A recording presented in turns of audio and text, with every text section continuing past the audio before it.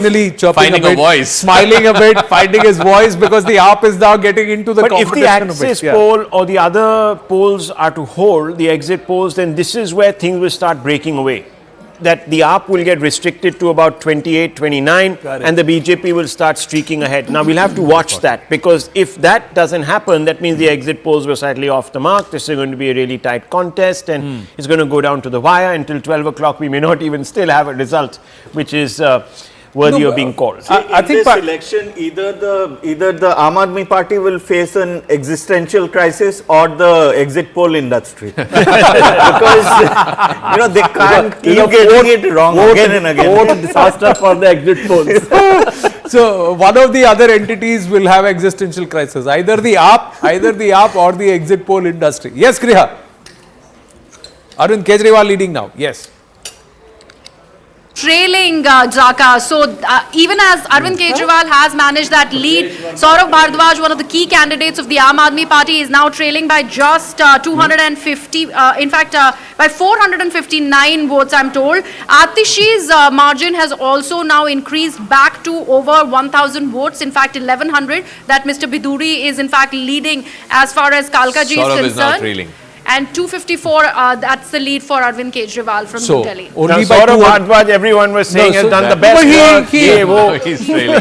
I think this is really close. It's going to go down to the wire till. Now see, again flip-flop happened. AAP slips to 28, BJP leads to 42. So with each round of counting and each constituency, I think the leads will be very, very tight. I mean, if you're talking about a 42% vote share, yeah.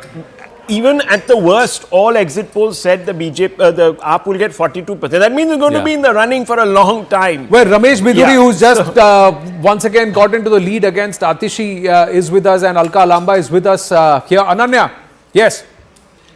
कि आम Aadmi party expose 100% हो गई. दिल्ली के लोगों ने उनको एक chance दिया था, उन्होंने झूठ बोला, पहले 5 साल में कुछ नहीं किया, मुझे मोदी जी काम नहीं करने दे रहे. अब उन्होंने माना है कि मैं सड़कें नहीं बना पाया, जबना साफ नहीं कर पाया, खुद मान लिया. अब नहीं कहा उन्होंने मोदी जी काम नहीं करने दे रहे, क्योंकि अगर वो ये कहते तो फिर दिल्ली की जनता कहती कि मोदी जी तो 5 साल और प्रधानमंत्री रहने वाले हैं, तो हम क्यों तुझे वोट दें, क्यों विकास कराएं.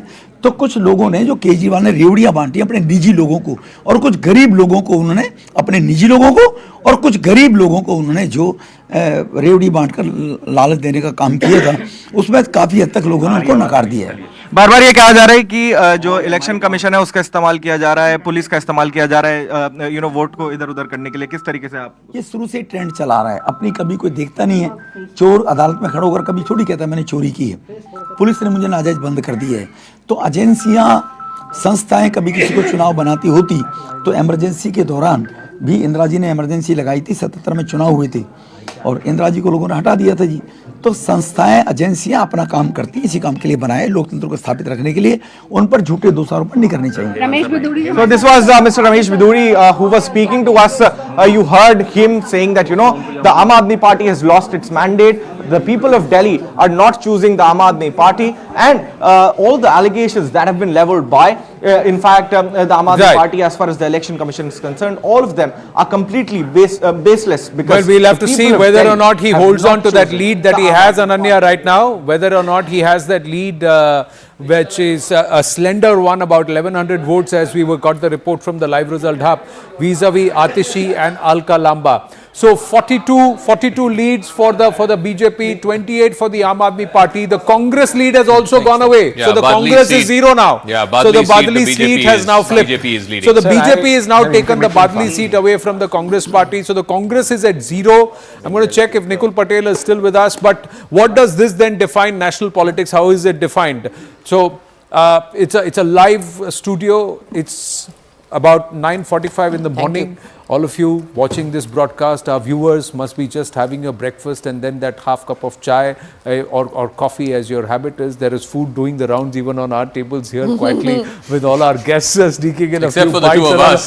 Except for the two of us who are standing here and getting you this coverage. Huh? Sing for your macaroons. No, I'll tell you what. That's what I wanted to say. Okay, viewers, if you help us out, here's the promise that we are making.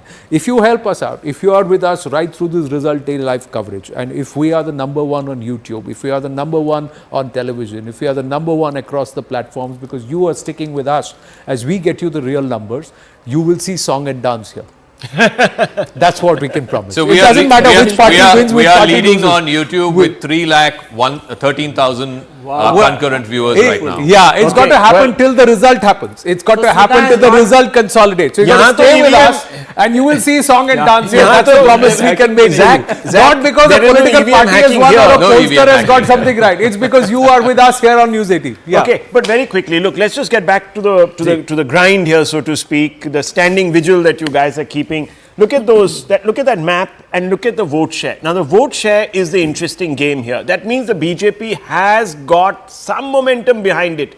That means even in this initial stage, where leads are going up and back and forth, etc., etc. This is not a walkover for the AAP by any stretch of the imagination. The BJP is very tightly in the lead in vote share terms. And but there's a 5% gap only, huh? So the AAP has narrowed the gap. Remember, 5% gap is enough. Most polls gave it 42, 48 in any case. So if the exit poll, at least one of them, to 47.6 versus 42.9. That's right. Which is exactly in line with what the average of the polls was saying. Average exit pollsters. So the exit pollsters have done some serious homework this time because their credibility is also offline. But look at the ground the BJP has, traversed. So it's 11% in the positive.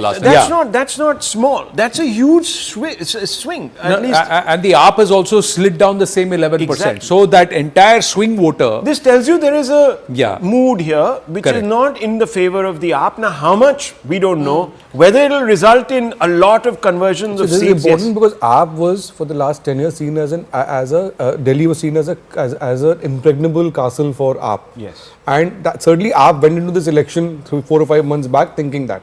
Kejriwal, even the Lok Sabha, betted his entire credibility on the line, which people didn't listen to.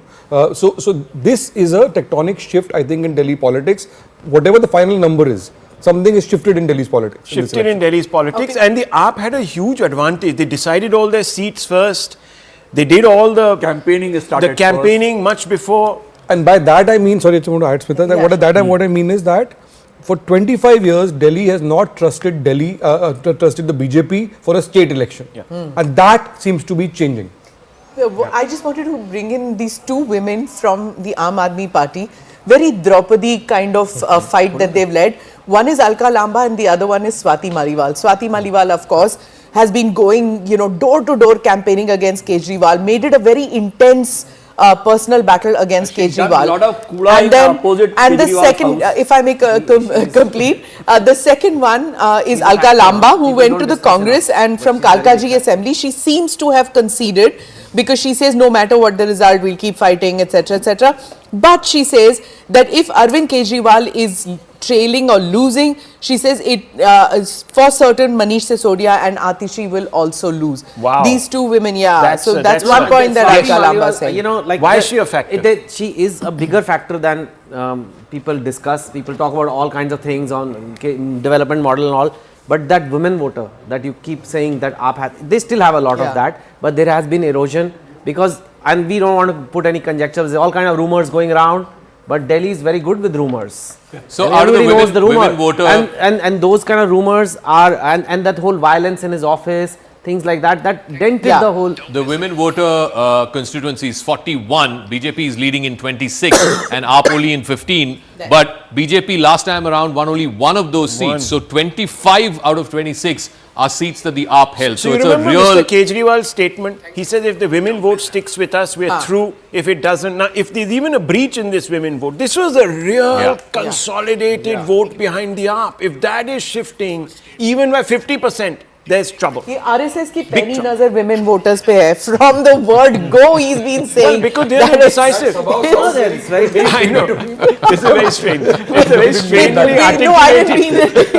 देखिए, he's been talking because about they are the most sensible, the most steadfast voters. Okay. Nothing much more than that. Totally flattered with your dependence on women voters to make such a difference in the Delhi election. No, but I want to make a point. Women voters in this election this is the first election in Delhi State Assembly where more women have voted than men. Manikam Tagore has just. There you go. Congress I mean, is. not in absolute numbers. Zach will Yeah. come in No, with no, that. not in absolute Not numbers. in absolute number. Percentage. Not number. even in percentage terms, but anyway, Percentage go terms, on. yes, I think. No, only in No, some no, no. percentage. In Only some percentage. constituencies, not overall. So- okay, so- now Manikam Tagore of the Congress has just tweeted December 1st, 2024.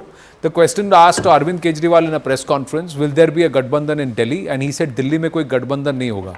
And he said, hashtag Delhi results. So that's what Manikam Tagore So has also Manikam Tagore represents, you know who? 41 out of Huh. 50. The High Command. High command. So the Congress saying it The was state Arvind unit has Kejriwal very who walked different out of the views. Sandeep Gadbandhan. Dixit said, over Arvind my dead Kejriwal who body walked will out of the there be an Gadbandhan. alliance. देखो नतीजा क्या हो गया? Yeah. So is this guy actually not speaking to the AAP? Is he speaking to the Sandeep Dixits of his party who did not want an alliance with the AAP? That's also a question that can be thrown up here. Correct. So within the Congress also there are two groups. One Two group groups. that wanted to continue with the India Alliance and they continue to work with AAP.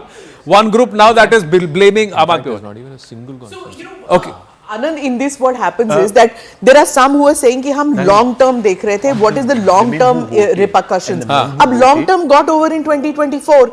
Elections are over, so now you have to look short term, which is why in Haryana, when the Aam Aadmi Party totally announced that all 90 we are going to be fighting on our own, that was a sure shot signal that when in Haryana they don't even exist, you know, and to say that we will take on, they are not willing to even talk to the Congress party in Haryana. That was a sure shot signal that in Delhi they're not going to talk to you. So ये लगभग mana हो गया, which Arvind Kejriwal had said about the Congress. This time it was the other way round. It was लगभग mana kari diya maine.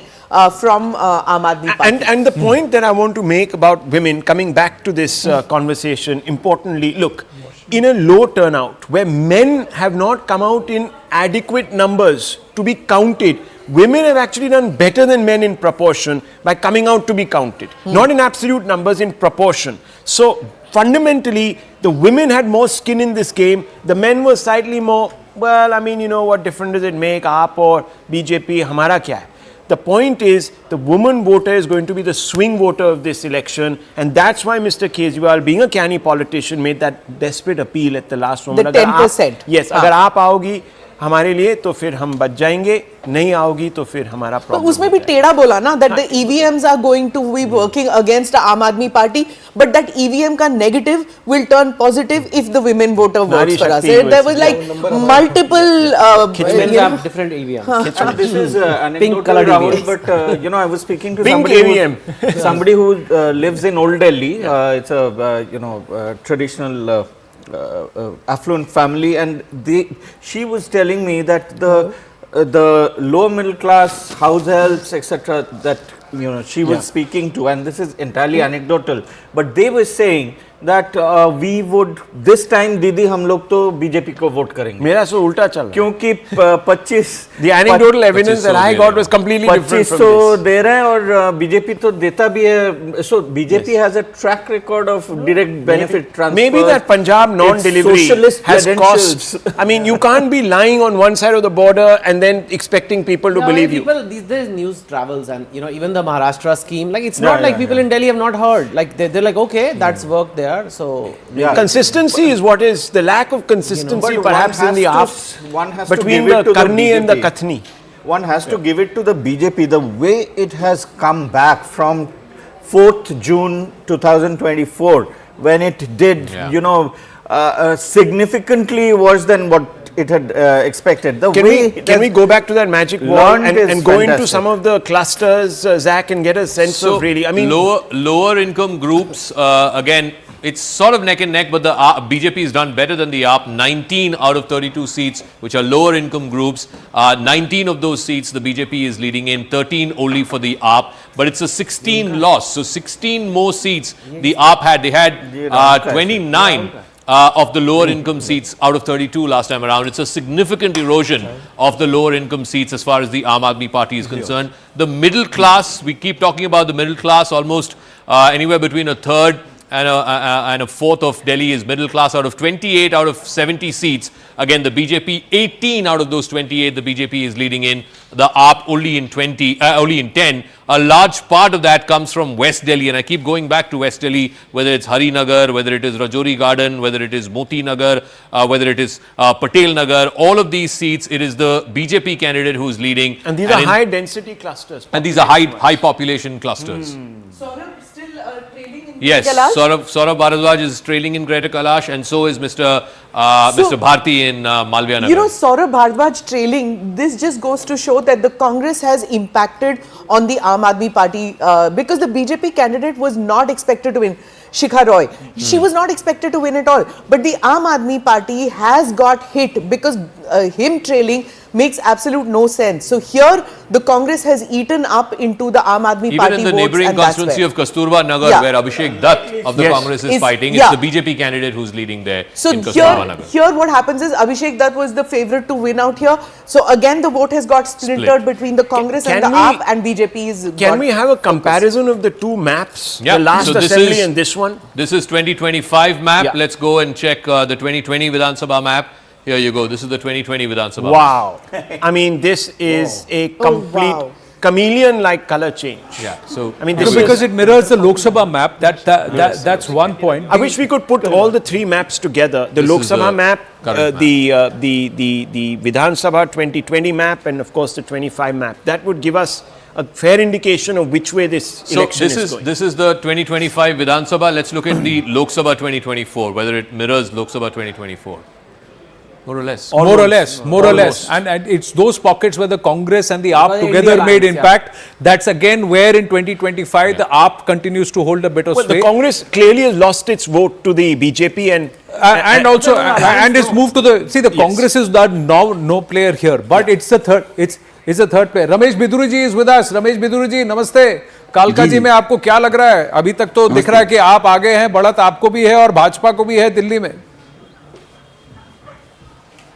नहीं, देखो केजरीवाल ने जो 10 साल में झूठ परोसा, केजरीवाल ने जो बेईमानी की सारी हदें पार की, शराब घोटाला करना, 52 करोड़ का शीश महल बना लेना अपने लिए, दिल्ली के झुग्गी झोपड़ी के लोग वही नार के जीवन जीते रहे, पीने का दिल्ली वासियों को पानी नहीं, और आपने कहा मैं सिक्योरिटी लूंगा, 2-2 राज्य की सिक्योरिटी, आपने कहा कार नहीं लूंगा, 2.5-3 करोड़ की कारें आपने खरीद ली 10 साल में सरकारी.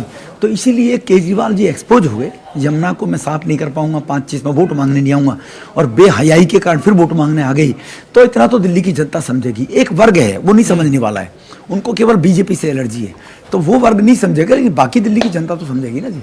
पर रमेश बिदुरी जी, इस बार तो बीजेपी ने भी रेवड़ियां बांटी हैं. उन्होंने भी कहा है कि जो आपको मिल रहा था वो तो मिलेगा ही, उससे ज्यादा देंगे. तो फिर फर्क क्या हो गया दोनों में? फिर कौन जानता है यार मिल्की बोल. आई एम सॉरी पढ़े लिखे होने के बाद अंतर करना सीखिए.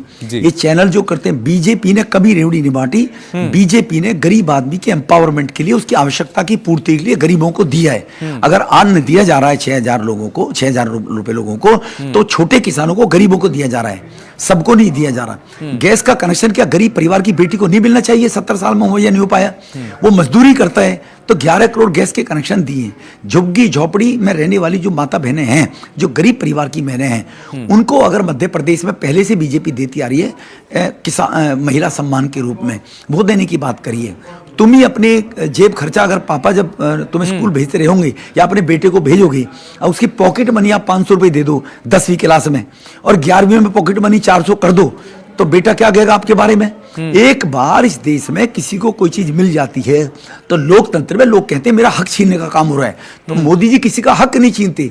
किसी सरकार ने ऐसी गलती की है और किसी को अननेसेसरी उसको देने का काम किया है, तो मोदी जी उसका हक क्यों छीने?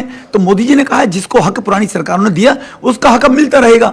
उसके लिए डेवलपमेंट इफेक्ट पड़ेगा, लेकिन केंद्र से मदद करके डेवलपमेंट को दिल्ली में किया जाएगा. तो इसीलिए मोदी साहब ने कोई रेवड़ी नहीं बांटी है, कोई नई ऐसी योजना लागू नहीं की. जो पहले से बीजेपी 10 साल से देश में दे रही है वही दिल्ली में घोषणा की गई है. पर एक बात बताइए रमेश बिदुरी जी, अगर आम आदमी पार्टी कहती है महिलाओं को 2100 देंगे, बीजेपी ने कहा है कि हम 2500 देंगे, तो कहीं ना कहीं आज राजनीति कहीं उस लेवल पर नहीं आ गई कि आपको जो कहा गया वो देना तो पड़ेगा, उसके ऊपर से आपको गवर्नेंस करके दिखाना पड़ेगा? ये चैलेंज तो बढ़ गए आपके. बिल्कुल, हम कोई चैलेंज नहीं है. हम मध्य प्रदेश में दे रहे हैं 1000 रुपए, हम छत्तीसगढ़ में दे रहे हैं, हम महाराष्ट्र में दे रहे हैं, हम हरियाणा में दे रहे हैं, कोई इफेक्ट हुआ क्या? कोई डेवलपमेंट पे फर्क पड़ा क्या? मोदी जी किसान सम्मान निधि के 11 करोड़ लोगों को 6,000 दे रहे हैं, कोई डेवलपमेंट पे फर्क पड़ा क्या? वो बजट की रेशो देखी जाती है, बजट के अनुसार कितना पैसा लोगों के वेलफेयर के लिए लगाना है, कितना पैसा डेवलपमेंट में लगाना है। लेकिन आप एक मुश्त, जब बांग्लादेश से आ जाओ, चाहे कोई वर्ग हो, किसी को आवश्यकता है नहीं है, लो मुझे वोट दे दो, लालच लोगों में देकर और सबको बांट रहे हो, इसको रेवड़ी कहते हैं। देखिए, आप दिल्ली मीडिया को समझना पड़ेगा। आई एम सॉरी, नहीं, मैं समझ गया आपकी बात, पर ये कंपल्शन भी तो हो गया। मैं इस बात से कह रहा हूं कि एक राजनेता होकर के आपकी भूमिका काफी इंपॉर्टेंट भी हो सकती है आगे जाकर, जैसा भी पार्टी तय करेगी। लेकिन मैं ये चाहता हूं कि क्या ये दिल्ली की पॉलिटिक्स हो गई है कि जब तक आप कुछ किसी को फ्री में नहीं देते हो, तब तक वो आपको वोट नहीं देंगे, और उसके बाद आपको जो भी काम करना है उनके लिए वो भी करना पड़ेगा, विकास का काम। देखो ये ट्रेंड साउथ से चल रहा है। बंगाल में देखिए आप, बंगाल में क्या चल रहा है, तेलंगाना में देखिए आप, तमिलनाडु में देखिए आप, है ना? ये सब जगह ट्रेंड चलाने का प्रयास किया, ये भाजपा ने नहीं किया। देश इसीलिए कांग्रेस के टाइम में भी यही चला, एक वर्ग रईस होता चला गया था। ये ट्रेंड पहले से चला आ रहा है।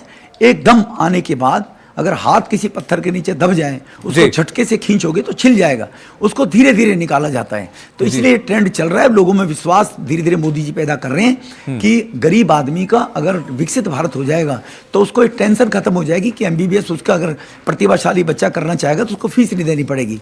आज आयुष्मान भारत कार्ड बनाकर 5 लाख लोगों को हेल्थ फैसिलिटी जो देने का काम मोदी जी कर रहे हैं, तो इसलिए जो बीमार होगा उसी को मिलेगा ना।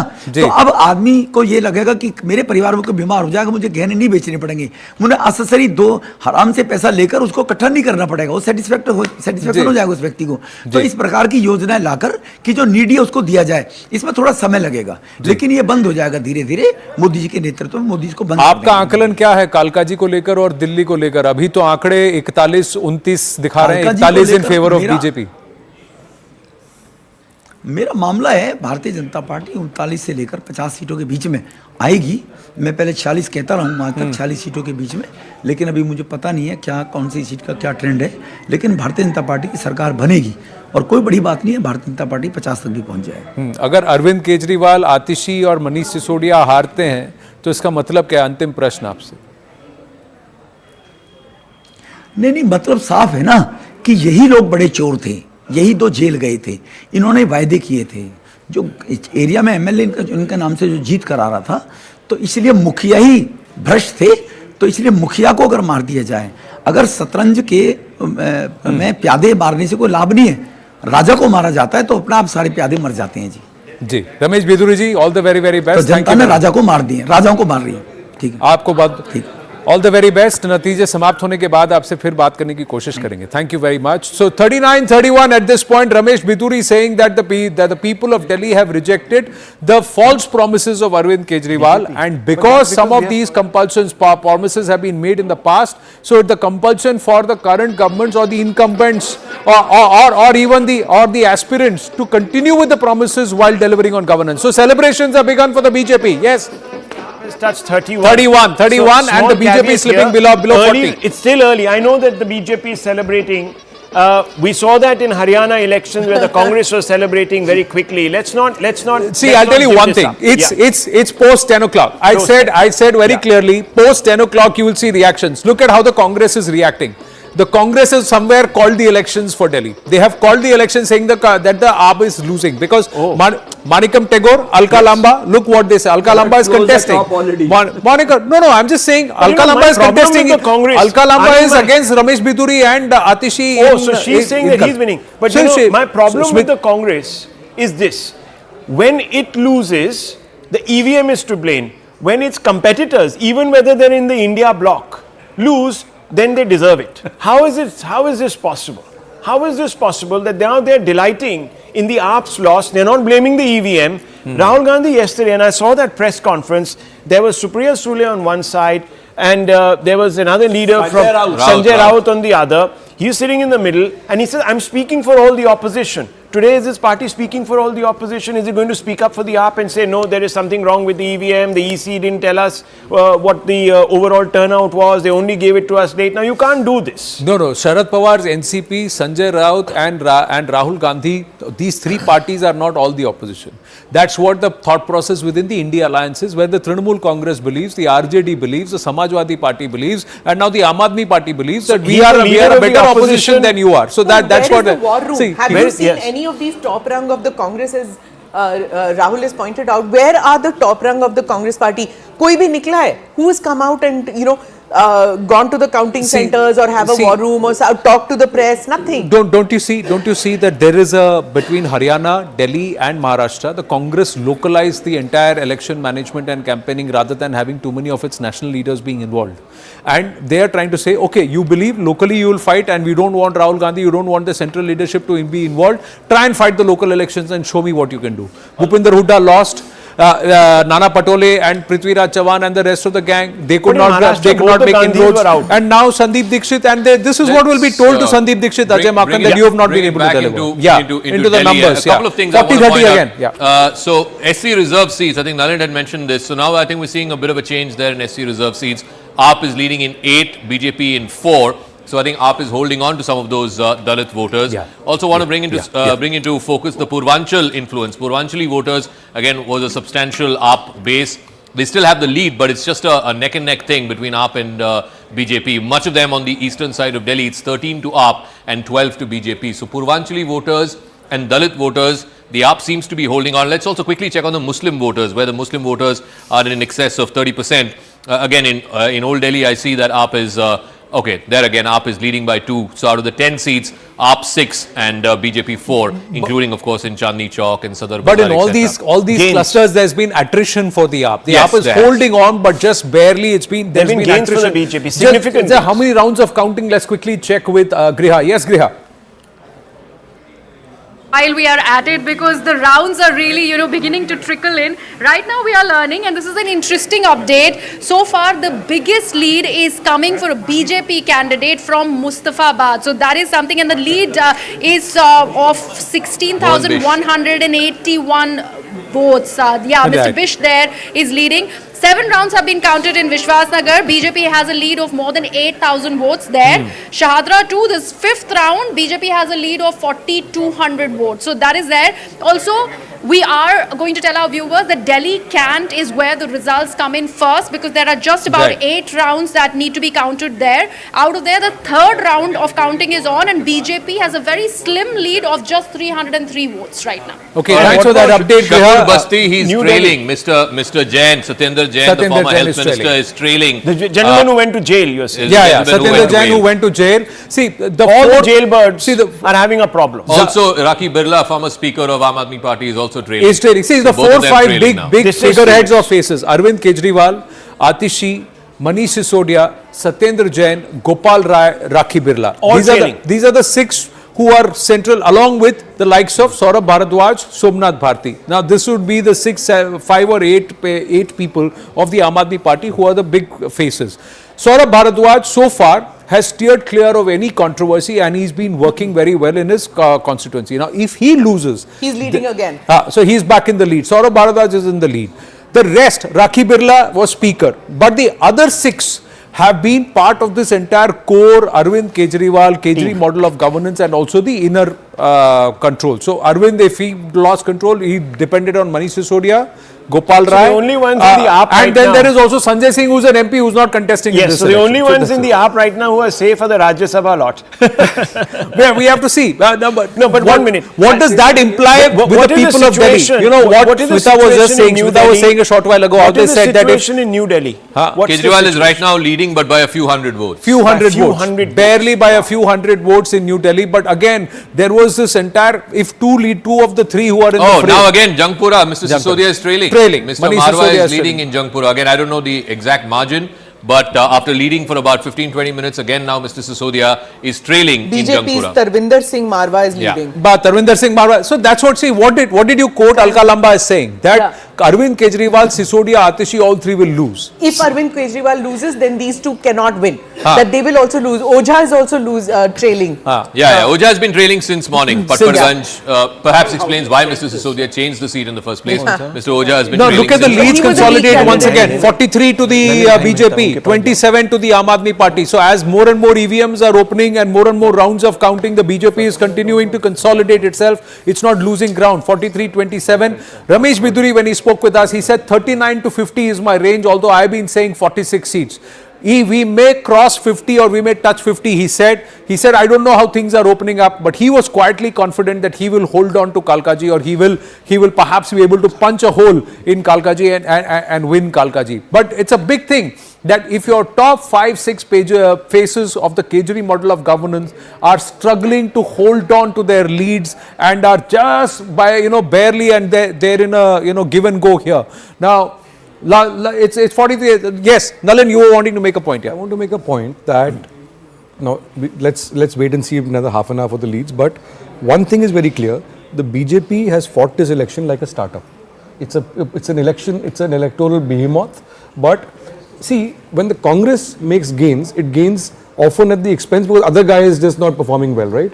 What the BJP has done is it's gone into the opponent's backyard and it's really wresting gains from right from its core backyard. That tells you something about the nature of politics of the BJP at the moment. And what I think in a national context, from June 4 to now, you've had Haryana, you've had Maharashtra, you've had Delhi, you've basically had a full circle. All the gains, all the losses BJP has had, it's kind of recovered those. I would say it's in a stronger position than much more stronger position than it was then. And Delhi means it's recovered. I want all of you to also weigh in on this part that Ramesh Biduri said. He said, a promise that's been made already, a dole that's been given, cannot be taken away immediately because that causes dissonance. So we have no other option but to continue the existing dole but deliver a better form of governance. And he said this trend started from the south. He says Tamil Nadu, Telangana, Bengal, Karnataka, they have all started this, and now we have to want to do it because the voter has now been spoiled. He says, हाथ के नीचे पत्थर के नीचे हाथ है तो झट से खींचोगे तो छिल जाएगा. So you got to take it out slowly. You got to wean them away slowly. Talking about the doles, in the Juggi seats out of 18, it's neck and neck. AAP 9, BJP 9. And I think you're right. I mean, it'll be decided in these those Juggi polls seats. that I've witnessed were not wrong. Those internal surveys that the BJP conducted where they said that we're making inroads into the disadvantaged clusters of the city. And we're also gaining in the women vote. We don't know where this is. This is about 15 days before the vote was cast. So they were still waiting for the Prime Minister to hit the ground, and then he made that emotional appeal. And the BJP hadn't still really announced its panoply of benefits that it's not. See, I also want to talk about the Jat votes, because we underplay the Jat influence in Delhi. Parvesh Verma at the end of the day is a Jat. Maybe he was given the wrong constituency, but look at the outer Delhi constituencies, Narela, Rithala, all of that. These are constituencies that the BJP has never won. And I want to compare this to the 2020 Vidhan Sabha map. Look at all this sea of saffron around the outskirts of Delhi. Let's take a look at how it was in 2020 Vidhan Sabha. Wow. Look at that. The entire thing. BJP did not win a single seat in all of these constituencies. Jat dominated seats. Mr. Biduri made a very interesting remark. And he said that, look, I don't know if you caught on. He said, Sheila Dikshit suffered because of delimitation. Delimitation. She made that point. I think the BJP, when you said maybe you've not got the right constituency, I think the BJP has been able to go down into every little constituency and figure out the demographics there very accurately, because the way they picked their candidates this time, most of them nameless faces, by the way. There was a lot of pressure on the Amit Shah, coterie to basically accommodate a lot of known names. They haven't done that. Correct. A lot of their people are unknowns. See, Parvesh Sharma, Ramesh Biduri, MPs not given tickets, asked to fight MLA elections, one against former Chief Minister, another one sitting Chief Minister. Satish Upadhyay, again going on to take on a high profile candidate. And then Tarvinder Singh Marwa up against Manish Sisodia. The BJP is telling these leaders, we are not going to name you. you perform, you defeat them, then immediately you become candidates for potential chief ministers. And that's Now, also a way to unite the party. and If yeah, everyone has a skin in the game, no one is going to put each other all down. of you have got to beat an incumbent who's been there around for a decade in Delhi politics and is a strong person. So these are all possibilities which the BJP has looked very carefully. But the other point I was trying to make, and I just lost my train of thought there. Coming back to the clusters, the BJP seems to have gone and said on ground, I will continue the existing doles, but I'll deliver you better governance. Yeah. I will not only give you your free bus, I will not only give you 2,500 rupees, they are saying 21, I'll give you 25, but I will clean up the Yamuna for you. And I will smoother build roads better and roads for you. I will build a Viksit Delhi while giving you. Suman Berry, the chairperson of the Prime Minister's Economic Advisory Council after Bibek Debroy, the vice chairperson of Niti Aayog, he told me, he said, Anand, we figured out a model where growth and inclusion can go hand in hand. And that's what we're going to work on. That's what the Prime Minister wants to deliver. So if the BJP has figured that out, then other parties will now have to play catch up on that because of front. its fight with the governor and the centre, stopped one of the main benefits for the elderly. Yeah. You know, there was a scheme that was designed specifically for the elderly. They didn't implement it because they said, we must have first dibs. So they got into that Also, kind of... yeah, Zaka, I mean, your point of, the outer Jat belt, the outer Delhi seats. He kept saying, Zaka BJP kept saying that doing this well. election will be won in Outer Delhi. No, Yeah. whether Parvesh Verma wins or loses, giving him a seat against Kejriwal sent the message that Parvesh could become the CM of Delhi. Yeah. Elevated his- And that sent a message. Also, Yeah. BJP has given disproportionately more seats to Jat candidates, considering It's also their- sending a message to Haryana, no? It's also Could sending be, a could message be. back to Haryana. Could be. That the Jats have not been forgotten. Yeah. And this will also help, it will send a message into Punjab. What's going to happen in Punjab going forward, knock-on effect, if these results hold, the AAP is in serious pressure because the Congress will come, biting at the bits. Well, if the Kejriwal BJP will want to goes- try and make inroads into a place where they steered clear because of SAD and Prakash Singh Badal. So that's not there, that alignment is not there anymore. So the BJP has said, and the Prime Minister in a rally very clearly said, कि देखिए पंजाब का भी नज़ारा बदलेगा. पंजाब में भी परिस्थितियां बदलेंगी. He has said that. So the BJP will move into that direction. There is an eye on Gujarat. You don't want the AAP getting into Gujarat again. You want to keep sure I want that the to mandate mention in happens. Okhla, Amanatullah is trailing. Amanat. Manish Chaudhary of the BJP is leading in Okhla right now. And so that's big. That is a big statement. That's big. So 43-27. So 3 short of what Ramesh Biduri said, his expectation is that the BJP will lock on, that is 46. But well clear, very well clear, 7 clear or 8 clear of the halfway mark at 43. It's 10:25. So are we- around 11 o'clock, do you see this further consolidating in favor of the BJP? Well, if this, given what's happening if this now, trend holds, yes. And if we are by that time, if you are Sanjay in 5 Singh or is at 6 Arvin rounds, Kejriwal's residence. Yeah, if please. you are at 5 and 6 rounds of counting, and this trend is holding, then yes, the AAP is in trouble. But Arvind leading in New Delhi? Yeah, he is. Yeah, okay. Arvind is leading in New Delhi, but how much we don't know. So we'll have to go back because there's been a We'll back check and with forth Griha, there. yeah. We'll check with Griha. But if it's 5 or 6 rounds and that trend is holding, it's going to be tough. So the high women voter turnout that you saw in those 41 constituencies, BJP is leading in 25, AAP only in 16, but all out of 25, 24 are gains. pickups from the From the Aam Aadmi. So the women gains. voters have swung in a different direction compared to what many would Yes. have thought. Yes, Griha. In fact, getting to know that Kejriwal is still maintaining that lead. Right now, the website is still at 343, but we'll get you a fresh update. Do we have an update on New Delhi? Arvind Kejriwal leading by just 223 there. It's a big thanks for that update. Griha. 223 votes for the Very. AAP convener, former Chief Minister of Delhi. It's looking someone who difficult said, for him. Looking difficult. He might even lose this. He might even lose this. This is not a resounding, emphatic reassertion of his credibility. This is actually now becoming a problem.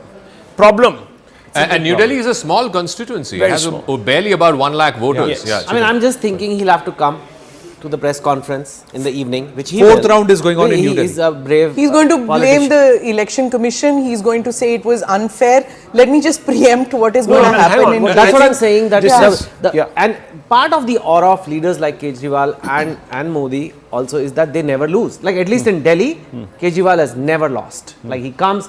That's the charisma, right? In fact, when the BJP didn't do as well, 400 par didn't happen. it kind of like shook the thing for a while, not anymore because BJP keeps on winning again.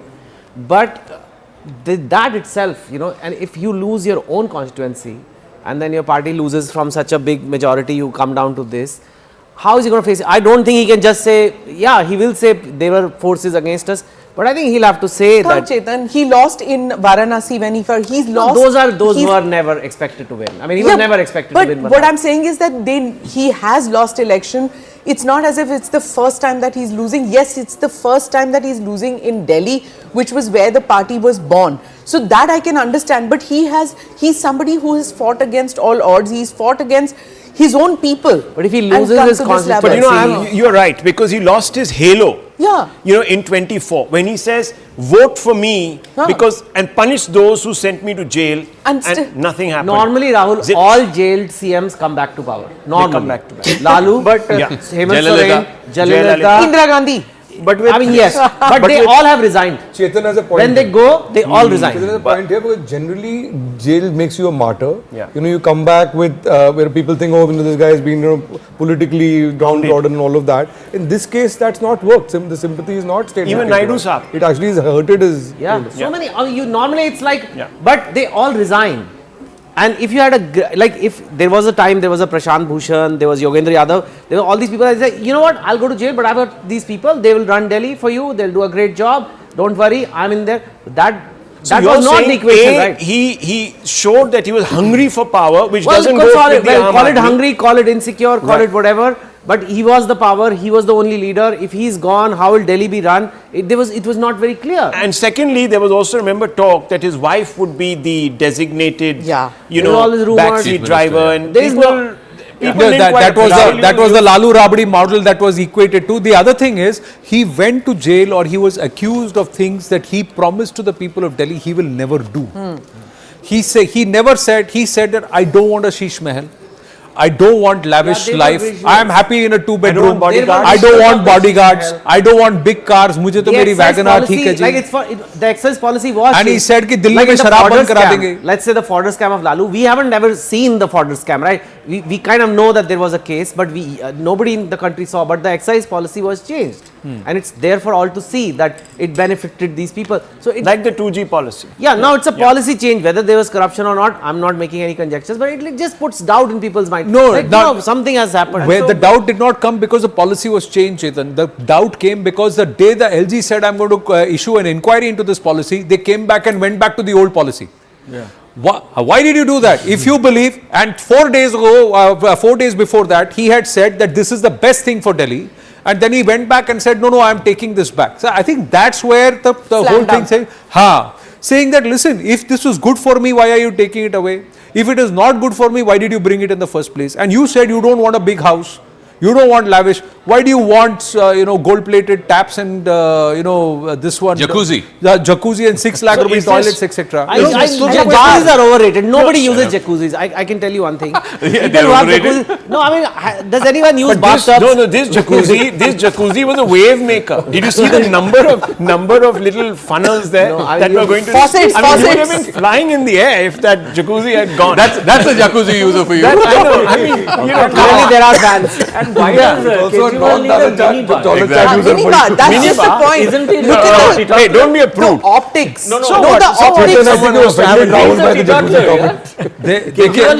It was so extra. And like I said, what was also extra was the whole WagonR thing in the beginning.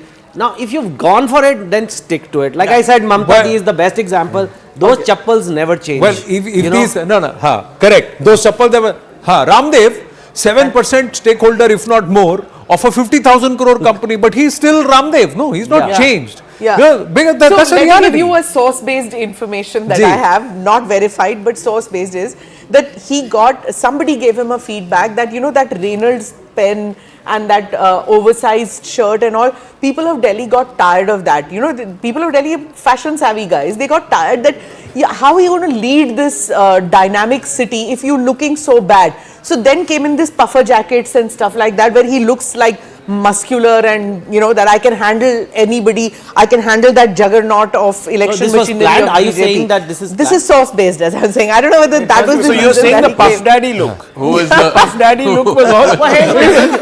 No, but the fact is that Arvind Kejriwal came to power from those people who wear a muffler with this one and a sweater and an oversized shirt. That was the But common person of Delhi the world who said that changes. this guy is there sitting and doing my He work. took those for granted But you know, that someone Gay said the other day, I think keep you me- don't take voters for granted. No, Is the lesson actually- the BJP also learnt in Lok Sabha 2024. There was a You point don't that take somebody voters for made granted. the other day, and it was an interesting one. I think it was right after the budget, the tax cut had come, and people said, this is another way of the left sort of ecosystem now taking the thing out of the tax cut. Don't make me feel poor.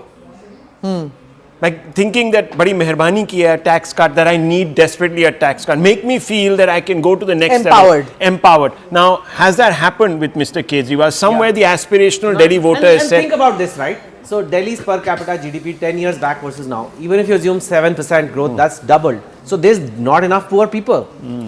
So you create another there's just pole. not enough poor people who value these freebies as much. I'm saying there is a certain. I mean, I'm just saying the world changes. See, I'll tell you. then the BJP would not be. Then the BJP Delhi is very and also the clear BJP after wouldn't be COVID or promising. before that. There is a very clear thing, especially among the women, among the lower middle income groups or lower middle groups, that they want a free bus, lesser electricity bill, lesser water bills. But here's what's gives happening. them So here's more what some money in people their say. pocket to pursue On the their Inflation flip is side, up to the here's what American people election. say. The moment you have 201 units of electricity, the full bill comes. Yeah. On 200 and below, it doesn't come. So maybe there's enough people who need more than 200 now. For Correct. example, for women, some guys have told me they have made it free for women, so they don't walk at all now. They just get on the bus for even one bus stop, and the buses are always crowded. I mean, I'm just saying there are repercussions of all kinds.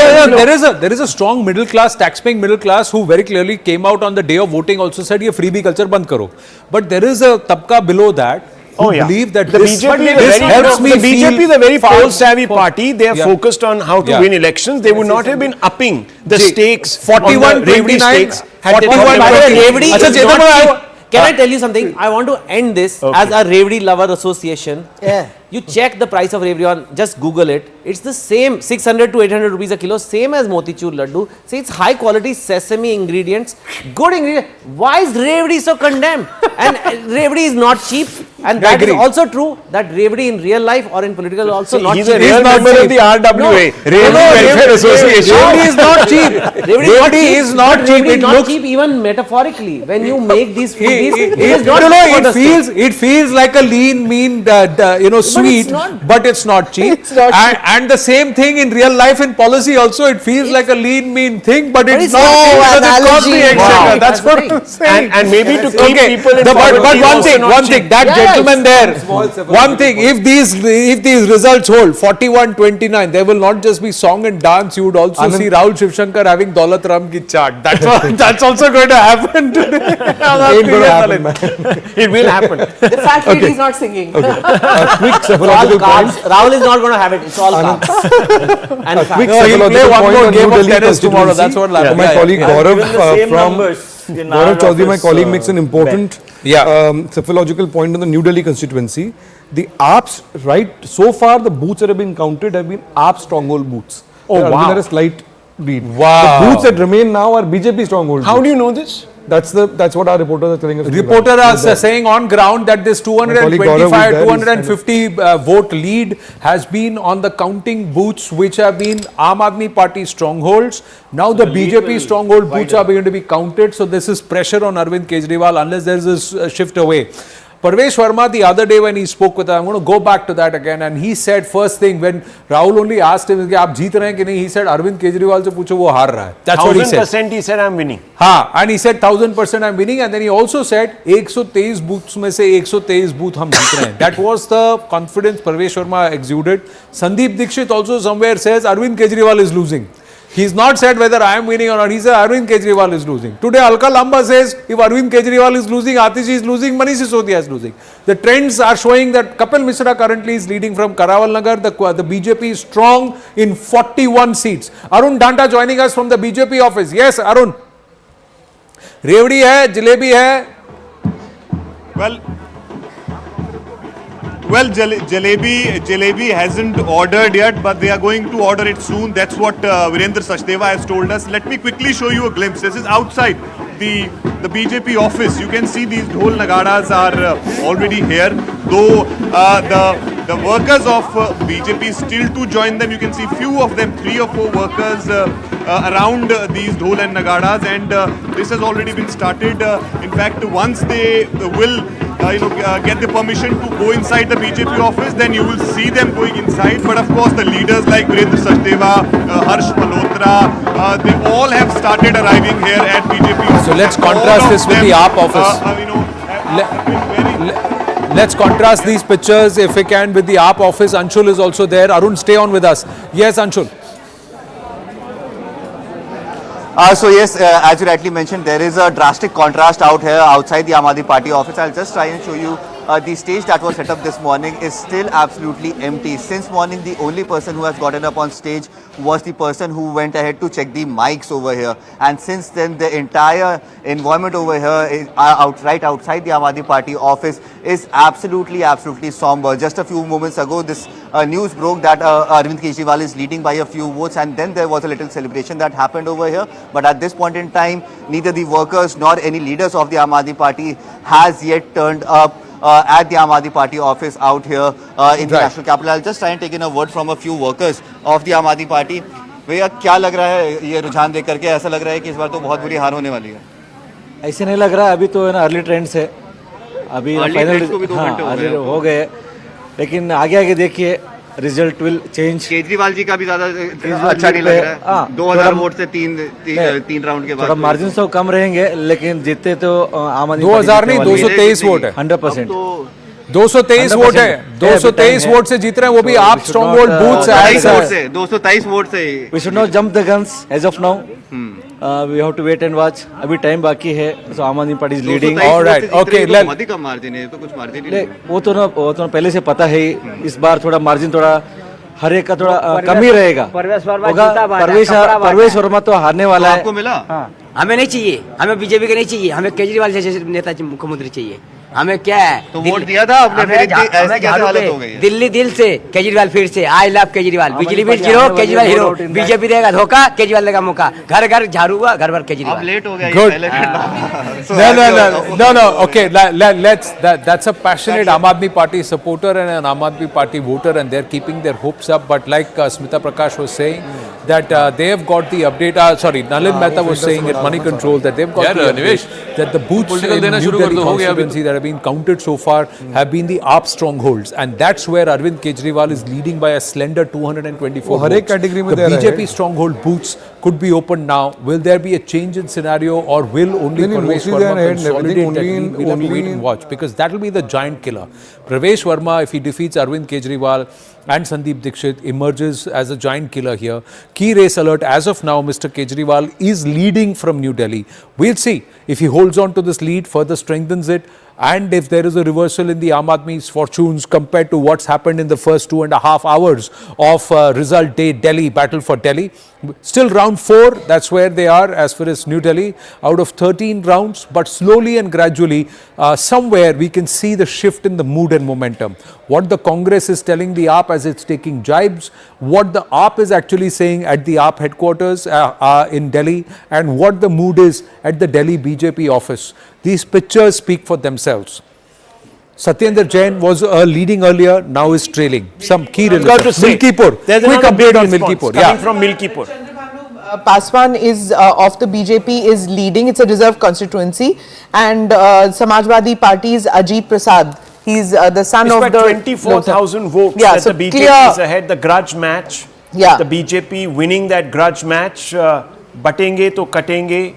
Mr. Yogi made that his leitmotif, and it appears that Ramnagari at least is responding to that. This is a big one, big dent really for the India bloc here, because the Samajwadi Party, the Congress, everyone came together, isn't it, And Smita in Prakash. spite of reciting the Hanuman Chalisa on camera and all that, in spite of that, Samajwadi Party has not managed to make a dent. It matters to the people, you know, when the reporters were going there and saying that, "Aap kyun nahi Ayodhya Mandir ja rahe? Why aren't you all going to the Ayodhya Mandir?" These kind of things matter to people. You know, some of us city folk may not understand these deep sentiments which work in the minds of the voters. It does work. It does matter to them, and Samajwadi Party didn't do enough, obviously. And they've been building up this whole business of how the Kumbh was, horribly managed, and how Hindus have been insulted. Bodies are floating. The bodies of the dead are floating in the Kumbh. It is dirty. How could Jaya Bachchan say this? You know, considering that her husband is from formerly known as Allahabad, now Prayagraj. I mean, her in-laws are from that place. For her to say bodies were floating in the Ganga, I mean, if anybody goes to Kumbh, sees the management, of course an accident has happened, which is terrible, but bodies of the dead floating. I was there yesterday, day before evening, and yesterday morning I did the dip and the snan, 5:15 a.m. At 5:15 a.m. the ghats on both sides of Sangam and all sides were full with people.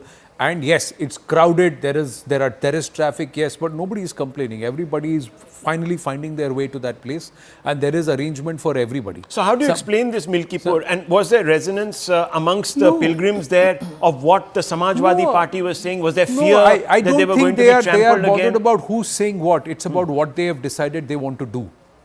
And that's exactly what's happening. You were saying it's a grudge match or not a grudge match.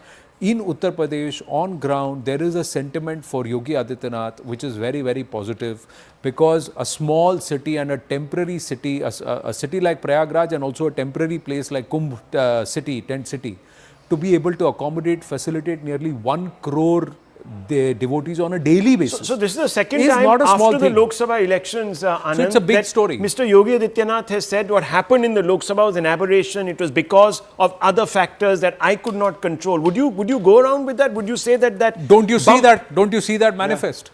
Don't you see that manifest in Haryana, Maharashtra and in Delhi, that there were factors beyond their control that happened, that manifest? Now it looks like a blip. After that, look at the bypolls which happened. Looks like a blip. Yeah. The bypolls in Uttar Pradesh, what happened there? The BJP came back so strongly and they won even That's in what I'm saying. Samajwadi This is the Party second election that Yogi Adityanath would have sort of come out and said, look, you allowed me a free hand, and what happened in the Lok Sabha beyond my control has been now reversed. What did he speak about when he came to Delhi? Yes. He said there is a Yogi model of governance in Uttar Pradesh. Agar UP mein kar sakte hain, to Delhi mein kyun nahi?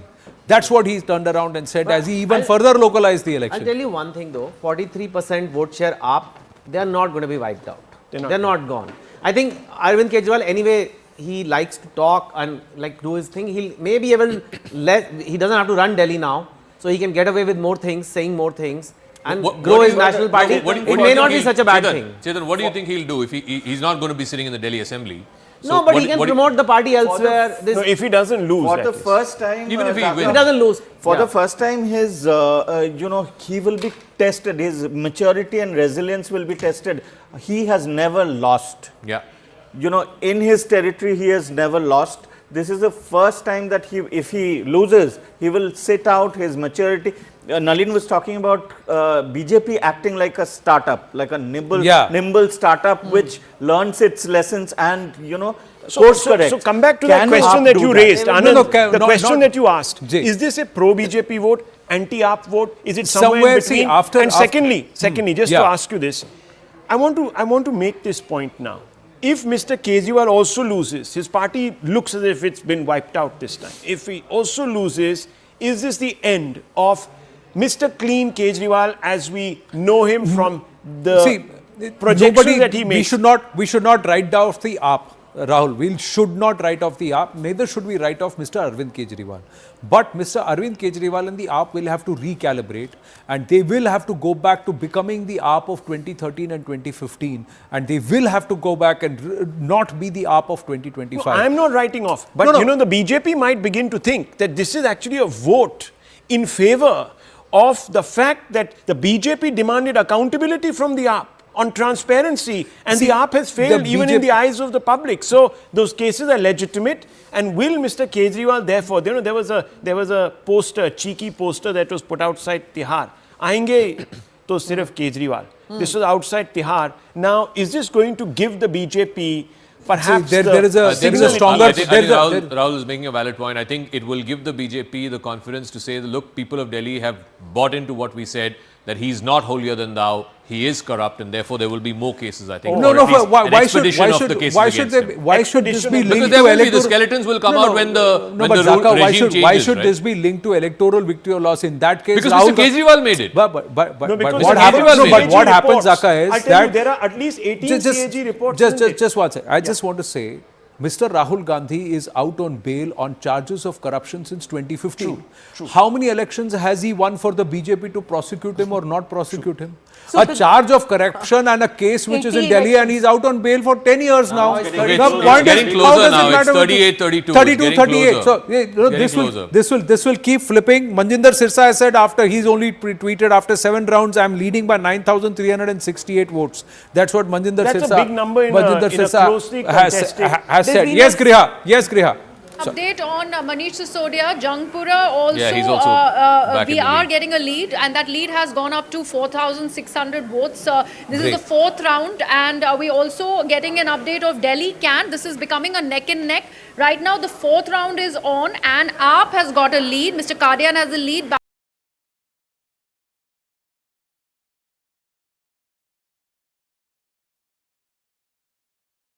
Happening over there also. Another update from Madipur, where we have an AAP candidate.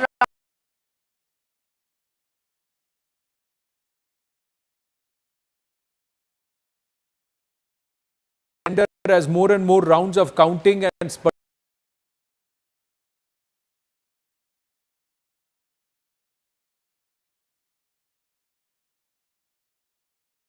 that's happening from 25 and 40.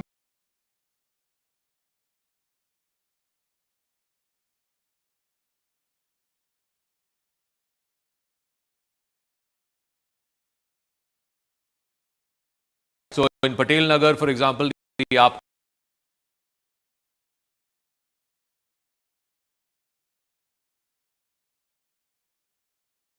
heard from Griha a moment ago, Mr.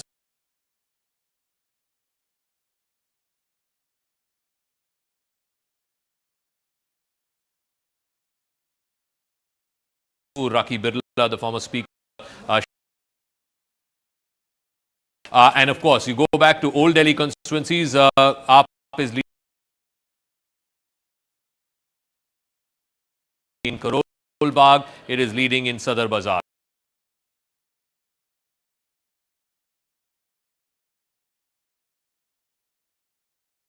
Has tweeted saying as of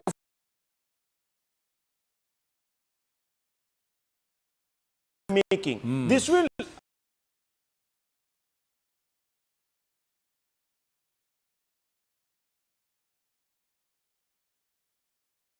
that no, these guys count the people of Delhi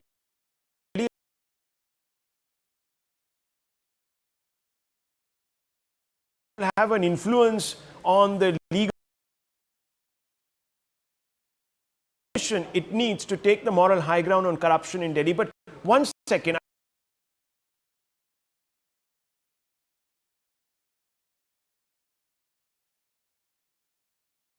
28 to 42. Yeah. If you remember. There Yes. were only a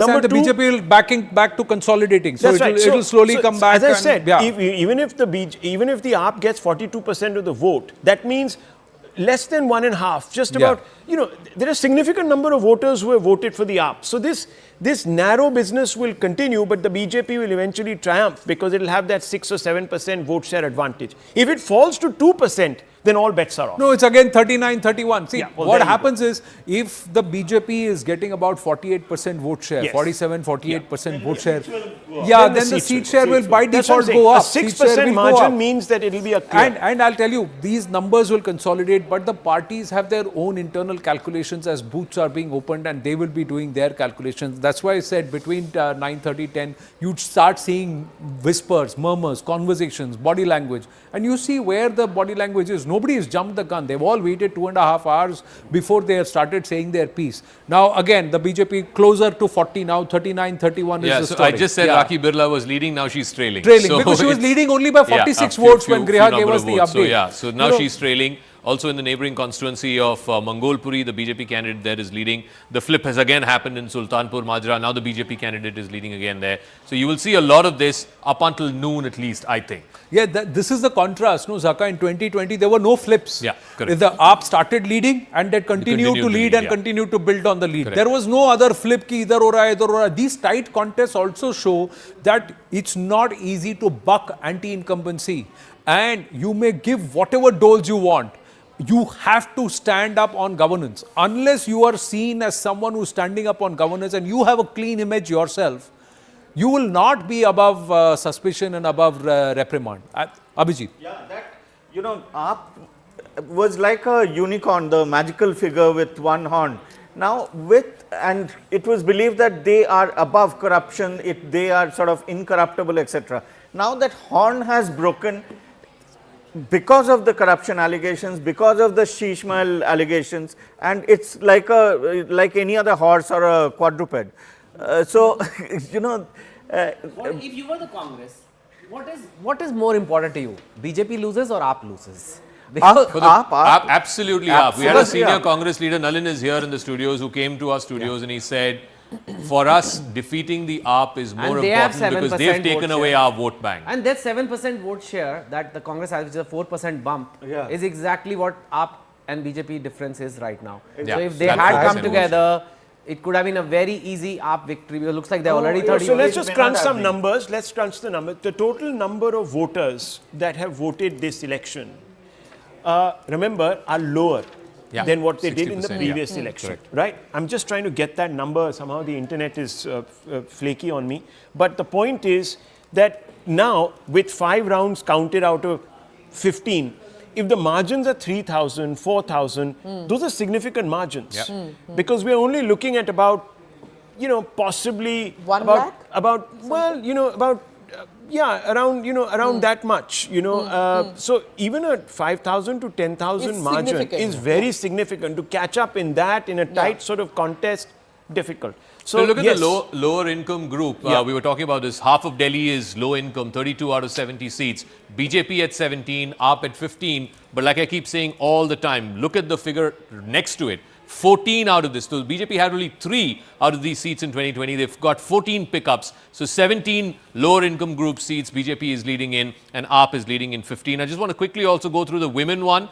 High women turnout, that's 41 seats. Out of that, again, the AAP I think is leading there. The AAP is leading in 22 and the BJP in 19. But remember for the BJP, I think it's a flip again. It's the BJP that's leading in 22 and the AAP in 19. So even in the women's seats, the AAP seems to have lost quite a bit. Can we look at Kalkaji once? I just want to annotate that point. Let's have a look at Kalkaji, and can we also get the margins there? Kalkaji, who's leading right now? Right now, Mr. Biduri is still leading. Last time we checked with Griha, we can go back to only Griha. 1 I lakh, think it was 1,100 votes. So what you had here was 57 plus 49. Can you just do the math on that? That's roughly 1,08,000-9,000 votes. Yeah, those are the total votes everywhere is going to matter so much. And the women voters got divided in this constituency. So just 1 second. 57,000 and 49,000 were male and female voters. Just do the maths. That's about 1,10,000. 1,06,000 total number of votes polled. Now, if you have a lead of 3,000 in that, that is significant. 3% lead. That means it's going to be difficult to erode that lead.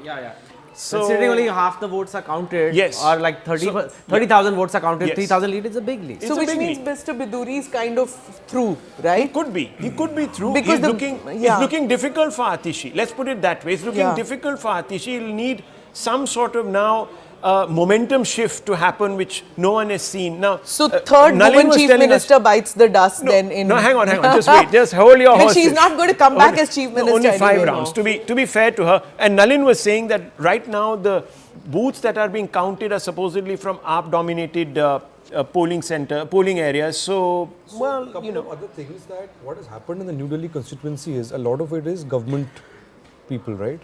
Many of them are not the same voters as they were 5 years ago. Oh, There's been a yes. change over there. So the demographic of the New Delhi constituency, which is a small constituency of about 1 lakh people, that has changed significantly in the last 5 years. That's one major reason also why Kejriwal is It's a very good point. Oh, there's one more point on this I want to make, is that what you're saying is about the change in demographics. There were the bastis in that area.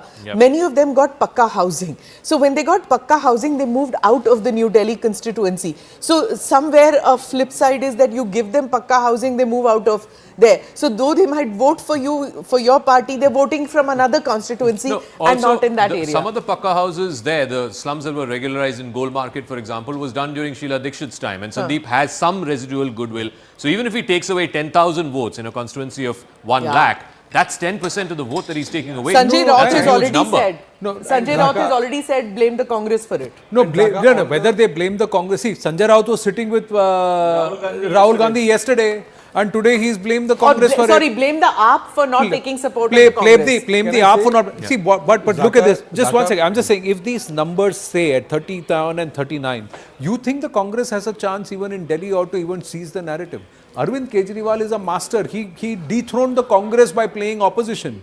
He dethroned the Congress. Now, I am waiting with for 30 Rahul Gandhi seats, to come out 28, and 30 blame seats, whom? he'll still be strong in Delhi. He will go back to doing what he did as an activist, and he will still steal a march from the Congress now he's party. trailing. Now Mr. Kejriwal is trailing. Mr. If Parvesh Kejriwal Verma is loses, leading. if Kejriwal loses and he is not in the Delhi Vidhan Sabha, he's not inside the secretariat, then the AAP has a problem. Five We can rounds check now. with Griha what the numbers are. 5 rounds. He'll become a Rajasthan No. MP. Hello, From 5 playing rounds the of politics counting. on ground, no, being the leader of the people, masses going 5 back to being an rounds actor. of That won't happen. counting, the man who wore the crown for the AAP for all these years, if he is in the battle of his life, I'm not calling it, the battle, if he's in the trenches right now, can't put his head over the parapet, you've got a problem. He's trailing by 225 votes, and I think now the BJP booths will start getting being counted. So it's actually the AAP booths have been counted already. Nalin and then Griha. Yeah.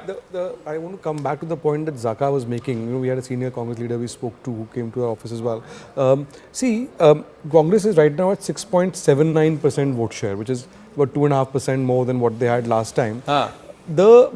If you see Sandeep Dikshit's campaign, you see some of the other Delhi unit congressmen who fought this campaign, they were basically fighting. Their thing was BJP जीतेगी तो हमारी राजनीति बचेगी अगली बार. So they have almost worked like the B team of the BJP without necessarily saying so. Which is very much different from how the central leadership has approached it.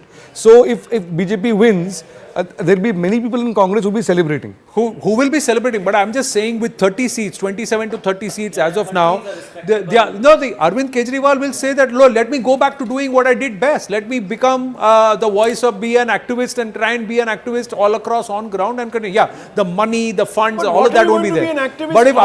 But if He's going to have to find. I'm just saying issues in to Delhi. rebrand their politics and go He's back. going to have to find But for issues in that, Delhi he as needs to win. He needs to win his seat. Where If he is doesn't Usman win, he Kejriwal? loses. Very Where nervous is man. Rishi Yeah, because otherwise it's straight to Punjab. Anand. Bye Delhi. I am here, Punjab. Here I come. Bhagwan That's what's Mann and gonna happen. Raghav Chadda are going to be very nervous today. Yes. I want to add 2 more points about the Congress. See, it's not about the 6-7% they've got now. Their thing was the voter who is with the AAP or with the Congress is basically the same voter. Yeah, they should The come back AAP to us. basically took away the Congress voters as the anti-BJP voter. Yes. It has not come back to Congress because they don't feel Congress has a chance to win. But if Congress starts, if AAP loses, then that voter has a better chance of coming to Congress saying, let's give these guys a chance. So that's one. B, I agree with Smita, the Congress is more gung-ho what will happen in Punjab than what will happen in Delhi as a result of the Delhi I want to election. make a point here. Don't write off the BJP in Punjab either. And I just want to also make a small other point, which is important. The BJP is caught up against a non-Congress party. This is not something the BJP is very good at. The conversion rates against non-Congress parties or third parties or whatever you want to call them is not very good. So the BJP winning this is a huge boost for its prospects. I think that changes after Maharashtra and Uttar Pradesh, except for Bengal and also Tamil Nadu, where the BJP has not been able to do well, and Kerala. 3 states will be there, but most of the other places, the BJP now can claim to be able to beat Odisha. So beat a non-Congress party. So this cements, and in Jammu, It Yeah. was up against the Congress, where it knocked the stuffings out Yeah, of the not the Congress. stuffing. Yes, Griha. Just sorry. Yes, Griha. Coming back. Yes, so we've already mentioned how Arvin Kejriwal is trailing. 6th round of counting that has happened, 13 only to happen in New Delhi. So that's how neck and neck this is going to be, because the margin of votes is really reducing. We also have an update on Somnath Bharti, where the 4th round of counting is happening, 2100 votes, where he is in fact trailing. And Atishi, you were asking, it's the 4th round of counting, 2800 votes that she also is trailing on. Another update that we can get you from Deoli, 8th round of counting there, Zaka and Anand. Aam Aadmi Party's candidate Prem Chauhan is leading by 20,000. So that's some What sliver of about hope for Aam Aadmi Greater Party. Kailash, Saurabh Greater Bharadwaj? Kailash, okay, there was another upset there. Saurabh Bharadwaj, in fact, has been trailing by over 4,400 votes, and this is the 4,400 5th votes. round Whoa. of counting that is happening that's in a GK. big setback there, because he's seen to be a clean, good leader, providing good governance. Mustafabad BJP candidate leading by 36,000 votes. Mustafabad BJP candidate leading by 36,000 votes. Let's go across. AAP would be at 35. Yeah, at 35. So Now, it's the big guys. Yeah, It's the big guys. The that are big, letting it's the big BJP guys who are up collapsing. now. Yes, who are collapsing now. 30, but Okay, the big guys, all the Rahul, 5 are Chetan, trailing. Zaka to They everyone. somehow We've make got it. Kamaljeet Sehrawat, BJP MP, joining us. Kamaljeet Sehrawat ji, namaste. What's your estimate? अभी तो फिलहाल BJP सरकार बनाती हुई लग रही है, but ये 40 का आंकड़ा और ज्यादा, will it get consolidated? And some of the biggest faces of the Aam Aadmi Party are trailing currently.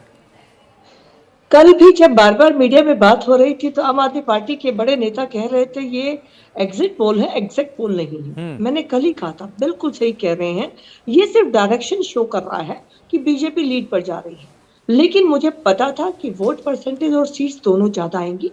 इसका कारण है पिछले 8 महीने से ये जो आज रिजल्ट आया है, इसकी फाउंडेशन रखी गई थी।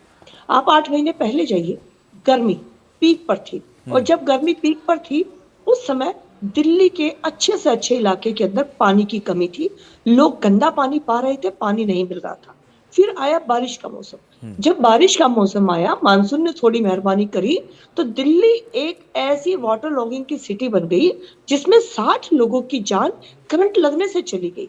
हमारे 3 एस्पिरेंट जो यूपीएससी के थे, वो राजेंद्र नगर के अंदर नाला टूटने से मौत के काल में चले जाते हैं। फिर आया नवंबर दिसंबर, उसमें पर्यावरण में इतना पॉल्यूशन था जिसकी हालात खराब थी। ग्रेड 3 और grade 4 most of the time लागू रहा। फिर बीच में आई छठ, तो यमुना की जो हालत थी, अमोनिया की जो हालत थी, वो दिल्ली के लोगों ने देखी। तो जो आज का रिजल्ट है वो स्वाभाविक रिजल्ट है पिछले 8 महीने से आने वाली जो सीरीज है उनका, और दिल्ली के अंदर ये होना ही था जो आज का रिजल्ट है, और ये अभी और बढ़ेगा, मैं इस बात के लिए निश्चित हूँ। जी, आपका स्क्रीन, हाँ, आपका कुछ कॉल आया तो आपका स्क्रीन घूम गया था। कमलजीत जी, मैं आपसे जानना चाहता हूँ, आपका अनुमान क्या है? क्या 40 होगा, क्या इससे ज़्यादा, इससे बेहतर होगा? और क्या अरविंद केजरीवाल, आतिशी, मनीष सिसोदिया अपनी सीटें बचा पाएंगे? मान लीजिए अभी तो अरविंद केजरीवाल ट्रेल कर रहे हैं 225 वोट से, प्रवेश वर्मा काफ़ी कॉन्फिडेंट है, मैं आपसे जानना चाहता हूँ। देखिए, दिल्ली में डेवलपमेंट ना करना आम आदमी पार्टी की एक बहुत बड़ी गलती रही, लेकिन उससे भी बड़ी गलती जिसे जनता माफ नहीं कर पाई, वो थी सेंट्रल गवर्नमेंट की स्कीम्स को दिल्ली में लागू ना होने देना। जैसे कि आयुष्मान कार्ड 5 लाख हर स्टेट ने एक्सेप्ट किया। जी, हेलो जी, yes, we can hear you. जी, ओके, तो सबसे पहली बात रही कि आयुष्मान भारत दिल्ली में लागू नहीं हुआ। सेकंड, राशन कार्ड, एक गरीब आदमी को राशन अगर प्रधानमंत्री जी दे रहे हैं, 90,000 राशन कार्ड का कोटा दिल्ली में अवेलेबल था, लेकिन नहीं बनाया। बुजुर्गों की, सीनियर सिटीजन की पेंशन मिल रही थी, नहीं मिल रही थी। तो अरविंद केजरीवाल जी ने दिल्ली को 2 तरफा मार दी, खुद कुछ किया नहीं, सेंटर को करने नहीं दिया। फिर तीसरी बात जो दिल्ली की जनता बर्दाश्त नहीं कर पाई, वो था निगम आने के बाद कूड़े की सफाई करने वाला व्यक्ति आज कूड़े के ढेर के ऊपर पूरी दिल्ली को बिठा दिया।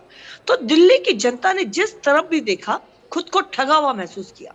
फिर आ गई ईमानदार वाली बात, शीश महल 42 करोड़ का।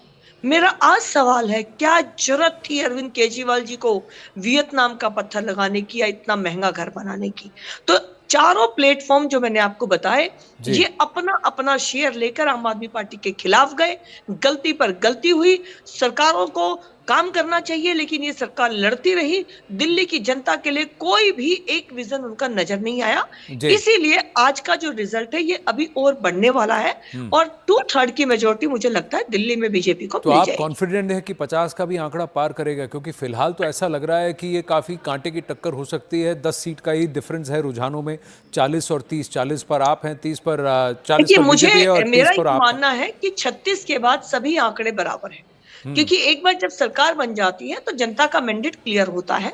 मैं नंबर पर नहीं जाऊंगी, लेकिन मैं ये कह रही हूं कि दिल्ली में भारतीय जनता पार्टी का मुख्यमंत्री दिल्ली की जनता जनार्दन चाहती है और इसी के लिए उन्होंने वोट किया है। और ये जो आंकड़े हैं ये आपको शाम तक क्लियर हो जाएंगे, लेकिन इतना तो हम समझ चुके हैं कि आम आदमी पार्टी की हर बात को जनता ने नकारा है। कमलजीत जी, स्मिता प्रकाश जी एएनआई के हमारे साथ हैं स्टूडियो में, वो पूछ रही हैं आपने दिल्ली में बीजेपी का मुख्यमंत्री कहा, तो मुख्यमंत्री कौन होगा?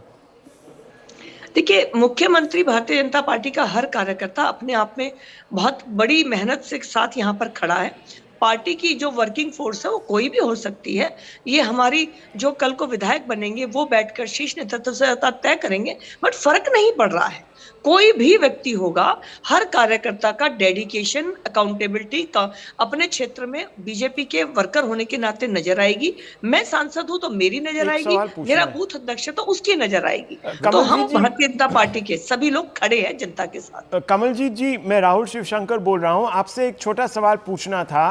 केजरीवाल आस लगाए बैठे थे कि विमेन वोटर्स उनके साथ हैं और इसीलिए उनको 60 सीटें मिलेंगी, मगर जो आंकड़े आ रहे हैं they are suggesting that women voters moved away from AAP towards BJP. Why did this happen in your opinion? Rahul ji, इसमें देखिए, जब राशन कार्ड नहीं बना दिल्ली में, कोटा था, तो दिल्ली की महिलाओं को तकलीफ हुई। जब दिल्ली की महिलाओं ने घर से बाहर निकलकर पानी के टैंकर के लिए एक एक बाल्टी के लिए जंग लड़ी है, तो उन्हें अरविंद केजरीवाल की सच्चाई पता चली। फिर जब उन्हें पता चला कि हमें आयुष्मान नहीं मिल रहा है, जो कि पूरे भारत में है, दीनदयाल उपाध्याय हॉस्पिटल मेरी कॉन्स्टिट्यूंसी का, मैं राहुल जी, आपका ना पैरों के नीचे की जमीन निकल जाएगी जब मैं आपको बताऊंगी कि प्रेगनेंसी के बाद बेबी को हाथ में देकर बाहर भेज दिया जाता है और एक बेड के ऊपर 5-5 महिलाएं।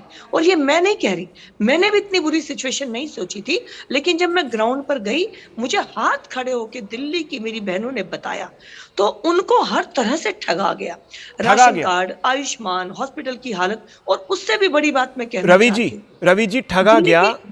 आप जवाब दीजिए मिस्टर रावत को। आज ये बता सकती हैं, ये कह रही हैं कि आज जो आंकड़े आ रहे हैं, जो नंबर आ रहे हैं, वो ये दिखा रहे हैं कि भारतीय जनता पार्टी आगे चल रही है। पर आप एक बात ये बताएं, भाजपा के आप कार्यकर्ता हैं, कि जो पिछले आप कह रही हैं कि 8 महीने में ही सब कुछ हो गया, इसके पहले सब कुछ राम राज्य चल रहा था क्या दिल्ली के अंदर 10.25 साल तक, या 8 महीने के अंदर ही पूरा दिल्ली के अंदर सारी बर्बादी आ गई? दिल्ली में पोल्यूशन आ गया, दिल्ली में पानी खराब हो गया, दिल्ली के अस्पताल खराब हो गए। ये आप ये बताइए कि जो बिजली के रेट, अच्छा रवि जी, उनको बोलने दीजिए, फ्री दे रहे हैं आम आदमी पार्टी की तरफ से, पानी फ्री दे रहे हैं, महिलाओं को बस यात्रा फ्री दे रहे हैं, और जिस आयुष्मान भारत की बात आप करती हैं, जिसमें कि 75 लाख लोगों को एक ही मोबाइल नंबर पर रजिस्टर कर दिया गया, उसके बजाय अरविंद केजरीवाल संजीवनी स्कीम ला रहे हैं, जो 60 साल से ऊपर किसी भी अस्पताल में मुफ्त इलाज देती। कमल जी, एक minute, Ravi Srivastava ji please yield, Ravi ji please yield. एक बात, संजीवनी स्कीम ला रहे हैं, लाए नहीं, अभी तक हुआ नहीं है। अच्छा, 10-10.5 साल में नहीं किया उन्होंने। जी कमल जी। रवि जी, आप दिल्ली के निवासी हैं, मेरी बात को दिल पर हाथ रखकर समझिएगा। 2010 में दिल्ली में कॉमनवेल्थ गेम हुआ, दिल्ली को बहुत सुंदर सजाया गया, क्योंकि एक बहुत बड़ा इवेंट था।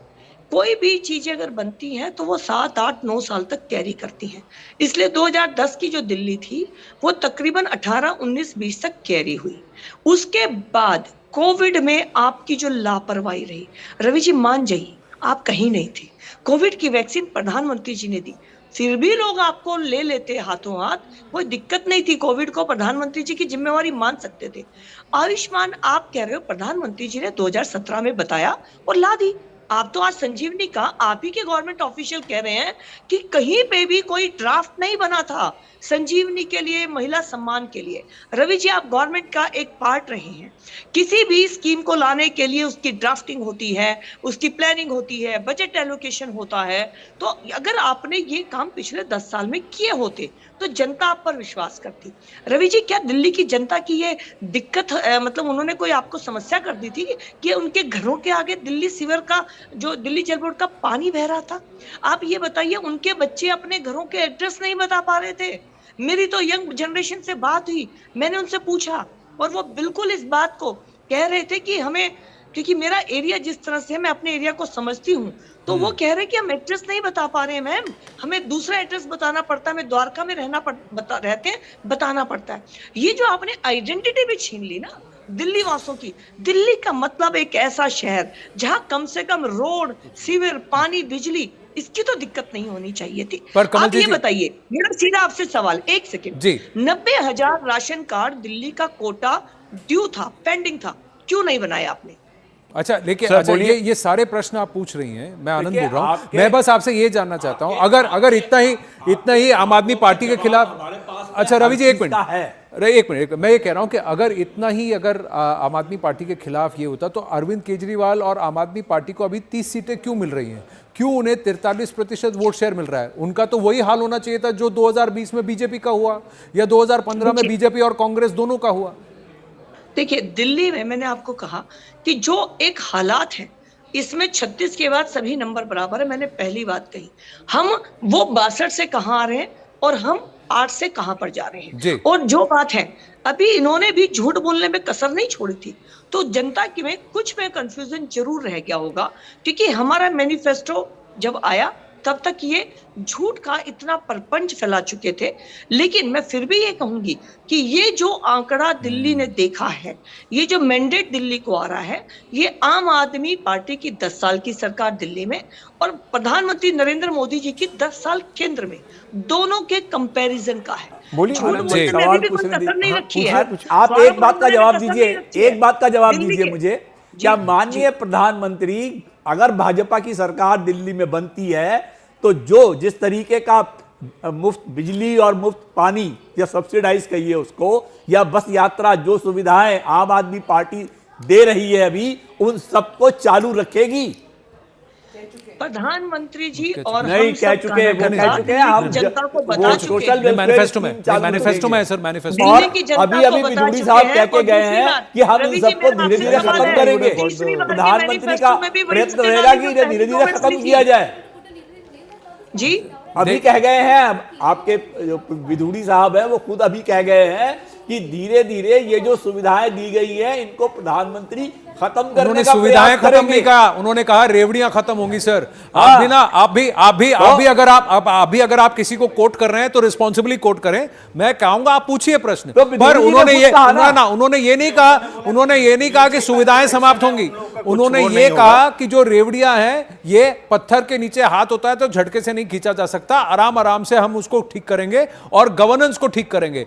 आप चाहे जितनी रेवड़ियां बांटे, आज जो नेगेटिव आम आदमी पार्टी, आप ये मानिए कि ये केजरी मॉडल ऑफ गवर्नेंस का रिजेक्शन है, आप ये भी मानिए जब आप ये बात करते हैं। रवि जी, मैं रिजेक्शन नहीं कहूंगा, नहीं, कुछ लोगों को देखिए किसी को जब कोई व्यक्ति यहाँ मौजूद नहीं है उनको गलत कोट करना ठीक नहीं है सर, वो गैर जिम्मेदाराना है, उनको गलत मत कोट कीजिए। बजट दिया है उनको गलत नहीं, उनको गलत। रमेश बिदुरी ने ये भी कहा कि जो अब तक मिल रहा है वो मिलता रहेगा, उसके ऊपर हम गवर्नेंस देंगे। वो तो आपने नहीं बोला, वो आपने क्यों नहीं बोला रवि जी? आपको वो बोलना चाहिए ना। Now it's come to this that let's not misquote the surplus is being frittered and there's pressure even on the surplus, and in fact one of the commissions that looks at finance of the Delhi government itself red flagged when Mr. Kejriwal announced the 2,100 rupee scheme for women, said that this time this will erode this buffer that Delhi has, and that is because Mr. Kejriwal is not wanting to take the centre's help. Had he taken Ayushman Bharat from the centre, the ration scheme, etc., he wouldn't have to pay from the surplus of Delhi. That's the problem. Sir 72,000 crore का जो surplus था sir, उस surplus को आपने deficit की तरफ लेके आए तो आपने कैसे आपके मॉडल ऑफ गवर्नेंस को आपने फायदा पहुंचाया? दूसरी बात, आप कोई सैलरी नहीं दे रहे हैं, दिल्ली स्टेट गवर्नमेंट डजंट पे द सैलरीज, पुलिस की सैलरी, सरकारी ब्यूरोक्रेट्स की सैलरी सब सेंटर देती है, तो आपने कौन सा रेवेन्यू जनरेट किया? और सर सीएनएजी रिपोर्ट से मेट्रो से 250 करोड़ रुपए जनरेट हुआ और कोई रेवेन्यू जनरेशन नहीं हुआ।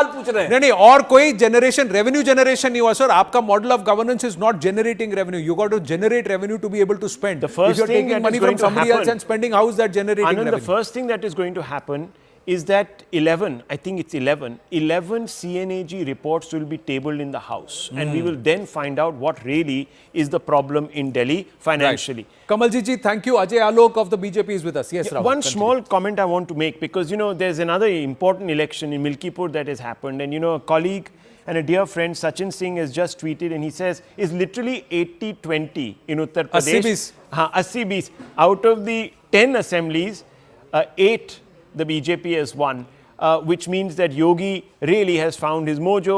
He has been able to tell everybody that, look, what happened in Lok Sabha was not quite the way. I think across pan Bharat, everybody has realized 1, 2, 3 things. I think most importantly, the BJP must have realized that arrogance does not work, overconfidence does not work, and the voter appreciates humility.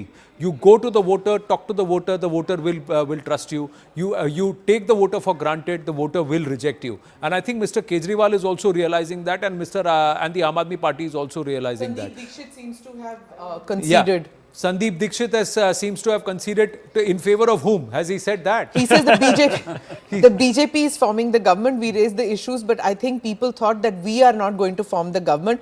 We accept the decision of the people. So, well, considering that it's 0 for the Congress right now. No, 42-28 now. 42-28 now. Ajay Alok ji, if good morning, it seems good news.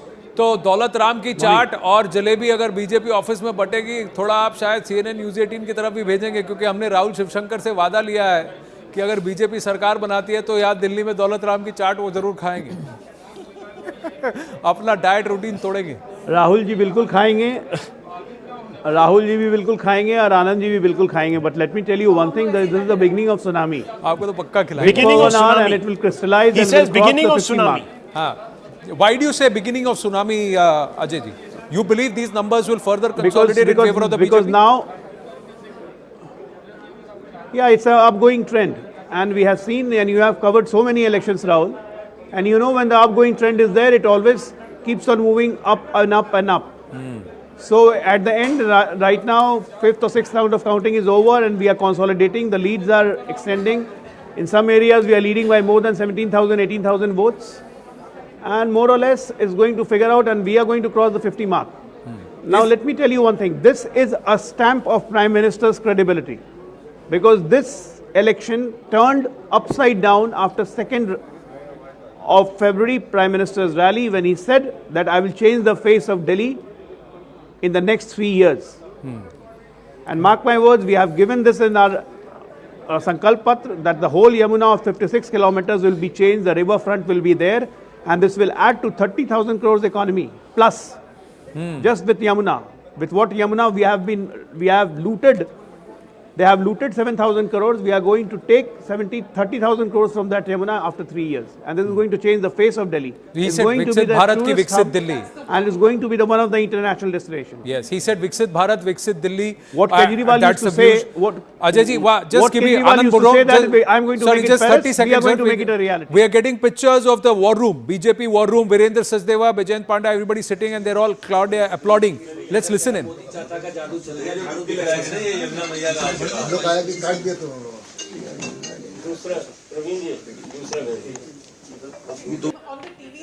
I think somewhere the war room has celebrated a BJP victory. Ajay ji, what is it that the numbers are not showing yet? What is your final projection? Coming back to you, BJP war room में तालियां थी, बैजयंत पांडा जी बैठे हैं, वहाँ पर वीरेंद्र सचदेवा हैं, वहाँ पर Sanjay मायूक, so many others were sitting, जिन्होंने सबने काम किया, war room से तस्वीरें आ रही हैं. Ajay ji, what is the internal prediction of the BJP expectation? Well, the current election commission data with me showing that we are leading in 43 seats, and Aam Aadmi Party is trailing, as going down, and it's on 27. And next 1 hour, I'm sure we'll cross 50. Oh, so the confidence is of 50. Rahul Shivshankar with us, Abhijit Majumdar also, Smita Prakash also with us, Chetan Bhagat with us. Abhijit Majumdar has the question. Yes. Yeah, Ajay Alok ji, my question to you is, you know, from your figures, from the figures that you have, where do you see BJP gaining? Which section of society do you see BJP gaining the most from? Is it the middle class, the women? Can we do a VIP listing? Well, we are gaining from every section of society because every section of society has been betrayed in the last 5 years. If you calculate, 2020 election was on the performance of Kejriwal from 15 to 20, where he delivered all the freebies. Now from 20 onwards, when the corona came, the desperate chief minister was crying in front of his crowds, Delhi के पास 6 घंटे की oxygen बची है जी, दिल्ली के पास 8 घंटे की oxygen बची है जी. A leader is not supposed to be helpless. He's supposed to be working for the people. So the big breaking news during Corona, the big breaking news, whole Sheesh Mahal was made. Yeah, no, and this you're was right. exposed in front of the public. And I think this is really the Sheesh Mahal and the impact of the Sheesh Mahal, Ajay Alok ji, being that Mr. Kejriwal's halo of incorruptibility has crumbled, and that's going to be a problem. But the big breaking news now that is coming through, whether it was Ms. Kamaljeet who spoke to us or it is Ajay Alok, is that the BJP knows that they've got this election in the bag. Oh, yeah. This election has been called by the BJP. Yeah. Their war room is in congratulatory mode, self-congratulatory mode. This election is over. Now it's only a matter of margins. Yeah. So let's put that out there. And I just want you, Zach, before we go back to Ajay Alok ji, to give us a quick one on the VIPs. Where are the VIPs right now? What's happening there? The three big ones were Kejriwal in New Delhi. Kejriwal is currently trailing. Parvesh Verma of the BJP is leading in that seat by a little over 2,000 votes.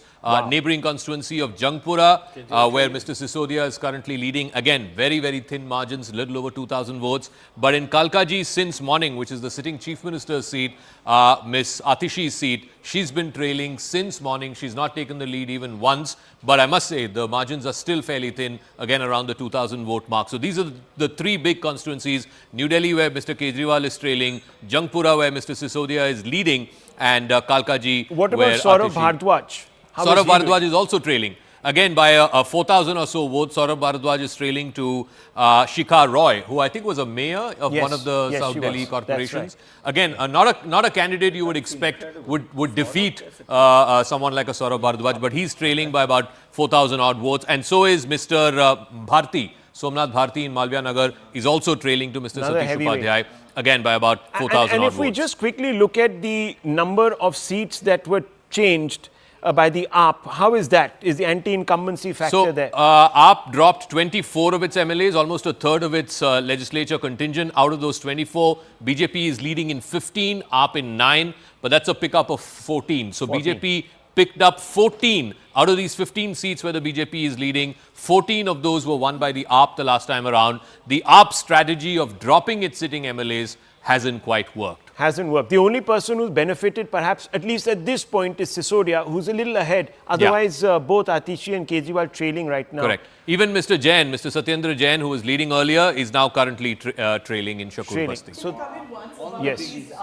About the upper class and the middle class and the lower middle class. Many of us tend to think that it's the lower classes which don't have access to civic facilities, which have issues with sewage, with crowded garbage dumps and things like that. But unfortunately, in the past couple of years, Delhi has become a city where even the sophisticated posh elite who live in these tree canopied areas, even they are facing issues of drains not being cleaned, overflowing drains, traffic issues, no parking in the common areas. These are and pollution, and then because of the the Kisan Andolan which happened as a result of that, the traffic jams. These are things which even the upper middle class and the posh and elite, even they are sick and tired of a government which was in power, unable to handle even in the sophisticated posh areas. So let's have a look. You're right. Let's have a look at the South Delhi seats and see whether they have also sort of said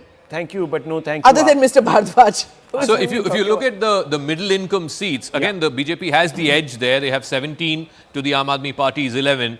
I think the two pockets where the BJP is really gained in these middle class seats are one in West Delhi, where you have seats like Harinagar, Moti Nagar, Rajouri Garden, again seats which the AAP used to have a bit of a stranglehold on.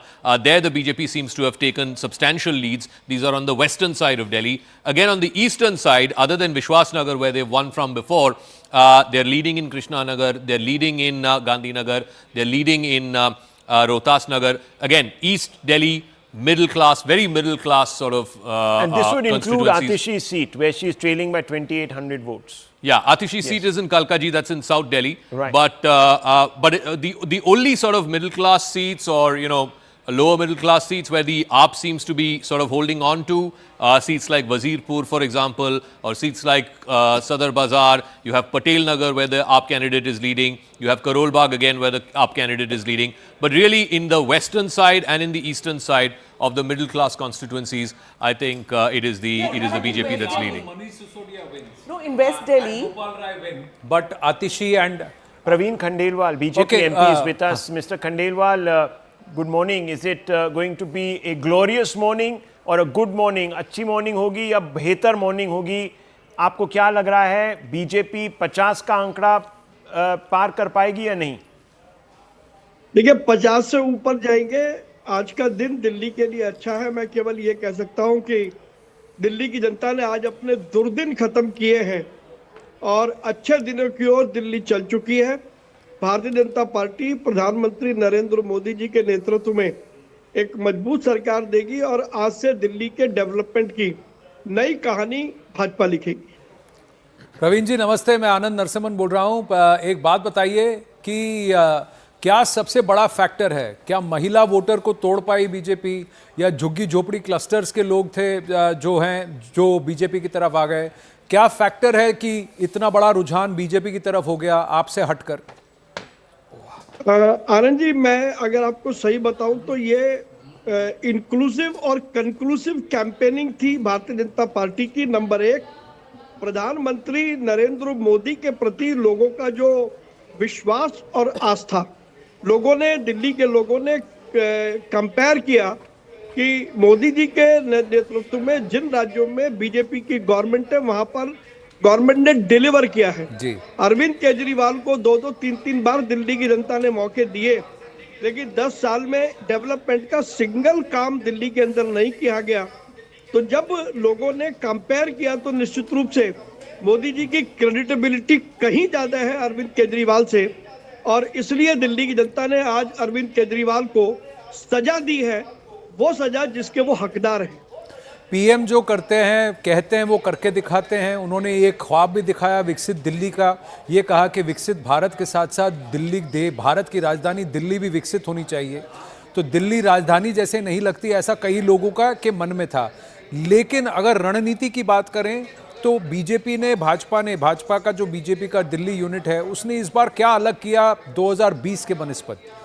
What was different this time? क्योंकि कहा जाता है कि दुनिया की सबसे बड़ी party अगर एक प्रदेश विभाग को नहीं ठीक कर पाई, वो है दिल्ली प्रदेश बीजेपी। तो इस बार क्या ठीक हो गया, ये बताइए। ठीक ये हो गया कि दिल्ली को उस गिरोह से मुक्ति मिल गई जिस गिरोह ने दिल्ली को 10 साल छला है, दिल्ली के साथ धोखा किया। आनंद जी, आप स्वयं देखते होंगे 10 साल में दिल्ली में एक नया कॉलेज नहीं बना, नया स्कूल नहीं बना। मैंने दिल्ली में कोई सड़क बनती हुई नहीं देखी, कोई नया फ्लाईओवर नहीं देखा।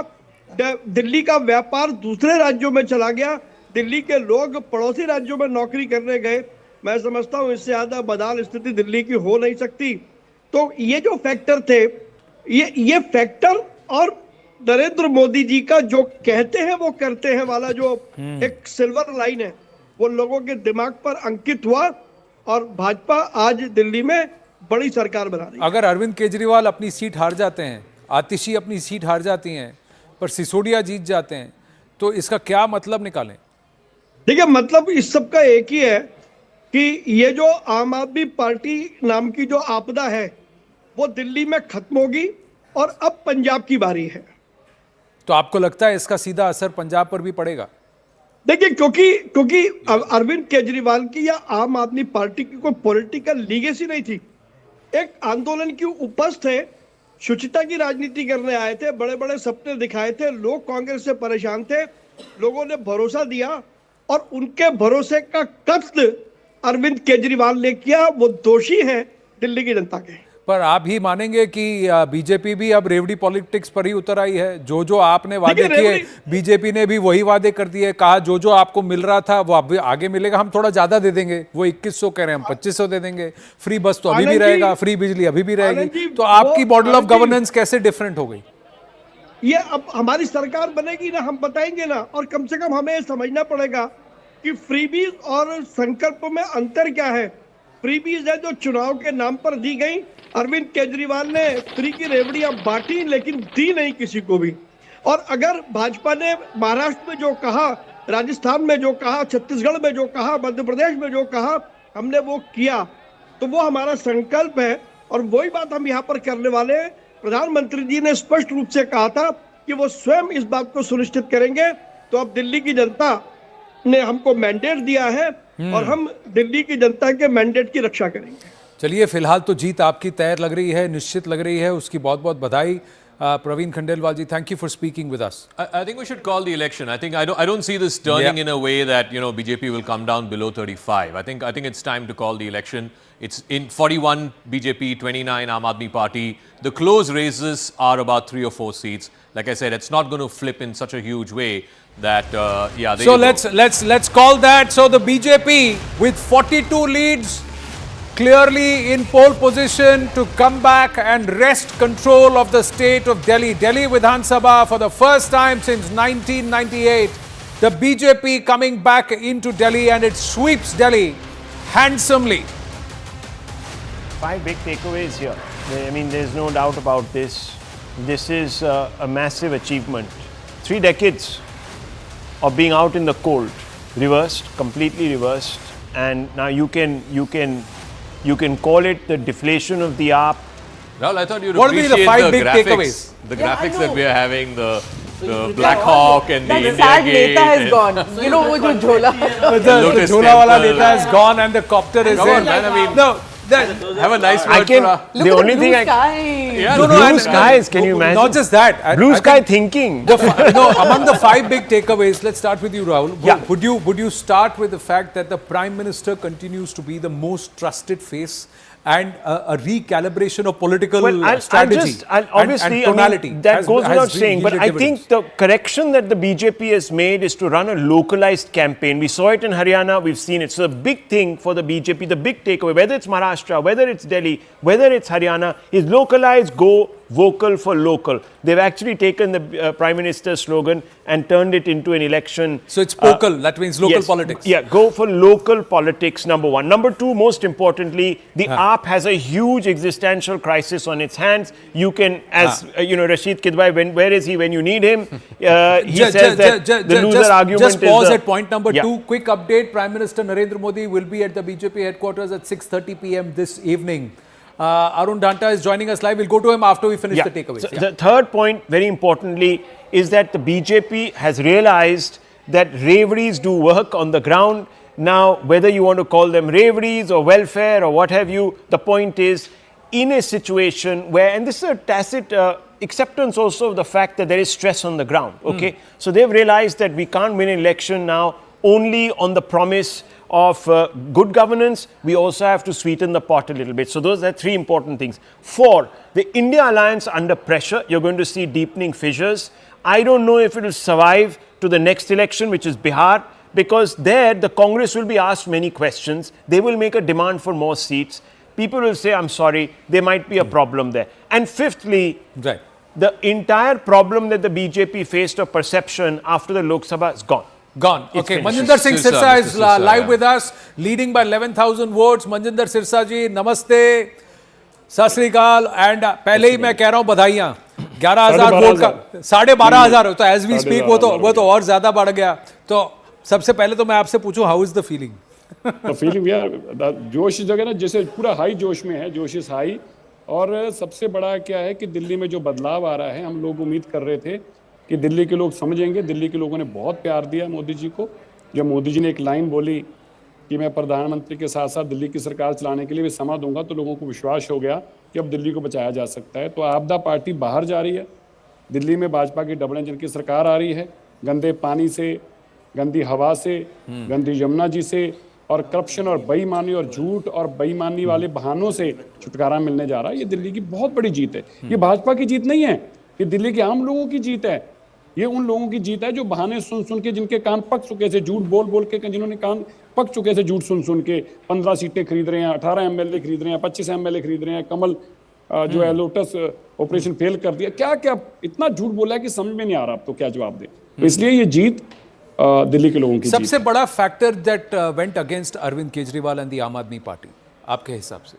तो देखो, एक कोई भी पॉलिटिकल सिस्टम में एक फैक्टर कभी नहीं होता, लेकिन मैं मानता हूं कि सबसे बड़ा फैक्टर उनके खिलाफ यही गया कि जब मोदी जी ने कहा कि ये बहाने लगाते हैं, इन्होंने दिल्ली को बर्बाद कर दीजिए, आप मुझे देश की सरकार अपने दिया, दिल्ली की सरकार में मुझे दीजिए, मैं खुद समाज सरकार चलाने में लगाऊंगा।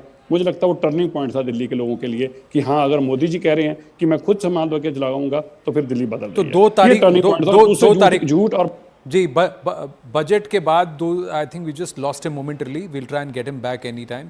सो he is saying after the budget that rally where he said कि आपने बाकियों को 25 साल मौका दिया, एक बार हमें 5 साल दे दीजिए, मौका दे दीजिए। विकसित दिल्ली का स्वप्न का वादा उन्होंने किया था। Anil Antony of the BJP is also with us. Anil, congratulations are in order. This is Anand Narasimhan here with me, Zakka Jacob and Rahul Shivshankar is also with us. Abhinandita of the Aam Aadmi Party also with us. Commiserations at this point, although the dust has not yet settled, the counting is still on, but clearly the trend's not favouring the Aam Aadmi Party at the moment. But Anil, how would you look at this performance of the BJP in Delhi?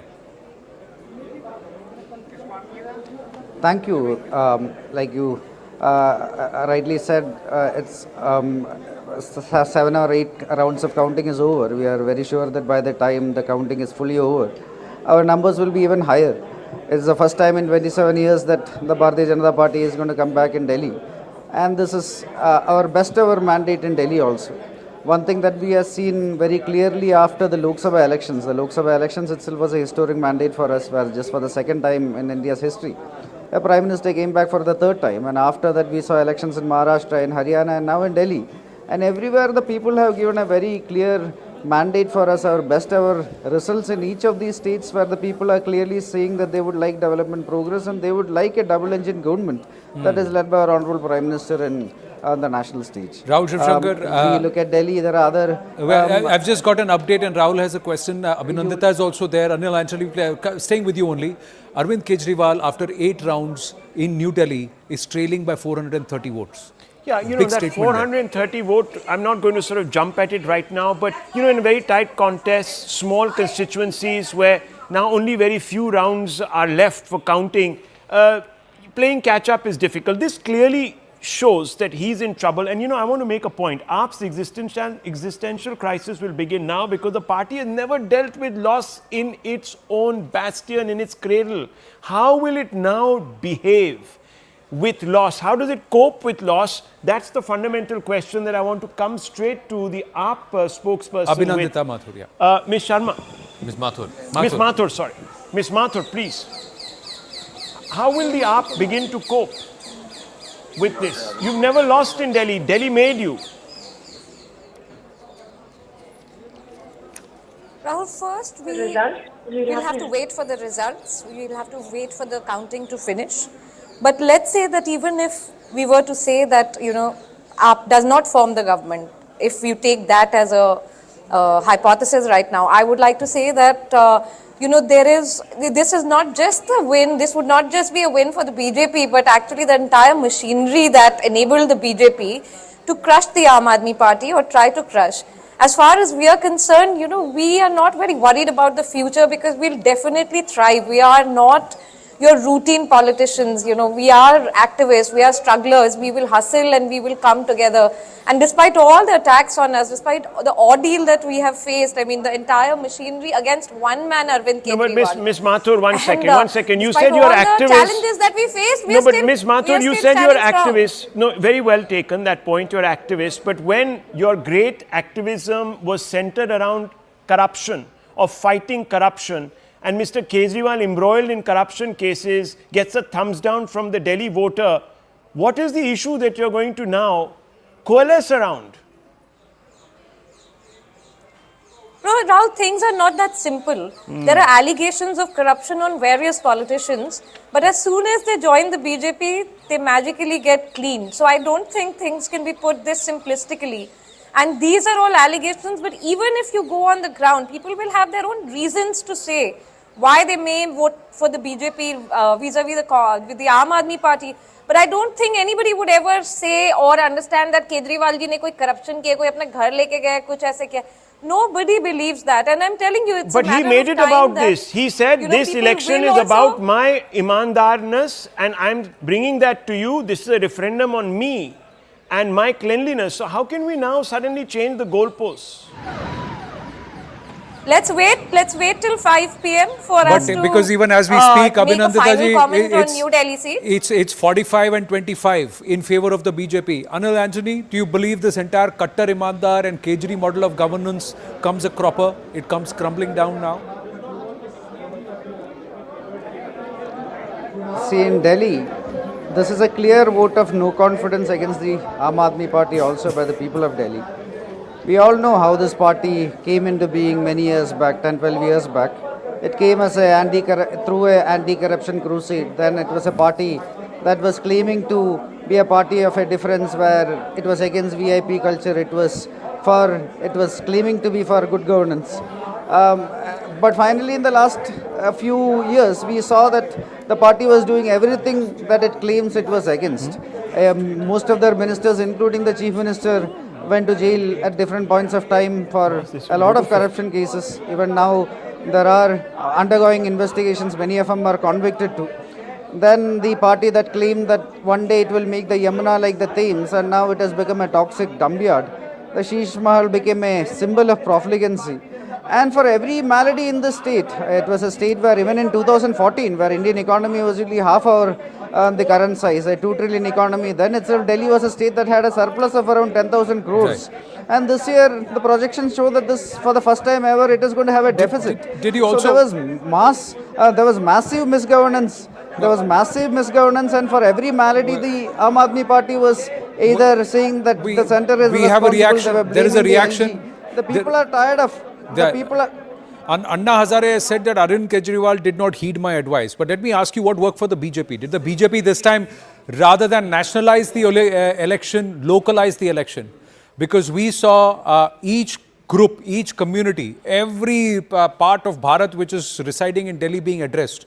Even Malayali associations were addressed. Telugu groups were addressed. Marathi groups were addressed. Each group, each person by big weights may have prominent faces of the BJP. Did you really localize the election this time, and did that help you?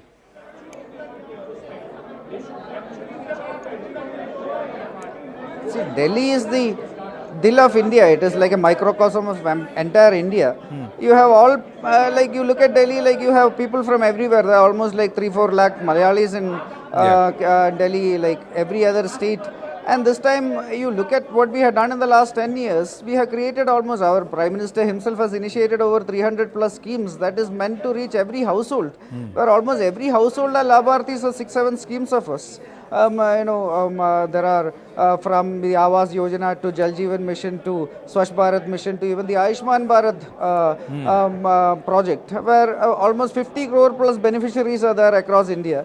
After the third win we had in the Lok Sabha, we ensured that everybody over 70, they are going to get blanket free insurance coverage. And in Delhi, what happened? One of the 2-3 states which actually decided that this particular scheme won't be available for the people.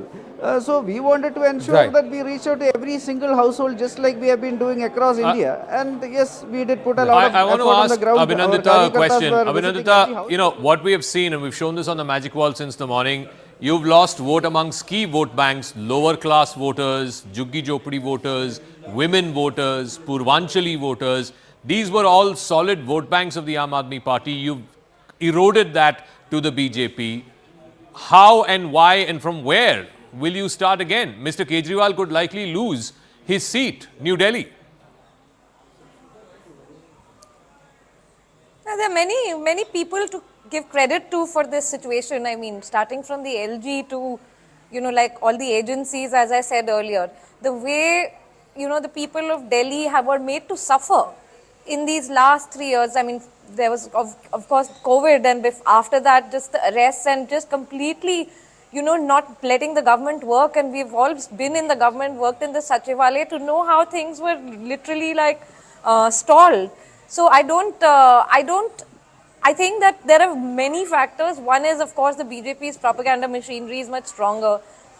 Also, I think that people genuinely, did want to vote for the Aam Aadmi Party, or perhaps have, and we will have to only wait till 6 p.m. to analyze this better. And, obviously these will be concerns for us as well. We will look at every demographic, every gully, every booth. Is to it see also what has possible, happened. you think? But I think we would Is it wait. also possible, you think, Abhinandita, that a large number of people in Delhi were just sick and tired of this cat fight that was going on a daily basis between state and centre, and they said, okay, fine, if that means giving, the same party power in both state and centre, then so be it.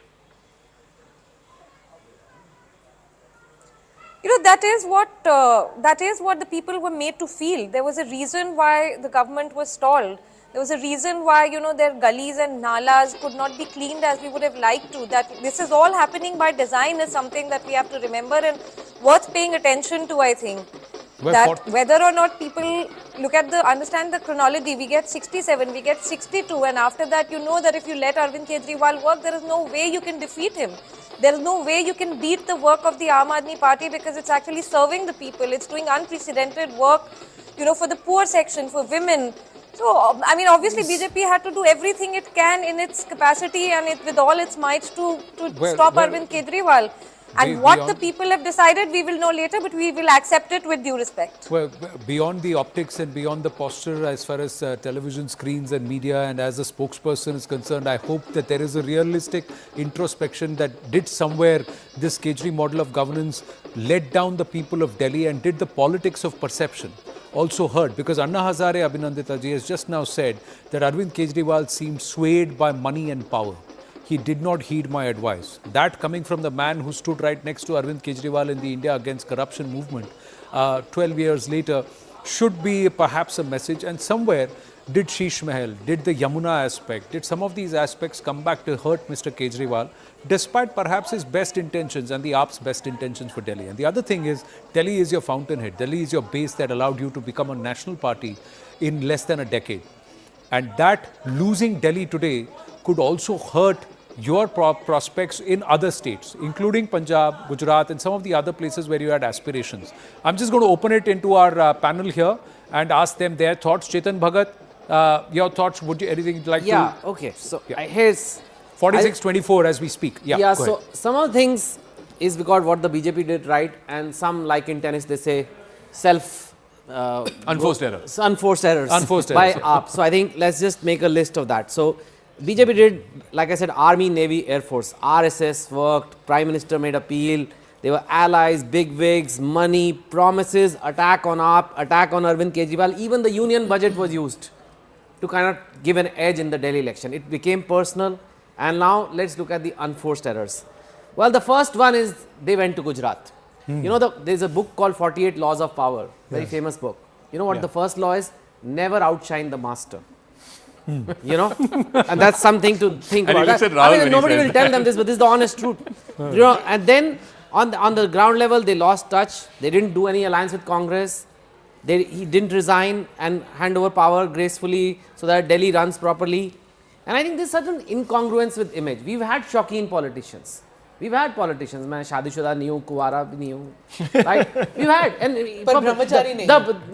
The public ब्रह्मचारी नहीं. Something like that. So the public accepts. The point is to be congruent. If you say, I can only afford a muffler and a T-shirt and a Wagoner or whatever, and then you build a luxurious house, it just rankles more. I mean, the Prime Minister of our country has never made those things. So when he sits inside a Range Rover, it's good. He's our Prime Minister. What should he sit in? What do you want India's Prime Minister to sit in? But when you start being incongruent, that's the issue. There is no problem in being little rangeen, but you then say that, listen, I am in Chief Minister, I need a nice house. I need space. I have meetings there. We do work from home. I mean, we need a nice house. I don't know about the jacuzzi still, but how you justify that to people. But That's also work from home. So you do all these things. There's some lot of unforced errors, and like I said, the BJP threw the kitchen sink at this election because it must be difficult. Imagine Rahul Shavshankar is the Prime Minister, right? He drives out of his house. Look at the smile on his face. He said that. Goes for the walk, does his yoga, whatever, comes out, and then he sees a bus stop and there's Arvin Kejriwal's face there. You know, dude. Like, and you call, how can we take care of this? I mean, we can't win this little state with 70 seats and we're winning 3 times. So it is personal, and they did a good job this time. You know? The party which is a behemoth, the biggest political party in the world, has learned from mistakes. And the party which is supposed to be the startup in this mix, 10 years in existence, nimble, supposed to be light-footed, and has perhaps tapped into a space unoccupied by other political parties, seems to have not learnt and understood from... That's the reason they are the largest, right? Because they're learning from your mistakes. How else do you... You don't come first in class by just sitting good that half term mein first aa gaya. No, final mein bhi first aana hai. Final के बाद जो अगला tutorial है उसमें भी first आना है. My 5 takeaways quickly, I'll just run through them because RSS had the 5 ones. So I'll just do the 5. That phenomenal recovery for the BJP in Delhi from 8 to 46 currently. So that is like, I think, unbelievable, literally, you know. Most people didn't think they would reach this level. Second is, I think, reversal of the narrative of 2024 that the BJP is done and dusted and it's the NDA and the BJP story is over in the country, not the party of choice for Indians. Subsequent elections, one after the other, Haryana, Maharashtra, Delhi, they've said that that narrative of 2024 has been reversed. Third point is that the era of revolutionary politics, which started with Anna, which you just ran, that seems to be not appreciated anymore. People want their civic issues, especially in the metro areas and the city state and the Bonsai State, as you're calling. If you don't deliver on those basic issues, sewage, water, all that we have gone through in the past 3 hours, if you don't deliver, that's gone. Fourth one, which I want to say, is that India alliance is dead before the first anniversary. I don't believe that they can recover from this because they are going to go separate pathways. Which way it goes is anybody's guess. My guess is that a third front alliance might take shape before the Bihar elections. The fifth one is nothing changes for the Congress. They were 0, they still are 0. Nothing. Yes, Nalin. So, first takeaway, the BJP is back, baby.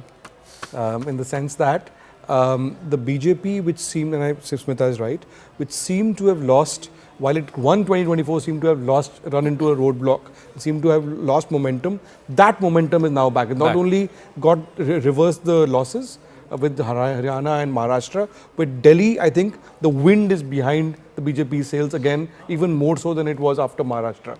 So the Iqbal of the BJP in that sense is back. BJP is back as the masthead and says Delhi mein dil, Delhi ke dil, Delhi mein BJP. I think the reason I'm saying that is also because the key, from a national politics point of view, the key voter demographics which seem to be breaking away from BJP, or where it saw erosion of support. 47-23. Some elements of the middle class. There was significantly among Dalit voters. And among the lower income strata, right? That seems to have come back, or BJP recovered lost ground there. We saw that in Maharashtra, we saw it in Haryana, we've seen that in Delhi now. Third, caste politics, which is what Rahul Gandhi has been talking about for the longest time, the caste census and so on. No resonance of that in Delhi. I think the Congress remains dead in the water. The Congress, which seemed like the back in the challenging game, you know, it was the Congress revival had kind of started, it looked like a year back. You know, all of that has been wiped out. The Congress is back to where it started before that. There is a tectonic shift in Delhi's politics. After 25 years, for 25 years, the voters of Delhi did not trust the BJP at the state government level, although they always voted the BJP at the national level. This time, they've listened to Modi's appeal saying, "Is baar hum pe ek baar vishwas karke dekhiye." So I think that is a major shift. And Modi remains the king of Indian politics. I think the biggest shift, I think, for me, is that the BJP got out of MCD and is in the state. That's what's happened. So for so many years, when the Congress was in power, AAP was in power, the BJP was in MCD, the BJP gets out of MCD, and then somewhere it reflects. Abhijit. Yeah. The biggest takeaway is that BJP has learned from 2024, June 4th. BJP has got the states formula right. I mean, it used to be a party which is extremely strong at the center, but in some states it would struggle. State after state, it's doing extremely well.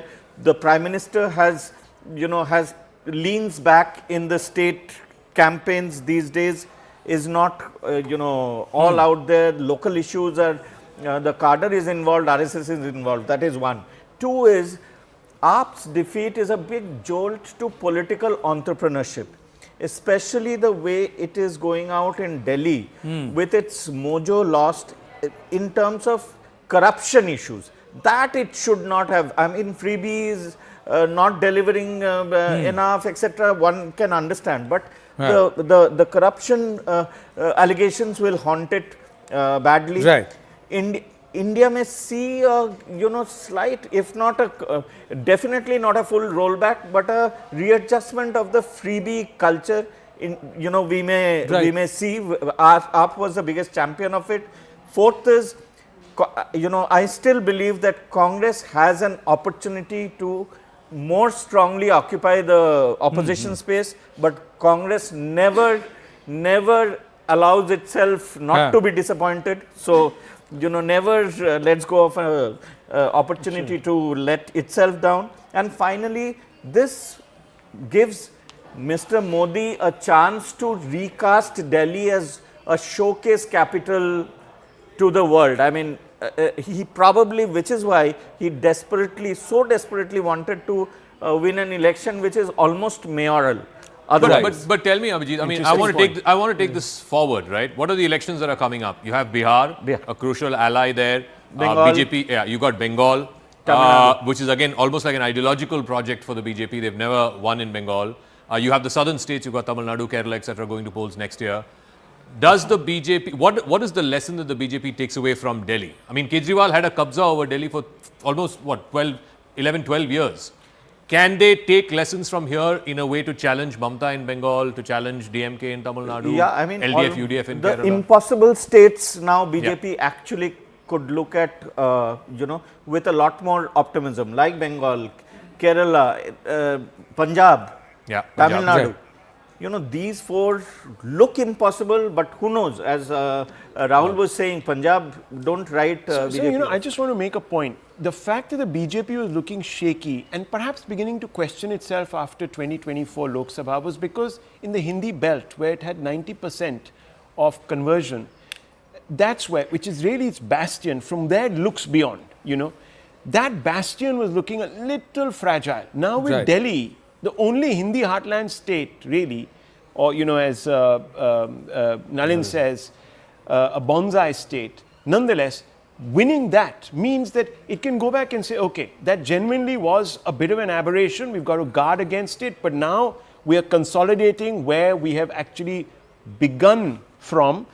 The reverse of the Do you think the BJP can use this to emerge as a serious challenger in Punjab, for example? I would still, I would say don't write it off. There will be a little bit of momentum, but we'll have to look at the Sikh vote, we'll have to look at other factors, but most importantly, I don't think we should jump to Bengal and to Tamil Nadu, which will be the next cycle in early 25. I think let's hold our horses till then. What this gives the BJP really is that platform it needs.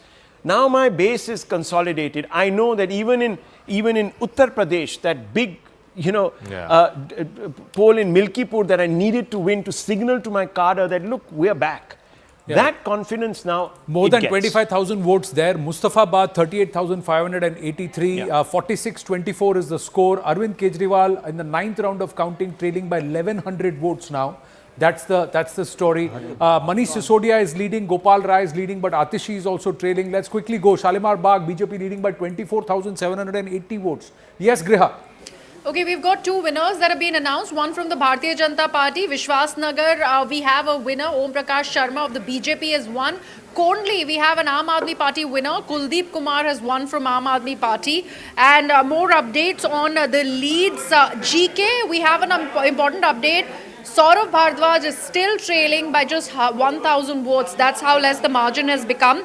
Also, Rohini Virendra Sachdeva is leading now by over 17,000 votes. So another advantage BJP. Kejriwal, like you mentioned, Anand, 1170 votes, still trailing.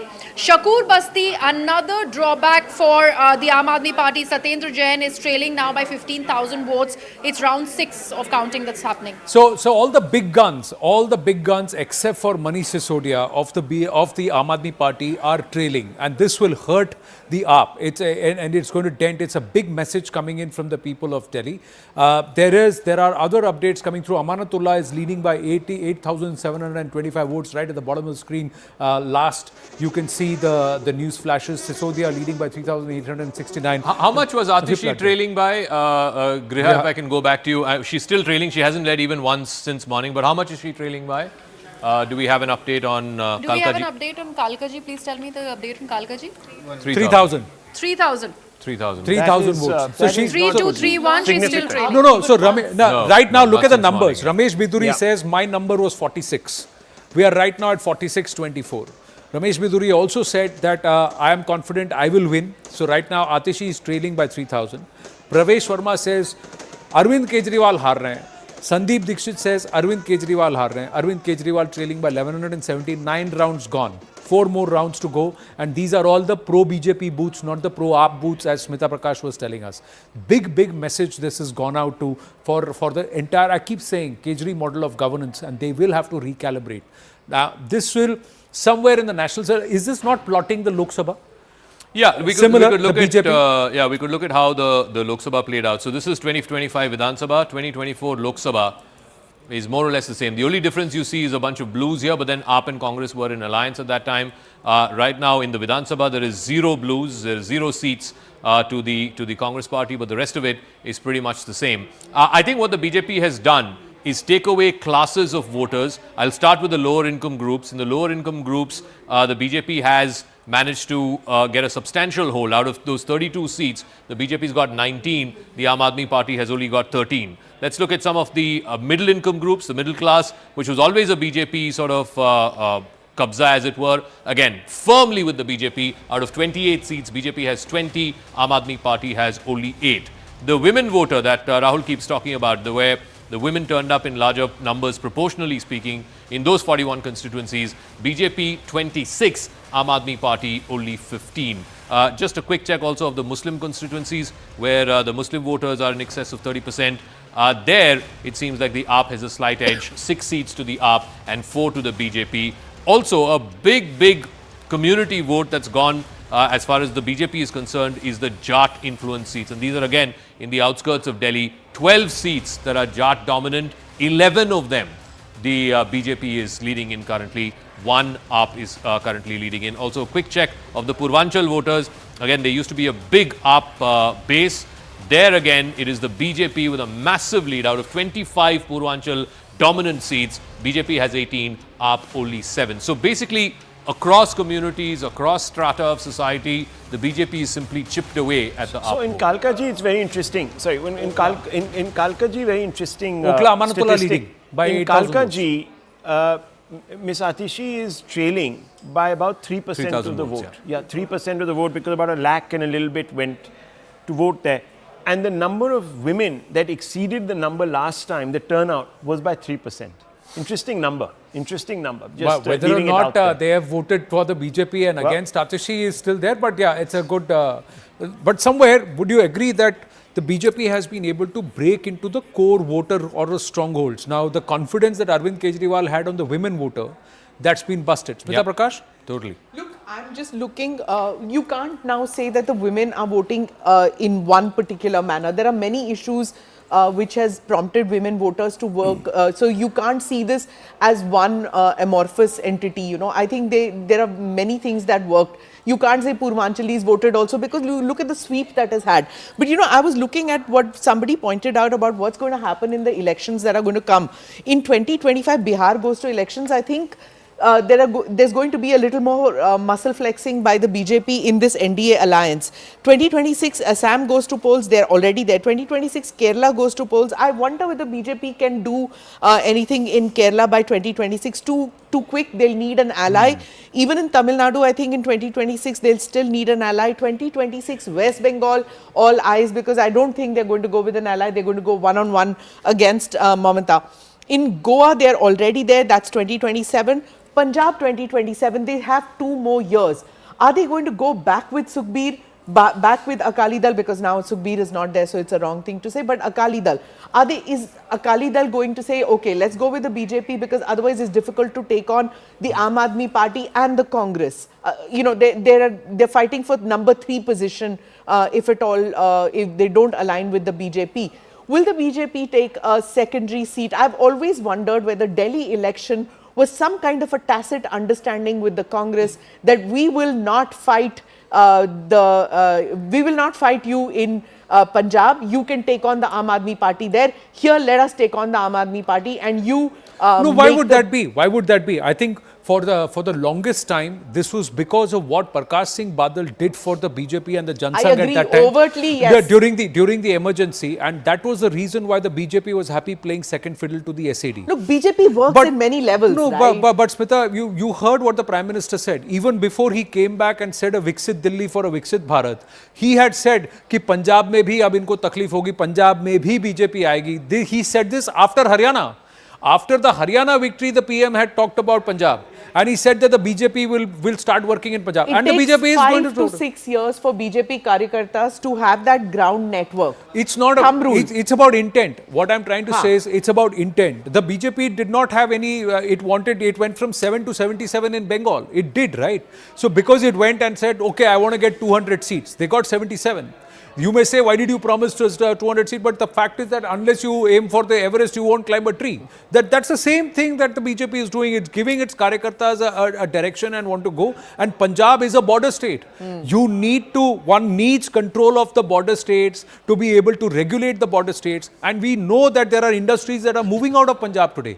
There is an issue of secessionism, there is an issue of drugs, there is an issue of lawlessness, there is an issue of illegal immigration. Look at it. The people who've been sent back from the US, who've been deported, where are the bulk of them coming from? Who are being blamed? So there are issues which are of national impact also, which are emanating from Punjab. But so that way they don't have Kashmir under there. It is Omar Abdullah's NC which is out there. No, but there is an administered, there is an LG LG offer, and 5 years under abrogation of 370. What did they do? They tried to regulate the law and order system. Law and order continues to be under the LG office today. I'm not disputing the intent, but what I'm saying is that enough time for them to set themselves up in there? I don't deny that the Prime Minister is saying this, and sure, he has to enthuse his cadres to win every state.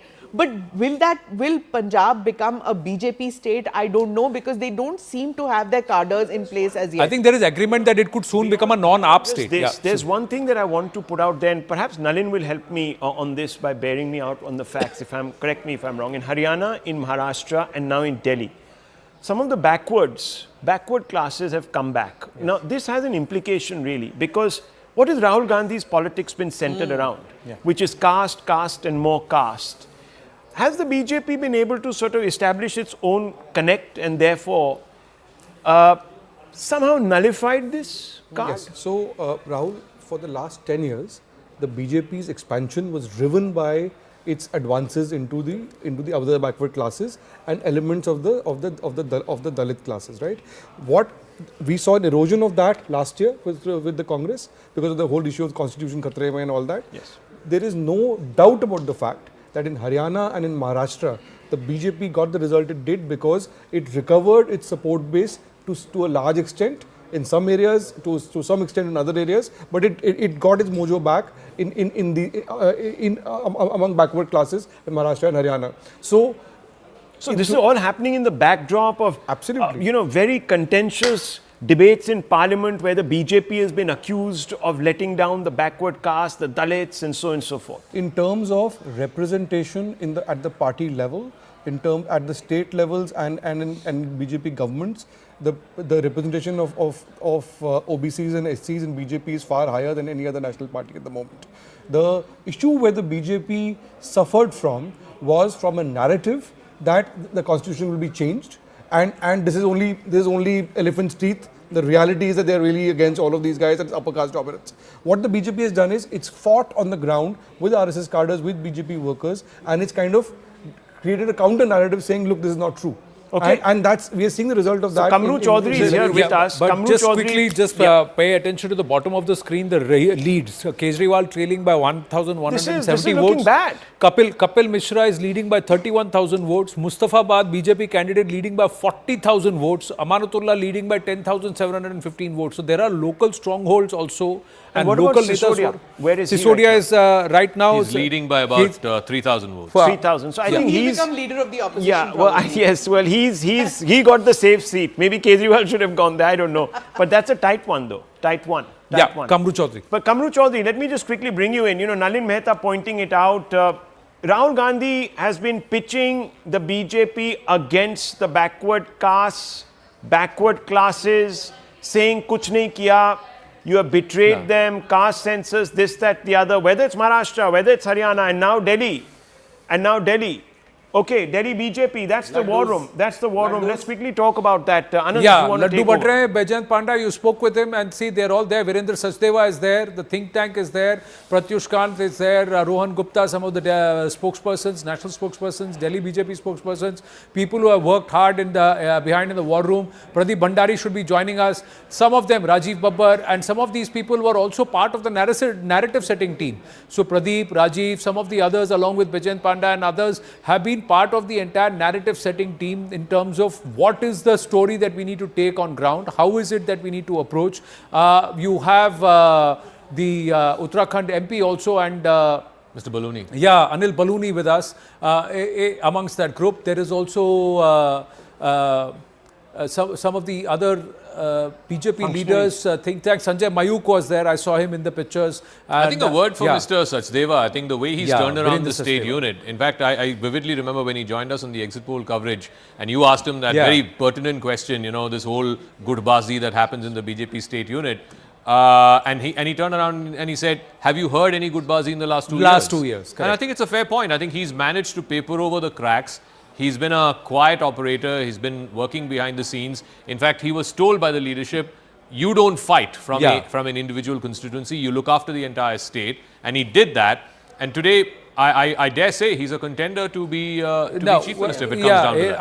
I think there will be a lot of people who will be contenders right now and you know, keeping their hopes up. Somebody who beats former chief minister, I think Parvesh would be a Parvesh straightaway Sharma, a big especially when contender, the Jats have voted and given such big votes. You also have if Atishi loses, Ramesh Biduri will put his hand up. Virendra Sachdeva is another person. Satish Upadhyay is there. Dushyant Gautam is there. There are some very, very key names within the Delhi politics and who would have, by the dint of their work, will be claimants. But we'll have to see how that works. We have with us Pradeep Bhandari and Mr. Badal from the Aam Aadmi Party also with us along with Kamru Chaudhary. So Pradeep Bhandari, congratulations. Pictures coming through of celebrations that happened a short while ago. You are part of the narrative setting team. Tell me what will be the final score? What's the expectation? It's 46-24 as of now. Was this expected or will the BJP take this number happily?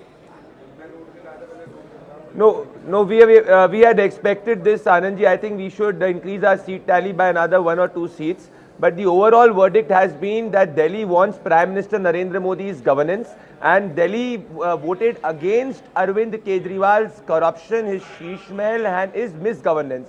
From the starting, I remember doing multiple debates on your channel and multiple channels. The Aam Aadmi Party people used to say the narrative is not with them, they don't have the niti, they don't have the neta. But we had the neta, that is Prime Minister Narendra Modi. We were setting the narrative on the ground because the narrative on the ground was Delhi wanted clean drinking water, Delhi wanted their civic issues to be solved, and our promises got credibility when Prime Minister Narendra Modi in his rally said that he will deliver. So yes, we had the neta, we had Prime Minister Narendra Modi, we had the narrative, and our workers and our state unit was working quietly on the ground. Last time we had a 38% vote share. Our target was to touch a 50% vote share, as the Honorable Home Minister said, and our vote share as of right now is 46-47. So which means a 20% vote swing, 17% vote swing away from the Aam Aadmi Party. It's an anger election and hope in Prime Minister Narendra Modi. Well, Mr. Bhabhi Badal of the Aam Aadmi Party also with us. Just quickly putting the contrast, 2020 or 2025, if we look at the Vidhan Sabha, look, it's almost a reversal. And in fact, if you were to compare this with the assembly wins or the assembly projections based on June 2024, where the BJP won the Lok Sabha, all 7 seats, it almost mirrors the 2025 performance if you were to take that the AAP and the Congress fought together. Mr. Babby Badal with us, 62 to 24, I'm sure there will be disappointment and perhaps this was not expected, Mr. Badal. But the Congress says, हमारे साथ लड़े होते तो शायद जीत जाते. देखो, first of all, let me put things in perspective. First of all, victory and defeat are part of the election process. But was it a level playing field?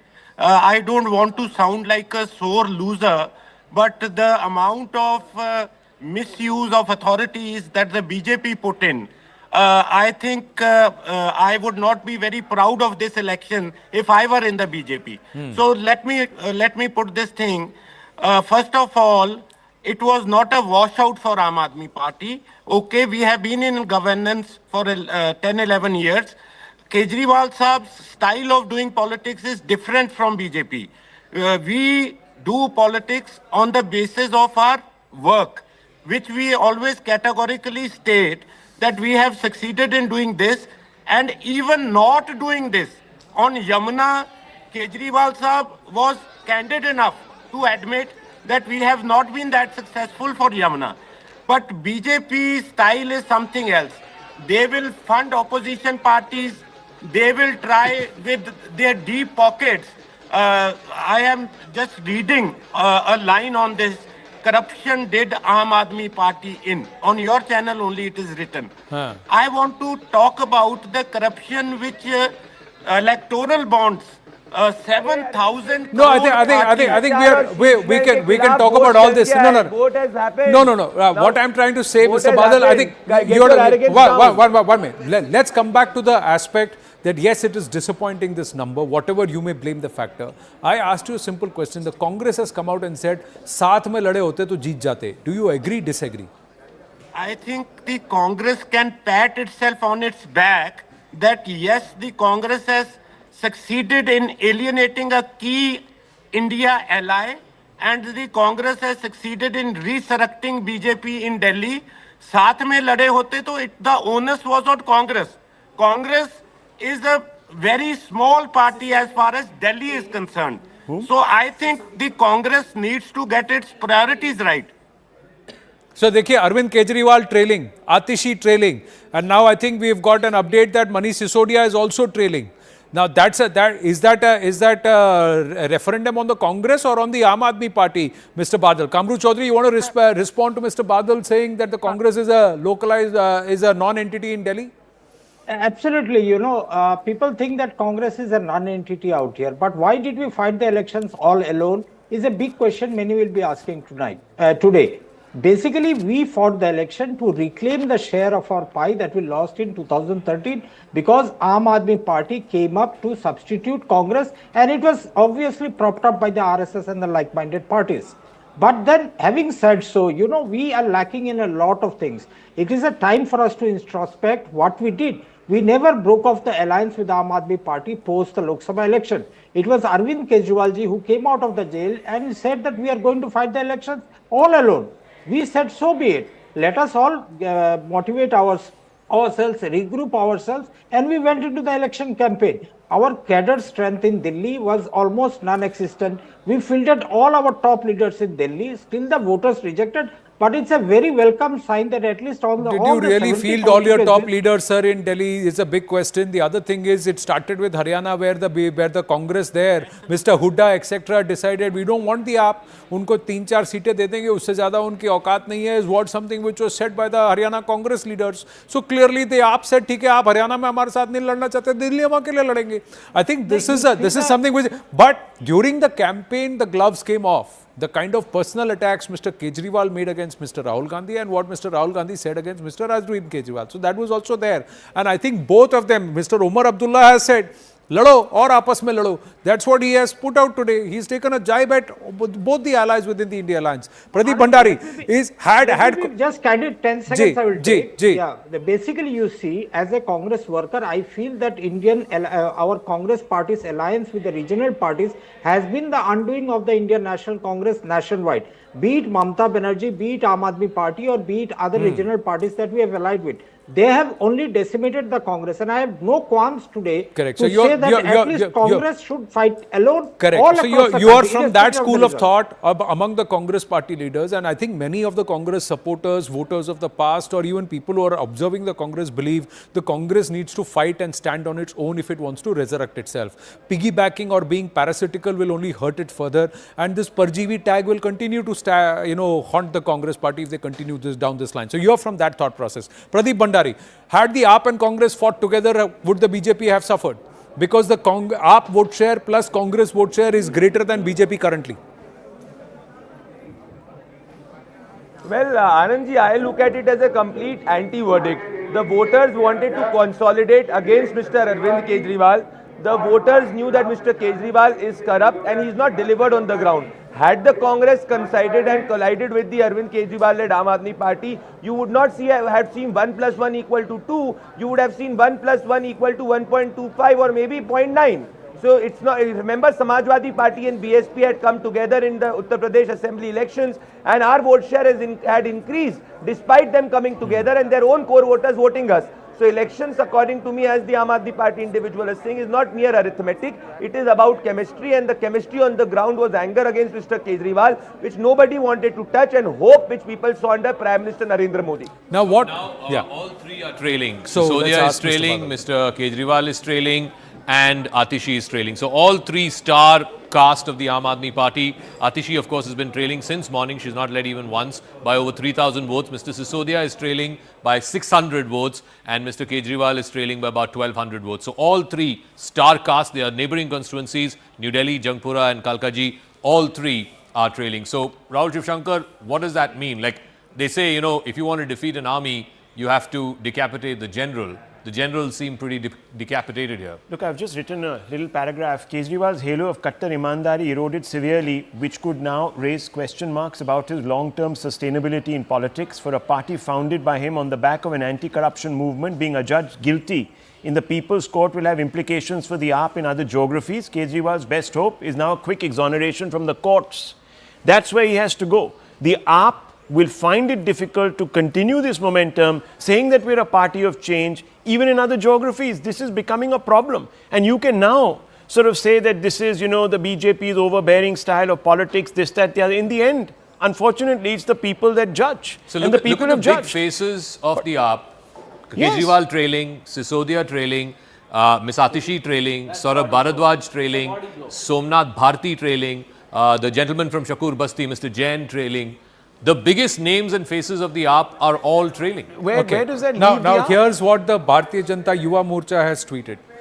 Why aren't we talking about this, they ask. They say winning impossible, not putting Rahul Gandhi's picture. They've said winning impossible, 90 losses under Rahul Gandhi. 90 electoral losses is what they are claiming. Although in this election, Rahul Gandhi was not directly Look, the involved. BJP defeated the BJD. Okay, so that was a regional party. The only victory that the Congress has had against a regional party is in the state of Telangana. Okay, that's where the BJP's cadre base was not the strongest. It also had problems within the cadre base. It also and the Congress I think the won Bandi there. Sanjay issue and the BRS Yes, and the Congress that also won there by them. taking, pretty much cleaning out, KCR's party. It took away a lot of BRS sitting legislators and other satraps and built its sort of revival around those. But look at the other scenarios. You have the BJP now winning at least 2 states from entrenched regional parties. The AAP is not a small party in the sense that, yes, it may be, centered around one leader, but that leader actually won them a state. The only other party that has won, apart from the BJP, a state or 2 states is the Congress party in this country right now. Mamata has failed to break out of her borders.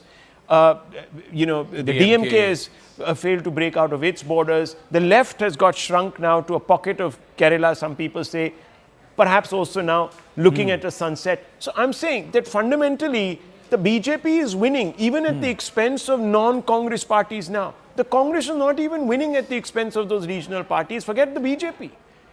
So this is a problem for the Congress, and the Congress can't constantly talk about. In fact, it'll have to look for a new narrative, or it'll be forced into looking for a new narrative. It can't say caste, caste, caste is not returning.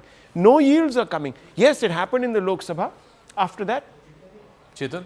Yeah, I agree. There's an obsession with the caste census, but we don't know. Like as a voter, what happens? Okay, it's good. I'm somebody of a who wants to do the caste census, but what will be my direct benefit? Are they going to increase the reservation? They've already done it in Telangana. It's becoming a big problem for the Congress now. They're saying first implement it in your party then, and they are not able to do it. So I think when something is not working, look at even the BJP. After the June 4th, they made changes. They made some distinct changes. You don't see that much of the larger than life image of the PM anymore. Right. It's more. It's very subtle, but there are changes because the world keeps changing. The country keeps changing, and I think the Congress needs to. Is it working? You try a lot of things. It's okay to try, and whatever sticks, you run with it. But to keep on holding on to that one idea you had, even when it's not working, it's not. You have to capture people's imagination, and Correct. there has to be a way. Even Arvin Kejriwal did it 5 years ago, 10 years ago, but now it's not working, and something else needs to come in there. You have to be inventive, otherwise. Well, a viewer has just sent this for the Congress and the Aam Aadmi Party. You talked about change and needing to adapt. So he said, बदले बदले से मेरे सरकार नजर आते हैं, घर की बर्बादी के आसार नजर आते हैं. वह जो बदले तो जमाने की हवा भी बदली, दिल की खुशियां भी गई, घर की फजा भी बदली, सुने सुने दरो दीवार नजर आते हैं, बदले बदले से मेरे सरकार नजर आते हैं, घर की बर्बादी के आसार नजर आते हैं. This obviously, like, there is some joy. But I want to add a there is caveat. some joy in his defeat, which is very strange because he was such a loved kind of leader in the capital, and now there is suddenly. I mean, what is the anger against Arvin? Honestly, I'm genuinely curious. What has he done so bad to people? No, the anger. You ask former members of the Aam Aadmi Party about it. I think Chetan asking a very important question. Yeah. I think Arvin Kejriwal for the middle classes, and we are all from the middle classes at one level or the other, I think he was a new white hope. He represented a change from the old order, and I think there is almost a disappointment that, well, aap bhi waise hi nikle. There is, you're not that different. It's from the Batman Only movie, that's the right? sense. He's the white knight that Gotham yeah. needed. Yeah. He turns out he's not the white knight. Exactly, that is what he said when he came to politics. We have come to change it. He started with the change, did he not? I mean, that electricity, that water, the governance, asking going to the mohallas lane, asking the contractor, अरे तुमने ये 4 inch concrete लगाया, हेरा फेरी की है, हम तुम्हारा पैसा काट लेंगे, make it 6 inches. हमारा what पैसा was काट लेंगे, हमारे को जरा सबसे जरा कम रेट पे जरा शीश महल में काम करा के दिखाओ. Sheesh Mahal is the story. This is what he said. He did it.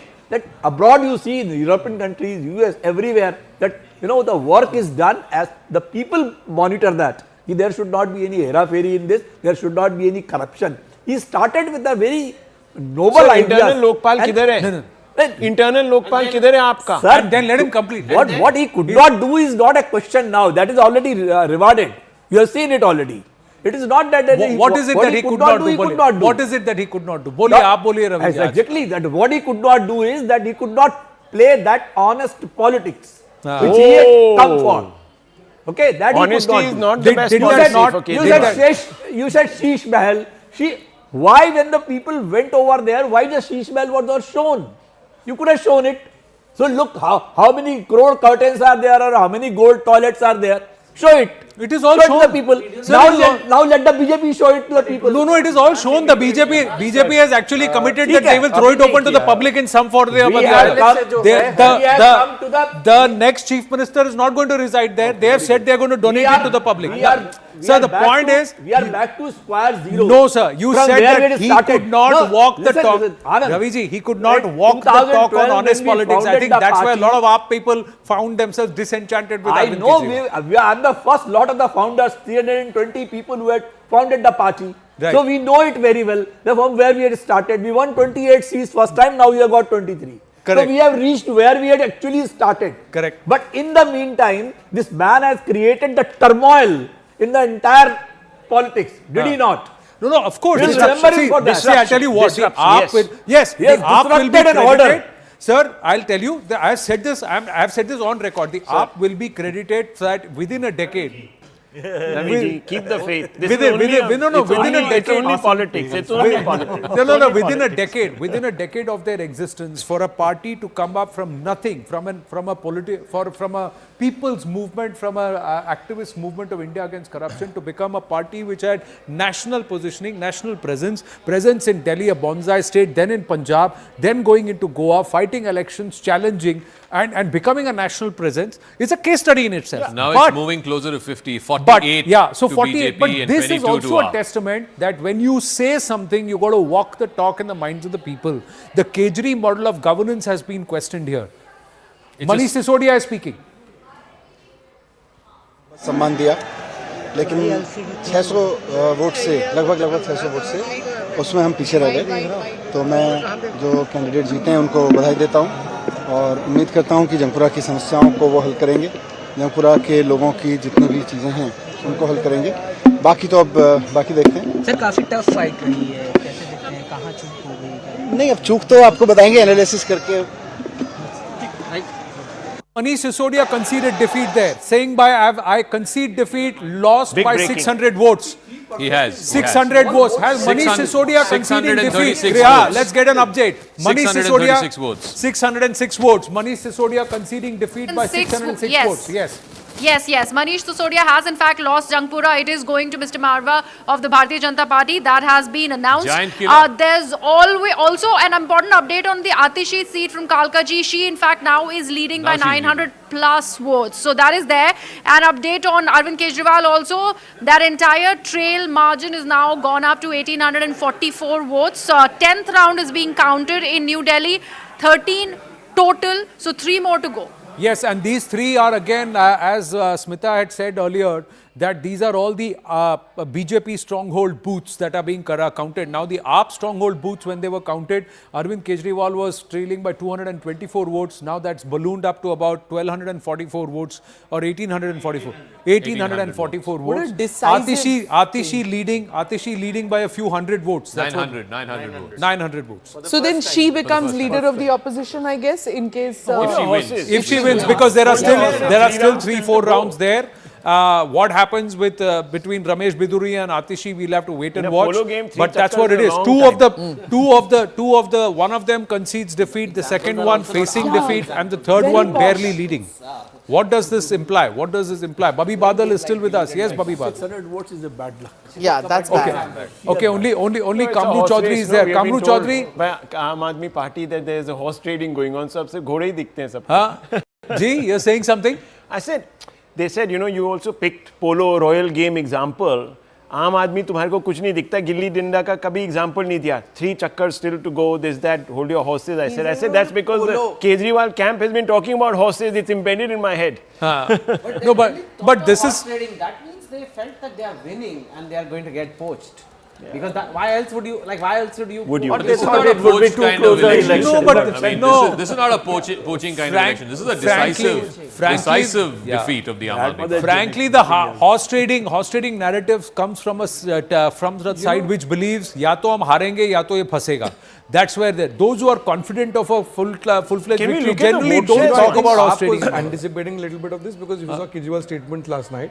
He was kind of talking about the vote machine, talking about the fake narrative and all of that. So I think at some level they were kind of preempted. Sir, a lot of people, they knew the writing on the wall. whether these results hold or not, a lot of people, the day he said that Yamuna genocide comment, that itself said that you are somewhere becoming defeatist. No individual, even politics-wise, would say that. I began to doubt last night, and I said it on the show, that yes, maybe the AAP is in trouble when they made the horse trading remark, to be honest. That's when I realized that this is not quite looking good, and I think I made that comment to one of the spokespeople. But can I ask you something, Rahul? So if Kejriwal loses, and we have a couple more rounds to go there in the New Delhi constituency, Mr. Sisodia has already conceded defeat, and these were the top 2, right? They were the face of Aam Aadmi Party. And if Atishi wins, she's currently leading, I'm told, but by a few hundred votes. If Atishi wins, and let's say Mr. Rai wins, what happens? Is there a generational shift in the AAP, or the top 2 still continue to call the shots? Leadership will continue. Leadership will continue? Well, what can one say? The point is that does she have the brand width to lead the party on her own? I don't think so.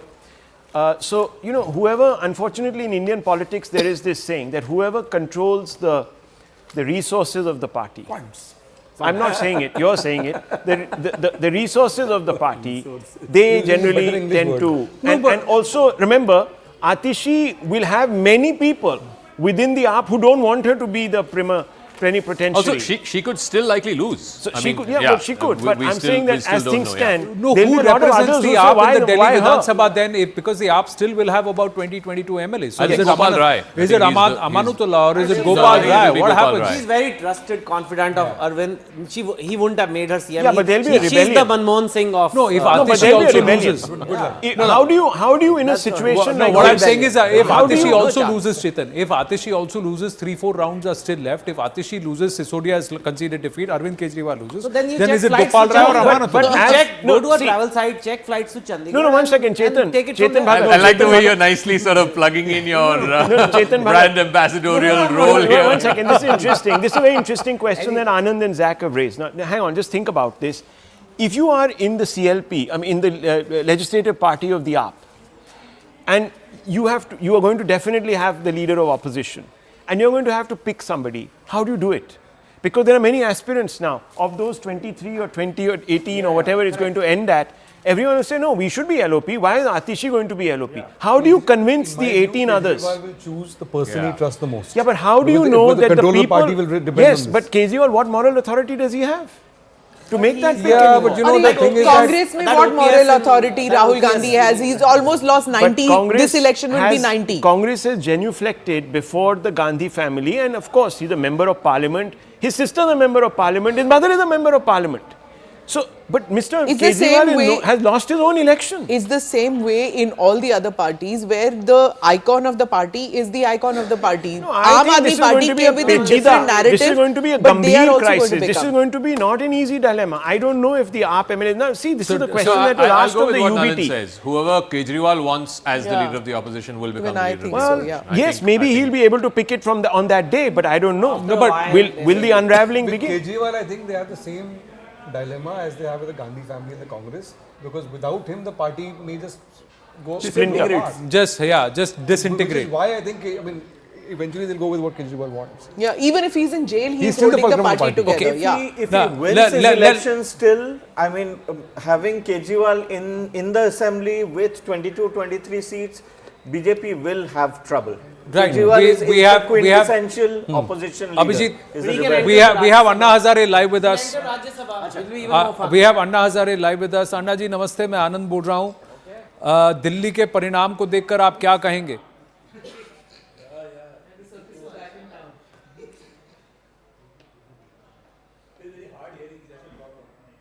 I think we've lost the video with him. We'll try and connect with Anna Hazare. He's earlier quoted and commented saying Arvind Kejriwal did not listen to me. He got overwhelmed or perhaps influenced by money and power. But what a come down. 2011-12, I very clearly remember Arvind Kejriwal right alongside Anna Hazare championing a new kind of policy, new kind of politics, and going against Anna Hazare's advice of not entering political, and the India Against Corruption turns political with the Aam Aadmi Party. How AAP was adopted, the name was adopted, all of that was there for the entire country to watch. Some founding members, including Ravi Srivastava in our studio, had envisioned a different kind of politics. Now, has Arvind Kejriwal walked down that vision, the original vision of the founding members, or has he deviated altogether? What happens to that plank of anti-corruption? Do you feel like he will now face the full brunt of the corruption cases against him? No, in fact, the first thing the BJP is going to do is to put out those CAG reports that somehow have not surfaced. And from there on, a further case will be built. Perhaps more will be slapped. Mr. Kejriwal will be swamped dealing with these crises. He will not have the width, perhaps, to concentrate on the larger picture, tied down. The courts could start, obviously, the cases could start picking up. I don't know if they'll leave, but he has to pray that somewhere the courts say, no, you're kosher, you get the ISO 900 certification, No, and he does not have the access to funds. He has to be in a position of power. He does not Like have Donald access to Trump, funds. You know, like he has to become Punjab CM, really. Otherwise, it's No, very he does difficult. not have. The AAP does not have access to funds. It's not easy. Punjab is already bankrupt. It was the Delhi coffers that were used, and the CNAJ had made a note of it that about 800 crore had been spent in marketing the Delhi government, and that was what was used to increase AAP's national presence. That's gone. Access to resources not gone. just that. Charges of corruption. In a state like Punjab, to have a non-Sikh, non-Punjabi as the chief minister is impossible. You cannot do it. I mean, it's like going to Tamil Nadu and saying, we'll make a Malayali a chief minister. You know, it cannot for work. the next time's election, maybe it's better if that party splits, like AAP Punjab becomes a separate. I think the AAP should have read the writing on the wall. It went very confidently into Haryana, if you remember. Right. And said, no, nothing to do with the Congress party. We are going to...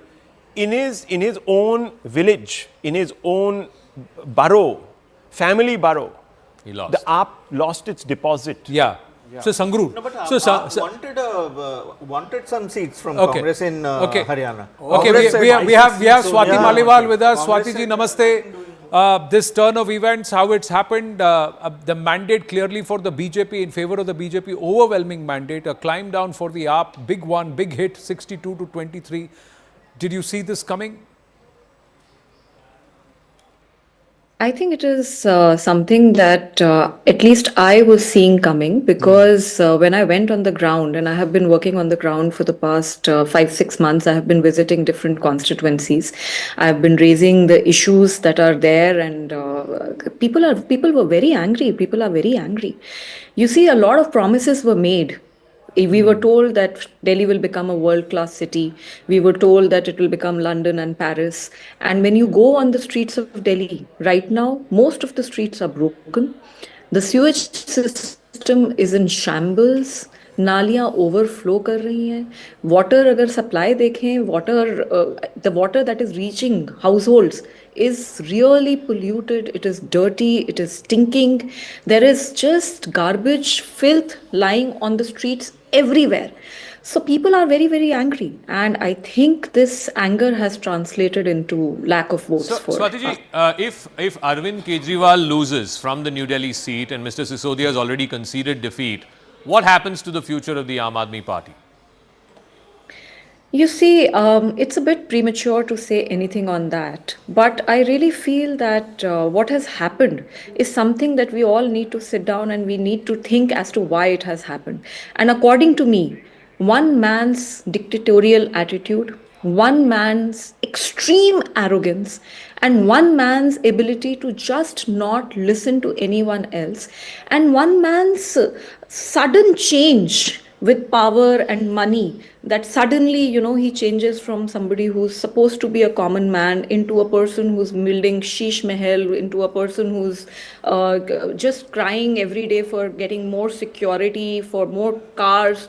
I think that has changed the entire game, and it's very unfortunate, but I also feel that there is God, and what they tried to do to me.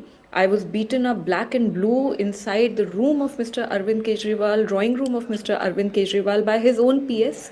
After that, the way they assassinated my character, everybody was made to believe that I am, you know, trying to do some kind of drama. Why would I do something like that? I kept screaming, I kept shouting. Nobody came up to support me, to the extent that the man who beat me up so brutally was given Z+ security by Mr. Kejriwal, was made the advisor to Chief Minister of Punjab by Mr. Kejriwal. He's drawing a huge salary, more than a cabinet minister.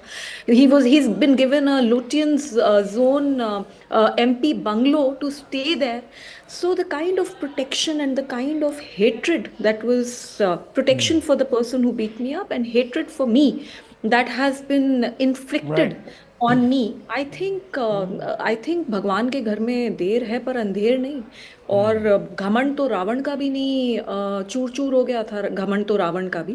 तो मुझे लगता है कुछ ऐसा ही हुआ है. अच्छा, अभी ये खबर आ रही है Satyendra Jain has lost and just one second, just an update, I'll come to you. Satyendra Jain has lost his seat and reports are suggesting that Mr. Kejriwal may also be losing New Delhi. Okay, well that's going to be very big. Parveen Singh is leading by 3,000 votes. That means it's curtains, really. Yeah, You're it's right. 11 hours Let curtains. let me just bring Yeah, in please carry Swati Maliwal ji. Swati Maliwal ji, thank you for speaking to us. Of course, this is in some ways vindication for you and your campaign, but how does the AAP go forward now? Mr. Kejriwal ends up losing his own seat, he loses moral authority, he loses the halo of incorruptibility. Does the AAP sort of sustain itself? Without Mr. Kejriwal, will there be others like you who will perhaps say, well, we are disillusioned by his politics, we need to move away? What happens and where do you go personally now from here? I think it's very sad to think that the Aam Aadmi Party, which was a party that was actually the hope for millions and crores of people in this country, including me, is going to dismantle. I think it's a bit premature to say something like that. But yes, I think the leadership needs to take notice. The leadership needs to get down on the ground. The leadership needs to work for the people of Delhi. If they feel that they can beat up a woman and they can get away with it and they can just give 2,100 rupees to some women and, they'll be vindicated, I don't think it works like that. Of course, the 2,100 rupees scheme was very important. But my question is that why was it not done 1 year before? Because there was even a budgetary provision for it. So just to keep doing drama and just to keep criticizing others and blaming others, and not actually working. They revealed from the attitude of Mr. Kejriwal can actually be revealed from a podcast that he made very recently. He said that Yamuna को साफ करने से vote नहीं आती. ऐसे कौन बोलता है? ऐसे वही इंसान बोल सकता है जो बिल्कुल कन्विंस्ड है कि लोगों के काम करने से वोट नहीं आते. तो आज सच्चाई ये है कि लोगों ने इसी बात पे उनसे नाराज होकर आज हमारा ये हाल करा है. क्योंकि अगर आप लोगों के काम ही नहीं करोगे तो फिर लोग आप वोट क्यों देंगे? Well, I think Smita Prakash is saying election commission is confirmed. That's what some are saying, that Mr. Kejriwal has lost, is what all channels are running. But I want to come to one point about Swati. She went to areas where people had voted for the Aam Aadmi Party, and somehow the Aam Aadmi Party took the vote for granted. And when we had the cameras out there, when she was walking in the areas, knee deep in filth and sewage which had not been cleaned, and women out there, the point is that वहाँ से लोग जीत जाते हैं, vote दे देते हैं, उसके बाद कोई वापस नहीं आता for 5 years to come back and earn the vote. Nobody used to go back there to even campaign in those areas. And the women voters, we keep talking about women voters in every area. Women in this country are in charge of water and cleanliness of their homes. So they have, whether it is Rajasthan, carrying those matkas on their head, or whether it is standing in front of the tanker and living in those areas with filth in front of their houses. It was the women out there who silently watched her walk in that filth and were making the decision in their minds. I don't know if I'm right in what I saw, Swati. I think you are correct. I think people were very, very angry. You see, when I went to Vikaspuri, we got 3 truckloads of garbage. We did not create that garbage overnight. That garbage had been lying in that road for 2 years. People were absolutely fed up. They had written to the MLA, they had met the MLA, they had protested in front of the MLA, yet nothing was done. So people were angry, and I think that anger has translated into the votes. What I did, I tried to serve Delhi the best way that I could, because I think it is very important to raise these issues, because I think elections should be on such basic issues. Right, it should be on issues that touch people.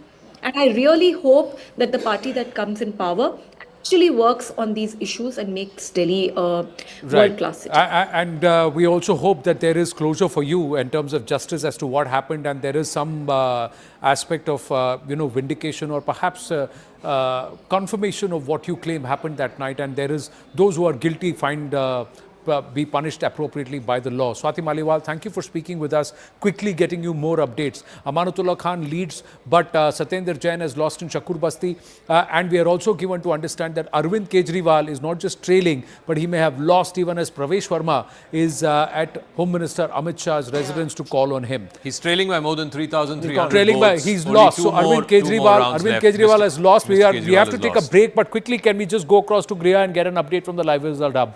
Yes, Griha. So we are not yet announcing that Arvind Kejriwal has lost, but he is definitely trailing by 3,000 odd votes. It's the 11th round, Anand, that's still happening. Yeah. 13 So more rounds or of less done. counting as far as, so yeah, it is more or less done. Yeah. As far as Atishi is concerned, 2,700 votes. So 11th round of counting out of the 12 that's going on. She's leading by 2,700. So that's just a sliver of respite for Aam Aadmi Party not just that. Atishi may just be in the clear. Let's see what happens in the 12th and the 13th round. But 1,100 votes, 900 to 1,100 votes in has each lost. EVM box. So Arvind Kejriwal Kejriwal has has lost. So That is Arvind huge. Kejriwal, breaking news of Parvesh 2025. Verma has defeated Aam Aadmi Party convener and also the former Chief Minister of Delhi, Arvind Kejriwal. Arvind Kejriwal was trailing by about 3,000 votes, but now we can come back and say that Mr. Kejriwal has lost from New Delhi. Manish Sisodia has lost from Jangpura. Shakur Basti, you have Satyendra Jain who's lost. Atishi just holding by a lead which perhaps could see her pass the post from Kalkaji. That's what, and Ramesh Biduri could lose Kalkaji. But Think about big this. setback that Anand, Arvind Kejriwal a man has lost. who thought that he could be Prime Minister. Arvind Kejriwal's political rise mirrors the Prime Minister's. If you look at the trajectory to the center, that is, he pitched himself in Varanasi against Prime Minister Modi. He thought he was going to be the next Modi or the alternative to Modi. He's gone. Humbled by the people of Delhi. So will AAP react in the same manner that the Congress reacts when they, under the leadership of Rahul Gandhi, they have lost the 90th election, supposedly. That's what the BJP handle has said. The 90th election under Rahul Gandhi, but he's still the leader. Will Aam Aadmi Party do the same thing, that regardless of win or loss, it is still I think it Kejriwal who depends leads? entirely on the Punjab unit, Yeah. honestly. Yeah. I mean, if the Punjab unit If it's a coalesces true around one meritocracy, leader, if it is truly a middle-class meritocratic party, Kejriwal is gone. Remember, in the Congress, the Gandhis control 98 point some % of stock holding in a very important, Look, in the an reason important I'm saying Is it that a is- listed company? in a- Last in time I an checked, it was not a listed important- company. Power equations important change. resource. Those who have the mandate seem to have the power. Those who have the money will have the power. Right now, Bhagwant Mann will be the person who will feel that I am more powerful than Mr. Arvind Anand, Kejriwal. BJP He may also feel, so will Raghav Chadha. Where is Raghav Chadha today? Look, in BJP, they fought 2 elections to make LK Advani Prime Minister. They lost 2 elections and then LK Advani was put to pasture and said, no, you cannot lead us in the next election. So they got their act together and there's a new person. You elect like that when you realize that a person is not acceptable as a Prime Minister or Chief Minister candidate. You just tell that person, him or her, step aside. We have to elect somebody else. That's how a political party is supposed to function. Imagine if the Democrat Party says, no, we want Kamala Harris again. You can't. Hillary Clinton lost twice and she had to make way and say, no, you can't come back the third time. There was a Biden. They were shown Unfortunately, our the system door doesn't- out of the party. Our Prashant system Bhushan, doesn't quite You work have like your that. Prime Yadav, Minister. so many others. No, Time look, to do it. I'm very clear. Kapil I don't Mishra, think yeah. I don't think any politician in this country will willingly renounce power. Yes, Mr. Kejriwal has been humbled. He's lost his own seat. I think the idea He's of been the Aam humbled. Aadmi Party has taken a serious dent. The idea that you can be a political outsider, challenge the system, run a state, run a national capital for 10 years, that has taken a huge hit. Of course, electoral wins and losses will keep happening. Maybe 5 years down the line, they'll win again. But the idea, the political capital of the idea of the Aam Aadmi Party has taken a huge No. blow. You know, he Arvind Kejriwal becomes Aam Aadmi. becomes Aam Admi. Arvind Kejriwal becomes Aam Admi, but more importantly, he was also not just did he contest against the Prime Minister. He said Modi model of governance versus Kejri model of governance. So it's the Kejri model of governance that's been rejected. He saw himself He's been no rejected. less, and Swati Maliwal, if she's to be believed, he saw himself as somebody, who has already become a challenger to the Prime Minister. And I think, the Prime Minister himself doesn't really like competition from any side, and from outside that, and then he's realized that this one individual, I need to sort of show him. So victory of Mr. Modi 3 times is all the more commendable.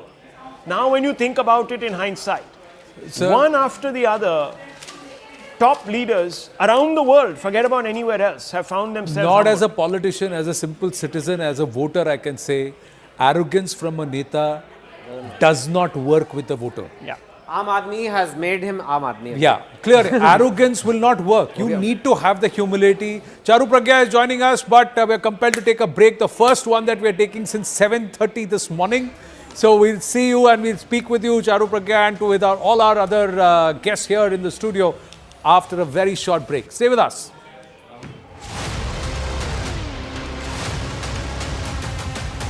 $140.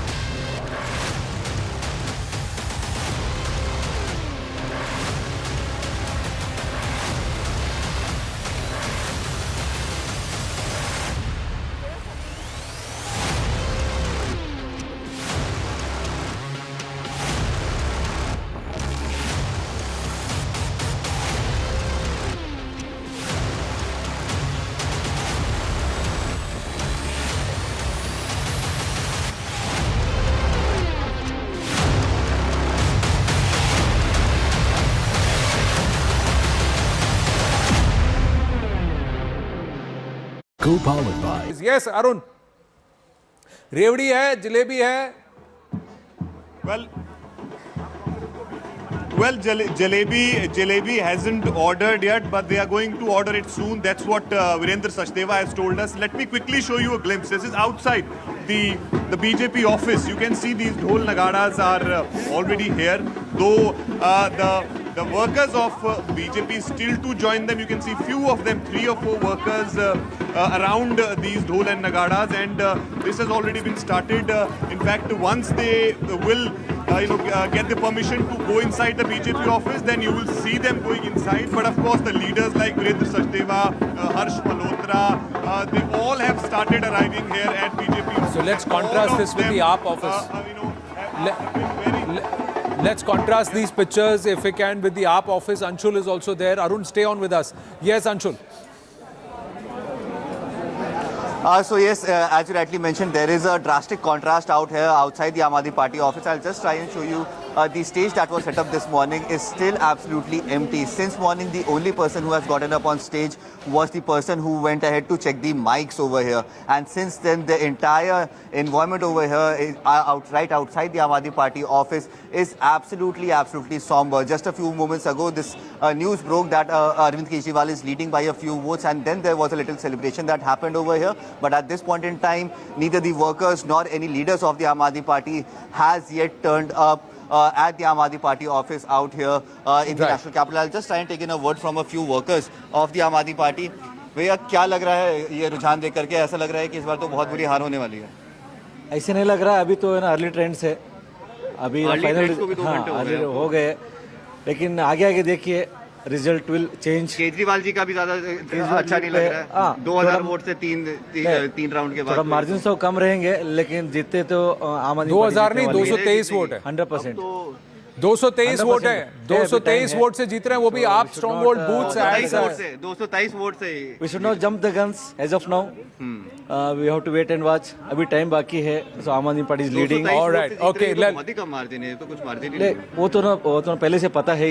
इस बार थोड़ा margin थोड़ा हर एक का थोड़ा कम ही रहेगा. परवेश वर्मा तो हारने वाला है. आपको मिला?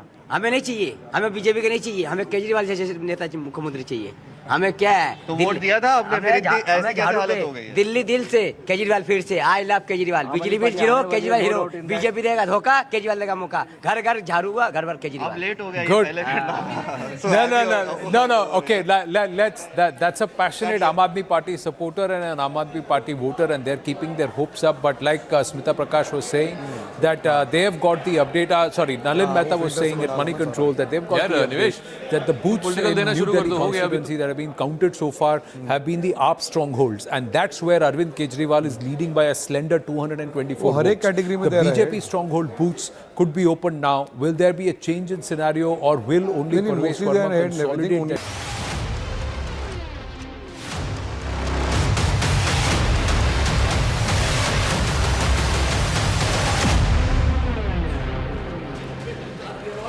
Back live and the verdict is out. Delhi has handsomely rewarded the BJP for a localized political campaign and punished the Aam Aadmi Party on the claimed Kejri model of governance because of non-delivery or perhaps lack of trust. The chatter in the newsroom continues, in the studio continues. 47-23, that's the score. Will it consolidate further in favor of the Aam Aadmi, of the BJP? Will it go towards the 50 number? We'll have to wait and watch. But as of now, these leads seem to have settled. Charu Pragya with us, and as we promised. Sorry, really sorry. I think we're also calling the Kalkaji seat. I think she's won by 3,500 votes. Okay, so Atishi wins the Kalkaji seat by 3,500. Manish Sisodia loses his seat by 606 votes. Arvin Kejriwal loses New Delhi by 3,000 plus votes. Satyendra Jain loses. Saurabh Bharadwaj loses. Atishi, the only perhaps among the star faces, and Gopal Rai, along with Amanatullah, the 3-4 prominent faces who have won for the AAP. Charu Pragya. Good afternoon, Anand, and good afternoon to everyone in the studio. It's celebration time in Delhi BJP office. That's where I am right now. I can hear the dhol behind me. I have never seen the atmosphere so charged. It's wonderful to be here on this historic day. People of Delhi have taken Aam Aadmi Party ki jharu and literally swept this Aapda out of Delhi. We have worked very hard on ground. Let me begin by congratulating Team Delhi BJP, every single karyakarta. And the credit for this victory goes to Modi ki guarantee, what we have been talking about, what people at the national level are getting across the country and what Delhi has not been able to get because of petty politics of Kejriwal. And he's led the loss from the front. He was the first one to lose and we're seeing the results for that. I can't tell you how happy I am today. Finally, I am hoping Delhi is going to see the progress it deserves as our country's capital. Better roads, better infrastructure, at least better air and water. Kumar Vishwas says he's got no sympathy for Arvind Kejriwal. Anna Hazare says Kejriwal got overwhelmed by money and power, didn't heed to his advice. Your thoughts? Is that what hurt Mr. Kejriwal? Yes, all of that and more. Because whatever way you look at it, every single model of his has fallen flat.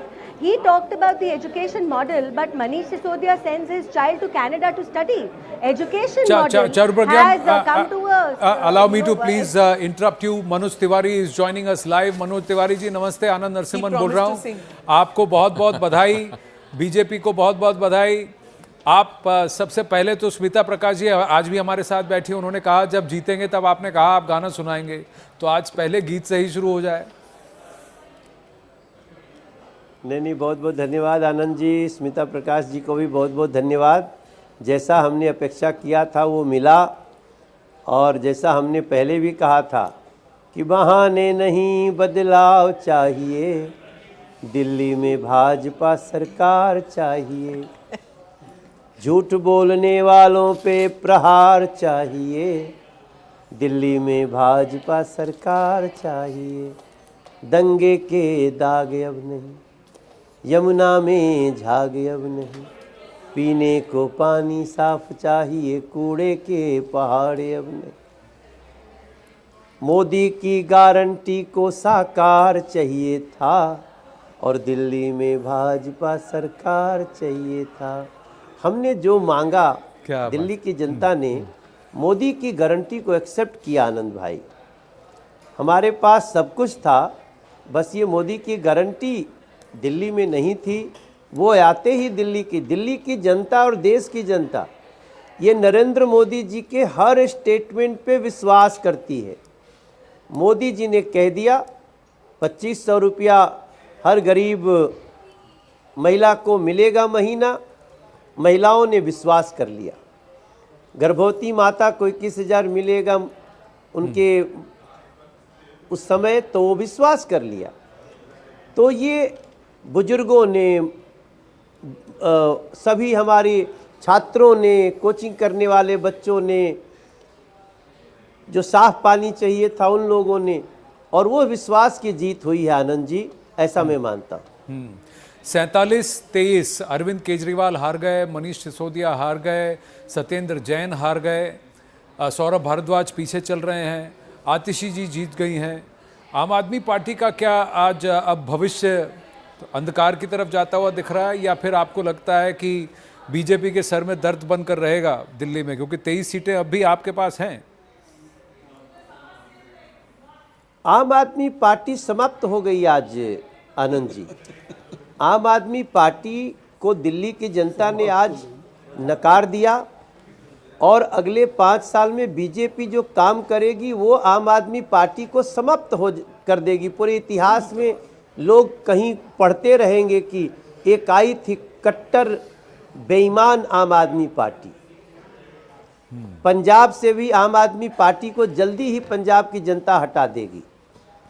आज कांग्रेस का vote share पहले से बढ़ा है और ये आम Aadmi party अब कहीं भी नहीं दिखेगी।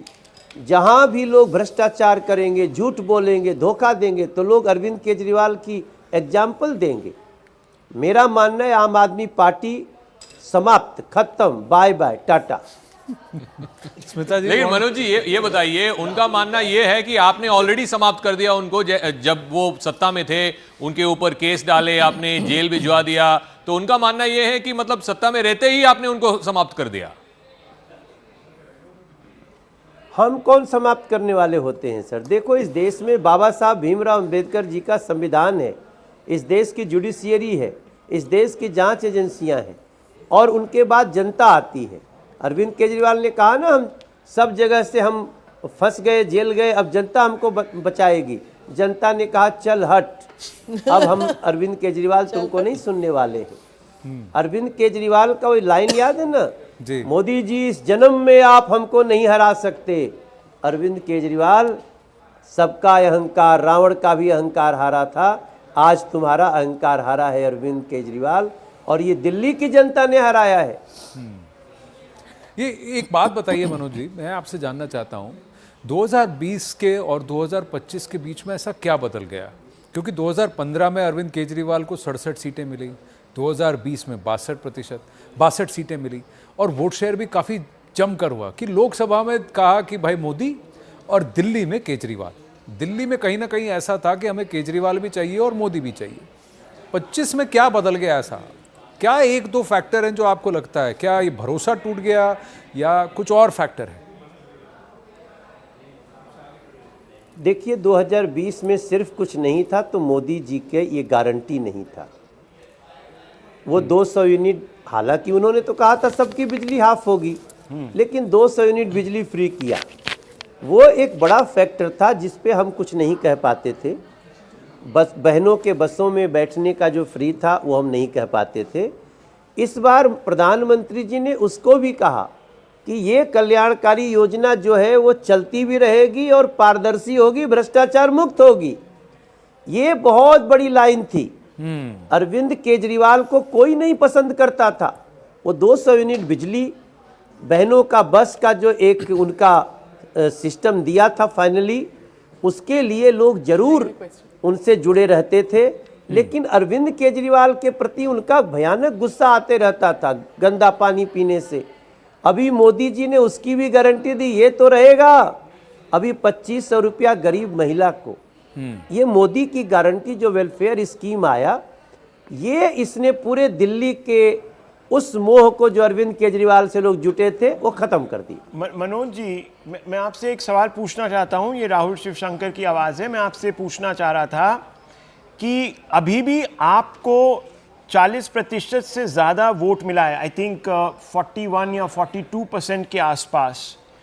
तो अभी भी कई लोग हैं जिन्होंने उनको वोट दिया, और जो भी इनके टॉप लीडर्स हारे हैं, चाहे सिसोदिया साहब या केजरीवाल साहब, मार्जिन तो कम ही रहा है।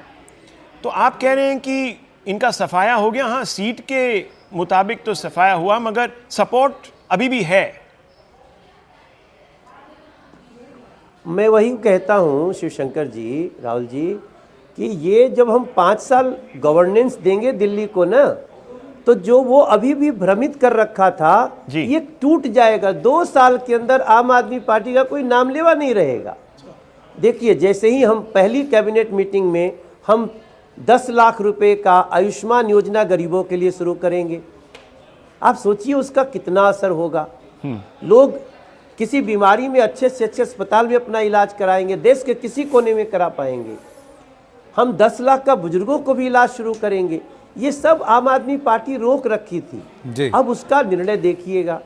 हम जब लोगों की गलियां ठीक करेंगे, घर में साफ पानी आना शुरू करेगा 2-2.5 साल 3 साल के अंदर, तो फिर कौन आम आदमी पार्टी करना। मैं यही कह रहा हूं कि अभी भी जो लोग हैं उनका थोड़ा भ्रम बना हुआ था, वो अगले 2-3 साल के गुड गवर्नेंस में दिल्ली में बीजेपी उसको भी धो डालेगी और फिर कोई आम आदमी पार्टी का नाम लेवा नहीं बचेगा। अच्छा मनोज जी, मेरा आपसे आग्रह है कि आप हमारे साथ रहें। आपके अच्छे मित्र रवि किशन जी भी थोड़ी देर में हमारे साथ जुड़ने वाले हैं, लेकिन first I go across to Smriti Irani ji. Smriti ji नमस्ते, बधाई दिल्ली की जीत के लिए। आपने भी काफ़ी प्रचार किया। This is Anand here with me, Zakka Jacob, Smita Prakash, Rahul Shivshankar, Nalin Mehta, everybody is here. But let me first ask you, how did BJP turn things around in Delhi? How did it happen? I think speaking from the holy city of Prayag, this is a day of jubilation, but also a day where you pay homage to the years of effort put in by the solitary BJP worker who did not lose heart, women who came out in support not only of Prime Minister Modi's guarantees, but women and workers of the BJP who kept the organization strong. I also believe that this election has had a fascinating impact on Indian polity. The resounding victory of Modi's guarantee, I think, is the hallmark of this election. That on one side, you had Arvin Kejriwal tom-tomming himself as the CM candidate. On the other hand, you had Atishi as the serving chief minister. And then you had somebody like Manish Sisodia, who presented himself as the intellectual fulcrum of the Aam Aadmi Party and its organizational capacity. All of them literally stumbling. Arvind Kejriwal losing his seat. And one of the biggest issues that loomed over the Aam Aadmi Party was the Prime Minister's personal guarantee of ensuring development will reach every citizen.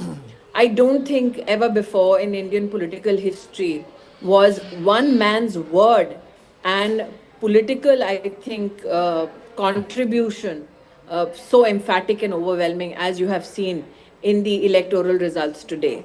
So it's my gratitude to the voter of Delhi who has emphatically voted for development, especially services such as clean drinking water, especially services such as clean roads.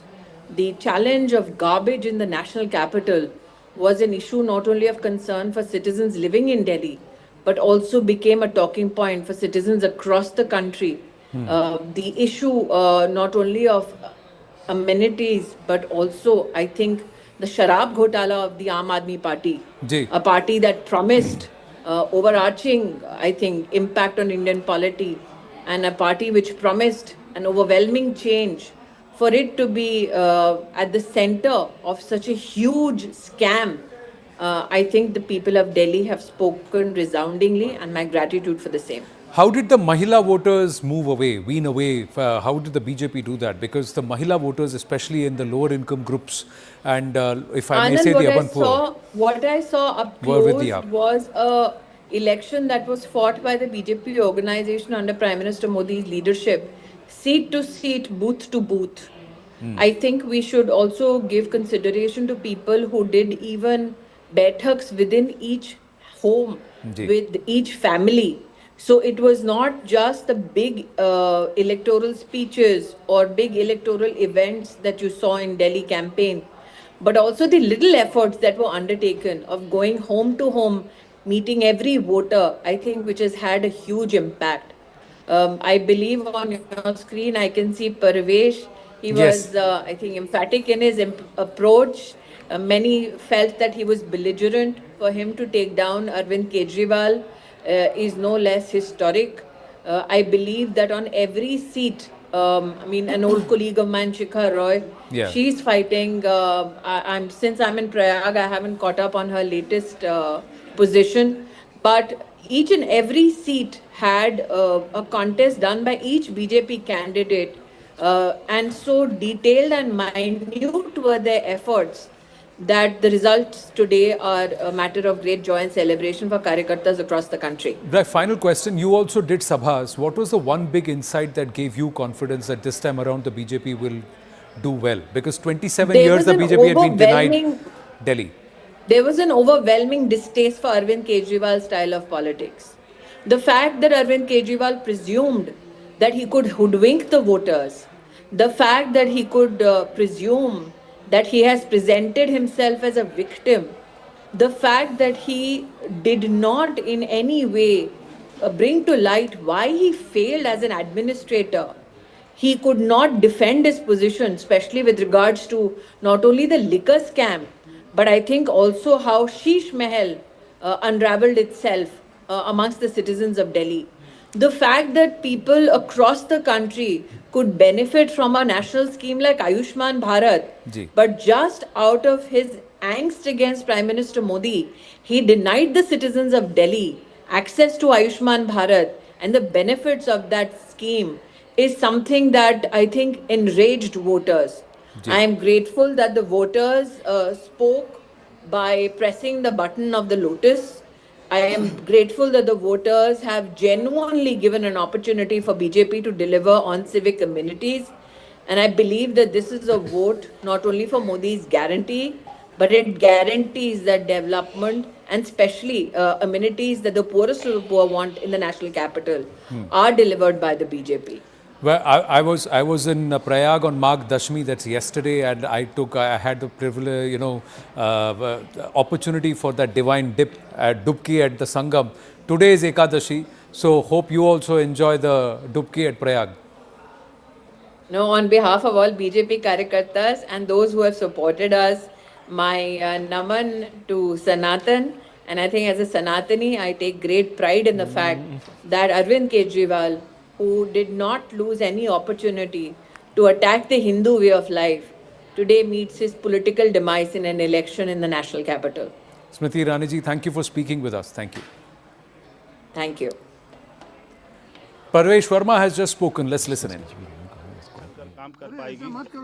हमें उनका 10 साल से साथ नहीं मिल पा रहा था, दिल्ली में कोई काम नहीं हो पा रहा था, मगर ये जो सरकार बन रही है दिल्ली में, ये प्रधानमंत्री जी के विजन को दिल्ली में लेके आएगी।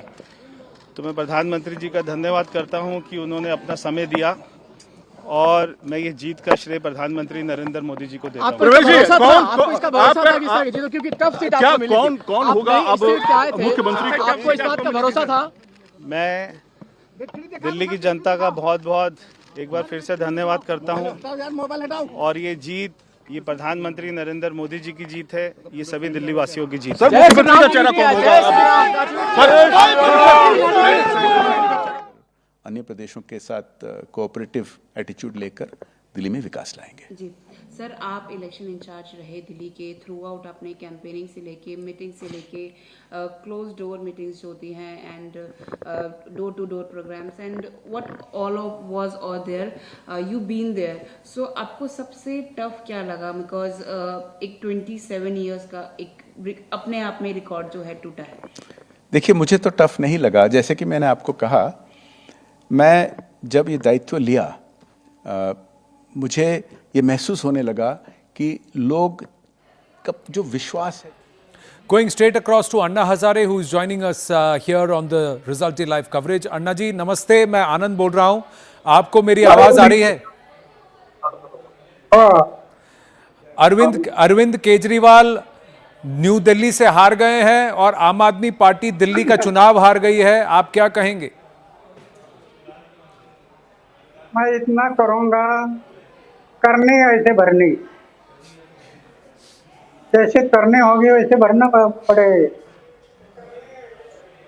शुरू में मेरे साथ में था, उस टाइम पर आचार शुद्ध, विचार शुद्ध, जीवन निष्कलंक, जीवन में त्याग, और दूसरों के बारे में बोलता था। उस टाइम पर दूसरों के बारे में बोलता था कि शराब, आज बहुत से लोग शराब की दुकान निकालते हैं, शराब बिक्री के लिए कोशिश करती है, ऐसा बोलता था, और बाद में खुद ही शराब की दुकान निकाली। और शराब बिक्री के दुकान पे, ये कथने और करने में अंतर है। कहां पे उससे चूक हुई? क्या आपने उससे कुछ कहा नहीं? आपने कोई उसे एडवाइस नहीं दी? अरविंद केजरीवाल से कहां पे गलती हो गई? कहां पे वो भटक गए आपको लगता है? शुरू से मैं जो कह रहा था, जी, आचार शुद्ध रखो, विचार शुद्ध रखो, जीवन निष्कलंक रखो, जीवन में त्याग करो, अपमान पीने की शक्ति रखो, कोई आपका बुरा नहीं करेगा। लेकिन शुरू में उसने अच्छा सा पालन किया, सत्ता और पैसा दिमाग में घुस गया और वो बदल गया। शराब की दुकान, शराब के बोतल, ये सब आ गया और वो बिगड़ गया। अब तो हार गए, अब क्या करना चाहिए अरविंद को? तो उनको पूछना चाहिए। मैं आपसे, उनको उपदेश क्या होगा मैं पूछूंगा आपसे। अगर कोई आपसे आकर कहे आप बड़े हैं तो कैसे अपने आप को सुधारें, क्या करें वो? नहीं, वो अगर मैं अभी बहुत साल हो गए, 10-12 साल से मैं बात नहीं किया, अभी उसमें क्या बदलाव आ गया कैसे, ये मैं देखकर फिर बात करूंगा। पर अब बीजेपी को मैंडेट मिला है, आप क्या कहेंगे? आपको क्या आशा है कि दिल्ली के लिए क्या करे बीजेपी? प्रधानमंत्री ने स्वयं एक वादा किया है दिल्ली वासियों से कि दिल्ली को विकसित बनाएंगे।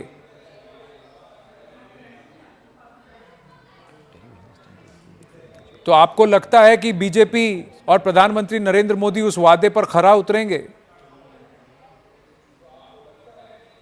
क्या अभी मैं कैसे कह सकता हूँ?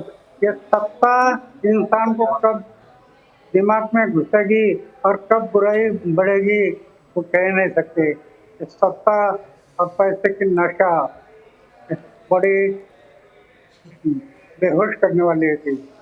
तो क्या करेंगे, क्या कैसे करेंगे, मैं नहीं कह सकता।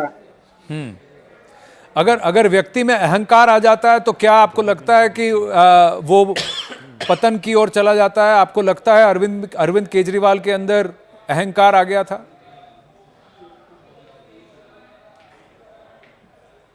मैं ये नहीं कहूँगा क्या अहंकार आ रहे। मेरे साथ तो ने संबंध बंद किया था, मैं उनके साथ कभी गया नहीं था। इसके कारण तो मैं ये कह नहीं सकता कि उनका अहंकार होता नहीं पर। अन्ना हजारे जी, हमसे बात करने के लिए धन्यवाद।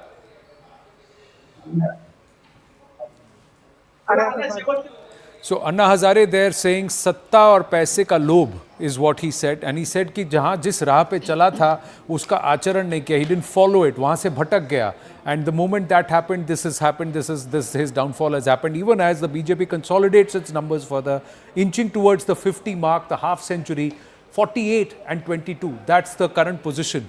Charu Pragya with us. Yes, Charu Pragya, had to interrupt you because we had some big names coming and also people who are involved or seen Arvind Kejriwal. Anna Hazare was there. Before that, Manoj Tiwari, who was former Delhi State BJP President, Smriti Irani, part of the campaigning group. You had also done your work on ground. These Nukkad Sabhas, these groups, smaller groups interacting with the Delhi people, did that actually help the BJP's cause?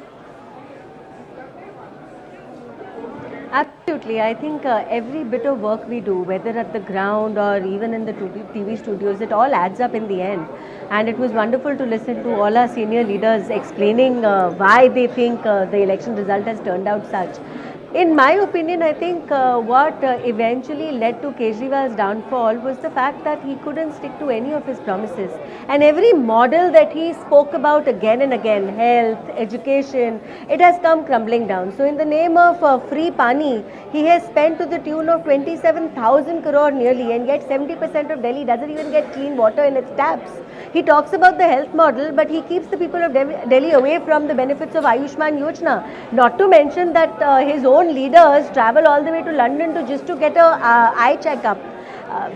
He needed a 2-bedroom house, yet he used over 50 crore rupee to merely renovate his Sheesh Mahal. Renovate, that is not a new house that he has made.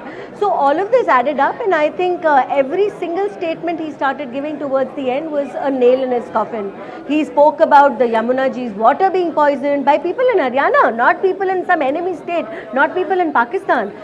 It just showed how flustered he was, how desperate he was to pull this together, because losing this election also means facing the reality that he cannot siphon off from the people of Delhi repeatedly. It means that you cannot be, stuck in ghotala after ghotala, whether in the Delhi Jal Board, whether in the name of Mohalla clinics, ghost scams, whether in the liquor scam, and still get away scot-free. You can't fool people all the time.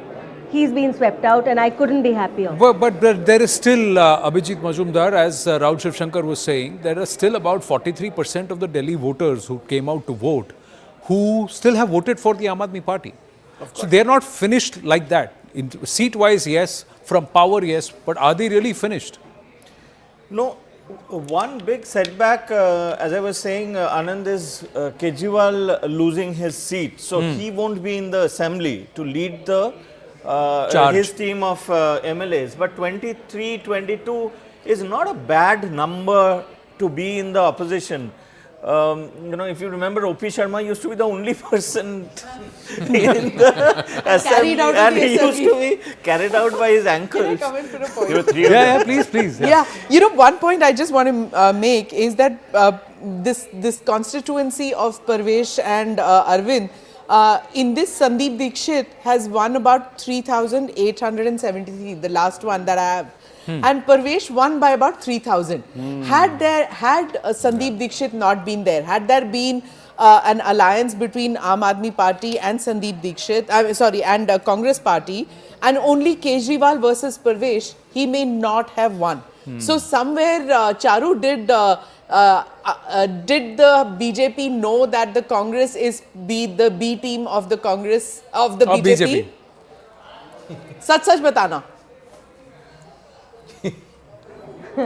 Smita ji, namaste. It's amazing. The Congress keeps saying that we are the B team of AAP, and AAP keeps saying we are the B team of Congress, wherein it is both of them who keep on attacking each other. They are the ones who come together when it suits them for Lok Sabha and then go their separate ways when they feel they are both more powerful on their own for Vidhan Sabha elections.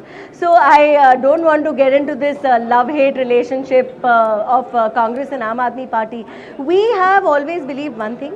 Vote of BJP always remains intact. Every vote which comes BJP's way is a vote for Modi ji, is a vote for a better future, is a vote for making sure welfare schemes reach you. And the anti-BJP vote could go one way or get split, that's another thing. Congress has been out of power in Delhi, and if they had made more of an effort, things could have been different. But Rahul Gandhi has been uninterested in this election all along. I don't even think he bothered to campaign very hard. He manages to miss Parliament so often that nobody takes him seriously. So in this particular election at least, I think at one point of time Congress wanted to boast about the fact that they were the whistleblowers on the liquor policy, and they did a complete U-turn on that afterwards as well. So, there are others who believe that 1 + 1 need not have been 2, it could have been 0.9, it could have been counterproductive too. But Priyanka Vadra has said it was very obvious from all meetings that people wanted change. They voted for change. My congratulations to those who won. For the rest of us, it just means that we have to work harder, stay on the ground, and be responsive to the people's issues. Exactly what Mr. Rahul Gandhi said back in 2013. And then he said it again in 2015, and they've said this again in 2025. 90 times. Yeah, Kailash Adhikari is also joining us, but we're compelled to take a break. Please stay with us. We'll come back.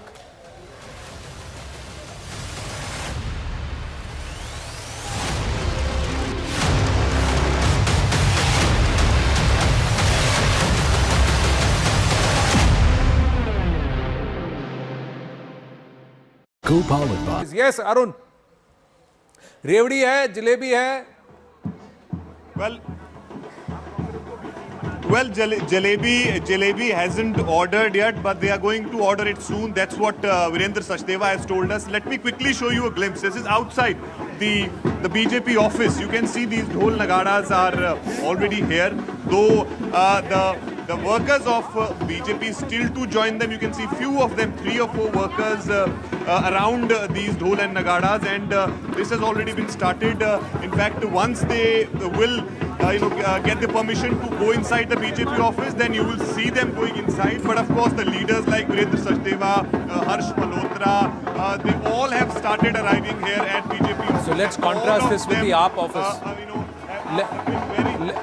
Let's contrast these pictures, if we can, with the AAP office. Anshul is also there. Arun, stay on with us. Yes, Anshul.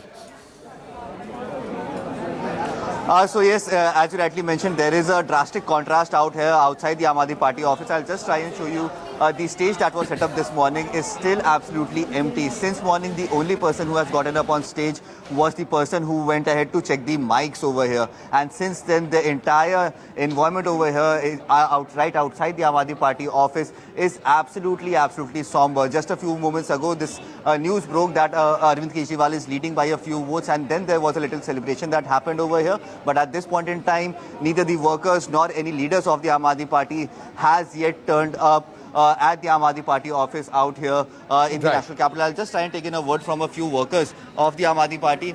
भैया क्या लग रहा है ये रुझान देख करके? ऐसा लग रहा है कि इस बार तो बहुत बुरी हार होने वाली है।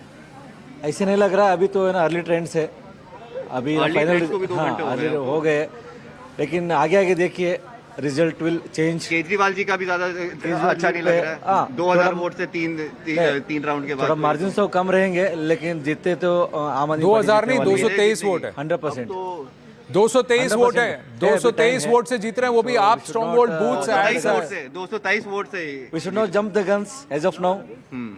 We have to wait and watch. अभी टाइम बाकी है, so आम Aadmi party is leading. All right, okay. बहुत ही कम मार्जिन है, तो कुछ मार्जिन ही नहीं। वो तो पहले से पता है, इस बार थोड़ा मार्जिन थोड़ा हर एक का थोड़ा कम ही रहेगा। परवेश वर्मा तो हारने वाला है। आपको मिला? हमें नहीं चाहिए, हमें बीजेपी के नहीं चाहिए, हमें केजरीवाल जैसे नेता मुख्यमंत्री चाहिए। हमें क्या है, तो वोट दिया था आपने, फिर ऐसी क्या हालत हो गई? दिल्ली दिल से केजरीवाल फिर से, आई लव केजरीवाल, बिजली bill zero Kejriwal hero, BJP देगा धोखा केजरीवाल देगा मौका, घर घर झाड़ू हुआ घर भर केजरीवाल। अब लेट हो गया Good. No. Okay, that's a passionate Aam Aadmi Party supporter and an Aam Aadmi Party voter, and they're keeping their hopes up. But like Smita Prakash was saying, that they have got the update.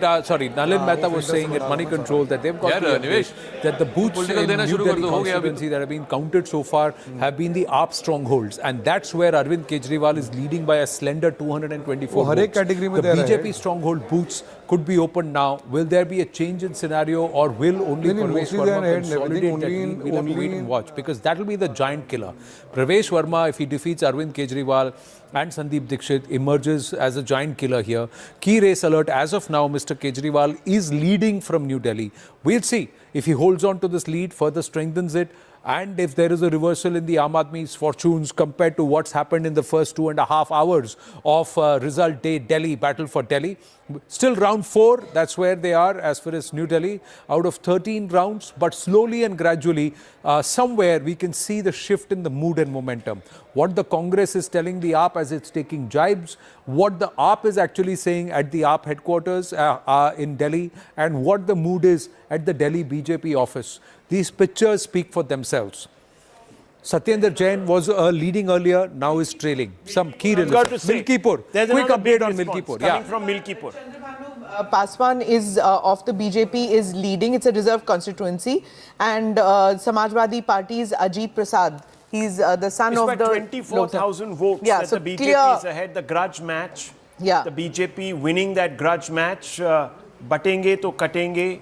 Mr. Yogi made that his leitmotif, and it appears that Ramnagari at least is responding to that. This is a big one, big dent really for the India bloc here, because the Samajwadi Party, the Congress, everyone came together, isn't it, Smita And in Prakash. spite of reciting the Hanuman Chalisa on camera and all that, in spite of that, Samajwadi Party has not managed to make a dent. It matters to the people, you know, when the reporters were going there and saying that, "Aap kyun nahi Ayodhya Mandir ja rahe? Why aren't you all going to the Ayodhya Mandir?" These kind of things matter to people, you know, some of us city folk.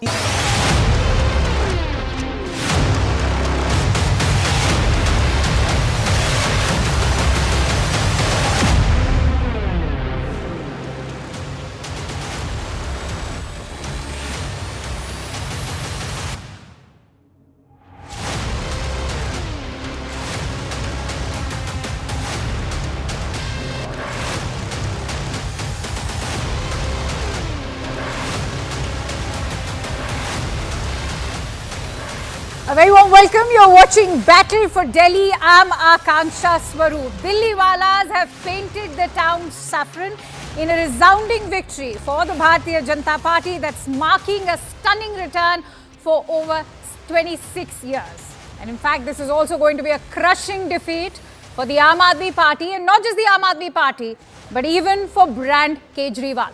The Bharatiya Janata Party has broken its over 26-year jinx in Delhi.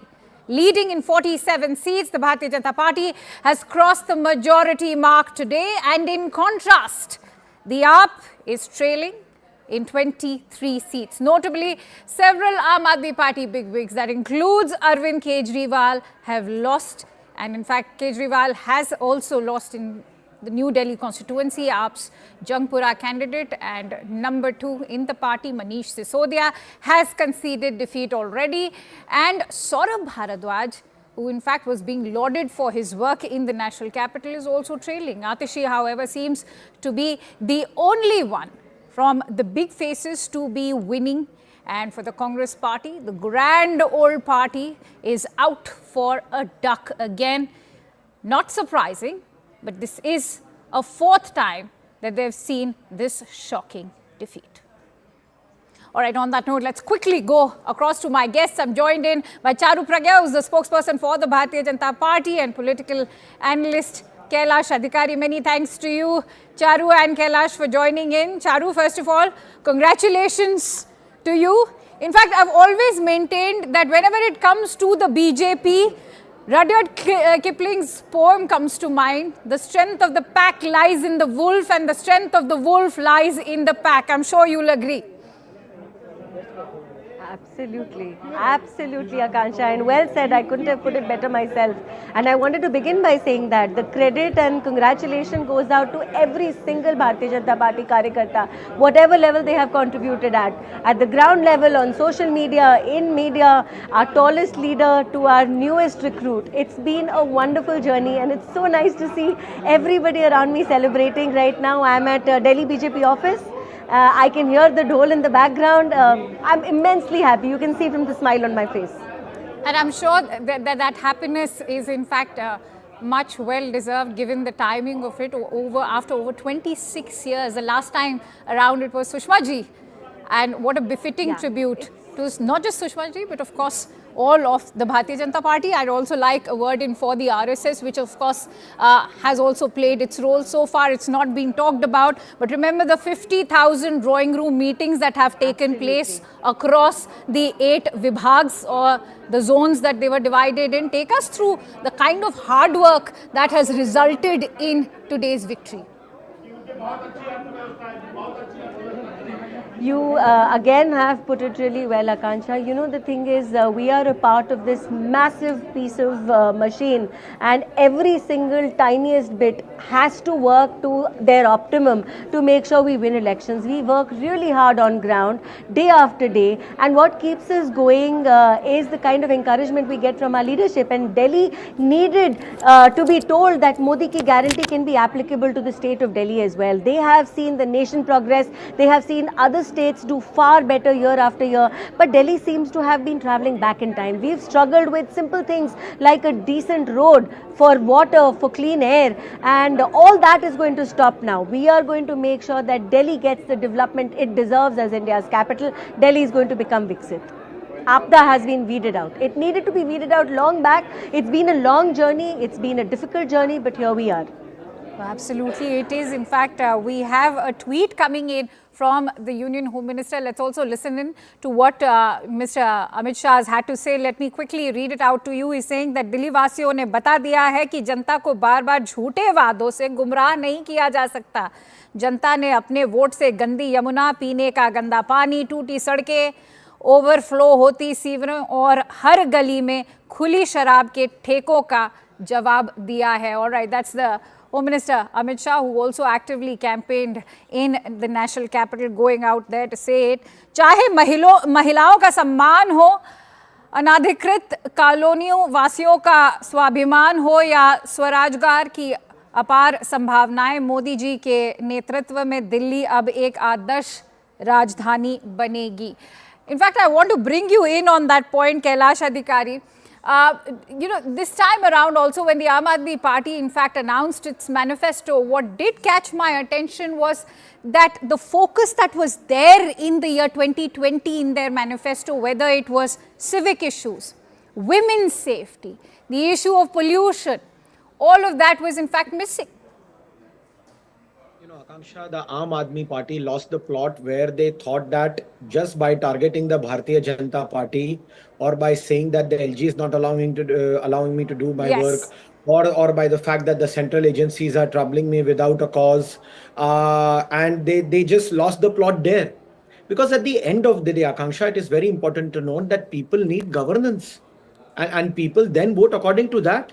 When in 2014, if I'm not mistaken, 13 or 14, when the Aam Aadmi Party won by 28 seats and alliance with the Congress, they got the power. Then within 6 months, I think 2015-20, he painted a picture that, everything will change and he's the Aam Aadmi and he will fight for the Aam public. But over a period of 10 years, what happened? That he built his own Sheesh Mahal. All the promises that he tried to do were never fulfilled. At the end of the day, what did people get? People got a liquor gate scam. And at the end of the day, then rather than defending himself, if he was so true that the time that the Aam Aadmi Party tried to project that they are so clean, they could not provide a shred of evidence.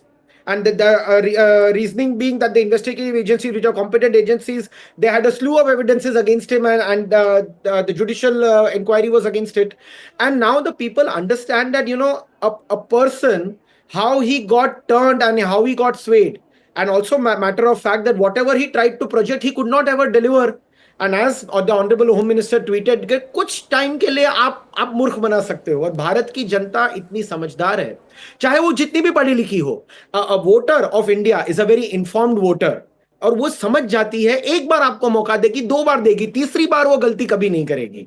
And now it's been after 26 years, 27 years that the Bharatiya Janata Party has been voted to power, and we can see, the way that the city of Delhi, which is the national capital, be it infrastructure, be it water, as Charu Pragya was telling, it has all shattered. That I visit Delhi quite often. I've lived there. I have worked in Delhi professionally, and I have seen the kind of infrastructure and the other issues that Delhi has been facing.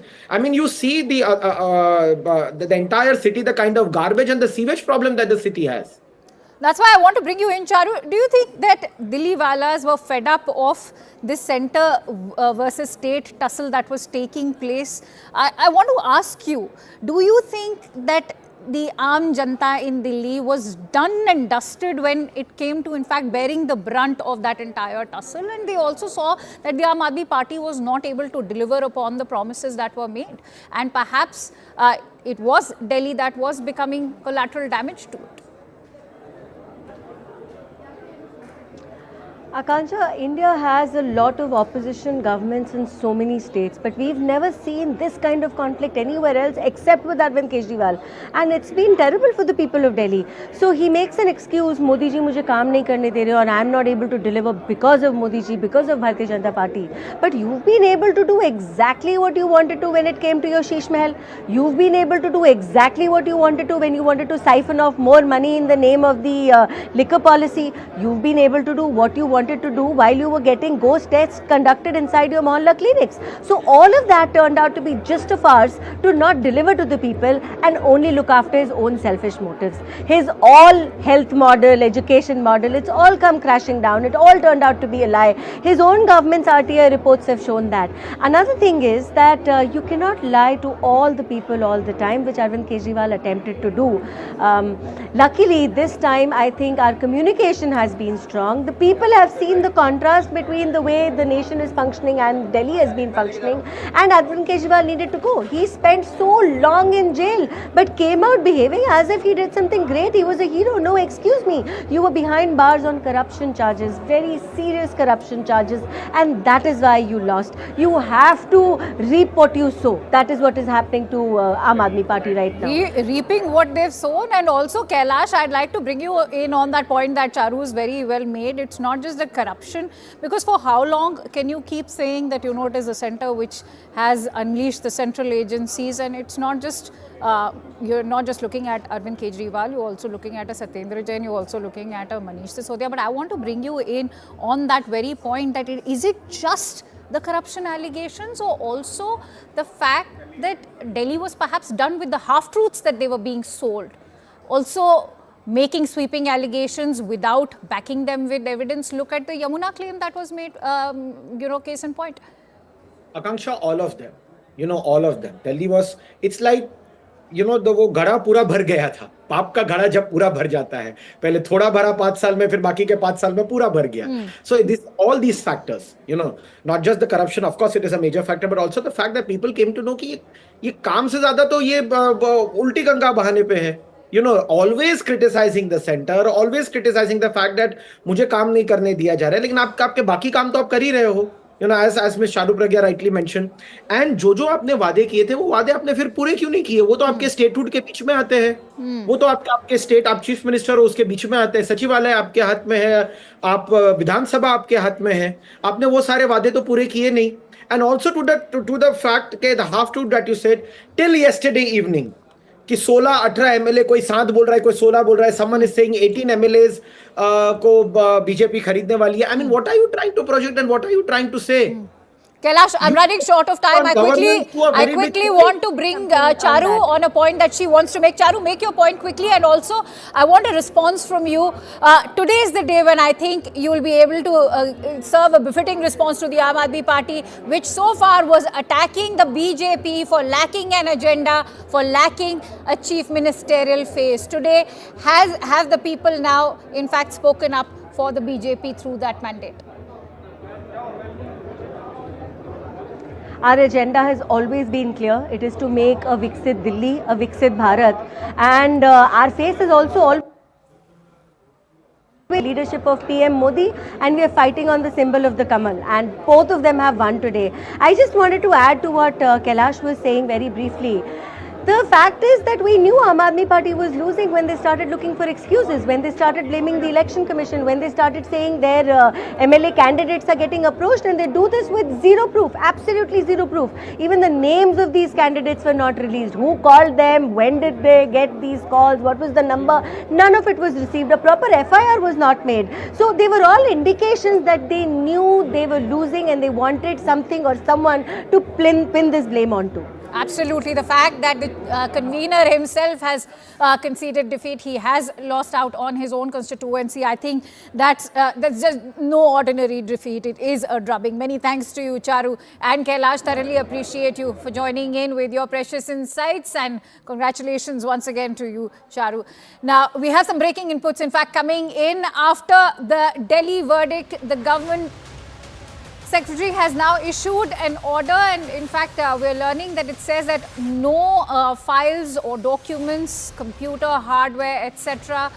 May be taken outside the Delhi Secretariat complex without any permission from the General Administration Department. The notice has been issued, and let me in fact read it. It says that to address security concerns and the safety of records, it is requested that no files or documents or computer hardware be taken outside Delhi Secretariat complex without permission from the GAD. It is therefore directed that necessary directions may be issued to the concerned branch in charge under the department office situated in the Delhi Secretariat. All right, so that's in fact the big breaking input coming in. Let's quickly go across to Anshul, who's joining me on the phone line. Anshul, as you expand on those breaking inputs, share with us why it is so crucial now to protect these documents. So yes, the governor, the lieutenant governor of the national capital, has given out this order in which he has said that none of the documents or computer hardware should actually leave the premises of the Delhi Secretariat without the prior permissions being given from the GAD. That is. धन्यवाद करता हूं कि इतनी बड़ी जीत आपने दी है 1993 के बाद, और इस जीत का श्रेय मैं हमारे दुनिया के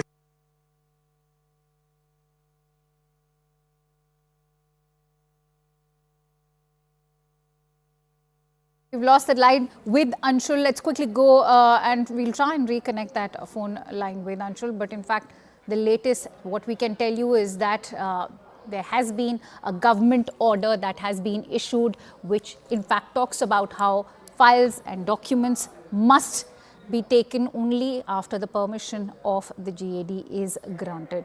And so far they're saying that there is no need for any precious documents to be taken out of the Delhi Secretariat. That's the order coming in from the LG office.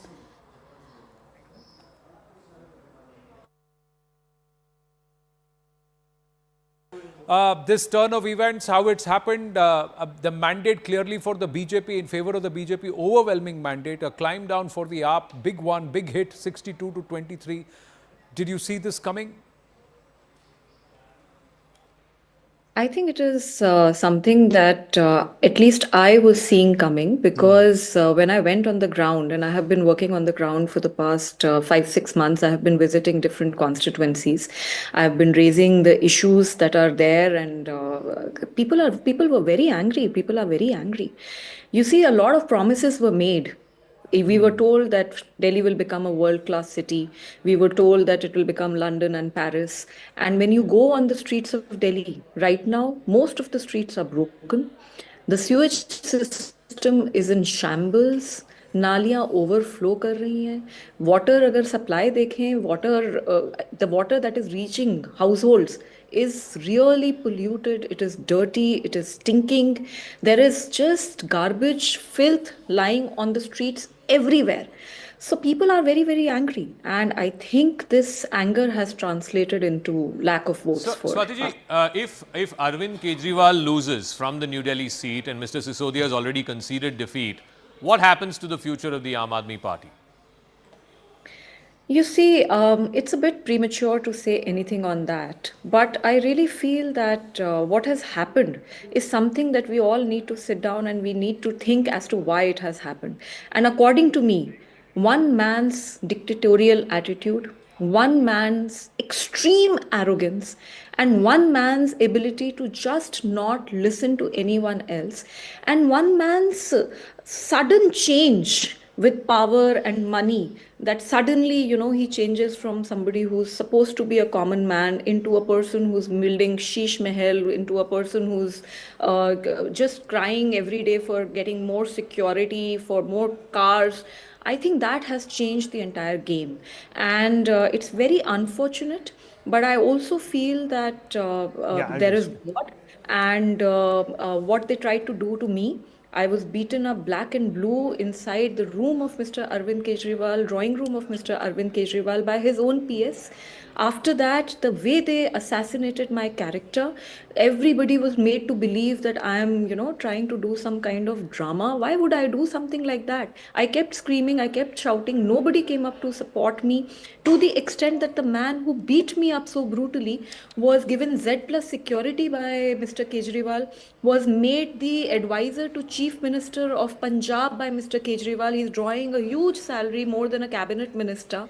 He's been given a Lutyens zone MP bungalow to stay there. So the kind of protection and the kind of hatred that was protection for the person who beat me up and hatred for me that has been inflicted on me. I think भगवान के घर में देर है पर अंधेर नहीं. और घमंड तो रावण का भी नहीं, चूर चूर हो गया था घमंड तो रावण का भी. तो मुझे लगता है कुछ ऐसा ही हुआ है. So a host of factors clearly have worked against the Aam Aadmi Party, and perhaps Swati Maliwal and everything that happened in the Swati Maliwal saga has very much backfired for the Aam Aadmi Party. But it certainly has been a mammoth victory and a stunning one for the Bharatiya Janata Party after over 26 years. Let's try and get in a sense of what's happening in the Delhi BJP office, and for that let me quickly bring in Arun Dahata, who's joining us live on the broadcast. Arun, it's over to you. Take us through what's happening at the Delhi BJP office right now.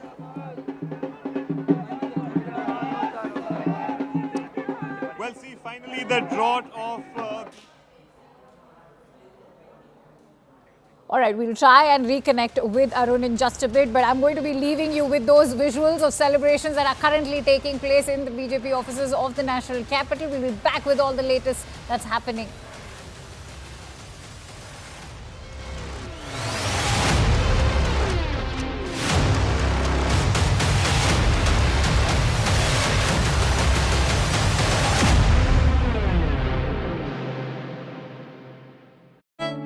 Yes, Arun. रेवड़ी है, जलेबी है. Well,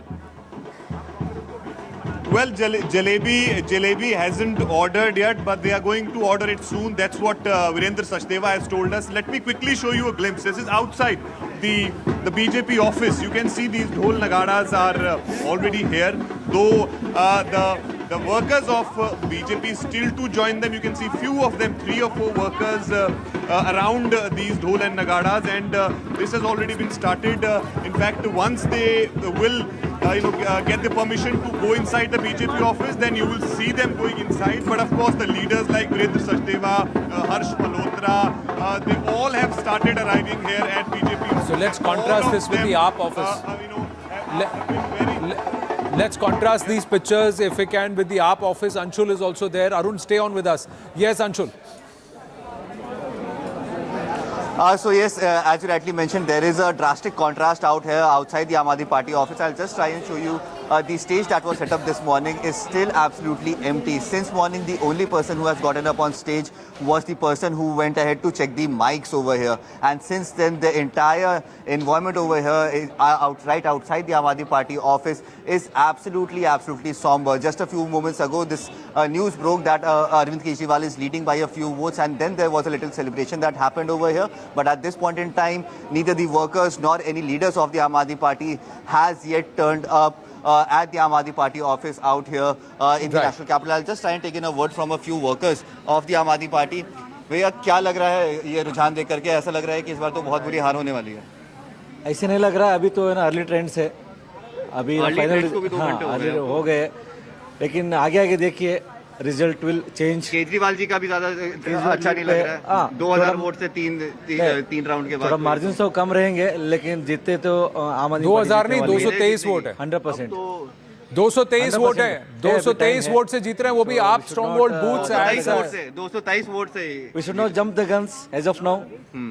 we have to wait and watch. अभी time बाकी है. So Aam Aadmi Party is leading. Alright, okay. बहुत कम margin है, तो कुछ मार्जिन नहीं. वो तो पहले से पता है. इस बार थोड़ा मार्जिन थोड़ा हर एक का थोड़ा कम ही रहेगा. परवेश वर्मा तो हारने वाला है. आपको मिला?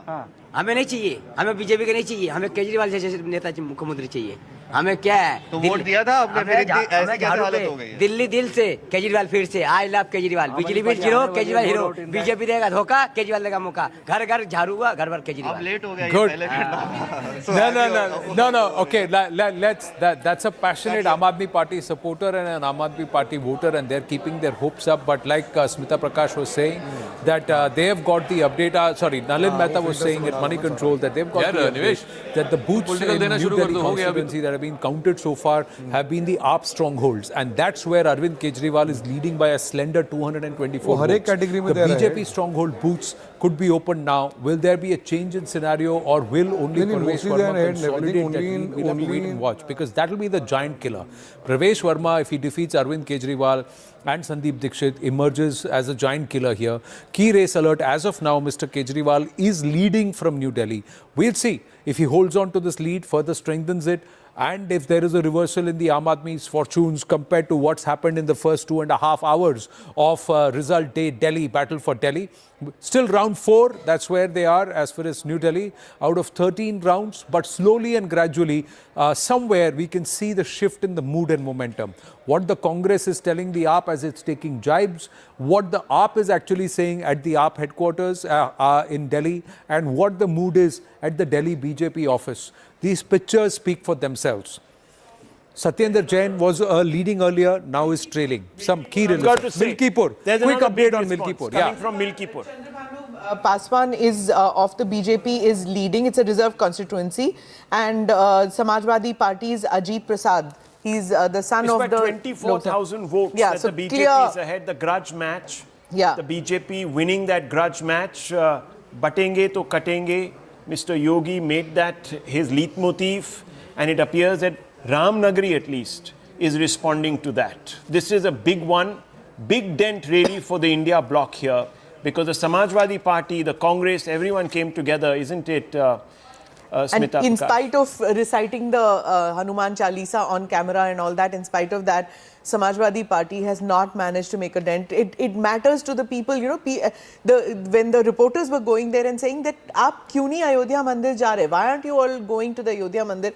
These kind of things matter to people. You know, some of us city folk may not understand these deep sentiments which work in the minds of the voters. It does work. It does matter to them. And Samajwadi Party didn't do enough, obviously. And they've been building up this whole business of how the Kumbh was, horribly managed, and how Hindus have been insulted. Bodies are floating. The bodies of the dead are floating in the Kumbh. Yeah. It is dirty. How could Jaya Bachchan say this? You know, considering that her husband is from formerly known as Allahabad, now Prayagraj. I mean, her in-laws are from that place. For her to say bodies were floating in the Ganga, I mean, if anybody goes to Kumbh, sees the management, of course an accident has happened, which is terrible, but bodies of the dead floating. I was there yesterday, day before evening, and yesterday morning I did the dip and the snan, 5:15 a.m. At 5:15 a.m. the ghats on both sides of Sangam and all sides were full with people. And yes, it's crowded, there are terrace traffic, yes, but nobody is complaining. Everybody is finally finding their way to that place, and there is arrangement for everybody. So how do you explain this Milkipur? And was there resonance amongst the pilgrims there of what the Samajwadi Party was saying? Was there fear I that they were going to be trampled they are bothered again? about who's saying what. It's about what they have decided they want to do. And that's exactly what's happening. You were saying it's a grudge match or not a grudge match. In Uttar Pradesh, on ground, there is a sentiment for Yogi Adityanath, which is very, very positive, because a small city and a temporary city, a city like Prayagraj and also a temporary place like Kumbh city, tent city, to be able to accommodate, facilitate nearly 1 crore devotees on a daily basis. So this is the second time after the Lok Sabha elections, Anand, so it's a big story. Mr. Yogi Adityanath has said what happened in the Lok Sabha was an aberration. It was because of other factors that I could not control.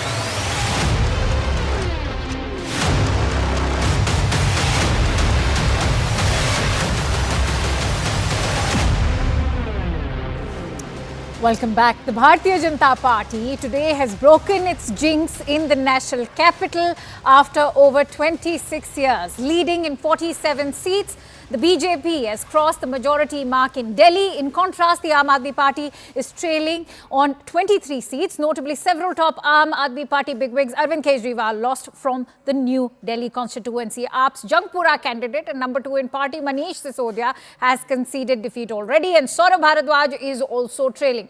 Atishi, however, seems to be the only one from the big faces who won the seat. And for the Congress party, the Grand Old Party is now out for a duck, losing, in fact, for a record 4th time. And with that, let's also, in fact, bring you a conversation that CNN News 18's Akash had with Pravesh Verma, who, of course, has been the giant slayer as he defeated Arvind Kejriwal from the New Delhi constituency. Listen in to this conversation. मैं सबसे पहले तो दिल्ली की जनता को बहुत बहुत बधाई देता हूं और आपका हृदय से धन्यवाद करता हूं कि इतनी बड़ी जीत आपने दी है 1993 के बाद।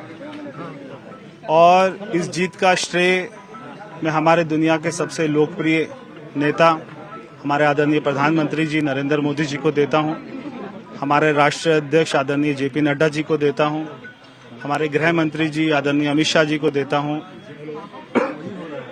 दिल्ली में एक ऐसी सरकार बनी है जो भारत सरकार के साथ मिलकर काम करेगी और अच्छा काम करेगी, ये मैं दिल्ली की जनता को विश्वास दिलाना चाहता हूँ। सर, एलजी साहब ने अभी एक ऑर्डर जारी हुआ है जिसमें कहा गया है कि कोई भी फाइल, कोई भी कंप्यूटर मूव नहीं होगा सचिवालय से। कैसे उस ऑर्डर को देखते हैं? देखिए, हमने अपने मैनिफेस्टो में कहा था कि जितने भी घोटाले उनके ऊपर में एसआईटी बिठाई जाएगी। तो जो भी घोटाले, एक घोटाला नहीं है, हर जो भी उन्होंने काम किया उसी में घोटाला किया, चाहे वो क्लासरूम बनाने में, चाहे वो डीटीसी, तो हर जो भी घोटाले उनकी जांच होगी और जो भी उसमें कल्प्रिट होंगे, अगर कोई ऑफिसर होगा, कोई भी आम आदमी पार्टी का नेता होगा तो उसको बख्शा नहीं जाएगा। सरकार बन रही है, मुख्यमंत्री आप में? देखिए, हमारी पार्टी में जो हमारा विधायक दल होगा वो तय करेगा, पार्टी की लीडरशिप तय करेगी, आने वाले समय में आपको पता लग जाएगा। All right, Pravesh Verma clearly saying that party leadership is somewhere going to decide as to who is going to be the next chief minister of Delhi. With Professor Rajesh Bharadwaj, this is Akash Sharma for CNN News 18. All right. In fact, Akash bringing in that point as far as who's going to be the next chief minister. You heard what Parvesh Verma had to say. He's saying that it is going to be the party high commands who will in fact be the ones taking that decision. But what's happening at the Delhi BJP office? Let's try and get in a sense. And for that, let me quickly go across to Arun Nata, who's joining us live now. Arun, I'm sorry we lost that connection earlier, but take us through what's happening. Much of celebrations as we can see in the backdrop. Well, see, the drought of 27 years for BJP in Delhi is over, and I think these visuals are the testimony of it. You can see there is massive crowd which is pouring in outside the BJP office here in Delhi, and in a short while from now, you will see all of them actually moving towards the national headquarters of BJP, where Prime Minister Modi will be coming, and of course we will see Prime Minister Modi speaking to them. You can see these visuals. They have the flags of BJP. Some of them have Jai Shri Ram flags with them. So this is the celebration. This is the celebration of BJP that you see, and you can see these people are celebrating Holi. आइए sir, आप क्या, आपने तो होली भी मना लिया? हाँ, होली भी मना।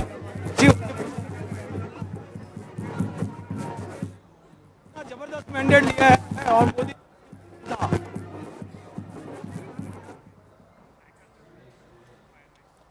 All right. In fact, I'm joined in by Union Minister, Mr. Harsh Malhotra. Mr. Malhotra, thank you for joining in, and heartiest congratulations to you and the entire party. I'm sure, Mr. Malhotra, you will agree that this is not a one-man victory, but in fact, one that belongs to the grassroots as well.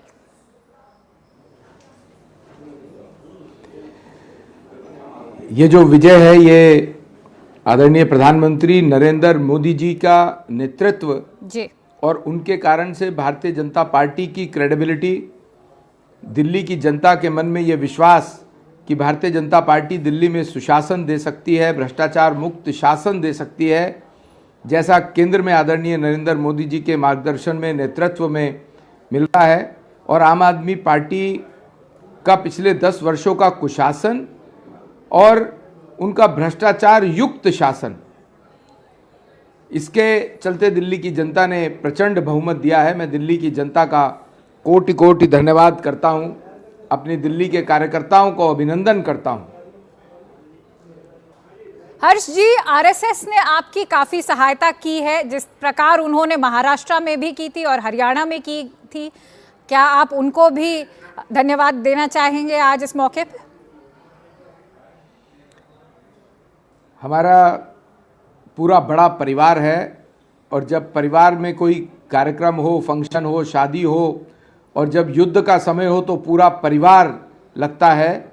हमारा पूरा बड़ा परिवार इस चुनाव में लगा था। हर्ष जी, कुछ देर पहले रमेश बिधूरी जी ने बात की थी यहाँ CNN न्यूज़ 18 पे, तो उन्होंने ये कहा था कि अब आपकी पूरी गवर्नमेंट का ये फोकस होगा कि आप इंफ्रास्ट्रक्चर को डेवलप करें, ये नहीं कि सिर्फ फ्रीबीज या जो रेवड़ियाँ प्राइम मिनिस्टर कहते हैं उन पे फोकस किया जाएगा। तो क्या उसका मतलब है कि अब ये जो रेवड़ी कल्चर चला आया है उस पर भारतीय जनता पार्टी धीरे धीरे रोक लगाएगी? भारतीय जनता पार्टी ने जो संकल्प दिल्ली की जनता के लिए किए हैं वो सब हम सही समय से पहले पूरा करेंगे और इसके अलावा दिल्ली को विकास की राह पर लेके आएंगे, दिल्ली को एक विकसित राजधानी बनाएंगे, दिल्ली को एक विकसित शहर बनाएंगे। भारतीय जनता पार्टी की जो सरकार केंद्र में है आदरणीय मोदी जी की, उनके नेतृत्व में दिल्ली में 65,000 करोड़ के इंफ्रास्ट्रक्चर के काम हुए हैं, वो सब भी चलते रहेंगे और इसके अलावा दिल्ली में नई योजनाओं को लेकर के दिल्ली को विकसित करेंगे। हर्ष जी, कैंपेनिंग के पहले प्राइम मिनिस्टर ने भी बड़े सारे इंफ्रास्ट्रक्चरल प्रोजेक्ट्स लॉन्च किए थे नई दिल्ली में। आपके मैनिफेस्टो में भी वो जो 16 संकल्प की आप बात कर रहे हैं, जो वो 16 संकल्प हैं एक विकसित दिल्ली के लिए, तो आज का जो ये रिजाउंडिंग मैंडेट आपको हर एक दिल्ली वाले ने दिया है, क्या आपको लगता है कि एक विकसित दिल्ली के लिए है, ना कि उन गारंटियों के लिए जो आम आदमी पार्टी ने अपने मैनिफेस्टो में प्रॉमिस की थी? ये भारतीय जनता पार्टी के प्रति क्रेडिबिलिटी है। आदरणीय मोदी जी के नेतृत्व में, उनकी क्रेडिबिलिटी में, मोदी जी के नेतृत्व में विश्वास है जो दिल्ली की जनता ने जताया है। हमने जो जो वायदे किए वो भी पूरे करेंगे और उसके अलावा दिल्ली को विकसित करेंगे। अगर हमने ये कहा कि यमुना जी की सफाई होगी तो यमुना जी की सफाई समय सीमा में होगी। हमने कहा कि दिल्ली से कूड़े का पहाड़ हटाएंगे तो सीमित समय में ही हम, निश्चित समय में हम तीनों कूड़े के पहाड़ भी हटाएंगे। इसके अलावा भी 2014 से लगातार मोदी जी की सरकार ने दिल्ली को इंफ्रास्ट्रक्चर के पॉइंट ऑफ व्यू से लगातार विकसित किया है। चाहे वो दिल्ली मेरठ हाईवे की बात हो, चाहे दिल्ली मेरठ रैपिड रेल की बात हो, चाहे वो दिल्ली देहरादून एक्सप्रेसवे की बात हो, चाहे वो प्रगति मैदान के टनल की बात हो, चाहे वो यशोभूमि की बात हो, भारत मंडपम की बात हो, द्वारका एक्सप्रेसवे की बात हो, दिल्ली के अंदर 3 विश्वविद्यालयों के शिलान्यास की बात हो, तो ये सिलसिला लगातार आगे चलेगा। चलिए, ये तो हो गई विकसित दिल्ली की बात, पर एक बहुत ही बड़ा वोट बैंक आपके लिए खड़ा हुआ है इस बार, जो कि महिलाओं का वोट है। आपने अपने मैनिफेस्टो में विमेन एम्पावरमेंट की भी बात कही है और 2022 में अगर एनसीआरबी का डेटा देखा जाए तो औरतों के खिलाफ जो क्राइम रेट दिल्ली में है वो पूरे इंडिया में हाईएस्ट कहा गया था 2022 में। औरतों की सहायता और औरतों के सम्मान के लिए, उनकी सुरक्षा के लिए भारतीय जनता पार्टी क्या मेजर्स लेगी? भारतीय जनता पार्टी ने चाहे संगठन में चाहे सरकार में हमेशा से महिलाओं को वरीयता दी है।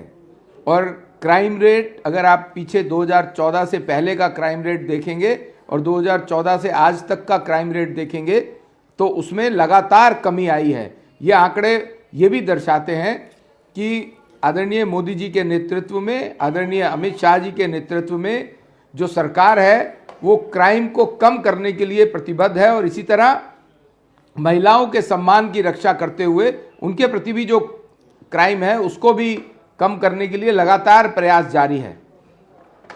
हर्ष जी, एक जल्द सवाल आपसे मुसलमानों के वोट के बारे में भी पूछना चाहूंगी। उन्होंने आम आदमी पार्टी के लिए भी वोट किया है, लेकिन अगर देखा जाए तो 2020 के इलेक्शन में इस बार जो मुसलमानों का वोट है वो वोट शेयर बढ़ा है बीजेपी के लिए। क्या वादे हैं या वो क्या फैक्टर्स हैं जो इस बार आपको मुसलमानों का विश्वास जीतने में जिसने सहायता की? इसके पीछे सबसे बड़ा कारण आदरणीय मोदी जी की जो नीतियां हैं, जन कल्याणकारी योजनाएं हैं, वो पूरे देश के 140 करोड़ जन के लिए हैं। उसमें कोई जाति, धर्म, समुदाय का कोई भेदभाव नहीं किया जाता। मुसलमान भाइयों बहनों को भी मोदी जी की योजनाओं का लाभ पूर्णता मिला है, तो उनका विश्वास भी मोदी जी की करप्शन फ्री गवर्नेंस में बढ़ा है, उनका विश्वास भी मोदी जी के सुशासन में बढ़ा है, जिसका परिणाम आपके सामने है। जी हर्ष जी, जाने के पहले एक सवाल पूछना चाहूंगी, पता नहीं आप जवाब देंगे कि नहीं, कि अब अगला चीफ मिनिस्टर कौन होगा दिल्ली का? क्या वो, बहुत से कह रहे हैं प्रवेश वर्मा जी भी हो सकते हैं, रमेश बिधूरी भी हो सकते हैं, वीरेंद्र सचदेवा भी हो सकते हैं। मैं बिल्कुल जवाब दूंगा। भारतीय जनता पार्टी का कार्यकर्ता मुख्यमंत्री होगा। हमसे बात करने के लिए बहुत बहुत धन्यवाद। Many thanks to you, Mr. Harsh Malhotra, for joining in. And with that, let's quickly go across to Arun Dhata, who's joining us live from outside the BJP office. Arun, quickly take us through what's exactly happening, as in fact, one of the Karyakartas was also telling you that they've already celebrated Holi.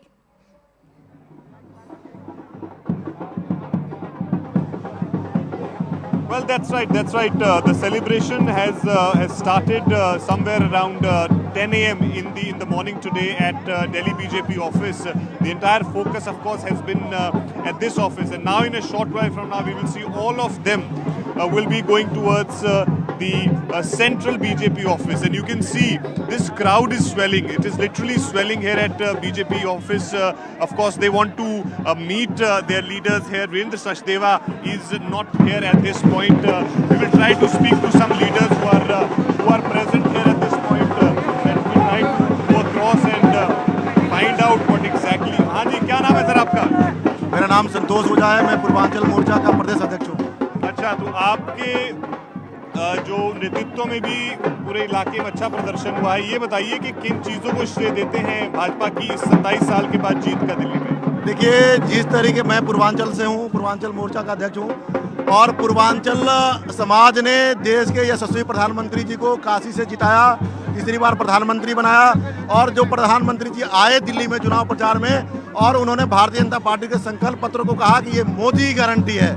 उन्होंने व्यक्तिगत रूप से guarantee ली कि ये जो संकल्प पत्र की जितनी बातें हैं, ये मोदी अपने व्यक्तिगत गारंटी लेता हूँ, और ये सारे सपने पूरे होंगे, सारे काम पूरे होंगे, सारे वादे पूरे होंगे। और आप बताइए कि जो आप लोगों को जो बड़े नेता है आम आदमी पार्टी के, सारे हार गए, चाहे मनीष सिसोदिया, अरविंद केजरीवाल हो, ये कैसे हुआ? देखिए, भारतीय जनता पार्टी का कार्यकर्ता 2 साल से सड़कों पर आंदोलन कर रहा था कि अरविंद केजरीवाल के साथ साथ उनके सारे मंत्री चोर हैं, करप्ट हैं, शराब घोटाले में लिप्त हैं और दिल्ली की जनता को धोखा दिए हैं। आज मैं सुबेरे घर से निकल रहा था, एक आंटी ने पूछा मुझसे, एक चाची जी ने, जो बिहार की रहने वाली हैं, कह रही इस बार हम जमुना पे छठ कर लेंगे। उनका उत्साह था, उसी से लग रहा था कि दिल्ली में भारतीय जनता पार्टी की सरकार आ रही है। क्योंकि झोपड़ियों में भी आपके लोग गए, वो चला। झोपड़ी की सारी सीटें हम जीते हैं, सारी सीटें जीते हैं झुग्गी झोपड़ी की।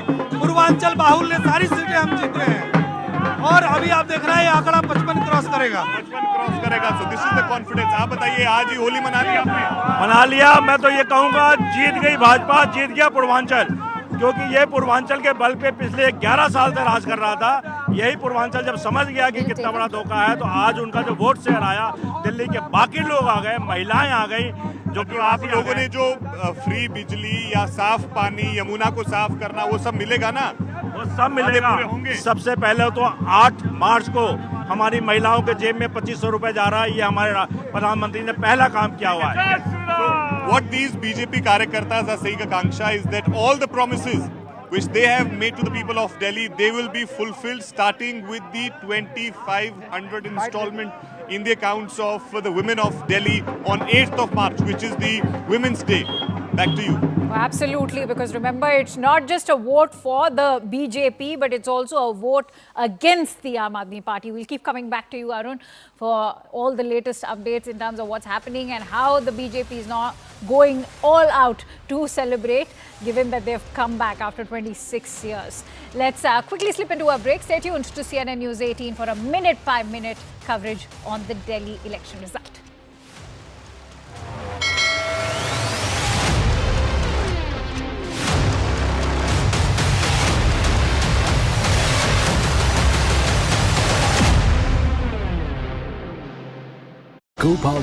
That the seats will definitely reduce, but AAP is going to be winner and AAP is going to form the government. The only thing what Arvind Kejriwal is afraid of is Operation Loot Us, which has been happening not 1, 2, 3, 4. अगर comfortable number आ रहे हैं तो फिर lotus तो होगा ही नहीं sir. Lotus की बात तब आप करोगे जब आपको लग रहा है कि भाई बॉर्डर लाइन पे होगा। And then there is looters. हाँ, so अब if दिल्ली की जनता if दिल्ली की जनता says what they have conducted over the last 5 years is Operation Loot Us, then AAP won't come into power. So Smita Prakash and Rahul Verma. Smita Prakash.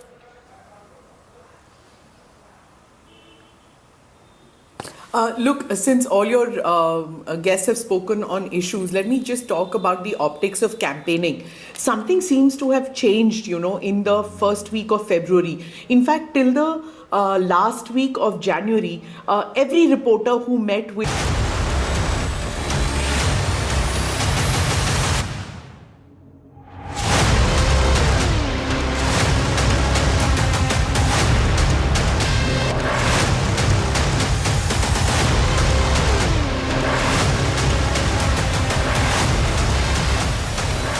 A very warm welcome. You're watching Battle for Delhi. I'm Akanksha Swaroop. Delhiwalas have painted the town saffron in a resounding victory for the Bharatiya Janata Party that's marking a stunning return for over 26 years. And in fact, this is also going to be a crushing defeat for the Aam Aadmi Party, and not just the Aam Aadmi Party, but even for brand Kejriwal.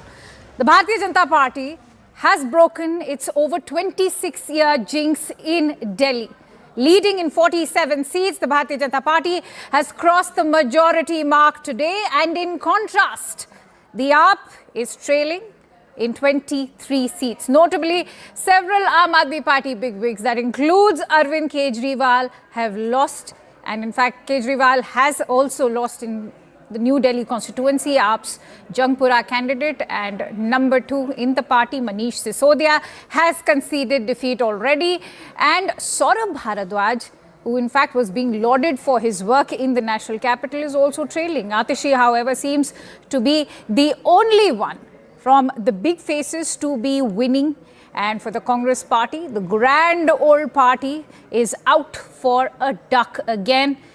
Not surprising, but this is a 4th time that they've seen this shocking defeat. All right, on that note, let's quickly go across to my guests. I'm joined in by Charu Pragya, who's the spokesperson for the Bharatiya Janata Party, and political analyst Kailash Adhikari. Many thanks to you, Charu and Kailash, for joining in. Charu, first of all, congratulations to you.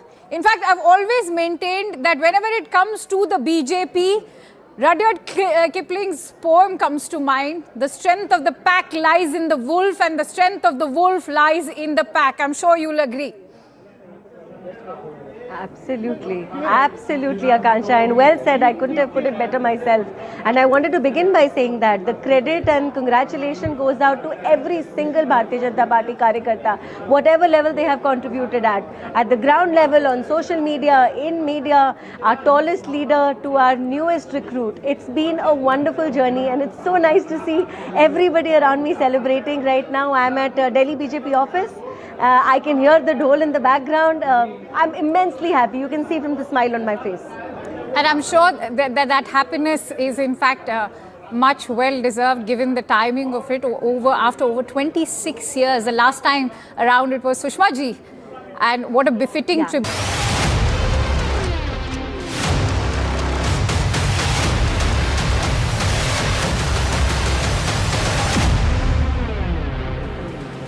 Welcome back. You're watching Battle for Delhi as the verdict is out, and Congress has also reacted to the Delhi poll result. Congress MP Jairam Ramesh has now taken to social media platform X. He says, and let me quote, he says that the 2025 Delhi Vidhan Sabha election results reflect nothing more than a referendum on Arvind Kejriwal and the Aam Aadmi Party. After all, at the height of PM's popularity in 2015 and 2020, AAP had won decisively in Delhi. This shows that rather than being vindication of the policies of the Prime Minister, this vote is in fact a rejection of Arvind Kejriwal's politics of deceit, deception and vastly exaggerated claims of achievement.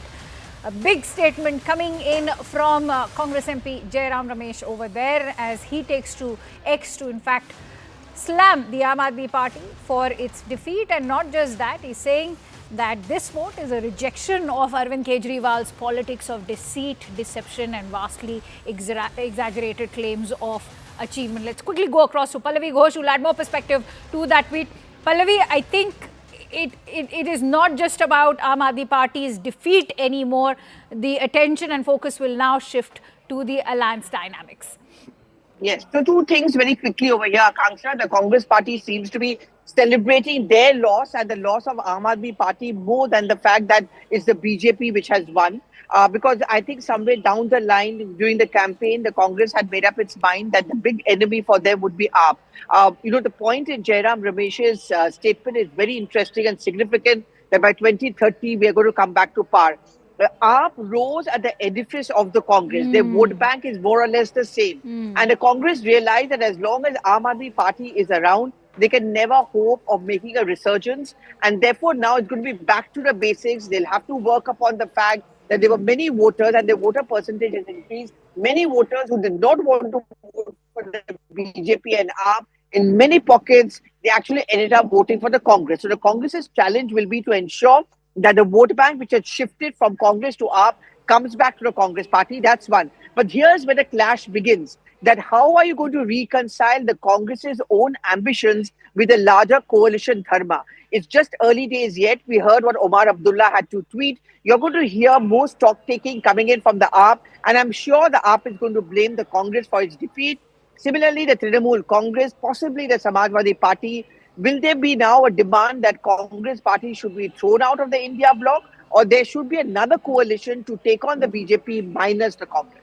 Oh, absolutely. That is something, in fact, even KCR had recommended in 2024 itself.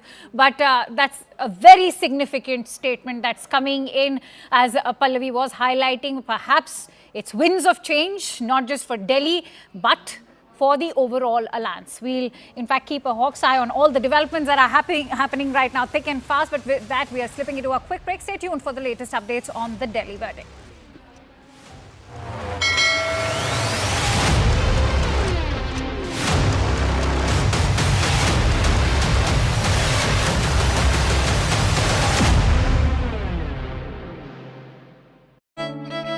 Yes, Arun.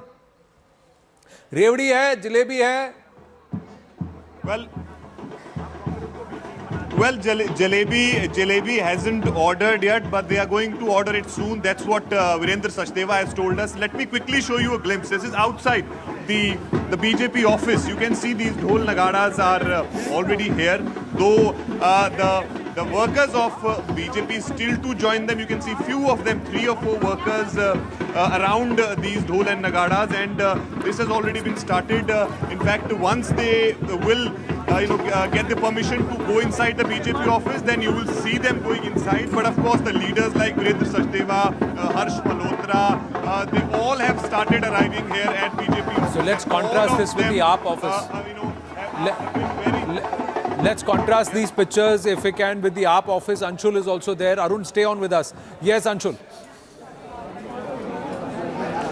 So yes, as you rightly mentioned, there is a drastic contrast out here outside the Aam Aadmi Party office. I'll just try and show you the stage that was set up this morning is still absolutely empty. Since morning, the only person who has gotten up on stage was the person who went ahead to check the mics over here. And since then, the entire environment over here is right outside the Aam Aadmi Party office is absolutely somber. Just a few moments ago, this news broke that Arvin Kejriwal is leading by a few votes, and then there was a little celebration that happened over here. But at this point in time, neither the workers nor any leaders of the Aam Aadmi Party has yet turned up at the Aam Aadmi Party office out here in the national capital. I'll just try and take in a word from a few workers of the Aam Aadmi Party. भैया क्या लग रहा है ये रुझान देख करके? ऐसा लग रहा है कि इस बार तो बहुत बुरी हार होने वाली है. ऐसे नहीं लग रहा है. अभी तो है ना अर्ली ट्रेंड्स है. अभी फाइनल हो गए, लेकिन आगे आगे देखिए result will change. Kejriwal ji का भी ज्यादा अच्छा नहीं लग रहा है.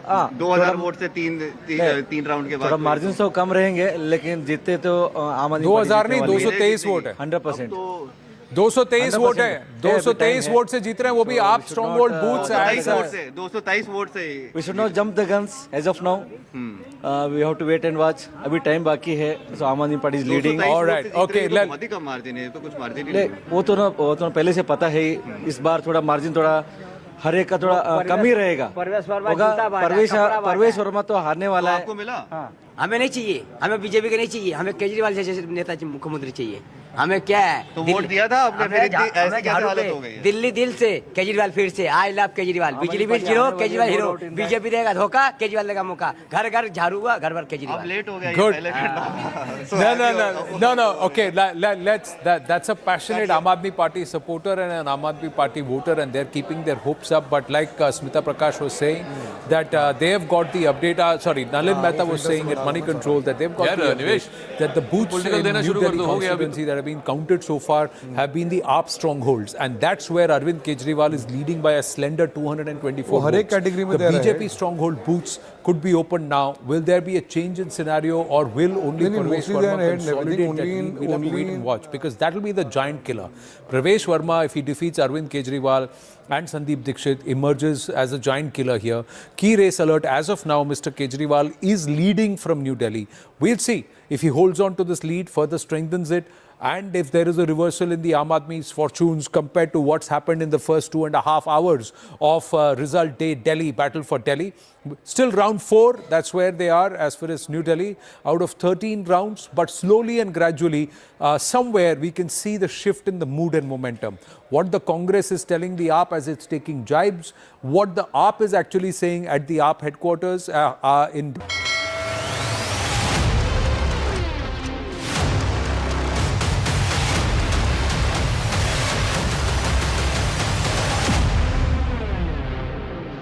नम्रता के साथ स्वीकार करते हैं जनता का निर्णय सर माथे पर। मैं भारतीय जनता पार्टी को इस जीत के लिए बहुत बहुत बधाई देता हूं, और मैं उम्मीद करता हूं कि जिस उम्मीद के साथ और जिस आशा के साथ लोगों ने उनको बहुमत दिया है, वो उन सभी उम्मीदों और आशाओं पे पूरा उतरेंगे।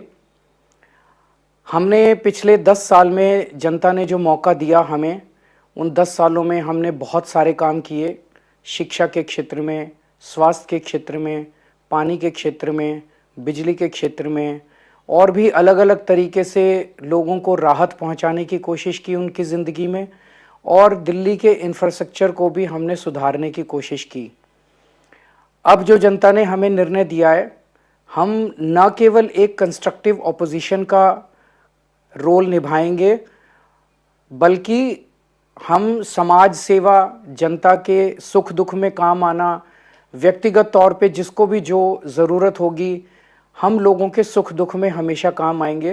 क्योंकि हम राजनीति में कोई सत्ता के लिए नहीं आए, हम राजनीति को एक ज़रिया मानते हैं जिसके ज़रिए जनता की सेवा की जा सके, जिसके ज़रिए लोगों के सुख दुख में काम आया जा सके। वो काम हम करते रहेंगे, और हमें आगे भी इसी तरह से जनता के सुख दुख में काम आना है। मैं आम आदमी पार्टी के सभी कार्यकर्ताओं को बहुत बहुत बधाई देना चाहता हूं। वो बहुत शानदार चुनाव लड़े, बहुत मेहनत की, उन्होंने बहुत कुछ सहा इस पूरे चुनाव के दौरान।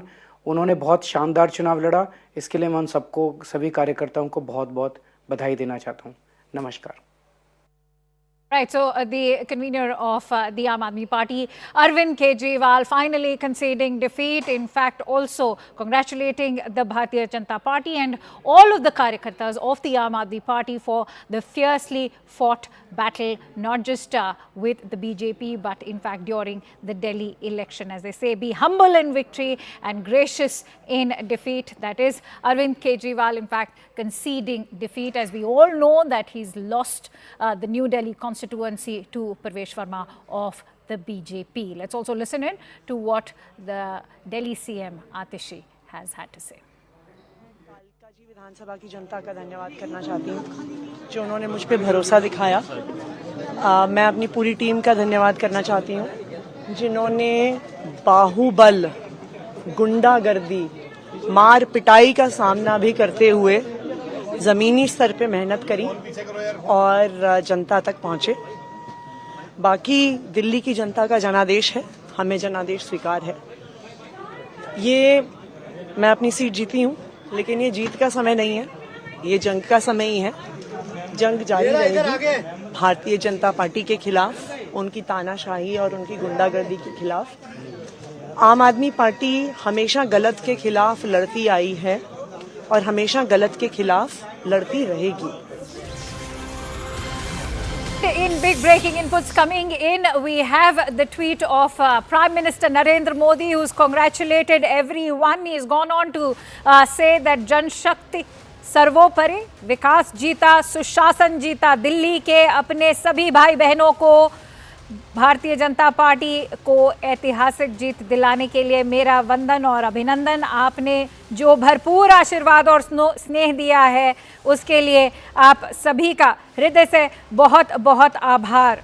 दिल्ली के चौतरफे विकास और यहाँ के लोगों का जीवन उत्तम बनाने के लिए हम कोई कोर कसर नहीं छोड़ेंगे, हमारी गारंटी है।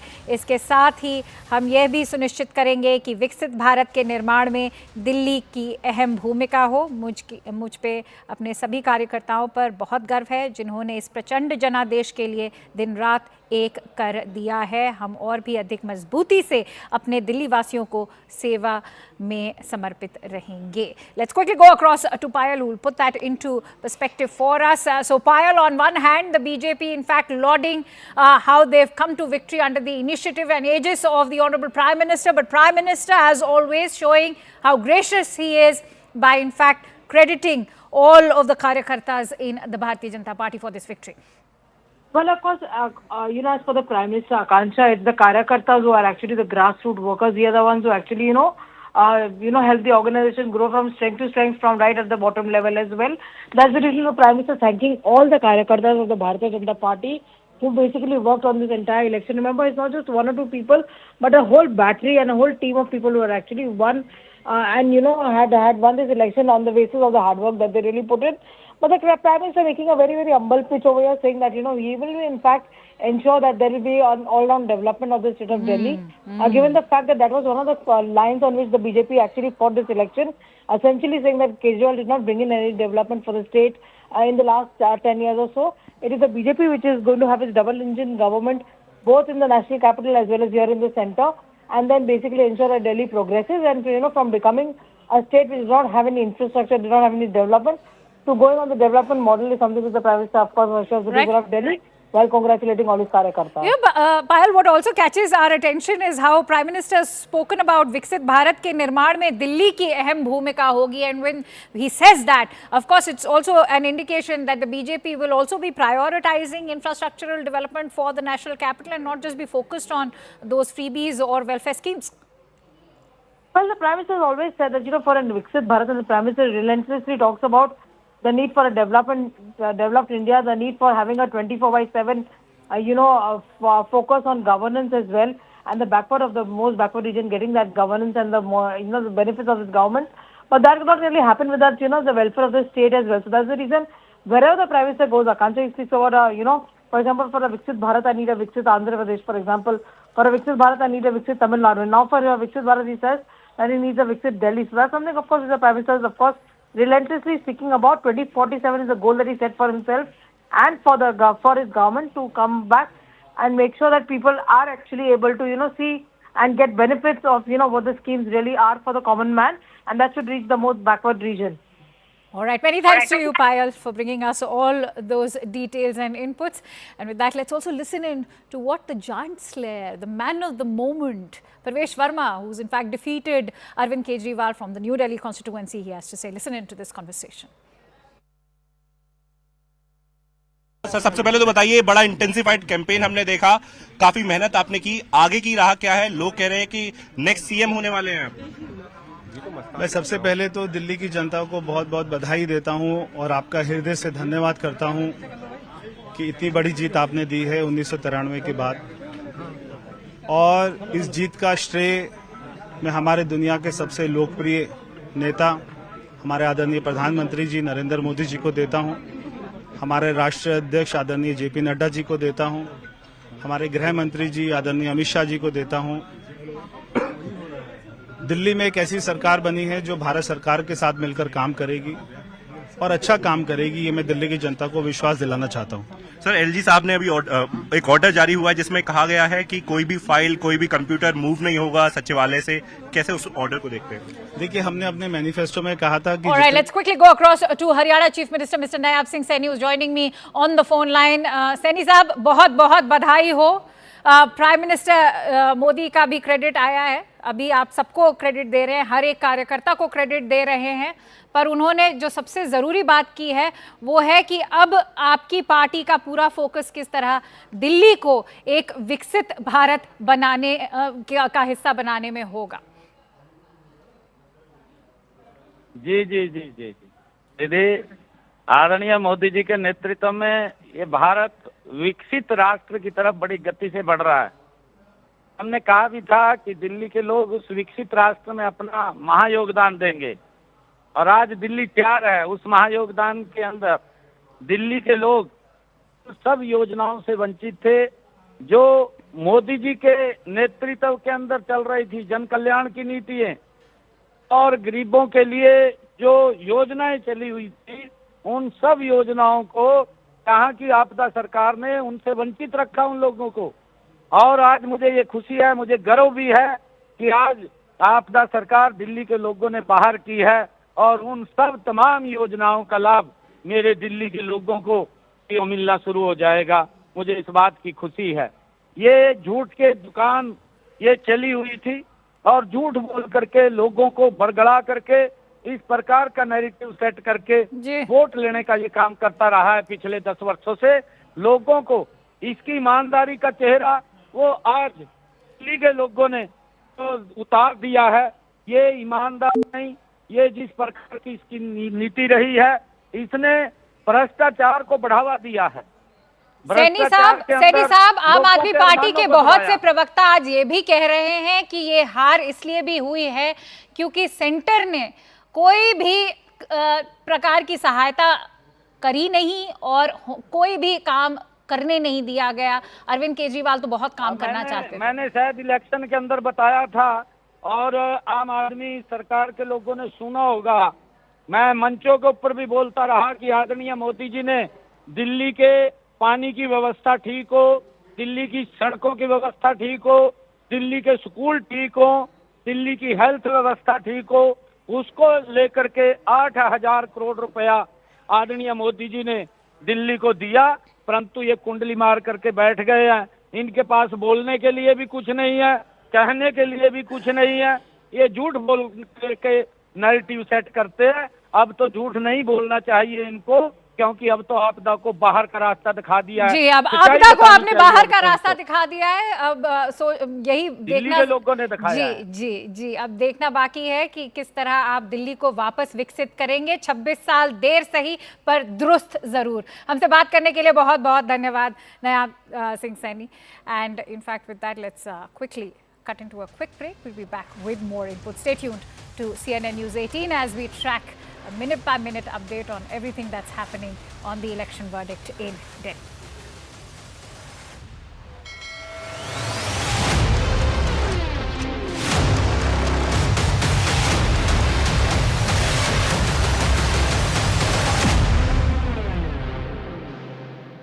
यहाँ ऑर्डिनरी यस अरुण, रेवड़ी है, जलेबी है। Well, Jalebi hasn't ordered yet, but they are going to order it soon. That's what Virendra Sachdeva has told us. Let me quickly show you a glimpse. This is outside the BJP office. You can see these dhol nagadas are already here. Though the workers of BJP still to join them. You can see few of them, 3 or 4 workers around these dhol and nagadas, and this has already been started.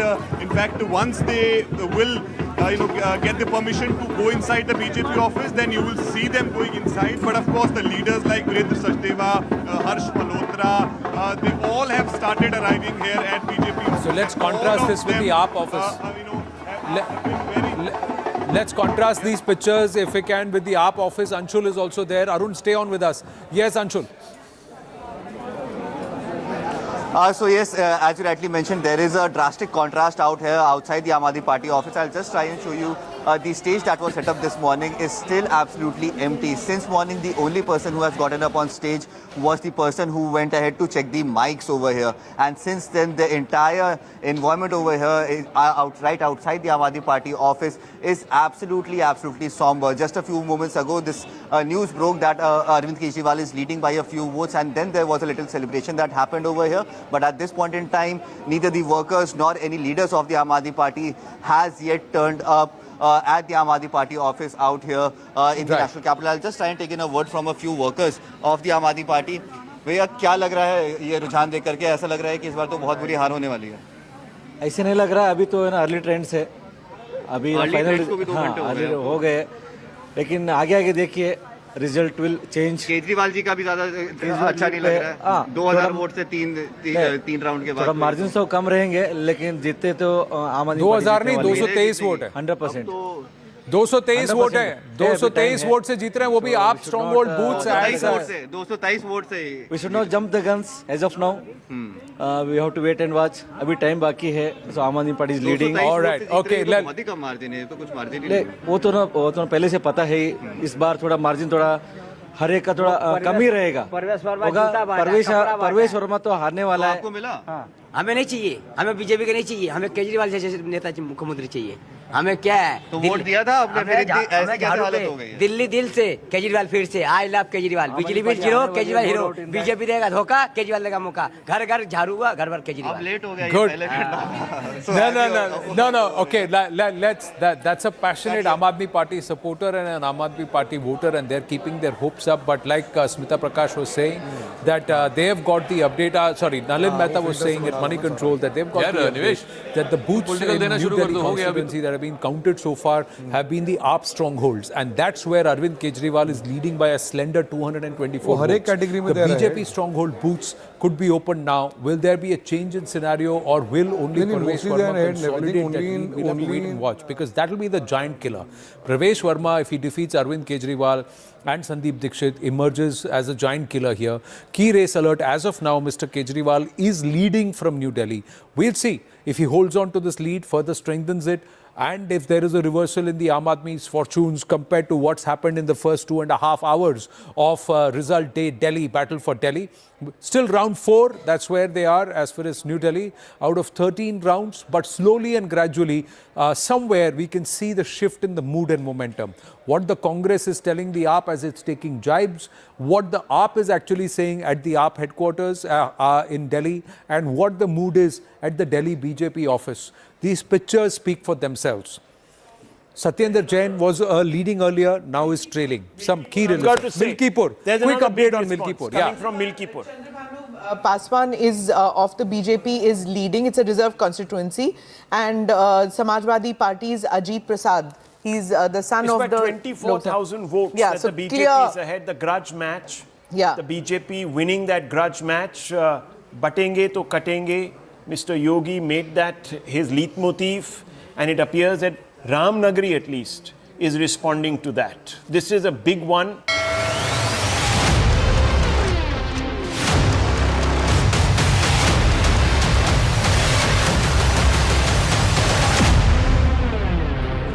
Welcome back. Delhiites have in fact handed over a resounding mandate to the Bharatiya Janata Party. The BJP has secured this mammoth victory in the Delhi polls. Its vote share has increased significantly on seats which it lost in the last elections of 2020.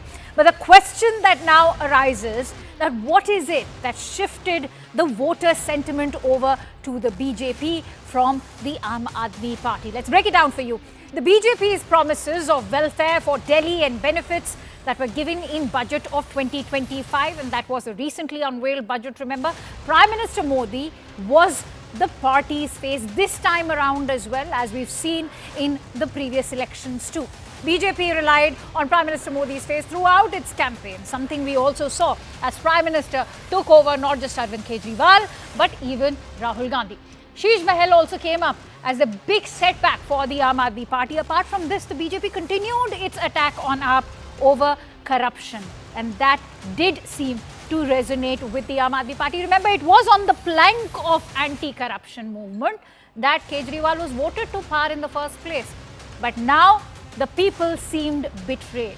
We can see the BJP's vote share, which has also increased in the elections. It happened due to party targeting diverse voter groups, not just women voters, the Muslims, the middle class, and of course, most importantly, the JJ clusters, which also seem to have gone in favor of the BJP. Local issues have significantly benefited the Bharatiya Janata Party as well, whether it is about civic amenities, women empowerment, the cleanup of the Yamuna, and even the pollution issue. On that note, let's listen in to what the Delhi BJP chief has to say. Sachdeva जी, आप लोग एक बड़ी जीत की तरफ जा रहे हैं, क्या कारण रहे, किसको श्रेय देंगे? इस जीत का श्रेय माननीय प्रधानमंत्री जी नरेंद्र मोदी के नेतृत्व को जाता है, दिल्ली की जनता को जाता है, जिसने भ्रष्टाचारियों को चोट दी है, जिसने भ्रष्टाचार के खिलाफ वोट दिया है। अरविंद केजरीवाल चुनाव हारे हैं, मनीष सिसोदिया हारे हैं, सौरभ भारद्वाज हारे हैं, आतिशी मालेना भी चुनाव हारेगी। जिसने दिल्ली को लूटा वो चुनाव हारेगा। आप लोगों ने झुग्गियों में भी आप लोगों ने कैंपेन किया, आपके नेता वहां रुके, क्या वो सारी फैक्टर्स भी रहे जिम्मेदार? देखिए, कार्यकर्ताओं ने मेहनत की है, सभी कार्यकर्ताओं को मैं सलाम करता हूं। नेतृत्व जो है वो हमको प्रेरणा देता है और माननीय प्रधानमंत्री का नेतृत्व वही जीत का कारण है। दिल्ली में अहम जो चीजें आप लोगों ने कही है, लोगों से वादे किए हैं, वो कैसे पूरे होंगे? हमारा वो संकल्प पत्र है और जो संकल्प है वो हम पूरा करेंगे, दिल्ली को विकसित राजधानी बनाएंगे। सक्सेस मिली है आज, बड़ी चुनौती थी, आपको लगता है कहीं ना कहीं यहाँ सफल हुए? हाँ, हमारे पास था, जब हमें बोला गया कि ये सीट पे लड़ना है तो हमने वो चुनौती को लिया, बहुत अच्छे से काम किया। सारे कार्यकर्ताओं की मेहनत थी, परिवार की मेहनत थी, आशीर्वाद था। ये रिजल्ट आज देखिए कि हम बहुत बड़ी मार्जिन से जीते। कितनी टफ फाइट थी मैम? अरविंद केजरीवाल एक तरफ थे, एक तरफ संदीप दीक्षित थे, कौन टफ फाइट थी और कितना टफ ओवरऑल फाइट थी मैम? हर इलेक्शन टफ होता है, ऐसा नहीं है कि केवल यही इलेक्शन, हर इलेक्शन टफ होता है हर कैंडिडेट के लिए, और यही सोच के हमने भी इस इलेक्शन को लड़ा। एक एक वोटर के पास जाने की कोशिश करी, उनसे अपील करी, और वो अपील का ही नतीजा है कि लोगों ने 11 साल की एक झूठ जलावे वाली सरकार को हटा के मोदी जी पे विश्वास करके बीजेपी को जिताया। मैम, होम मिनिस्टर से मिलके आए हैं, सब लोग कह रहे हैं कि सीएम पद के लिए दावेदार है, आपको लगता है कि सीएम पद के लिए दावेदार है प्रवेश जी? नई दिल्ली के नए विधायक है प्रवेश वर्मा। नई दिल्ली के नए विधायक प्रवेश Verma. All hopes now being pinned on Pravesh Verma. Is he going to be the next Delhi CM? We'll have to see, because remember, it will finally be the party high command's decision. But we'll keep bringing you all those reactions that are coming in, trickling in thick and fast. Stay tuned to CNN News 18's Battle for Delhi.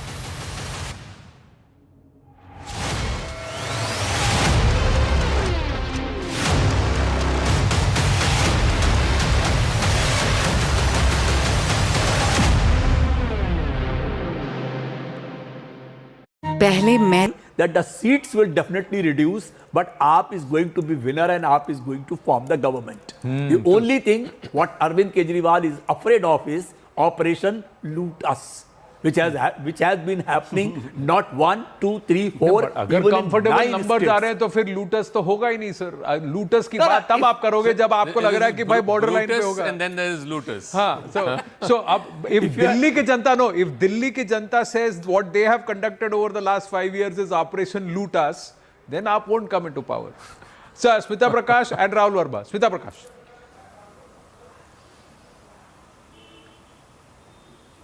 Look, since all your guests have spoken on issues, let me just talk about the optics of campaigning. Something seems to have changed, in the first week of February. In fact, till the last week of January, every reporter who met with, and Pallavi and Aman will tell you this, that every reporter who met with voters and community leaders was under the impression that the Aam Aadmi Party was ahead because BJP was late into the game in ticket distribution, and they seemed to be a divided house. Congress was hardly there. But Virendra Sachdeva, who heads the Delhi unit, he exhibited some kind of a quiet confidence, which many reporters was feeling that it's kind of misplaced. Jay Panda, who was looking after granular details, kept saying, "Abhi ruk jao, Abhi ruk jao."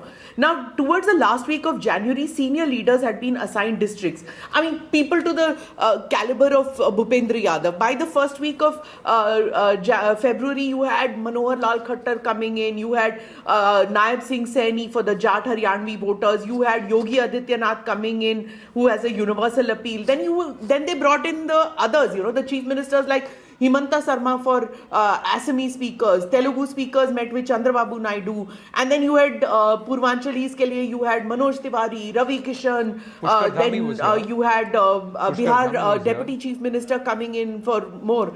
So, Dami was here.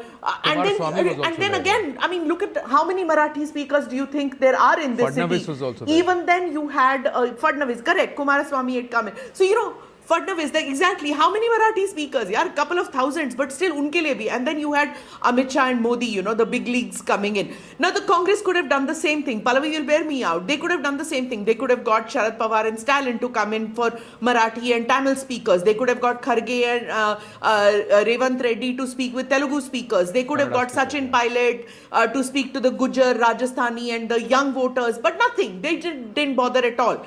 The Aam Aadmi Party got out Bhagwant Mann, but how much did you see Raghav Chadha campaigning? A couple of nukkad meetings and maybe 1 or 2 rallies, and that's about it. Where was Swara Bhaskar? They could have got Swara Bhaskar. Where was Jaya Bachchan maybe for the Samajwadi Party, you had Akhilesh campaigning? Why didn't they get her to come in? So, she could have come in and maybe campaigned for Atishi, who was looking a little flabbergasted that, Biduri comes in last minute and he was giving her a run for her money. So, there was a lot that the others could have done. Aam Aadmi Party could have upped its game, but they still rely on that one icon they have, which is Arvin Kejriwal. So, people of this city have had it. They don't want this drama to continue with regard to, mujhe Operation Lotus aa raha hai, ye aa raha hai, wo aa raha hai. It's all done now, na? Vote has been cast. So, when they voted, if you remember, Anand, there was that film, Jaane Bhi Do Yaro, Gutter Ke Liye Jiye, Gutter Ke Liye Mare. I don't know, it was probably way before your time. No. But, it's that right thing that people are sick and tired of living next to sewage, next to stinking sewage lines, garbage not picked up, stray dog menace.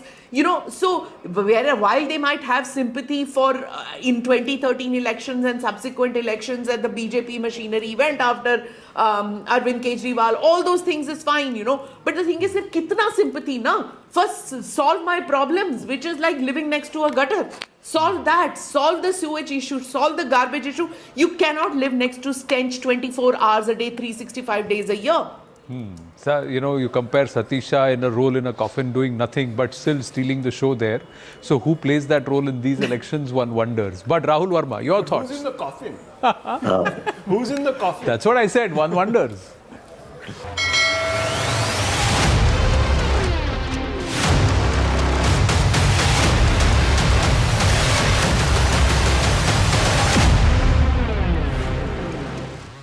Welcome back. Now, what's turned out to be a stunning victory for the Bharatiya Janata Party has spelled a crushing defeat for the Aam Aadmi Party. So, the results of Delhi polls have in fact arrived as a shock for the Aam Aadmi Party as its top guns have lost the election. Not to forget Arvind Kejriwal as well. BJP says that Operation Sheesh Mahal worked for the BJP. But what exactly went wrong for the Aam Aadmi Party? The reasons can be many. Let's in fact decode those misses for the Aam Aadmi Party. The failure to tackle the anti-incumbency sentiment is number one. Remember, they had been in power since 2015, but failure on delivery of key promises, whether it was cleanliness, ensuring clean pipeline water to Dilliwalas, Yamuna and pollution being the other factors. The BJP's all-out attack on Aam Aadmi Party over the issue of Sheesh Mahal, something that in fact was also taken up by Prime Minister Narendra Modi during the election campaigning, also resonated with Dilliwalas. Repeated promises of freebies, nothing that set the party apart from other players. Because remember, in fact, it was the BJP which almost surpassed when it came to welfare schemes and the promises. The Aam Aadmi Party government standoff with the Lieutenant Governor, that in fact proved to be collateral damage for the people of Delhi.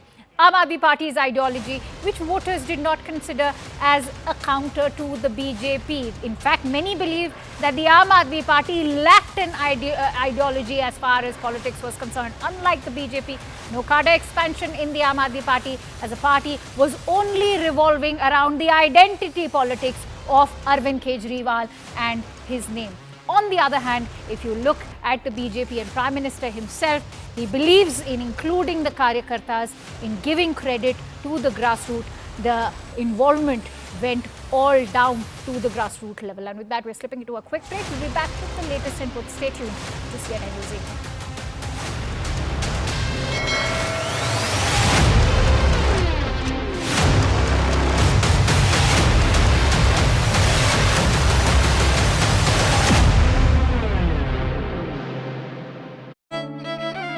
that the seats will definitely reduce, but AAP is going to be winner and AAP is going to form the government. The only thing what Arvind Kejriwal is afraid of is Operation Loot Us, which has been happening not 1, 2, 3, 4. अगर comfortable number आ रहे हैं तो फिर lotus तो होगा ही नहीं sir. Lotus की बात तब आप करोगे जब आपको लग रहा है कि भाई बॉर्डर लाइन पे होगा. And then there is looters. हाँ, so अब if दिल्ली की जनता if दिल्ली की जनता says what they have conducted over the last 5 years is Operation Loot Us, then AAP won't come into power. So Smita Prakash and Rahul Verma. Smita Prakash.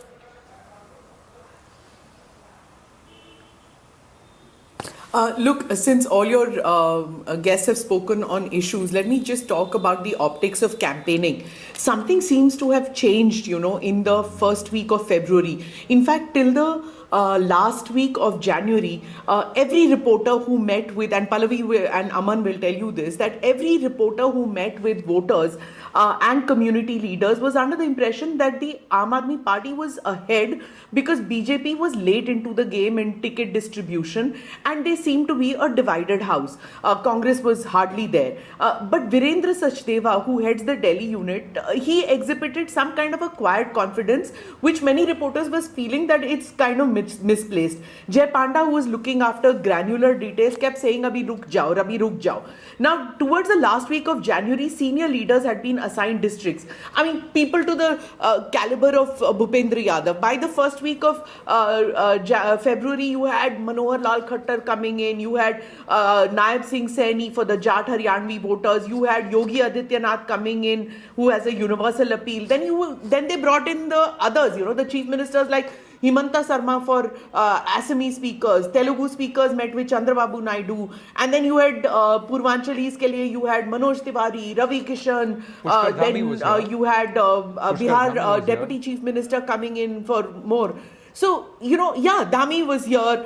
And then again, I mean, look at how many Marathi speakers do you think there are in this Fadnavis city? was also there. Even then you had Fadnavis, correct, Kumaraswamy had come in. So, Fadnavis, exactly how many Marathi speakers? Yeah, a couple of thousands, but still unke liye bhi. And then you had Amit Shah and Modi, the big leagues coming in. Now the Congress could have done the same thing. Pallavi will bear me out. They could have done the same thing. They could have got Sharad Pawar and Stalin to come in for Marathi and Tamil speakers. They could have got Kharge and Revant Reddy to speak with Telugu speakers. They could have got Sachin Pilot to speak to the Gujar, Rajasthani and the young voters. But nothing. They didn't bother at all. The Aam Aadmi Party got out Bhagwant Mann, but how much did you see Raghav Chadda campaigning? A couple of nukkad meetings and maybe 1 or 2 rallies, and that's about it. Where was Swara Bhaskar? They could have got Swara Bhaskar. Where was Jaya Bachchan maybe for the Samajwadi Party, you had Akhilesh campaigning? Why didn't they get her to come in? So, she could have come in and maybe campaigned for Atishi, who was looking a little flabbergasted that, Biduri comes in last minute and he was giving her a run for her money. So they...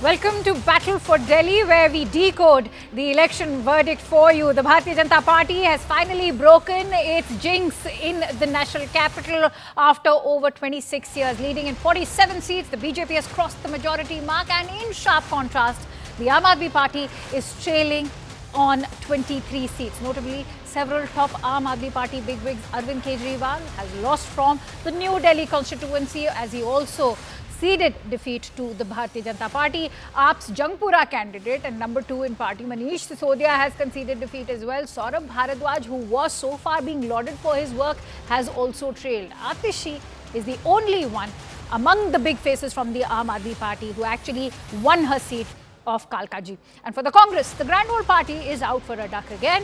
In fact, in a stunning shock defeat for a 4th time. Let's also bring you some reactions that have come in from both ends of the political spectrum. Sir, सबसे पहले तो बताइए, बड़ा intensified campaign हमने देखा, काफी मेहनत आपने की, आगे की राह क्या है? लोग कह रहे हैं कि नेक्स्ट सीएम होने वाले हैं। मैं सबसे पहले तो दिल्ली की जनता को बहुत बहुत बधाई देता हूं और आपका हृदय से धन्यवाद करता हूं कि इतनी बड़ी जीत आपने दी है 1993 के बाद। और इस जीत का श्रेय मैं हमारे दुनिया के सबसे लोकप्रिय नेता हमारे आदरणीय प्रधानमंत्री जी नरेंद्र मोदी जी को देता हूं, हमारे राष्ट्रीय अध्यक्ष आदरणीय जेपी नड्डा जी को देता हूं, हमारे गृह मंत्री जी आदरणीय अमित शाह जी को देता हूं। दिल्ली में एक ऐसी सरकार बनी है जो भारत सरकार के साथ मिलकर काम करेगी और अच्छा काम करेगी, ये मैं दिल्ली की जनता को विश्वास दिलाना चाहता हूं। सर, एलजी साहब ने अभी एक ऑर्डर जारी हुआ है जिसमें कहा गया है कि कोई भी फाइल, कोई भी कंप्यूटर मूव नहीं होगा सचिवालय से, कैसे उस ऑर्डर को देखते हैं? देखिए, हमने अपने मैनिफेस्टो में कहा था कि जितने भी घोटाले हैं उनके ऊपर में एसआईटी बिठाई जाएगी। तो जो भी घोटाले, एक घोटाला नहीं है, हर जो भी उन्होंने काम किया उसी में घोटाला किया, चाहे वो क्लासरूम बनाने में, चाहे वो डीटीसी, तो हर जो भी घोटाले हैं उनकी जांच होगी और जो भी उसमें कल्प्रिट होंगे, अगर कोई ऑफिसर होगा, कोई भी आम आदमी पार्टी का नेता होगा तो उसको बख्शा नहीं जाएगा। सरकार बन रही है मुख्यमंत्री आप में? देखिए, हमारी पार्टी में जो हमारा विधायक दल होगा वो तय करेगा, पार्टी की लीडरशिप तय करेगी, आने वाले समय में आपको पता लग जाएगा। जनता का जो भी निर्णय है, जनता का जो भी फैसला है, उसे हम पूरी विनम्रता के साथ स्वीकार करते हैं। मैं भारतीय जनता पार्टी को इस जीत के लिए बहुत बहुत बधाई देता हूं और मैं उम्मीद करता हूं कि जिस उम्मीद के साथ और जिस आशा के साथ लोगों ने उनको बहुमत दिया है, वो उन सभी उम्मीदों और आशाओं पे पूरा उतरेंगे। हमने पिछले 10 साल में जनता ने जो मौका दिया हमें, उन 10 सालों में हमने बहुत सारे काम किए। हम समाज सेवा, जनता के सुख दुख में काम आना, व्यक्तिगत तौर पे जिसको भी जो ज़रूरत होगी, हम लोगों के सुख दुख में हमेशा काम आएंगे।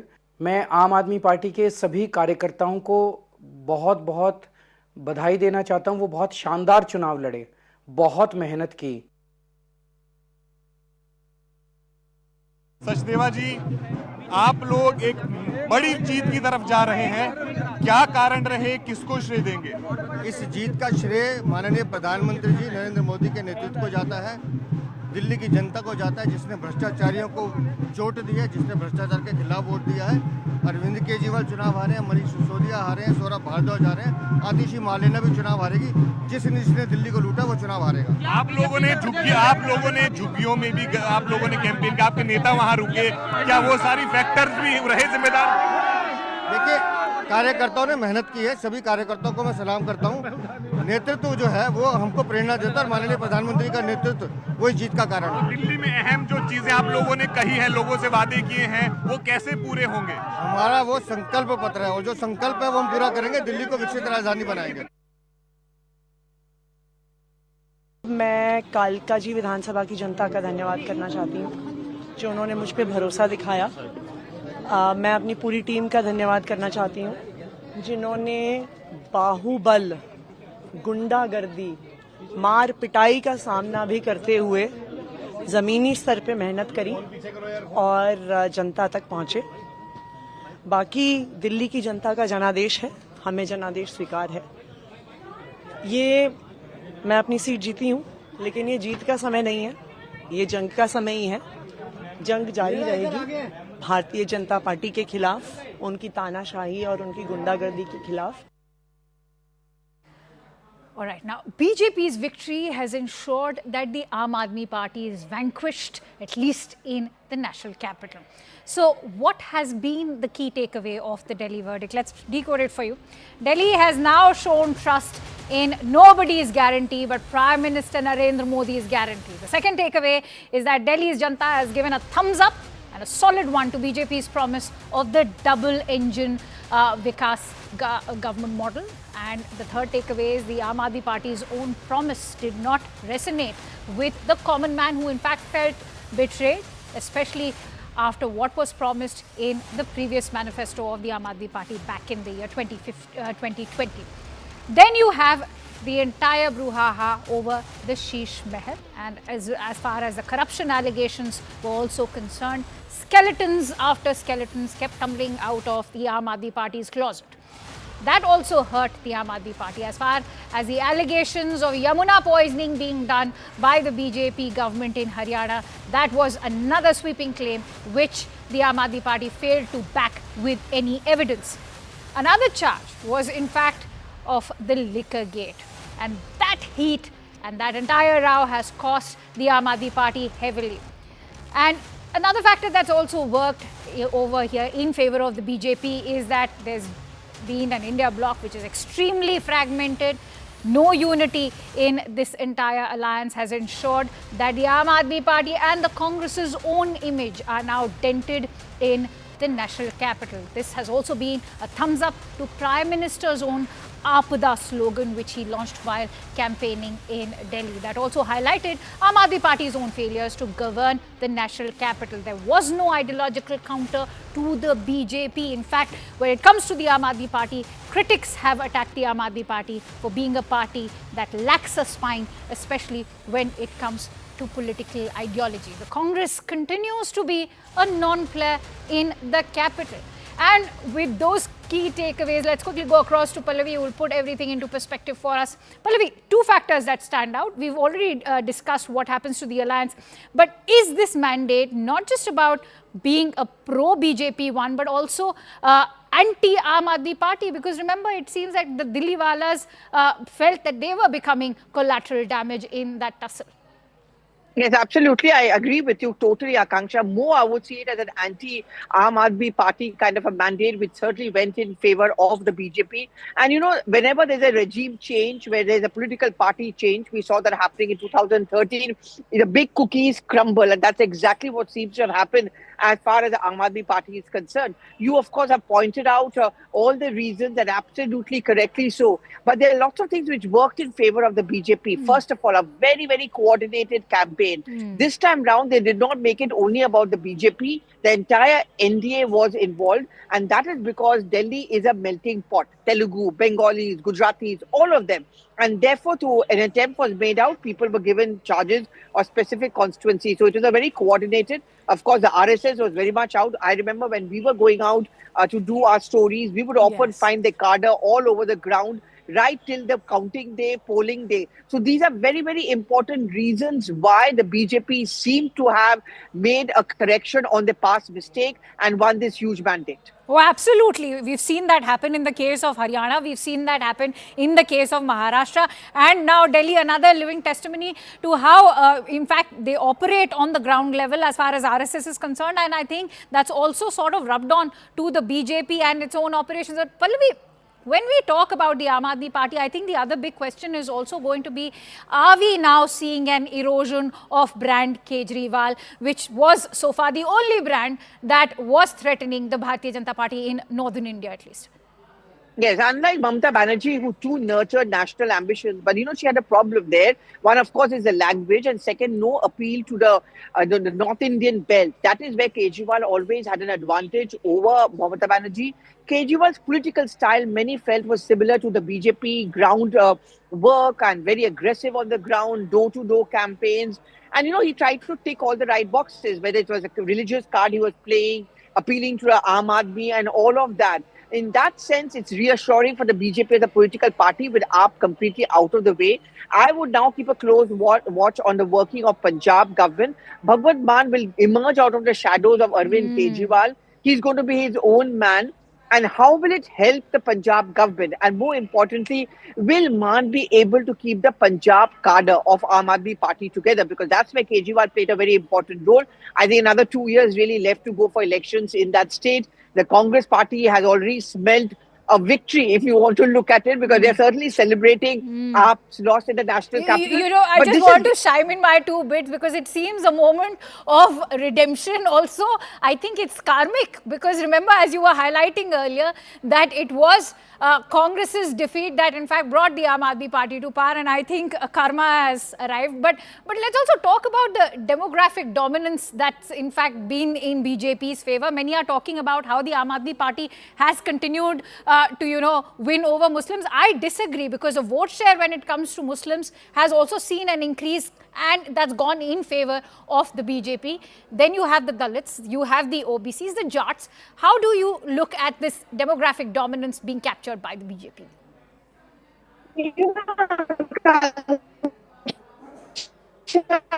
I mean, we saw, for example, in the Uttar Pradesh.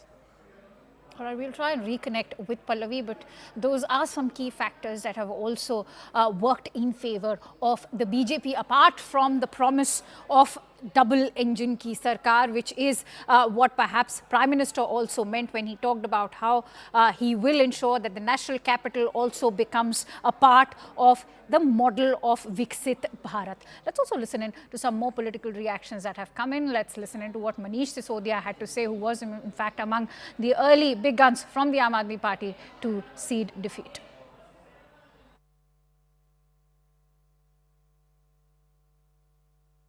Jangpura विधानसभा का चुनाव हम सब कार्यकर्ताओं ने मिलकर बहुत मेहनत से लड़ा। जंगपुरा विधानसभा के लोगों ने भी बहुत प्यार मोहब्बत सम्मान दिया, लेकिन 600 वोट से लगभग 600 वोट से उसमें हम पीछे रह गए। तो मैं जो कैंडिडेट जीते हैं उनको बधाई देता हूं और उम्मीद करता हूं कि जंगपुरा की समस्याओं को वो हल करेंगे, जंगपुरा के लोगों की जितनी भी चीज़ें हैं उनको हल करेंगे। बाकी तो अब बाकी देखते हैं। भाजपा की जीत, प्रधानमंत्री नरेंद्र मोदी जी ने जो देश को विकास का मॉडल ऑफ गवर्नेंस दिया है, जो सुशासन से भारत आज विकसित भारत बनने के लिए तेज गति से आगे बढ़ रहा है। देश और दुनिया देख रही है कि मोदी जी के साथ पूरा देश खड़ा है। मोदी जी के अच्छा कामों के साथ जनहित और लोक कल्याण के काम समाज के हर वर्ग, चाहे गरीब हो, मिडिल क्लास हो, महिला हो, हर वर्ग को एक उज्जवल भविष्य देने के लिए प्रधानमंत्री मोदी जी के साथ पूरा देश खड़ा है। Indeed happy to know that, because under Prime Minister Modi's leadership we are very keen that Delhi gets a government which serves its people, and that's something which is the need of the hour for attaining Viksit Bharat 2047. India's capital region, national capital region, should have a government which serves the cause of its people. And I strongly believe that the roadmap that the Prime Minister has set for the country should certainly take Delhi on the top priority and serve its people from every point of view, for all the human development indicator related issues and also the fundamental infrastructure, schools, hospitals, people's health care, and the capital worth India's Viksit Bharat aspirations. I think it was very obvious from all our meetings in Delhi and whichever people I was meeting that people wanted change. They were fed up of the way things were and they wanted change. I suppose they voted for change. My congratulations to all those who have won. And for the rest of us, it just means we have to work harder and we have to stay there, be on the ground and be responsive to the people's issues. Thank you. Ma'am, just one more question.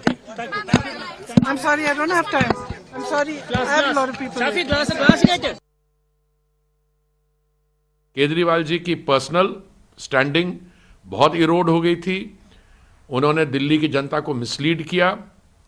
उन्होंने जो उनकी अपनी transformation है, जैसे अब अन्ना जी के आपने interview देखी हो आज सुबह, और कहाँ भ्रष्टाचार के खिलाफ एक आंदोलन जो शुरू हुआ था वो अपने आप में सबसे भ्रष्ट आउटफिट बन गया।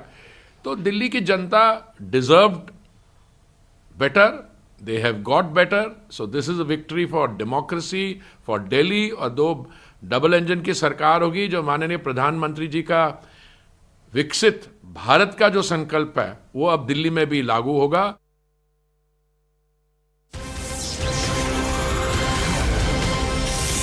All right, we're getting in breaking inputs. In fact, we are learning that Prime Minister Narendra Modi is all set to arrive at the BJP headquarters to join in the celebrations currently. In fact, we are also learning that he'll arrive at 5:30 p.m., which should be in roughly over 2 hours from now. Expect Prime Minister to, in fact, go there and in person extend his heartiest congratulations to all the Karyakartas and join in the celebrations. On that note, let me quickly go across to Arun Datta, who's joining me live. Arun, share the details with us. Well, that's right. After the victory in Delhi of Bharatiya Janata Party, we are given to understand by the way of our sources that Prime Minister Modi will be reaching the party headquarters for the celebrations somewhere around 5:30. That's the information which we are picking earlier. Of course, we were told that he might be coming somewhere around 7:38, but now it seems that he's preponed his plan to the BJP office, and as we speak, the BJP workers have started arriving here at the party office. So we saw the visuals of the celebrations at the Delhi office in a short while ago, but now everyone is coming towards this BJP headquarters at DDU Marg, and Prime Minister Modi, as we have seen even in the past, that whenever there is an election result, Prime Minister Modi ensures that he comes to party office, he addresses the Karyakartas and of course congratulates them. And this victory is very special. Delhi's victory is of course, Kansha, very special. It has come after 27 years. And victory in such a way is something which is fascinating, and I think many BJP leaders were not in fact expecting this kind of a victory. They were expecting a victory, but this kind of massive victory they were not expecting. So I think everyone is waiting for Prime Minister Modi, what he's going to speak. आप बहुत ही महत्वपूर्ण जगह पे खड़े हुए हैं Arun. We will keep coming back to you every hour. In fact, as Prime Minister arrives, this entire spotlight is going to shift over there to the Delhi BJP headquarters. And as Arun was highlighting, this is a very special victory. It's not just in the national capital, but one that's arrived, in fact, after over 26 years. Many thanks to you, Arun, for bringing us those details. Let's quickly slip into a short break. We'll be back with more. Stay tuned.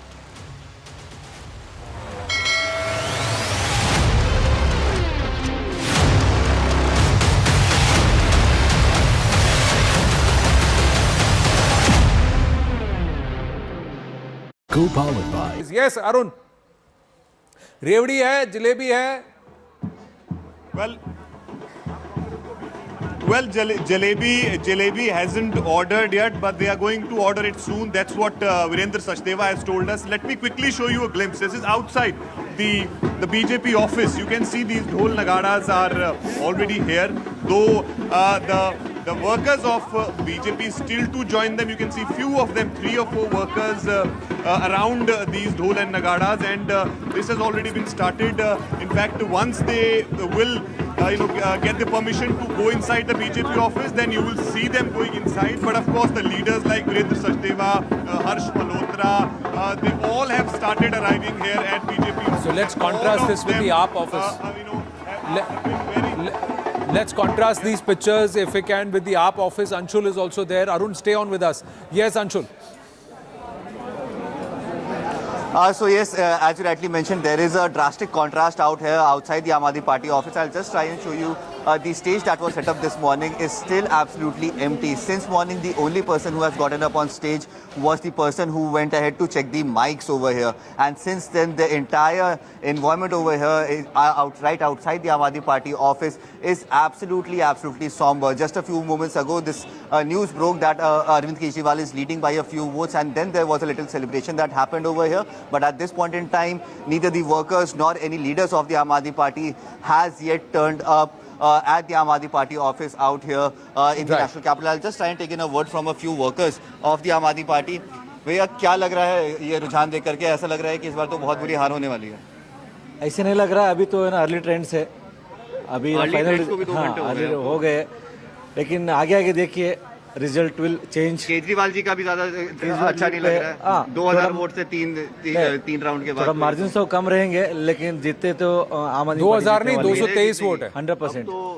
223 vote है, 223 vote से जीत रहे हैं, वो भी आप stronghold booths 223 vote से। We should not jump the guns as of now.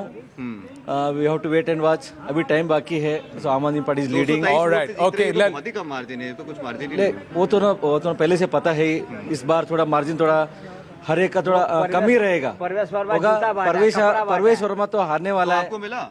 हमें नहीं चाहिए, हमें बीजेपी के नहीं चाहिए, हमें केजरीवाल जैसे नेता मुख्यमंत्री चाहिए। हमें क्या है, तो वोट दिया था आपने, फिर ऐसी क्या हालत हो गई? दिल्ली दिल से केजरीवाल फिर से, आई लव केजरीवाल। बिजली bill zero, Kejriwal hero. BJP देगा धोखा, केजरीवाल देगा मौका। घर घर झाड़ू हुआ, घर घर केजरीवाल। अब लेट हो गया Good. ये No. Okay, that's a passionate Aam Aadmi Party supporter and an Aam Aadmi Party voter, and they're keeping their hopes up. But like Smita Prakash was saying, that they have got the update. Nalin Mehta was saying at Money Control that they've got the update that the booths in New Delhi constituency that have been counted so far have been the AAP strongholds, and that's where Arvind Kejriwal is leading by a slender 224 votes. The BJP stronghold booths could be opened now. Will there be a change in scenario, or will only Pravesh Verma consolidate that lead? We'll have to wait and watch, because that will be the giant killer. Pravesh Verma, if he defeats Arvind Kejriwal and Sandeep Dixit, emerges as a giant killer here. Key race alert as of now, Mr. Kejriwal is leading from New Delhi. We'll see if he holds on to this lead, further strengthens it, and if there is a reversal in the Aam Aadmi's fortunes compared to what's happened in the first 2.5 hours of result day Delhi, battle for Delhi. Still round 4, that's where they are as far as New Delhi, out of 13 rounds, but slowly and gradually, somewhere we can see the shift in the mood and momentum. What the Congress is telling the AAP as it's taking jibes, what the AAP is actually saying at the AAP headquarters in Delhi, and what the mood is at the Delhi BJP office. These pictures speak for themselves. Satyendra Jain was leading earlier, now is trailing. Some key results. Milkipur. Quick update on Milkipur. Coming from Milkipur. Paswan is of the BJP is leading. It's a reserved constituency, and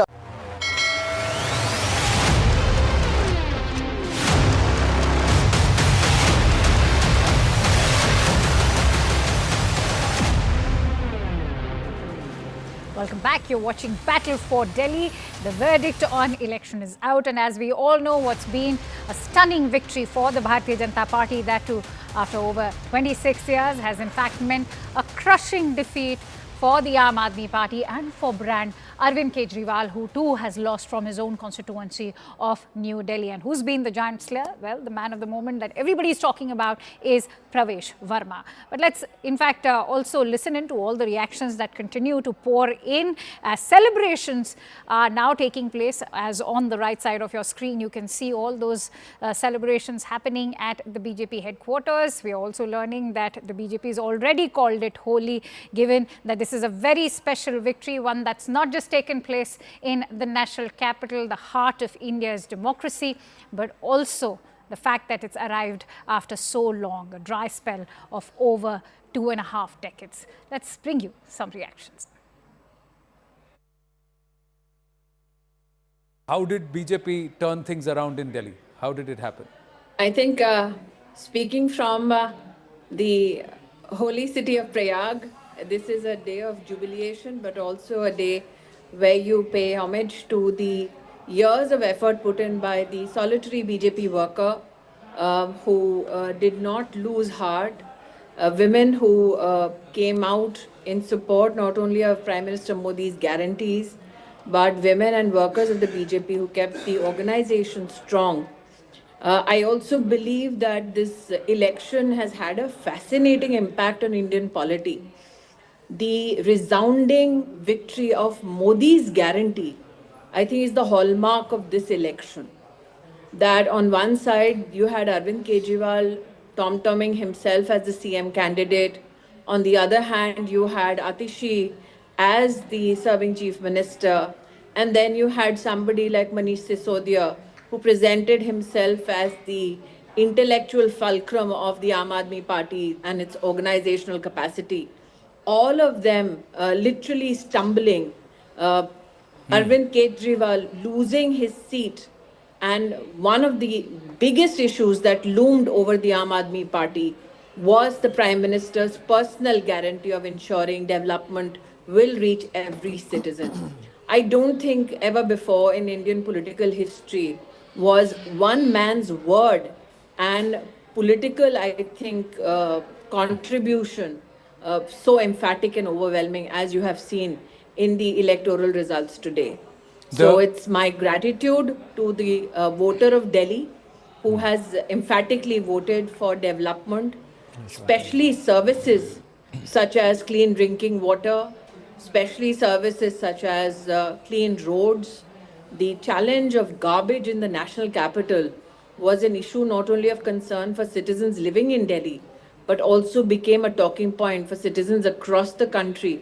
The issue not only of amenities, but also, I think, the Sharab Ghotala of the Aam Aadmi Party, a party that promised overarching, I think, impact on Indian polity, and a party which promised an overwhelming change.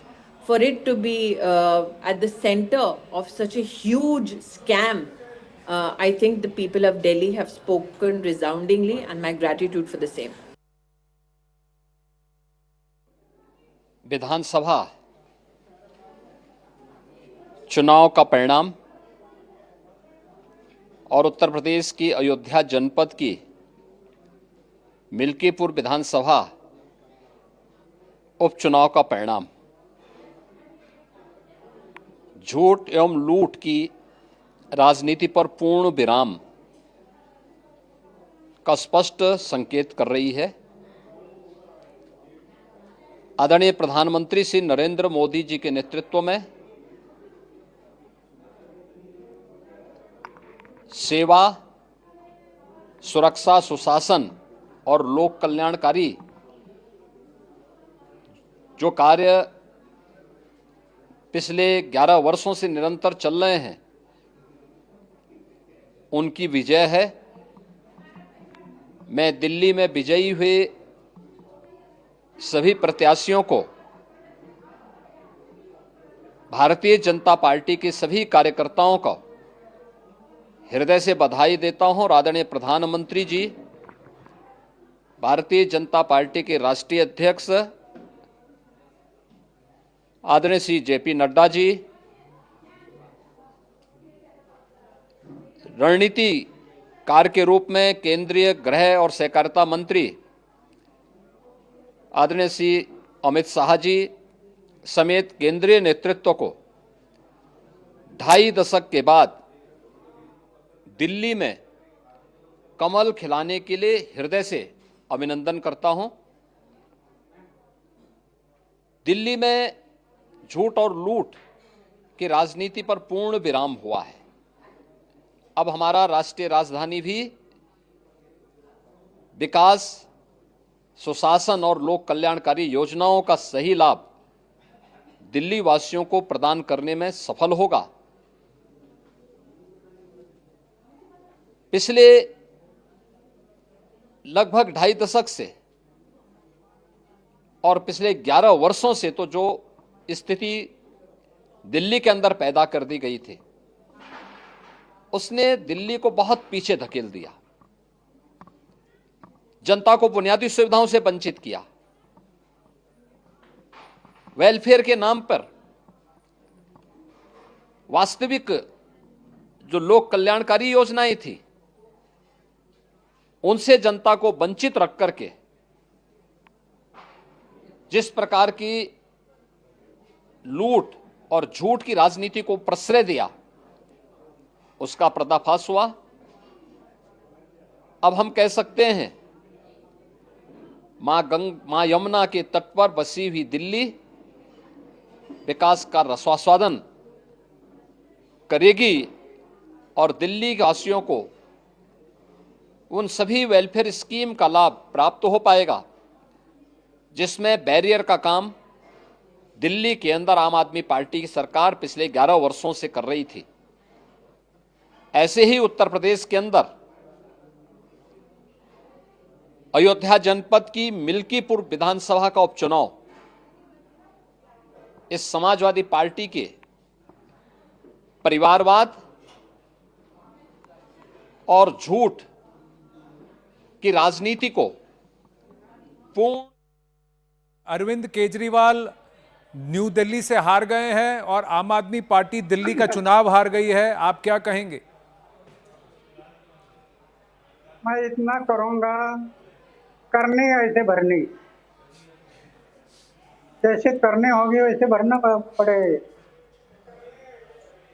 शुरू में मेरे साथ में था, उस time पर आचार शुद्ध, विचार शुद्ध, जीवन निष्कलंक, जीवन में त्याग, और दूसरों के बारे में बोलता था।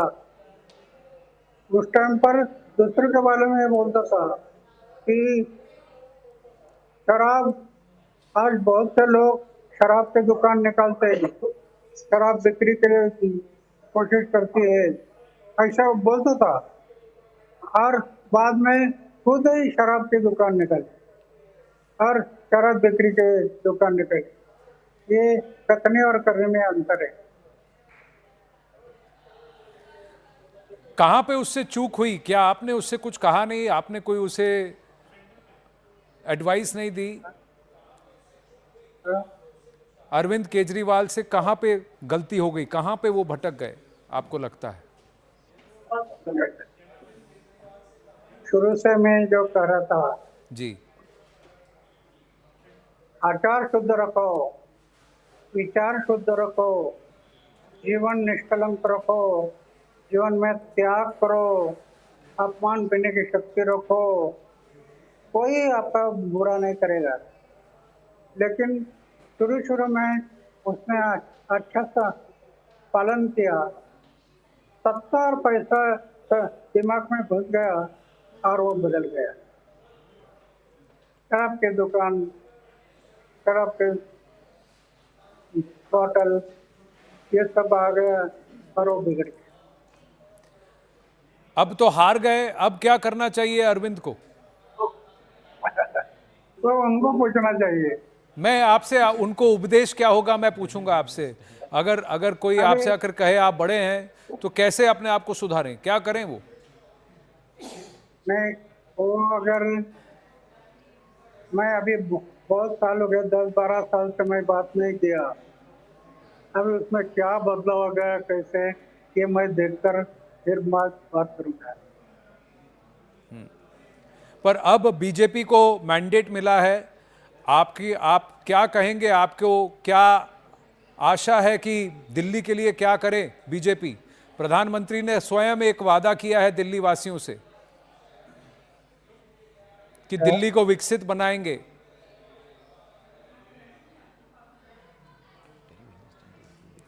तो आपको लगता है कि बीजेपी और प्रधानमंत्री नरेंद्र मोदी उस वादे पर खरा उतरेंगे? क्या अभी मैं कैसे कह सकता हूँ? ये सत्ता इंसान को कब दिमाग में घुसेगी और कब बुराई बढ़ेगी वो कह नहीं सकते। सत्ता और पैसे की नशा बड़ी बेहोश करने वाली है। तो क्या करेंगे, क्या कैसे करेंगे, मैं नहीं कह सकता। अगर व्यक्ति में अहंकार आ जाता है तो क्या आपको लगता है कि वो पतन की ओर चला जाता है? आपको लगता है अरविंद केजरीवाल के अंदर अहंकार आ गया था?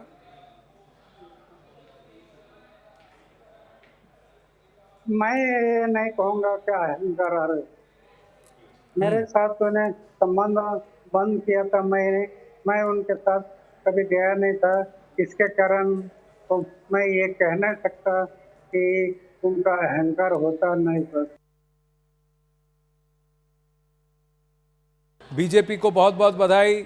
आप सबसे पहले तो स्मिता प्रकाश जी आज भी हमारे साथ बैठी, उन्होंने कहा जब जीतेंगे तब आपने कहा आप गाना सुनाएंगे, तो आज पहले गीत से ही शुरू हो जाए। नहीं, बहुत बहुत धन्यवाद आनंद जी। स्मिता प्रकाश जी को भी बहुत बहुत धन्यवाद। जैसा हमने अपेक्षा किया था वो मिला, और जैसा हमने पहले भी कहा था कि बहाने नहीं बदलाव चाहिए, दिल्ली में भाजपा सरकार चाहिए। हमने जो मांगा, दिल्ली की जनता ने मोदी की गारंटी को एक्सेप्ट किया आनंद भाई। हमारे पास सब कुछ था, बस ये मोदी की गारंटी दिल्ली में नहीं थी, वो आते ही दिल्ली की जनता और देश की जनता ये नरेंद्र मोदी जी के हर स्टेटमेंट पे विश्वास करती है। मोदी जी ने कह दिया 2500 रुपया हर गरीब महिला को मिलेगा महीना, महिलाओं ने विश्वास कर लिया। गर्भवती माता को 21,000 मिलेगा उनके उस समय, तो वो विश्वास कर लिया। तो ये बुजुर्गों ने, सभी हमारे छात्रों ने, कोचिंग करने वाले बच्चों ने, जो साफ पानी चाहिए था उन लोगों ने, और वो विश्वास की जीत हुई है आनंद जी, ऐसा मैं मानता हूँ। All right, and joining me live on the broadcast is Mr. Pradeep Gupta, who's the chairperson and managing director of Access My India. Many thanks to you, Mr. Gupta, for joining in. What's your assessment now today? I must say that this time you got it pretty accurate. I don't know why whatever adjective you are using, but it cannot get better than this as far as the prediction goes. We predicted 45 to 55. The midpoint was 50 seats, and it is well within the range. Yes. For both Aam Aadmi Party and BJP. As far as the vote share goes, we predicted 48 for BJP plus, they are 47%, and for Aam Aadmi Party, we predicted 42, they are around 43%. So, I mean, I don't think it can get better than this. But yes, we could predict the exact poll once again. That much all I can say. Thanks to my Access My India team, credit goes to them. I to just report whatever they come out with the numbers and data, and in the fieldwork and in the back office. And this time around, you've also been, in fact, you've proven to be quite the Nostradamus for the national capital at least. And so I want to ask you, what in fact has, in your viewpoint, spelt this stunning victory which has arrived for after over 26.5 years? So three things, three demographics rather to be precise. One is the Dalit vote, second is the Mahila vote, and third is the middle class vote. Shifted in bulk to BJP from Aam Aadmi Party in comparison to 2020 election. And why they have shifted? Basically, people have reported to our surveyor saying that अब केजरीवाल या आम Aadmi party में वो बात नहीं रही। जब हमने पूछा वो बात नहीं रही का क्या मतलब है, उन्होंने कहा आप ये देखिए ना, पिछले 5 साल में कोई भी, वो अपनी भाषा में बोलते थे, ऐसा कोई भी काम नहीं किया। In a way there is no notable performance और the governance was there as far as the state government goes. Whatever they have done 5 years back between 15 to 20. This is the, and the on the other hand, the garbage collection, yes, quality of water and air nobody knows who's responsible for, even and the Aam Aadmi Party or the public. They have been reporting, and the kind of promises Aam Aadmi Party has made this time, about 2,100 rupees to the account of women, and they got form filled also and issued a guarantee card, as against BJP's 2,500 rupees to the account of female. They also promised and 2 free gas cylinder has done the trick. And particularly, you know, they always say कि आप क्या कहते हैं और क्या करते हैं। पंजाब में इन्होंने अपना वादा पूरा नहीं किया। Aam Aadmi Party ने the same wada of money to the account of absolutely. Pradeep ji, I want to in fact come to the point that there's no doubt that the half-truths and the lack of promises has in fact decimated Aam Aadmi Party today. But do you think that this election has just been about a mandate on the kind of freebies or welfare schemes that were being promised from both ends? But don't you think that it goes beyond that? Is today's BJP victory not also a validation of the double engine ki sarkar model of the Bharatiya Janata Party, which has also been promised by Prime Minister Narendra Modi, one who's also now talking about making Delhi an integral part of Viksit Bharat? I was coming to that only, when it was one end it was the Kejriwal ki guarantee, and another end BJP has put forward the Modi ki guarantee, and Modi people have believe the Modi ki guarantee more than the Aam Aadmi Party ki guarantee on various accounts. And when people go for the vote, they do the very careful evaluation of what you did in the 5 years as far as governance. So in case of Delhi particularly, so they compare the state government performance and the central government performance. They have to select alternate the Vikalp because Aam Aadmi Party was there in the power for more than 10 years. All right. I'll have to leave it at that because I'm running short of time. But many thanks to you, Mr. Pradeep Gupta, for joining in. This is not just a moment of victory for the Bharatiya Janata Party, but for you too, for predicting it so accurately. Many thanks to you for joining in. And with that, we slip into a quick break. Stay tuned.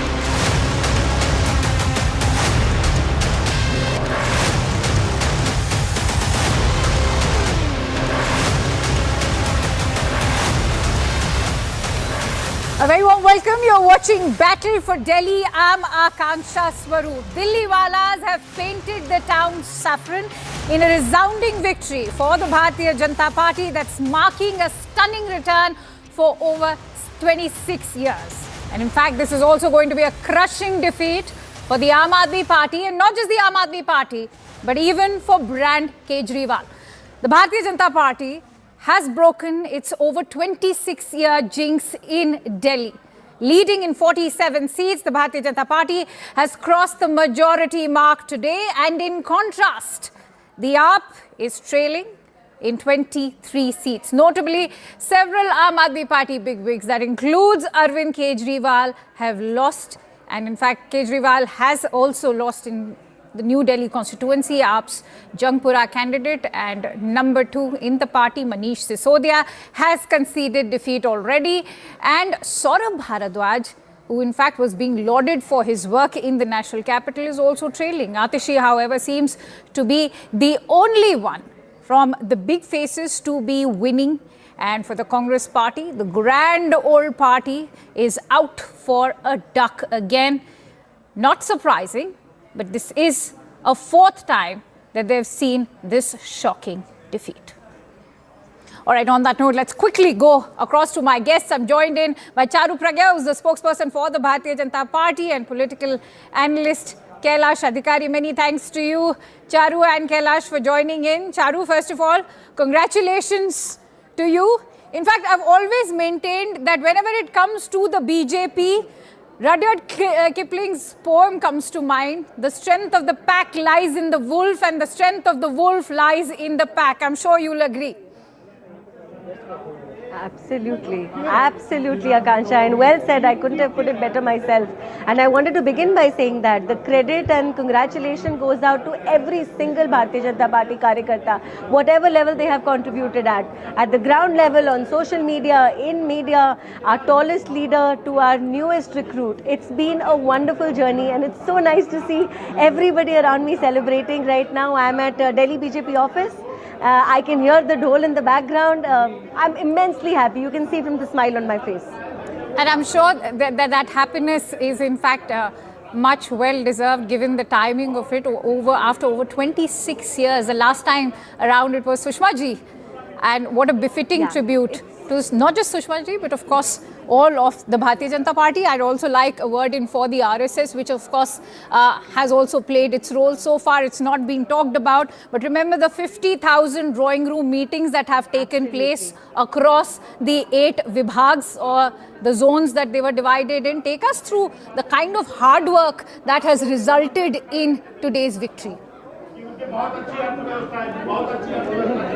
You again have put it really well, Akansha. You know, the thing is, we are a part of this massive piece of machine, and every single tiniest bit has to work to their optimum to make sure we win elections. We work really hard on ground, day after day, and what keeps us going is the kind of encouragement we get from our leadership. And Delhi needed to be told that Modi ki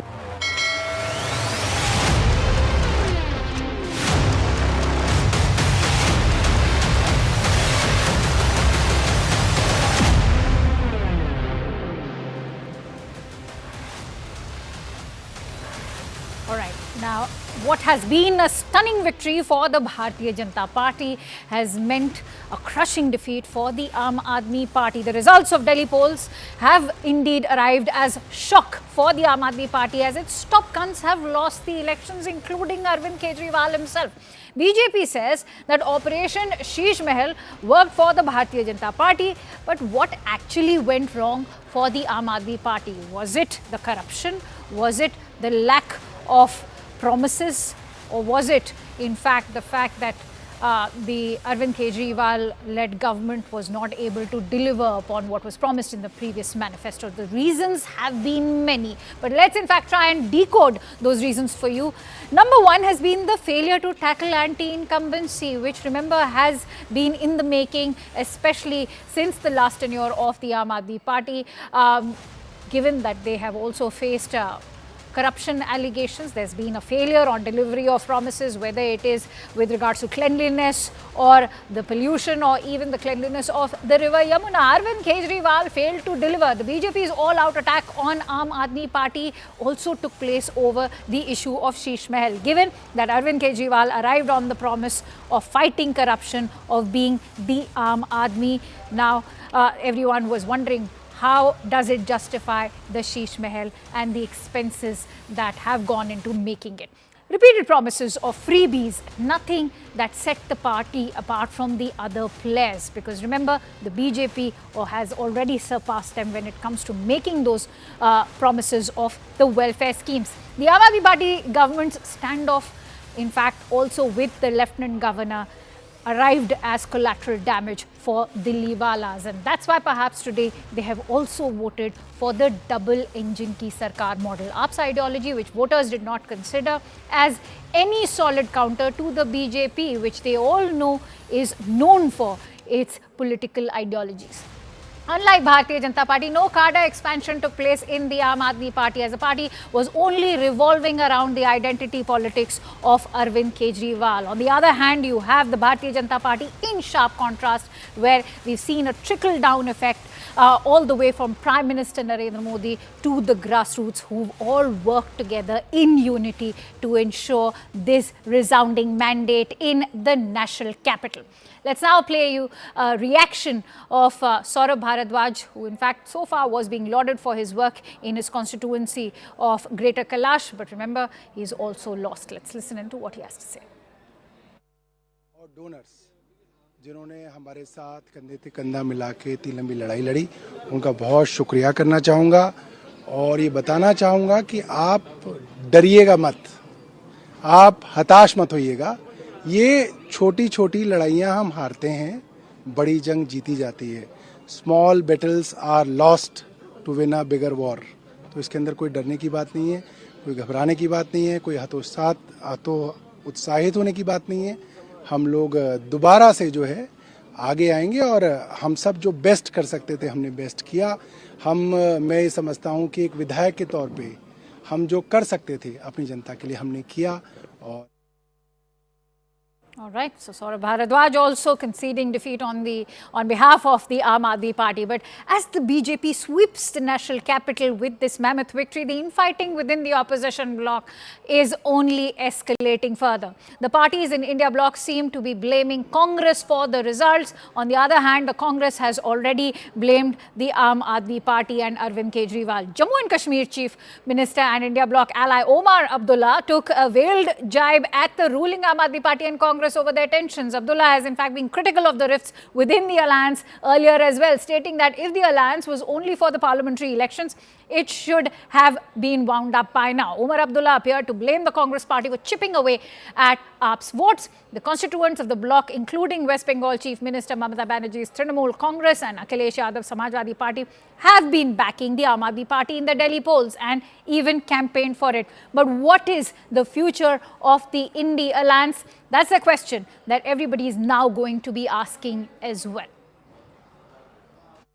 Delhi में भी Maharashtra pattern लागू किया है और Maharashtra pattern जैसा है वैसा ही दिल्ली में काम चल रहा था। चुनाव आयोग आंख बंद करके बैठा था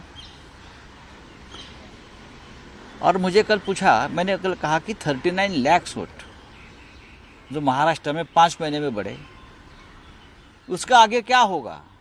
तो मैंने ये कहा ये 39 लाख वोट अब बिहार में शिफ्ट हो जाएंगे। Pallavi joins me with more perspective on that news story. Pallavi, on one hand, you have the BJP, which is standing out for its unity all the way till the grassroots levels. On the other hand, you have the entire alliance. The blame game has already started after the defeat. Yes, Akanksha, it all depends on our firm leadership. And, the thing in the case of NDA, the firm leadership of, say, the Prime Minister has acted as a glue.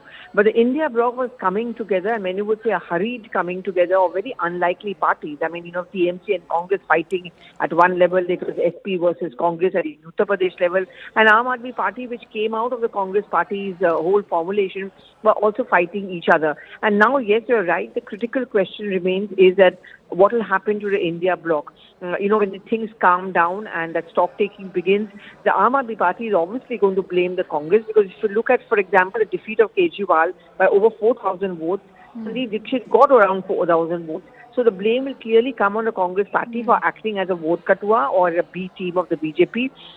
So two things, either the India bloc as such completely collapses, or there is going to be a leadership tussle with a non-Congress face. Or the second is that parties may demand that we should have a federation or coalition of our political parties to take on the BJP, but minus the Congress party. Well, absolutely. And the bitter irony right now, Pallavi, is that it was in December of 2024 that Aam Aadmi Party decided to go and fight it as a lone battle. Many thanks to you, Pallavi, for sharing that perspective. And with that, it's a quick wrap from my end. Thank you so much for watching our live and rolling coverage on Battle for Delhi.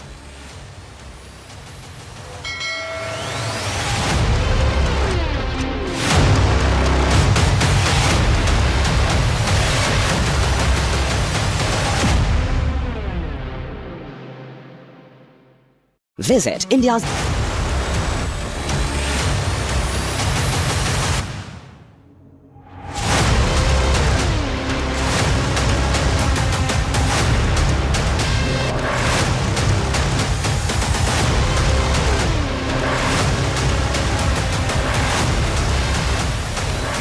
A very warm welcome. You're watching Battle for Delhi. I'm Akanksha Swaroop. Dilliwalas have painted the town saffron in a resounding victory for the Bharatiya Janata Party that's marking a stunning return for over 26 years. And in fact, this is also going to be a crushing defeat for the Aam Aadmi Party, and not just the Aam Aadmi Party, but even for brand Kejriwal.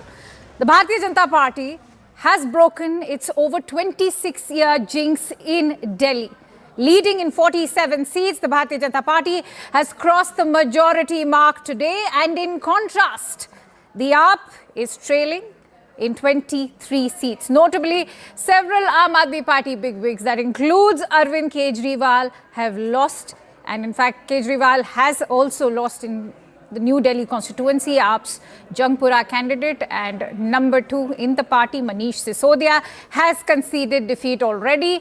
And Saurabh Bharadwaj, who in fact was being lauded for his work in the national capital, is also trailing. Atishi, however, seems to be the only one from the big faces to be winning. And for the Congress party, the grand old party is out for a duck again. Not surprising, but this is a 4th time that they've seen this shocking defeat. All right, on that note, let's quickly go across to my guests. I'm joined in by Charu Pragya, who's the spokesperson for the Bharatiya Janata Party, and political analyst Kailash Adhikari. Many thanks to you, Charu and Kailash, for joining in. Charu, first of all, congratulations to you. In fact, I've always maintained that whenever it comes to the BJP, Rudyard Kipling's poem comes to mind. The strength of the pack lies in the wolf, and the strength of the wolf lies in the pack. I'm sure you'll agree. Absolutely, absolutely, Akansha, and well said. I couldn't have put it better myself. And I wanted to begin by saying that the credit and congratulation goes out to every single Bharatiya Janata Party Karyakarta, whatever level they have contributed at the ground level, on social media, in media, our tallest leader to our newest recruit. It's been a wonderful journey, and it's so nice to see everybody around me celebrating right now. I'm at Delhi BJP office. I can hear the dhol in the background. I'm immensely happy. You can see from the smile on my face. And I'm sure that happiness is in fact much well deserved given the timing of it after over 26 years. The last time around it was Sushma ji, and what a befitting tribute to not just Sushma ji but of course all of the Bharatiya Janata Party. I'd also like a word in for the RSS, which of course has also played its role so far. It's not been talked about, but remember the 50,000 drawing room meetings that have taken place across the 8 vibhags or the zones that they were divided in. Take us through the kind of hard work that has resulted in today's victory. You again have put it really well, Akansha. You know, the thing is, we are a part of this massive piece of machine, and every single tiniest bit has to work to their optimum to make sure we win elections. We work really hard on ground, day after day, and what keeps us going is the kind of encouragement we get from our leadership. And Delhi needed to be told that Modi ki guarantee can be applicable to the state of Delhi as well. They have seen the nation progress. They have seen other states do far better year after year. But Delhi seems to have been traveling back in time. We've struggled with simple things like a decent road, for water, for clean air, and all that is going to stop now. We are going to make sure that Delhi gets the development it deserves as India's capital. Delhi is going to become Viksit. APDA has been weeded out. It needed to be weeded out long back. It's been a long journey. It's been a difficult journey, but here we are. Absolutely, it is. In fact, we have a tweet coming in from the Union Home Minister. Let's also listen in to what Mr. Amit Shah has had to say. Let me quickly read it out to you. He's saying that Delhi वासियों ने बता दिया है कि जनता को बार-बार झूठे वादों से गुमराह नहीं किया जा सकता. जनता ने अपने वोट से गंदी यमुना, पीने का गंदा पानी, टूटी सड़कें, ओवरफ्लो होती सीवरें और हर गली में खुली शराब के ठेकों का जवाब दिया है. All right, that's the Home Minister Amit Shah, who also actively campaigned in the national capital, going out there to say it. चाहे महिलाओं का सम्मान हो, अनाधिकृत कॉलोनियों वासियों का स्वाभिमान हो या स्वराजगार की अपार संभावनाएं, मोदी जी के नेतृत्व में दिल्ली अब एक आदर्श राजधानी बनेगी. In fact, I want to bring you in on that point, Kailash Adhikari. You know, this time around also when the Aam Aadmi Party in fact announced its manifesto, what did catch my attention was that the focus that was there in the year 2020 in their manifesto, whether it was civic issues, women's safety, the issue of pollution, all of that was in fact missing. You know, Akanksha, the Aam Aadmi Party lost the plot where they thought that just by targeting the Bharatiya Janata Party or by saying that the LG is not allowing me to do my work, or by the fact that the central...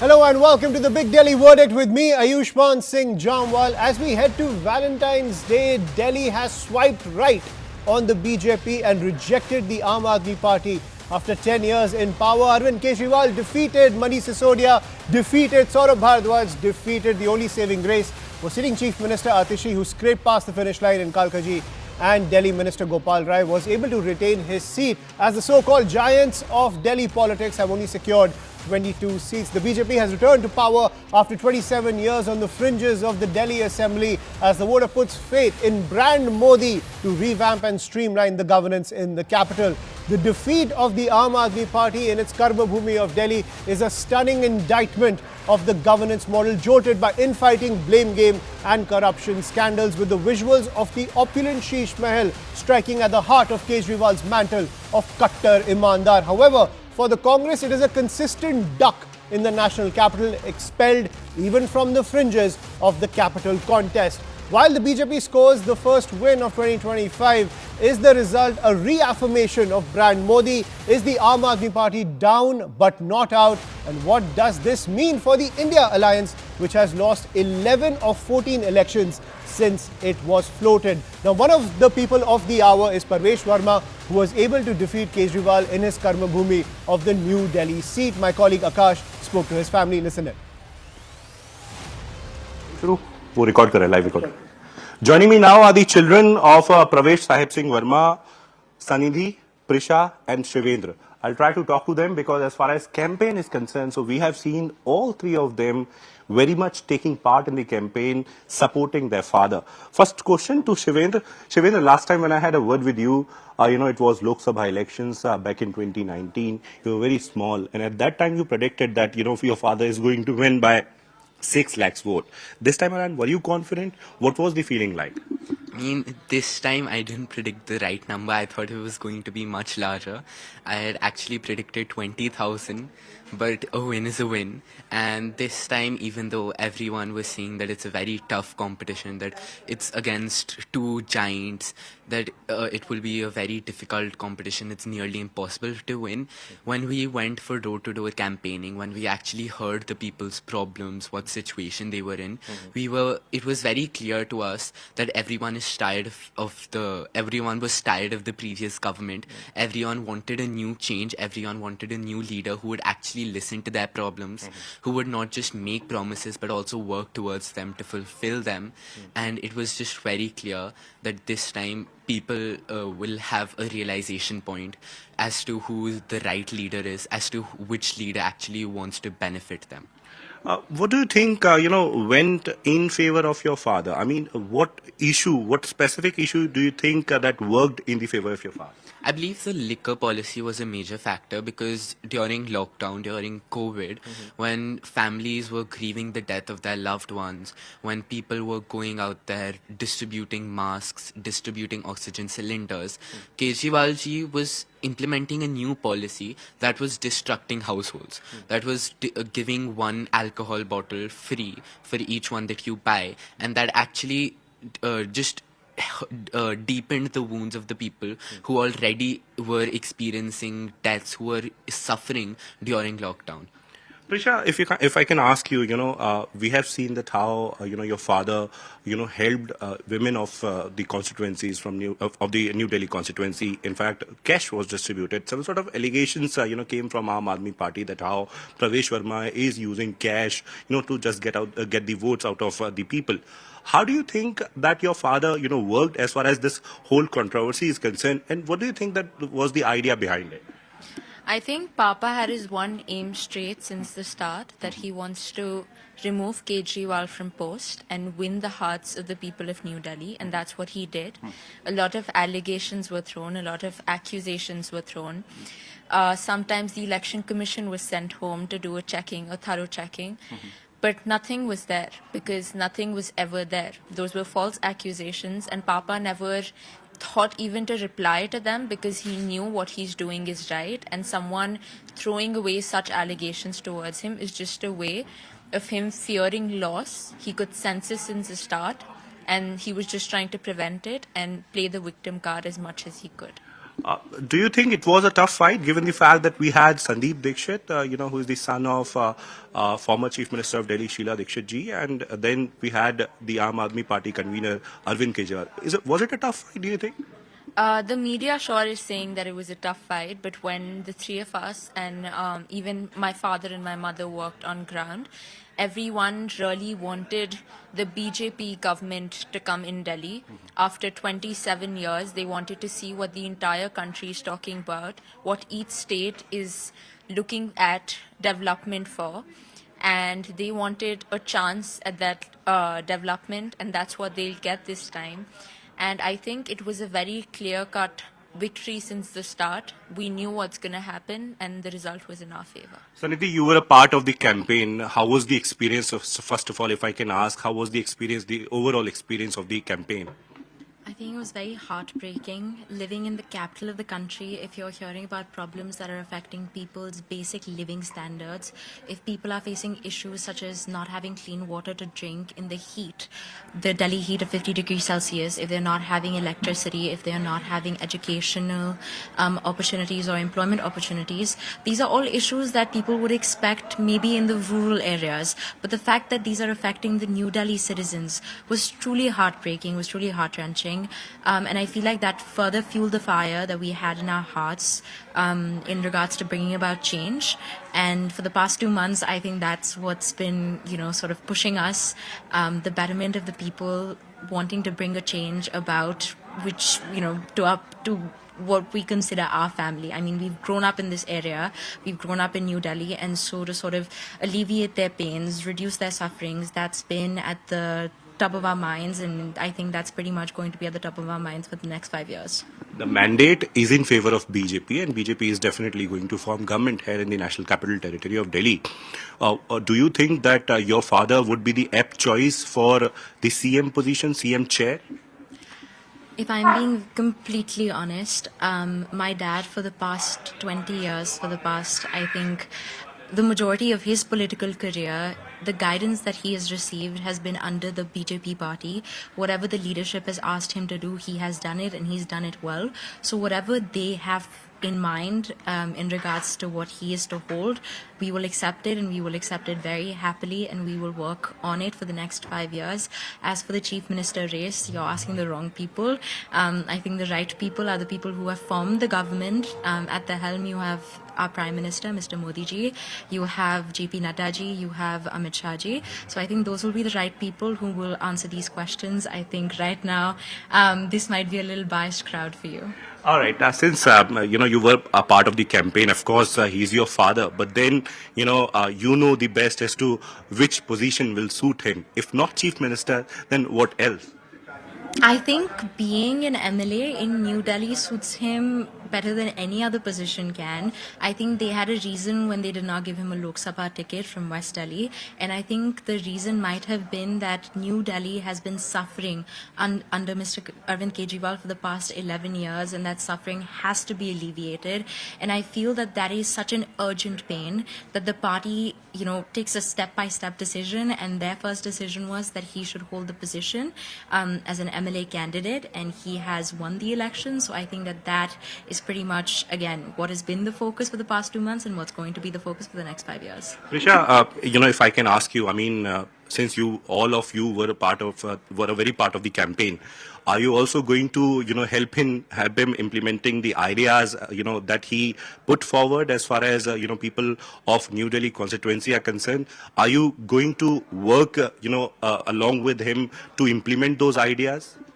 Of course, it's always been a family effort. If I can go campaign, make promises to them, I also have to ensure that my father completes and fulfills all their promises. And I have made quite a lot of promises, so I have to make sure that Papa leaves no stone unturned to complete all their promises, leave no excuses, gives no excuses, does not lie to them, and at the least gives them all that they deserve. Last question to you, Shivendra. We know that how, ticket distribution, when ticket distribution was happening, Pravesh Verma was not given ticket for the Lok Sabha. Were you disappointed at that time that, my father won with the biggest margin and, still he is denied for the ticket? At first thought, yes, it was a little disappointing, but deep down in our hearts, we knew that it was all for a reason. We knew that the party had a lot of thinking behind that, they had a lot of discussions behind that, and like always, we're always fine with what the party chooses for us. All right. So the children of Pravesh Verma clearly confident enough, and in fact they were saying throughout the campaign that their father is going to win. And today, when Pravesh Verma has in fact won from the New Delhi constituency, these children are saying that now further they are also going to help their father in implementing what was promised for New Delhi constituency. With comes Rajesh Bharadwaj, this is Akash Sharma for CNN News 18. So Parvesh Verma's family hailing the victory of their father. The children of Parvesh Verma hailing the victory of their father in Arvind Kejriwal's Karma Bhumi of the New Delhi seat, which Parvesh Verma has claimed. So let's look at the takeaways of what the result throws up, ladies and gentlemen. Delhi shows trust in Prime Minister Modi's guarantee model is one huge takeaway from this victory of the BJP after 27 years on the fringes of the Delhi Assembly. Takeaway 2, thumbs up to BJP's promise of the double-engine government for Vikas is the second takeaway, given the fact that any big policy, any kind of welfare-related issue inside the national capital was always met with a clash between the Delhi government and the Lieutenant Governor. So voters of Delhi clearly aiming for a streamlined approach to governance in the national capital. Takeaway 3, Aam Aadmi Party's promises didn't resonate with the common man. Clearly anti-incumbency, 10 years in power, and all the governance fiascos and corruption scandals taking its toll on the Aam Aadmi Party. The Sheesh Mahal corruption charge hurt the Aam Aadmi Party. Remember, Arvin Kejriwal carried the mantle of Kattar Imandar, but those opulent visuals of Sheesh Mahal with lakhs being spent on ornamental mirrors really did not sit well with the Aam Aadmi Party support base as well as the people of Delhi, and that's why it seems that the support has shifted away from the Aam Aadmi Party. Remember, 10 years ago in 2014, even when Sheesh Mahal wasn't there, Arvind Kejriwal said that the Chief Minister's bungalow was too big for him and he wanted something more basic. But clearly, it's a far cry from the Sheesh Mahal that we see today, and the Aam Aadmi Party only pointing fingers at the BJP, trying to deflect blame and trying to protect its Kattar Imandar mantle. Now, the Yamuna poison charge, where Arvind Kejriwal claimed that the BJP government in Haryana is trying to poison the people of Delhi, it completely backfired. No one bought that election narrative coming in from Arvind Kejriwal, because when he was asked for proof, he failed to give any concrete evidence. Takeaway 6, the Liquorgate scandal cost the Aam Aadmi Party heavily, a corruption scandal that jolted the top brass of the Aam Aadmi Party. Remember, this party led the India Against Corruption movement and made stunning allegations against the top brass across the political spectrum back during the UPA era, and now those same people are now mired in the Liquorgate controversy, something that hurt their mantle effectively. Takeaway 7, disunited India bloc dented the Aam Aadmi Party and the Congress image in the national capital. Clearly, when it comes to all the allegations coming in from the Aam Aadmi Party and the Congress, be it EVMs, be it the use of agencies, that's something that did not sit well. But let's shift focus of my colleague Rahul Shivshankar in conversation with Parvesh Verma. Mr. Verma, can you hear me? And very, very, very, very big congratulations to you this afternoon, this evening, as we wait now for Prime Minister to come to the BJP headquarters. Massive moment for the BJP, massive moment for you. How do you view what many people are saying is the re-scripting of recent political history in Delhi, sir?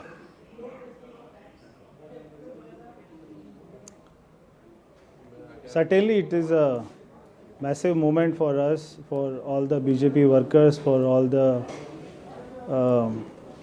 leaders, that we are coming back in the power after 26 years. So it is a big moment, and we have a lot of big challenges ahead of us. We have a lot of work to do, and we will fulfill all our manifesto promises.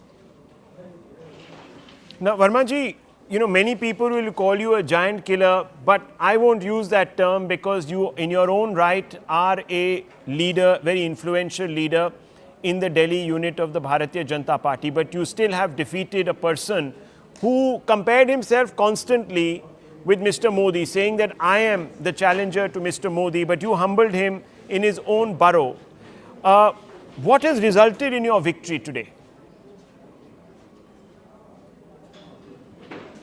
See, I've just done my job, what party asked me to do, and there are many factors. There was a lot of anti-incumbency of Arvind Kejriwal, which worked. और हम जो यहाँ के लोगों का हमने समस्या सुनी, तो बहुत सारी समस्या थी, तो वो सारे लोगों ने भारतीय जनता पार्टी के ऊपर में विश्वास किया, प्रधानमंत्री मोदी जी के ऊपर में विश्वास किया, और हम जो हमने प्रॉमिस किए सारे काम करेंगे। ये क्या समस्याएं थीं जिनकी आप बात कर रहे हैं? ये स्पेसिफिकली कौन सी समस्याएं थी? कोई काम ही नहीं हुआ राहुल जी। कोई 11 साल में जब मैंने यहाँ के लोगों से पूछा कि can you tell me any 5 work which Arvind Kejriwal has done in last 11 years, so कोई काम ही नहीं हुआ। एक भी यहाँ के झुग्गी झोपड़ी हैं, उनमें कोई काम नहीं है। वहाँ पे कोई सीवर लाइन नहीं है, टॉयलेट्स नहीं है। यहाँ के धोबी घाट है, वहाँ पे कोई काम नहीं है। यहाँ पे कोई भी सफाई नहीं है। तो जितने भी अरविंद केजरीवाल ने प्रॉमिस किए थे किसी के लिए, और सबसे बड़ी बात है उनका यहाँ पे ऑफिस नहीं था, तो वो किसी से मिलते नहीं थे, तो लोग उनको अपनी समस्या उन तक नहीं पहुँचा पाते थे।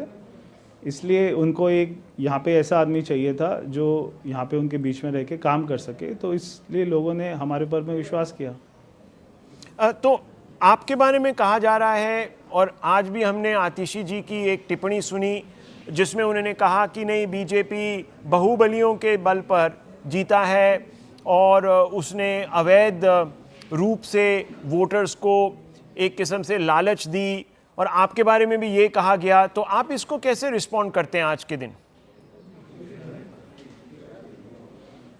देखिए, जब अरविंद केजरीवाल सारे दिल्ली के वोटर्स को बोलते हैं कि हम आपको ये उनकी योजना में 2100 रुपया देंगे सारी महिलाओं को, तो वो उनको नहीं दिखाई देता। जब हम बोलते हैं 2500 देंगे तो वो उनको दिखाई देता है। ये तो मुझे नहीं समझ आता कि ये कोई समझदारी वाली बात है। तो पार्टी के अपने अपने मैनिफेस्टो होते हैं, हम उनको जनता तक लेके जाते हैं। जनता जिस पार्टी के ऊपर में विश्वास करती है कि वो उस काम को पूरा कर सकती है, उसको वो वोट करती है। अब वो क्योंकि इलेक्शन हार गए हैं, इसलिए वो अभी तो ऐसा बोल रहे हैं, फिर वो कल बोलेंगे ईवीएम भी हैक हो गया। तो वो तरह तरह के बहाने हैं, मगर मैं ये सब लड़ाई में नहीं पड़ना चाहता। और मैं चाहता हूँ कि दिल्ली में हम यहाँ पे अच्छे काम कर सकें ग्राउंड पे, जिससे दिल्ली की जनता को अच्छा लगे। आपके कंस्टिट्यूंसी में जहाँ से आप लड़े हैं, वहाँ से संदीप दीक्षित भी खड़े हुए।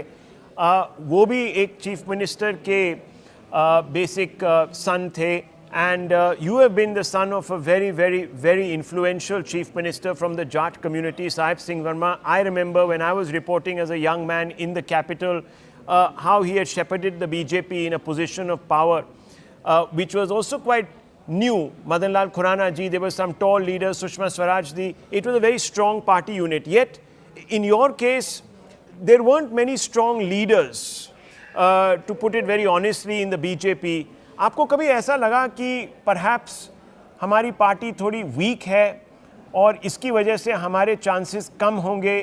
पिछले चुनाव में बताया जा रहा था कि काफ़ी डिविजन्स भी थे, तो ये कैसे आपने संभाला पूरा? क्योंकि मुझे इलेक्शन लड़ना आता है, और ये जब पार्टी ने मुझको ये बोला कि आपको नई दिल्ली लड़ना है, तो मेरे को बहुत अच्छा लगा कि पार्टी ने अपने बेस्ट सोल्जर को सबसे आगे रखा। तो मेरे को इलेक्शन लड़ना आता है कि इलेक्शन कैसे लड़ना होता है। मैंने अपनी पूरी कैपेसिटी के साथ में इलेक्शन को लड़ा और हम जीते। आपने चैलेंज स्वीकार किया, आपको कब लग रहा था? जैसे आपने मुझे बताया एग्जिट पोल के दिन कि आप 1000% जीतेंगे, और जब मैंने वो ट्वीट किया तो उस पर काफ़ी लोगों ने उसको अप्रिशिएट किया, लाइक किया, उस पर काफ़ी टिप्पणी भी हुई सोशल मीडिया पे। तो आपको कब लग रहा था कि आपके चांसेस केजरीवाल के खिलाफ काफ़ी तगड़े हैं? डे 1 से लग रहा था मेरे को, और मैं हमेशा ये कहता था कि कभी एक दिन आएगा कि मैं इसको केजरीवाल जी को हराऊंगा। इसलिए मैंने जब मैं एमपी था तब मैंने उनको 2-3 बार चैलेंज भी किया था कि वो जो अगर वो कहते हैं उन्होंने बहुत काम किया तो वो मेरे सामने कभी इलेक्शन लड़ें। तो वो मेरे सामने तो नहीं आए लड़ने के लिए, मैं ही आ गया उनके सामने यहाँ पे लड़ने के लिए। तो मेरे को बहुत अच्छा लग रहा था कि पार्टी ने मेरे को यहाँ पे लड़ाया, और मेरे को डे 1 से हमेशा आखिर तक ये लगा कि मैं जीतूँगा। मैं आपसे एक अब सवाल पूछूंगा, डायरेक्ट सवाल है। Am I speaking to the next chief minister of Delhi? आपका दावा जो है उसको नकारना बहुत मुश्किल होगा। आपने केजरीवाल साहब को ही हरा दिया जो उनके पार्टी के एकदम प्रमुख हैं, तो अब आपको तो देनी ही पड़ेगी चीफ मिनिस्टर की गद्दी।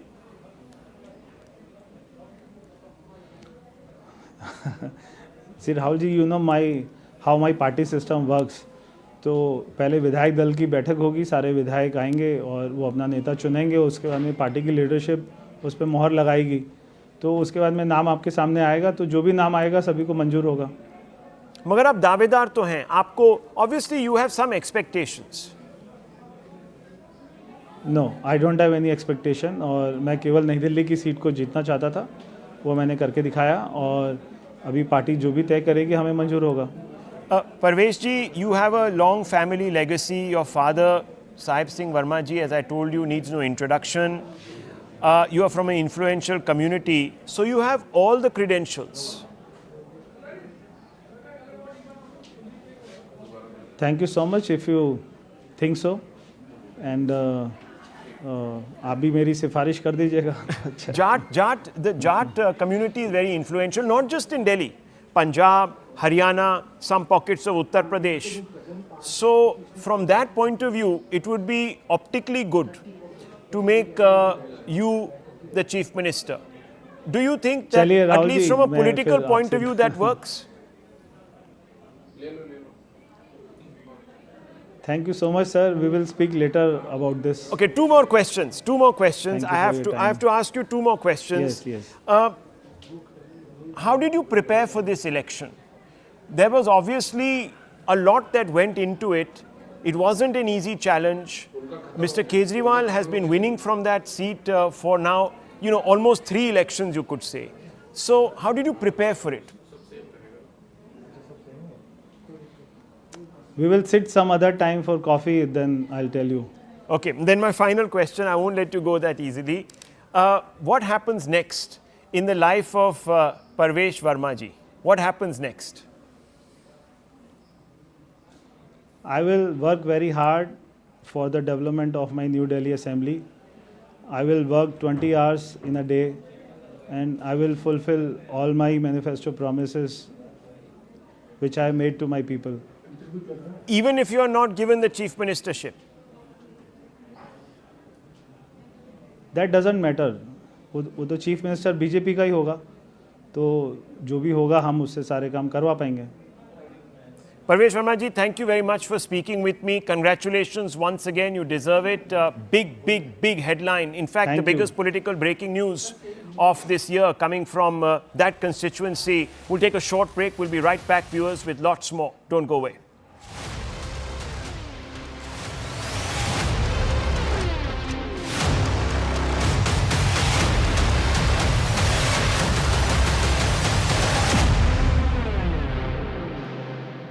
Co-powered by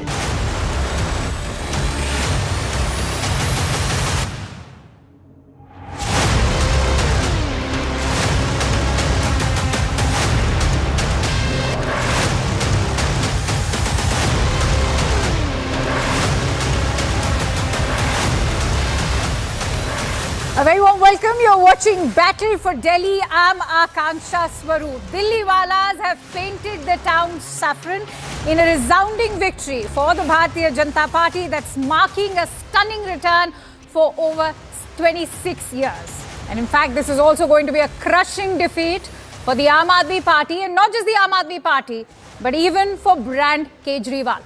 The Bharatiya Janata Party has broken its over 26-year jinx in Delhi.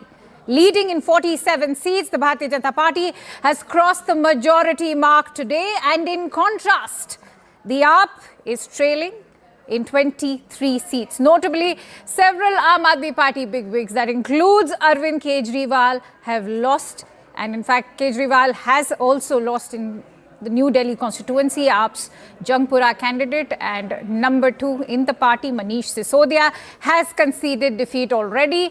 And Saurabh Bharadwaj, who in fact was being lauded for his work in the national capital, is also trailing. Atishi, however, seems to be the only one from the big faces to be winning. And for the Congress party, the grand old party is out for a duck again. Not surprising, but this is a 4th time that they've seen this shocking defeat. All right, on that note, let's quickly go across to my guests. I'm joined in by Charu Pragya, who's the spokesperson for the Bharatiya Janata Party, and political analyst Kailash Adhikari. Many thanks to you, Charu and Kailash, for joining in. Charu, first of all, congratulations to you. In fact, I've always maintained that whenever it comes to the BJP, Rudyard Kipling's poem comes to mind. The strength of the pack lies in the wolf, and the strength of the wolf lies in the pack. I'm sure you'll agree. Absolutely, Akansha, and well said. I couldn't have put it better myself. And I wanted to begin by saying that the credit and congratulation goes out to every single Bharatiya Janata Party Karyakarta, whatever level they have contributed at the ground level, on social media, in media, our tallest leader to our newest recruit. It's been a wonderful journey, and it's so nice to see everybody around me celebrating right now. I'm at Delhi BJP office. I can hear the dole in the background. I'm immensely happy. You can see from the smile on my face. And I'm sure that happiness is in fact much well deserved given the timing of it after over 26 years. The last time around it was Sushma ji. And what a befitting tribute to not just Sushma ji, but of course all of the Bharatiya Janata Party. I'd also like a word in for the RSS, which of course has also played its role so far. It's not been talked about, but remember the 50,000 drawing room meetings that have taken place across the 8 vibhags or the zones that they were divided in. Take us through the kind of hard work that has resulted in today's victory.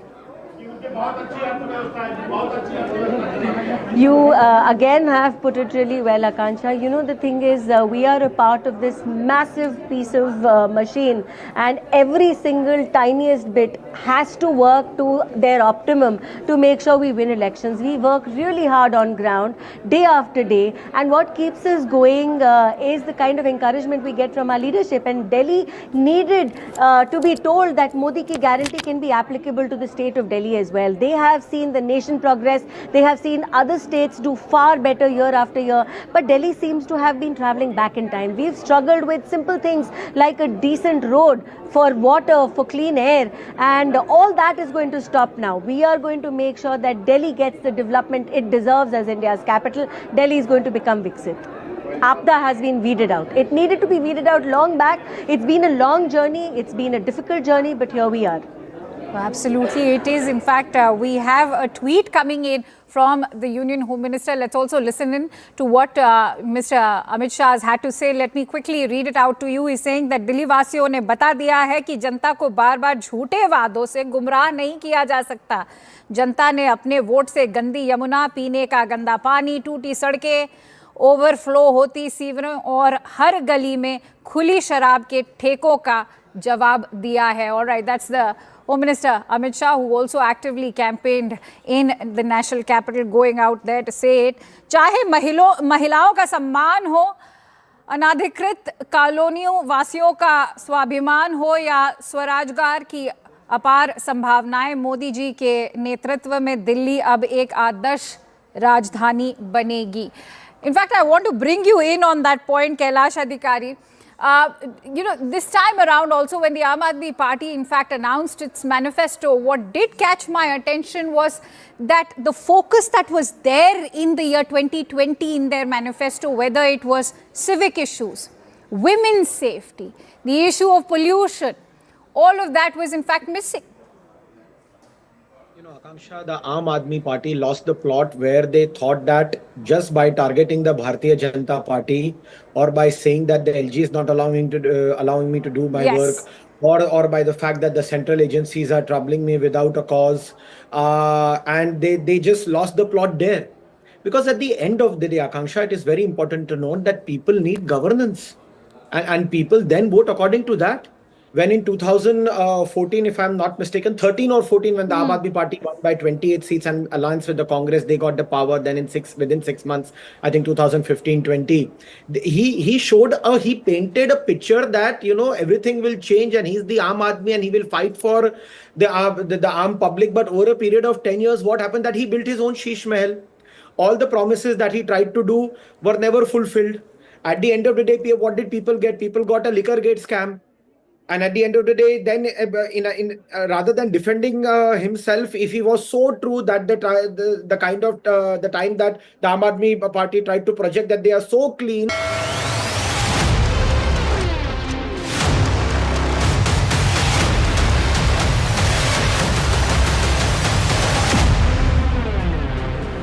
And welcome back to the Big Delhi Verdict with me, Ayushman Singh Jamwal. Ladies and gentlemen, BJP is set to form the government in the national capital, but it is still not clear who will be the next chief minister. Who will helm the Saffron government in the capital? Here are the front runners. Number 1, Parvesh Verma is the top front runner. Verma defeated Arvin Kejriwal in his Karma Bhumi of the New Delhi constituency, and he has a strong political influence in the party, a prominent Jat leader and son of a former chief minister of Delhi. Then there is Virendra Sachdev. He's the president of the BJP unit in the national capital and also he is in the race to be the next chief minister of the national capital. Such they've put the party back in order after the MCD debacle and streamlined the functioning with the central unit of the BJP. Then there is Vijinder Gupta, the former leader of the opposition in the Delhi Assembly. He also can be BJP's choice for the top job in the national capital. Gupta won from Rohini with the biggest margin in the BJP camp. So who will claim the chief minister's mantle in the Saffron government of the national capital as the BJP trounces the Aam Aadmi Party and storms back into power after almost 27 years? We will have to wait and see how those power games play out. For now, a quick break. More news and updates on the other side. Right, before we take a break, those are those visuals on your screen, ladies and gentlemen. The Delhi BJP president meeting Manoj Tiwari and other top BJP leaders, congratulating each other as they secure this stunning victory in the national capital. The BJP clearly in pole position to form the next government in Delhi, trouncing the Aam Aadmi Party. Aam Aadmi Party, the big Delhi player for the last 10 years, now reduced to 22 seats. Remember, they were always crossing the 65 mark. Now the Aam Aadmi Party, after 10 years in power, down to a measly 22 seats as the BJP surges ahead with 48 seats, clearly in pole position to form the next government in the national capital. Aam Aadmi Party jolted by anti-incumbency and a range of other corruption scandals. Let's listen in.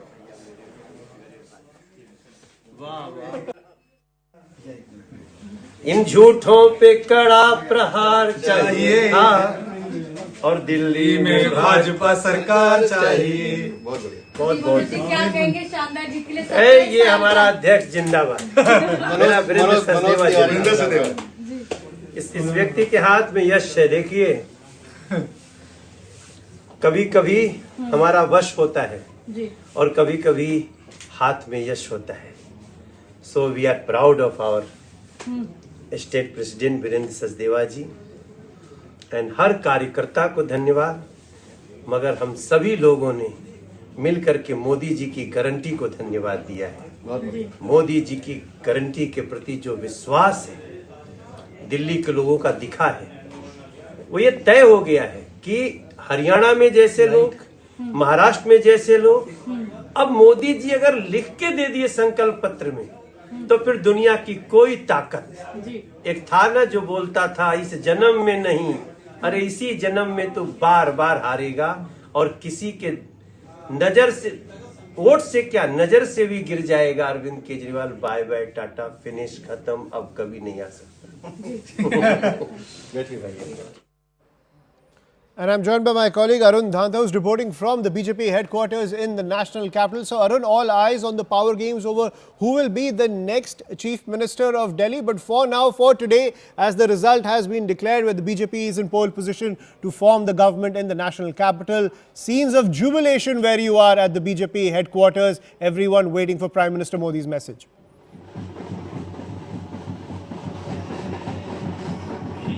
Well, that's right. The entire focus has now shifted to the BJP headquarters here on the Legion Park. Since morning, we've been reporting from the Delhi BJP office, and that was the epicenter when people, workers of BJP were reaching at that point in time. But now you can see the stage.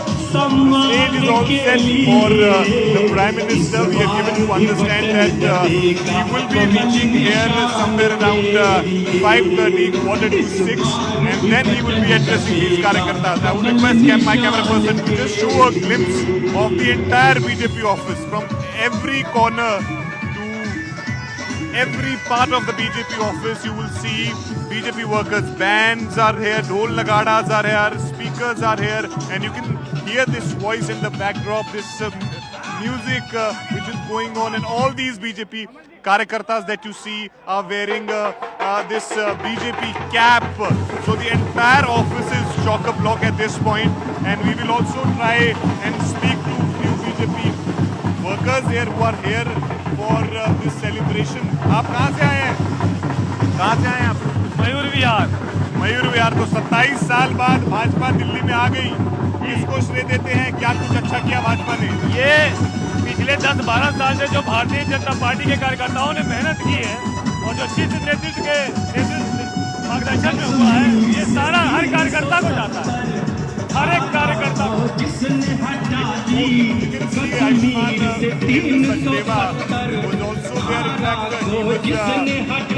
Welcome by the BJP कार्यकर्ता and others are also gathering on the stage where Prime Minister Modi will be speaking in a short while.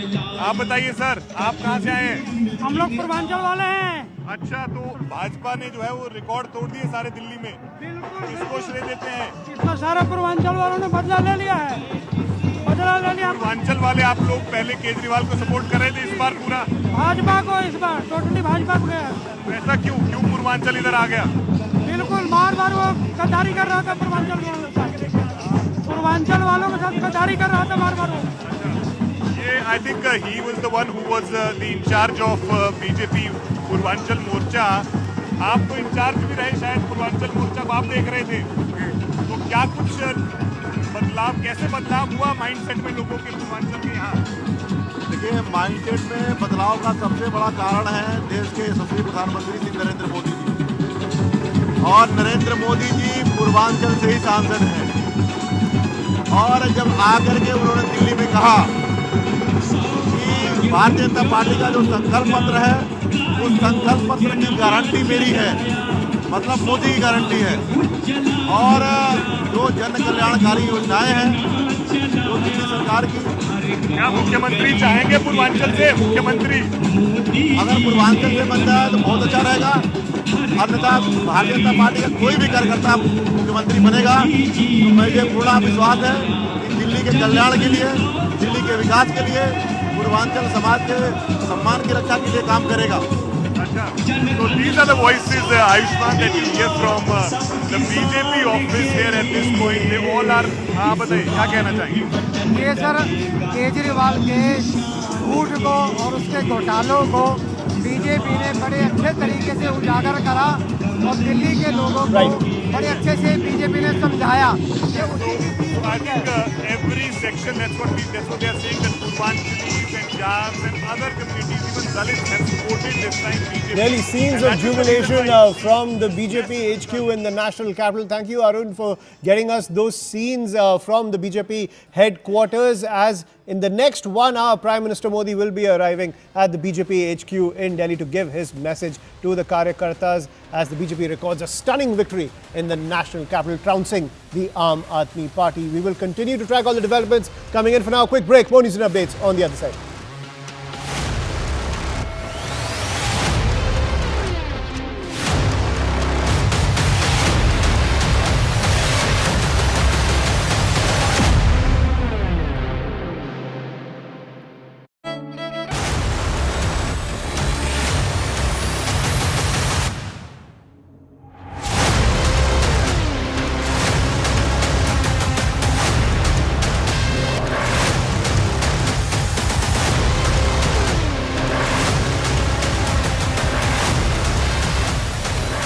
A very warm welcome. You're watching Battle for Delhi. I'm Akanksha Swaroop. Delhi Walas have painted the town saffron in a resounding victory for the Bharatiya Janata Party that's marking a stunning return for over 26 years. And in fact, this is also going to be a crushing defeat for the Aam Aadmi Party, and not just the Aam Aadmi Party, but even for brand Kejriwal. The Bharatiya Janata Party has broken its over 26-year jinx in Delhi. Leading in 47 seats, the Bharatiya Janata Party has crossed the majority mark today, and in contrast, the AAP is trailing in 23 seats. Notably, several Aam Aadmi Party bigwigs, that includes Arvin Kejriwal, have lost, and in fact, Kejriwal has also lost in the New Delhi constituency. AAP's Jangpura candidate and number 2 in the party, Manish Sisodia, has conceded defeat already. And Saurabh Bharadwaj, who in fact was being lauded for his work in the national capital, is also trailing. Atishi, however, seems to be the only one from the big faces to be winning. And for the Congress party, the grand old party is out for a duck again. Not surprising, but this is a 4th time that they've seen this shocking defeat. All right, on that note, let's quickly go across to my guests. I'm joined in by Charu Pragya, who's the spokesperson for the Bharatiya Janata Party, and political analyst Kailash Adhikari. Many thanks to you, Charu and Kailash, for joining in. Charu, first of all, congratulations to you. In fact, I've always maintained that whenever it comes to the BJP, Rudyard Kipling's poem comes to mind. The strength of the pack lies in the wolf, and the strength of the wolf lies in the pack. I'm sure you'll agree. Absolutely, absolutely, Akansha, and well said. I couldn't have put it better myself. And I wanted to begin by saying that the credit and congratulation goes out to every single Bharatiya Janata Party Karyakarta, whatever level they have contributed at the ground level, on social media, in media, our tallest leader to our newest recruit. It's been a wonderful journey, and it's so nice to see everybody around me celebrating right now. I'm at Delhi BJP office. I can hear the dhol in the background. I'm immensely happy. You can see from the smile on my face. And I'm sure that happiness is in fact much well deserved, given the timing of it. After over 26 years, the last time around it was Sushma ji.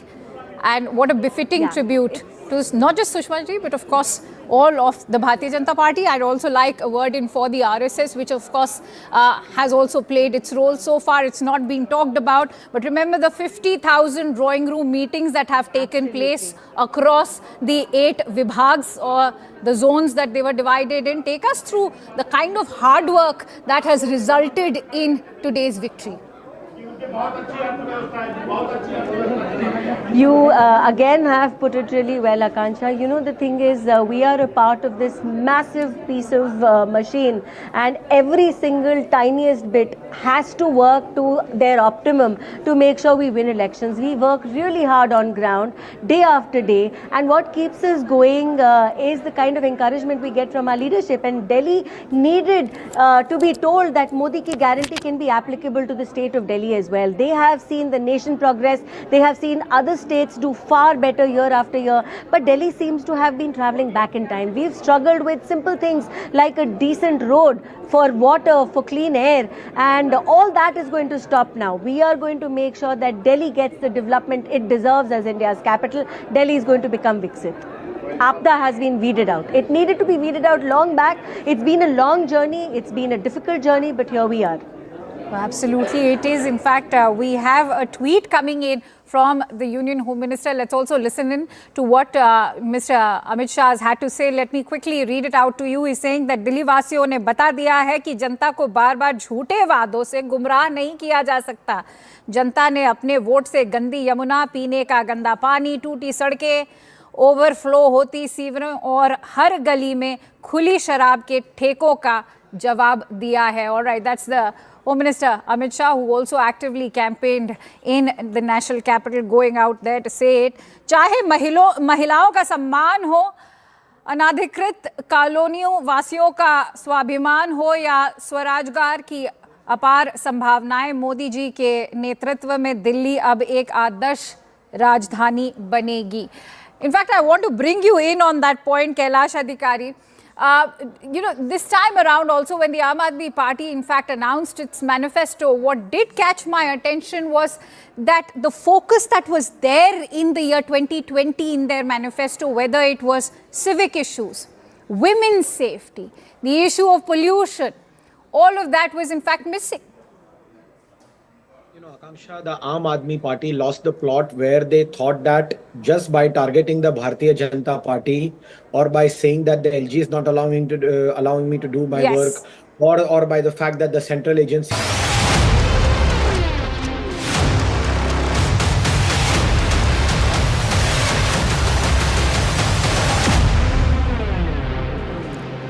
And welcome back to the Big Delhi Verdict with me, Ayushman Singh Jamwal. It's a stunning victory registered by the BJP in the national capital, and in less than 1 hour, Prime Minister Modi will give his message to the BJP Karyakartas at the BJP HQ in the national capital. I'm joined by my colleague Arun Dhanta, where the entire BJP headquarters has been painted saffron with scenes of jubilation and celebrations by the Karyakarta, awaiting Prime Minister Modi's message after the big victories in Haryana and Maharashtra. Now even the national capital gets the saffron stamp from the BJP in the saffron committee. of states, ladies and gentlemen. Arun, so a lot of celebration, a lot of happiness at the BJP headquarters on the fringes of the Delhi Assembly for almost 27 years. And this time the BJP has been able to gather a broad coalition of voters and supporters to push them to victory in Delhi. Well, that's right. The announcement of 2,500 for the women in Delhi, I think that has also worked for the BJP, and I have some women with me, and let's try and speak to them and find out that how it actually mattered on the ground and how important it is for them. Madam, आपका क्या नाम है? मैं शुभ्रा त्रिपाठी हूँ, पटना बिहार से आप आई हैं। ये जो दिल्ली में जो महिलाओं के लिए 2500 की अनाउंसमेंट की थी बीजेपी ने, आपको लगता है ये सारी चीजें भी कारगर रही हैं महिलाओं के वोट के लिए बीजेपी को? हाँ हाँ, बहुत। ये सारा श्रेय हमारे प्रधानमंत्री नरेंद्र मोदी जी का जाता है। वो हम लोग को मार्गदर्शन दिए और हम लोग ऐसे किए और जीत हुई। कमल खिला। अच्छा, जी, when we talk about women voter of Delhi as per se, the particular factor that played was जो इनकी बरगलाने की राजनीति थी, the promises, the false promises they are making. You talk about free DTC, the DTC that never stops when women are standing. You talk about the 2100 का promise, जब हम आएंगे तब देंगे. Women only want clean water, they want clean roads, they want security. None of them Aam Aadmi Party has been able to render them, deliver them in past 11 years. Top leaders of Aam Aadmi Party, Arvin Kejriwal, Manish Sisodia, Saurabh Bhardwaj, Satendra Jain, they all have lost. Right. What do you think is the reason behind their defeat? They are cutting what they've wrote. They're only cutting what they've wrote. You know, that's because people are now much more aware. People are now much more focused, and they know what they want. It's not only the false promises that are going to bear results. It has to be the work and performance which BJP has proven time and again across India, and they're going to do it in Delhi yet again. आप बताइए, मैं आपका नाम क्या है?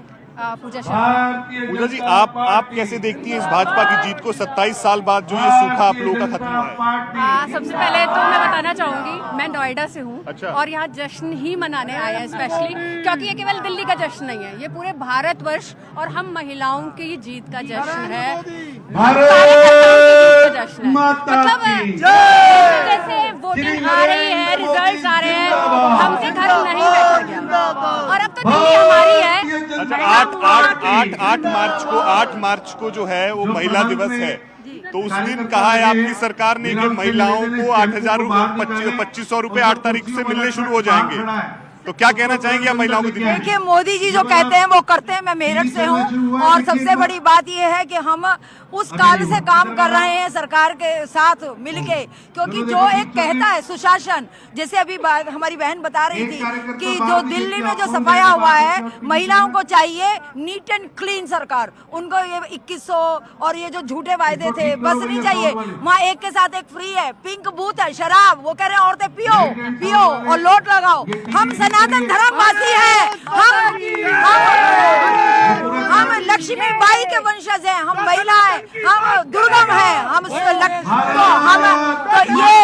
So these are the women voices, women workers of BJP who were expressing their happiness to us, that how happy they are with this result in Delhi. Clearly the josh is high at the BJP headquarters. In almost 40 minutes now, in the next 40 minutes, Prime Minister Modi will arrive at the BJP HQ to give his vote of thanks to the BJP Karyakartas after this stunning victory in the national capital. Let's listen into more reactions coming in. Delhi की जनता ने जो विश्वास दिया है Bharatiya Janata party पर, वो बहुत महत्वपूर्ण है और मेरा विश्वास है कि भारतीय जनता पार्टी की जीत के कारण प्रधानमंत्री मोदी जी के नेतृत्व में अब दिल्ली की तस्वीर बदलेगी, ये मेरा दृढ़ विश्वास है। दिल्ली की जनता ने हमको जो जीत दिलाई है, मैं जनता के प्रति आभार व्यक्त करता हूँ। केजरीवाल जी की पर्सनल स्टैंडिंग बहुत इरोड हो गई थी। उन्होंने दिल्ली की जनता को मिसलीड किया। उन्होंने जो उनकी अपनी ट्रांसफॉर्मेशन है, जैसे अब अन्ना जी के आपने इंटरव्यू देखी हो आज सुबह, और कहाँ भ्रष्टाचार के खिलाफ एक आंदोलन जो शुरू हुआ था वो अपने आप में सबसे भ्रष्ट आउटफिट बन गया। तो दिल्ली की जनता deserved better, they have got better, so this is a victory for democracy, for Delhi. Under Prime Minister Modi's leadership, we are very keen that Delhi gets a government which serves its people. And that's something which is the need of the hour for attaining Viksit Bharat 2047. India's capital region, national capital region, should have a government which serves the cause of its people. And I strongly believe that the roadmap that the Prime Minister has set for the country should certainly take Delhi on the top priority. जनता का जो भी निर्णय है, जनता का जो भी फैसला है, उसे हम पूरी विनम्रता के साथ स्वीकार करते हैं। मैं भारतीय जनता पार्टी को इस जीत के लिए बहुत-बहुत बधाई देता हूं। ये ज़रूर एक सेटबैक है, लेकिन आम आदमी पार्टी का संघर्ष दिल्ली के लोगों के लिए, देश के लोगों के लिए कभी खत्म नहीं होगा। मैं जो कैंडिडेट जीते हैं उनको बधाई देता हूं और उम्मीद करता हूं कि जंगपुरा की समस्याओं को वो हल करेंगे। जंगपुरा के लोगों की जितनी भी चीज़ें हैं उनको हल करेंगे। बाकी तो अब बाकी देखते हैं। नहीं, अब चूक तो आपको बताएंगे एनालिसिस करके। So down but not out is the message coming in from the Aam Aadmi Party as the BJP takes a victory lap, celebrating the first victory of 2025. All eyes on the BJP headquarters where Prime Minister Modi is set to arrive in the next 40 minutes for his vote of thanks speech, lauding the Karyakarta for this amazing victory in the national capital. We're going to take a quick break now. More news and updates on the other side.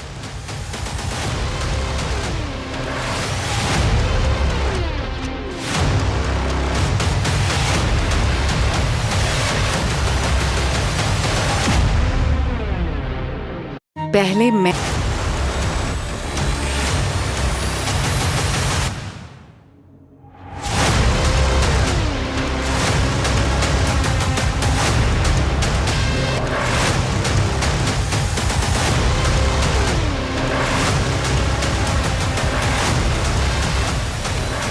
A very warm welcome. You're watching Battle for Delhi. I'm Akanksha Swaroop. Delhi Walas have painted the town saffron in a resounding victory for the Bharatiya Janata Party that's marking a stunning return for over 26 years. And in fact, this is also going to be a crushing defeat for the Aam Aadmi Party, and not just the Aam Aadmi Party, but even for brand Kejriwal. The Bharatiya Janata Party has broken its over 26-year jinx in Delhi. Leading in 47 seats, the Bharatiya Janata Party has crossed the majority mark today, and in contrast, the AAP is trailing in 23 seats. Notably, several Aam Aadmi Party bigwigs, that includes Arvin Kejriwal, have lost, and in fact, Kejriwal has also lost in the New Delhi constituency. AAP's Jangpura candidate and number 2 in the party, Manish Sisodia, has conceded defeat already. And Saurabh Bharadwaj, who in fact was being lauded for his work in the national capital, is also trailing. Atishi, however, seems to be the only one from the big faces to be winning. And for the Congress party, the grand old party is out for a duck again. Not surprising, but this is a 4th time that they've seen this shocking defeat. All right, on that note, let's quickly go across to my guests. I'm joined in by Charu Pragya, who's the spokesperson for the Bharatiya Janata Party, and political analyst Kailash Adhikari. Many thanks to you, Charu and Kailash, for joining in. Charu, first of all, congratulations to you. In fact, I've always maintained that whenever it comes to the BJP, Rudyard Kipling's poem comes to mind. The strength of the pack lies in the wolf, and the strength of the wolf lies in the pack. I'm sure you'll agree. Absolutely, absolutely, Akanksha, and well said. I couldn't have put it better myself. And I wanted to begin by saying that the credit and congratulation goes out to every single Bharatiya Janata Party Karyakarta, whatever level they have contributed at the ground level, on social media, in media, our tallest leader to our newest recruit. It's been a wonderful journey, and it's so nice to see everybody around me celebrating right now. I'm at Delhi BJP office. I can hear the dhol in the background. I'm immensely happy. You can see from the smile on my face. And I'm sure that happiness is in fact much well deserved, given the timing of it. After over 26 years, the last time around it was Sushma ji. And what a befitting tribute to not just Sushma ji, but of course all of the Bharatiya Janata Party. I'd also like a word in for the RSS, which of course has also played its role so far. It's not been talked about, but remember the 50,000 drawing room meetings that have taken place across the 8 vibhags or the zones that they were divided in. Take us through the kind of hard work that has resulted in today's victory. You again have put it really well, Akansha. You know, the thing is, we are a part of this massive piece of machine, and every single tiniest bit has to work to their optimum to make sure we win elections. We work really hard on ground, day after day, and what keeps us going is the kind of encouragement we get from our leadership. And Delhi needed to be told that Modi ki guarantee can be applicable to the state of Delhi as well. They have seen the nation progress. They have seen other states do far better year after year. But Delhi seems to have been traveling back in time. We've struggled with simple things like a decent road, for water, for clean air, and all that is going to stop now. We are going to make sure that Delhi gets the development it deserves as India's capital. Delhi is going to become Viksit. Apda has been weeded out. It needed to be weeded out long back. It's been a long journey. It's been a difficult journey, but here we are. Absolutely, it is. In fact, we have a tweet coming in from the Union Home Minister. Let's also listen in to what Mr. Amit Shah has had to say. Let me quickly read it out to you. He's saying that Delhi वासियों ने बता दिया है कि जनता को बार-बार झूठे वादों से गुमराह नहीं किया जा सकता. जनता ने अपने वोट से गंदी यमुना, पीने का गंदा पानी, टूटी सड़कें, ओवरफ्लो होती सीवरें और हर गली में खुली शराब के ठेकों का जवाब दिया है. All right, that's the Home Minister Amit Shah, who also actively campaigned in the national capital, going out there to say it. चाहे महिलाओं का सम्मान हो, अनाधिकृत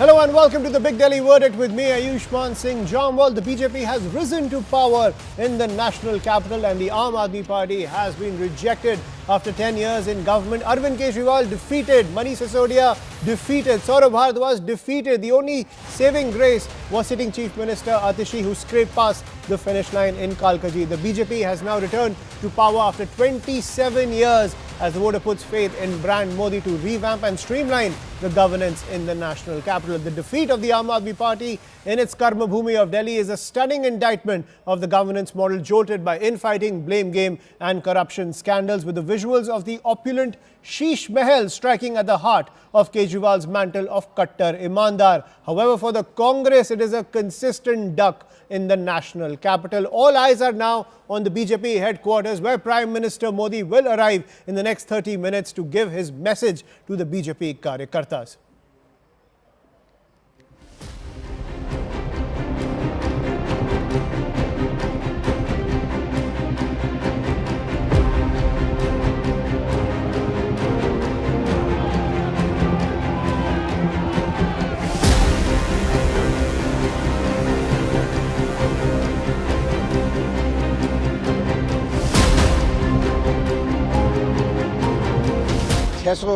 वोट से लगभग 600 वोट से उसमें हम पीछे रह गए.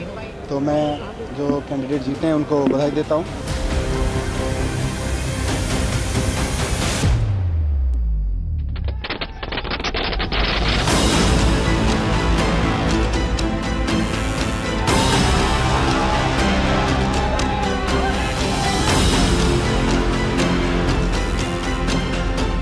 मैं सभी दिल्ली वासियों को बहुत बहुत बधाई देता हूं और मैं हृदय से धन्यवाद करता हूं कि उन्होंने इतनी अपार जीत हमें दी है.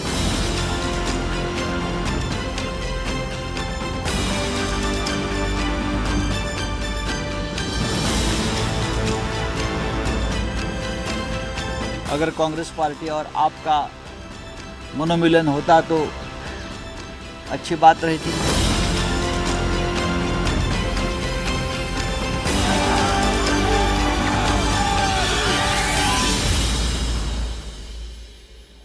Question also emerges, what happens to the India alliance? Out of the 14 elections since the alliance was floated, they've lost 11 of them. But let's shift focus to the BJP headquarters. In the next half an hour, Prime Minister Modi will arrive to give his message to the BJP Karyakartas after the stunning victory in the national capital. The BJP back in power after 27 years. Arun Dhanta and Anshul Singh are joining us from the BJP headquarters. Anshul, I'll come to you first. How's the Josh?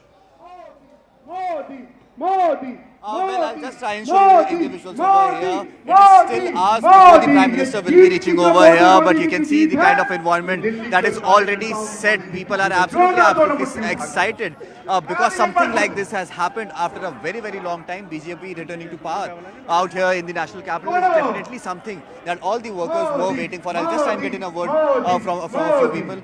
आज बहुत ऐतिहासिक जीत हुई है 27 साल के बाद BJP की सरकार आई है यहाँ पे क्या माहौल है आज और प्राइम मिनिस्टर भी आने वाले हैं क्या उम्मीद है प्राइम मिनिस्टर से क्या आज दिल्ली भगवा हो गई है दिल्ली के अंदर जो 11 साल से एक झूठ बोलने वाली सरकार थी जो थूक कर चाटने का काम करती थी आज तो इस बार चुनाव में आपने मेहनत की थी कार्यकर्ता हैं बीजेपी की कितने मेहनत की थी कब से मेहनत कर रहे थे जी मैं पिछले 11-12 साल से भारतीय जनता पार्टी का कार्यकर्ता हूँ वर्तमान में सोशल मीडिया संयोजक हूँ अपनी जिले की टीम का अच्छा ठीक है So there are some more people.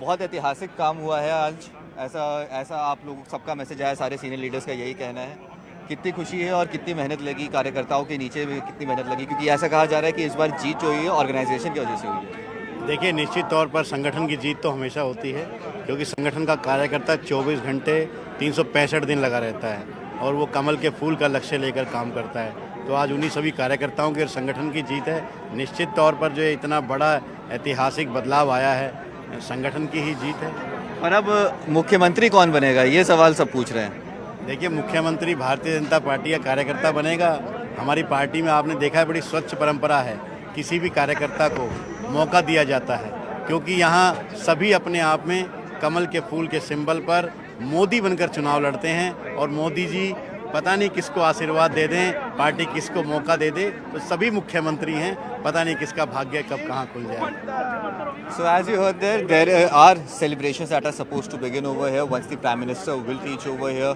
we will see the entire atmosphere out here at the BJP headquarters is definitely going to increase by multiple folds because not only the Prime Minister but each and every winning candidate this time around will be arriving over here at the BJP headquarters. Few of them have started to arrive, whereas the few of them will be arriving within the next few minutes itself. So definitely a big day for the BJP. Excited workers on the ground. The final checks are in order as we are speaking, and just within the next few minutes, the Prime Minister will be arriving over here.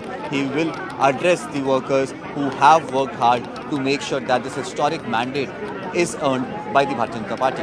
Absolutely. In the next half an hour, Prime Minister Modi will arrive at the BJP headquarters and clearly there is precedent, as Anshul was pointing out, that who will be the next Chief Minister of Delhi. The BJP has a knack of keeping everyone guessing. Arun, but beyond what the Aam Aadmi Party was accused of, the massive corruption scandals from Liquorgate to Sheesh Mahal to even 10 years of anti-incumbency, the BJP on the other hand was able to create a broad-based coalition in the national capital and secure such a stunning victory.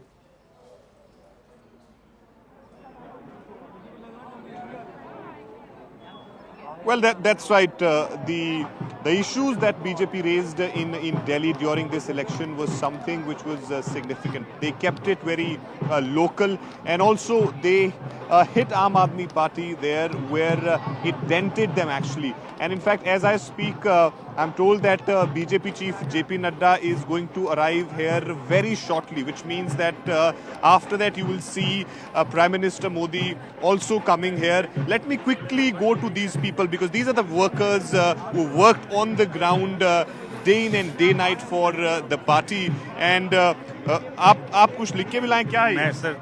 मैं दिल्ली में रहता हूँ। अच्छा। मैं आज Bharatiya Janata party की सरकार बन रही है तो बहुत खुशी हो रही है। ऐसा लग रहा है भगवान प्रभु की एंट्री हो रही है सर। एक फर्जीवाल से केजरीवाल से दिल्ली को छुटकारा मिल रहा है। एक दिल्ली मॉडल को इतना बदनाम कर दिया था पूरे वर्ल्ड में, दिल्ली मॉडल। आज लगता है वापस हमारी दिल्ली एक अच्छी डायरेक्शन में जाएगी। पहले सर दिल्ली को कहते थे दिल्ली दिल वालों की। क्या लिखा है आपने? ये मैंने वैसे नोट बनाया था। तो आज पहले कहते थे दिल्ली दिल वालों की, आज दिल्ली दल वालों की, केजरीवाल जी ने कर दिया दिल्ली दारू वालों की, आज फिर दिल्ली दिल वालों की बनेगी सर। ठीक है, आप बताइए, आपका नाम क्या है? मेरा नाम धीरज गाग है। धीरज बाबू, बताइए कि 27 साल बाद सूखा टूटा है बीजेपी का, कैसे हुआ ये जी केजरीवाल के कुकर्मों से हुआ है और मोदी जी की अच्छी नीतियों से हुआ है। जो उन्होंने मिडिल क्लास को रिलीफ दिया है वो मतलब तारीफ़े काबिल है। इतने साल से हमारी टैक्स स्लैब चेंज नहीं हुई थी, 2014 के बाद अब वो देखो आप 12 लाख तक, अराउंड 12,75,000 रुपये तक आपको टैक्स नहीं देना है। इससे तो ये कह रहे मिडिल क्लास पे भी इसका इफेक्ट है, बहुत ज़्यादा इफेक्ट है। आइए और कौन आइए, आपका नाम क्या है? निखिल। आप बताइए कि जो महिलाओं के लिए 2500 रुपए या कौन सी ऐसी चीजें हैं जो आपको लगता है कि भाजपा के लिए काम की है दिल्ली में? एक जो 12 लाख रुपए जो टैक्स का इन्होंने जो किया उससे बहुत फायदा हुआ, और 8वां पे स्केल जो लगाया उससे भी फायदा हुआ अपने Bhajpa. These are the voices, Ayushman, that you are getting from the BJP office, and I would quickly request my camera person to just show the visuals of this place, that how chock-a-block this entire BJP office is. There's hardly a place to stand, and in a short while, of course, preparations are done. Prime Minister is going to come here, and they all are here to listen to Prime Minister Modi, what he is going to speak. And today's address of Prime Minister Modi is going to be very special because it is the elections of Delhi, and BJP has come back to power after 27 years. So I think he would have lot to say, and the work which the efforts with BJP workers have put in on the ground this time around was something which was significant, whether it is visiting Juggi Bastis, the way their leaders actually spend nights there, and also of course the Sheesh Mahal issue, as they call it, of Arvin Kejriwal. That's something which they highlighted, and the alleged liquor scam. I think these are the 2 or 3 issues which they highlighted, and perhaps this is something which went into the minds of the people of Delhi before they cast their vote. Absolutely, and Prime Minister Modi was laying out that entire governance agenda in those 2 fiery speeches he gave inside Parliament, and today will be a victory speech at the BJP headquarters. Anshul also continues to be with us on the broadcast. Anshul, you've been also tracking the developments leading up to counting day, and we saw the ACB team outside Arvind Kejriwal's residence. We saw the storm of charges coming in from Kejriwal. It seems that the Aam Aadmi Party in the last leg of the election was desperately trying to latch on to some issue and corner the BJP, but it seems all of that backfired.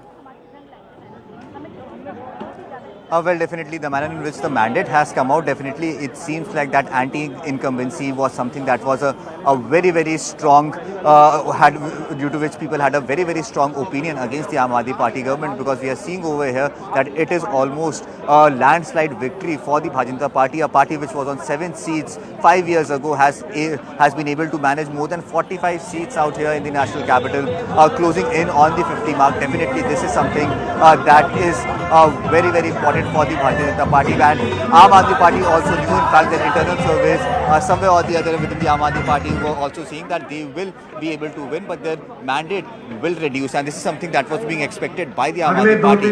But the manner in which the change in vote percentage has impacted the transfer of seats, that is something that has become an absolute turning point in these elections. The few percentage of votes that the BJP has been able to increase, the loss that has happened to the Aam Aadmi Party, but the number of seats that have been impacted due to it, that is something that is very, very significant in these entire elections. And this is something what the Aam Aadmi Party was fearing, and that is something that has happened on the ground. Now, as we are speaking, today is a day of celebration for the Bharatiya Janata Party, and that is what is happening out here at the Aam Aadmi Party headquarters yet again. The top brass of the BJP is going to come over here very, very soon. JP Nadda and Amit Shah will be entering into the BJP headquarters. The announcements are being made from the stage that both the ministers will be coming out here to the BJP headquarters, and just minutes after that, the Prime Minister himself will come out here, where all of these people who have gathered over here are waiting patiently to listen to the Prime Minister. Over here you can see the last minute arrangements are made, and it's just a matter of a few minutes before the Prime Minister and Health Minister and the BJP President, also the BJP President JP Nadda, will be arriving over here. They will go inside. They will congratulate. They will congratulate the winning candidates as they have also started reaching over here. I'll just try and speak to Jayaprakash sir. Sir, बहुत बड़ी जीत मिली है आज, दिल्ली में इतिहास बना है. क्या message है लोगों के लिए और क्या वजह थी इस बार जो आपको लगता है इतना ऐतिहासिक? देखिए, दिल्ली में दिल्ली की जनता बदलाव चाहती थी, क्योंकि हमने कहा था बहाने नहीं, बदलाव चाहिए, दिल्ली में भाजपा सरकार चाहिए, और लोगों ने साफ पानी के लिए, सड़कें बनाने के लिए, साफ हवा के लिए, यमुना साफ कराने के लिए दिल्ली में बदलाव किया है. As you heard there, he was the former mayor out of the national capital, Jayaprakash ji, and he was speaking to us very clearly. The message is clear from the Bharatiya Janata Party that the next few days are going to be difficult for them because there will be a lot of pressure as they will have to select a new chief minister, and seeing the history of BJP, it is definitely going to be very immature to actually predict a name that could be the next chief minister. So definitely the next few days are going to be very interesting. The BJP will select a chief minister. Who will that be? That is something that remains to be seen. But today is a day for celebrations, and hence the entire stage is set. People have entered. The SPG security is almost complete over here. The cover is complete, and now within the next few minutes, JP Nadda, Amit Shah will be arriving over here. They will initially congratulate the winning candidates who have already started to arrive inside the BJP headquarters, and then eventually the Prime Minister will come and then address this crowd who has been waiting here patiently to get that message from the leader, Prime Minister Modi. Right, so clearly the josh is high. The Karyakartas are waiting for Prime Minister Modi to arrive at the BJP headquarters to give his message to all the BJP workers after this stunning victory in the national capital. Remember, after Haryana, Maharashtra, this is another state now in the Saffron camp, the national capital, Delhi. After 10 years of Aam Aadmi Party, the BJP back in power after 27 years. And the BJP secured a huge victory clearly in the Delhi elections, and the vote share also increased significantly on seats which it lost in the last elections. But the question arises, what shifted the voters to the BJP? The BJP's promises of welfare for Delhi and benefits given in Budget 2025 played a huge role. Prime Minister Modi, as the party's face, BJP relied on his brand throughout the campaign, and clearly it's a reaffirmation of brand Modi after the setback in the Lok Sabha elections where the BJP wasn't able to cross that halfway mark. And now clearly after the elections in Haryana and Maharashtra, there is a reaffirmation of brand Modi now given the results in the national capital. Sheesh Mahal came as a big setback for the Aam Aadmi Party. Apart from this, the BJP continued its attack on the Aam Aadmi Party over issues of corruption. Remember, Liquorgate has jolted the top brass of the party, and the entire campaign of Arvin Kejriwal trying to be an Aam Aadmi, trying to be an Kattar Imandar, seems to have been completely shattered by the entire Sheesh Mahal controversy. The optics working against what Arvind Kejriwal has established over the last 10 years. We can even see that the BJP's vote share, which has increased in the elections, it happened to do the party's targeted campaign when it comes to creating a coalition of voters to elevate its rise in the national capital. Local issues have significantly benefited the BJP. As my colleague Arvin was pointing out, BJP launched a very hyper-localized campaign in the national capital, and the results are for you to see, where the BJP is now back in power after 48 years. At the 48 seats after 27 years. Excuse me for that, ladies and gentlemen. But when it comes to who will be the chief minister of the national capital after the BJP's significant victory, one of the key front-runners is Parvesh Verma, who defeated Arvind Kejriwal in the New Delhi Assembly seat. Now, he spoke to my colleague Rahul Shiv Shankar over the road ahead, but he's keeping his cards very close to his chest over whether he will be the next chief minister of the national capital as the BJP returns to power after 27 years, securing 48 seats. For the BJP, massive moment for you. How do you view what many people are saying is the re-scripting of recent political history in Delhi, sir?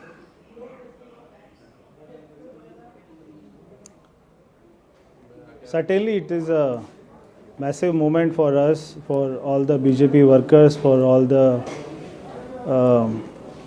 leaders, that we are coming back in the power after 26 years. So it is a big moment, and we have a lot of big challenges ahead of us. We have a lot of work to do. and we will fulfill all our manifesto promises. Now, Verma ji, you know, many people will call you a giant killer, but I won't use that term because you, in your own right, are a leader, very influential leader in the Delhi unit of the Bharatiya Janata Party. But you still have defeated a person who compared himself constantly with Mr. Modi, saying that I am the challenger to Mr. Modi, but you humbled him in his own borough. What has resulted in your victory today? See, I've just done my job, what party asked me to do. And there are many factors. There was a lot of anti-incumbency of Arvin Kejriwal, which worked. और हम जो यहाँ के लोगों का हमने समस्या सुनी तो बहुत सारी समस्या थी, तो वो सारे लोगों ने भारतीय जनता पार्टी के ऊपर में विश्वास किया, प्रधानमंत्री मोदी जी के ऊपर में विश्वास किया, और हम जो हमने प्रॉमिस किए सारे काम करेंगे। ये क्या समस्याएं थीं जिनकी आप बात कर रहे हैं? ये स्पेसिफिकली कौन सी समस्याएं थी? कोई काम ही नहीं हुआ राहुल जी। कोई 11 साल में जब मैंने यहाँ के लोगों से पूछा कि can you tell me any 5 work which Arvind Kejriwal has done in last 11 years, so कोई काम ही नहीं हुआ। एक भी यहाँ के झुग्गी झोपड़ी हैं उनमें कोई काम नहीं है, वहाँ पे कोई सीवर लाइन नहीं है, टॉयलेट्स नहीं है, यहाँ के धोबी घाट है वहाँ पे कोई काम नहीं है, यहाँ पे कोई भी सफाई नहीं है। तो जितने भी अरविंद केजरीवाल ने प्रॉमिस किए थे किसी के लिए, और सबसे बड़ी बात है उनका यहाँ पे ऑफिस नहीं था, तो वो किसी से मिलते नहीं थे, तो लोग उनको अपनी समस्या उन तक नहीं पहुँचा पाते थे। इसलिए उनको एक यहाँ पे ऐसा आदमी चाहिए था जो यहाँ पे उनके बीच में रह के काम कर सके, तो इसलिए लोगों ने हमारे ऊपर में विश्वास किया। तो आपके बारे में कहा जा रहा है, और आज भी हमने आतिशी जी की एक टिप्पणी सुनी जिसमें उन्होंने कहा कि नहीं, बीजेपी बाहुबलियों के बल पर जीता है और उसने अवैध रूप से वोटर्स को एक किस्म से लालच दी, और आपके बारे में भी ये कहा गया। तो आप इसको कैसे रिस्पॉन्ड करते हैं आज के दिन? देखिए, जब अरविंद केजरीवाल सारे दिल्ली के वोटर्स को बोलते हैं कि हम आपको ये उनकी योजना में 2100 रुपया देंगे सारी महिलाओं को, तो वो उनको नहीं दिखाई देता। जब हम बोलते हैं 2500 देंगे तो वो उनको दिखाई देता है। ये तो मुझे नहीं समझ आता कि ये कोई समझदारी वाली बात है। तो पार्टी के अपने अपने मैनिफेस्टो होते हैं, हम उनको जनता तक लेके जाते हैं। जनता जिस पार्टी के ऊपर में विश्वास करती है कि वो उस काम को पूरा कर सकती है, उसको वो वोट करती है। अब वो क्योंकि इलेक्शन हार गए हैं इसलिए वो अभी तो ऐसा बोल रहे हैं, फिर वो कल बोलेंगे ईवीएम भी हैक हो गया, तो वो तरह तरह के बहाने। मगर मैं ये सब लड़ाई में नहीं पड़ना चाहता, और मैं चाहता हूँ कि दिल्ली में हम यहाँ पे अच्छे काम कर सकें ग्राउंड पे, जिससे दिल्ली की जनता को अच्छा लगे। दिल्ली की जनता ने जो विश्वास दिया है भारतीय जनता पार्टी पर, वो बहुत महत्वपूर्ण है, और मेरा विश्वास है कि भारतीय जनता पार्टी की जीत के कारण प्रधानमंत्री मोदी जी के नेतृत्व में अब दिल्ली की तस्वीर बदलेगी, ये मेरा दृढ़ विश्वास है।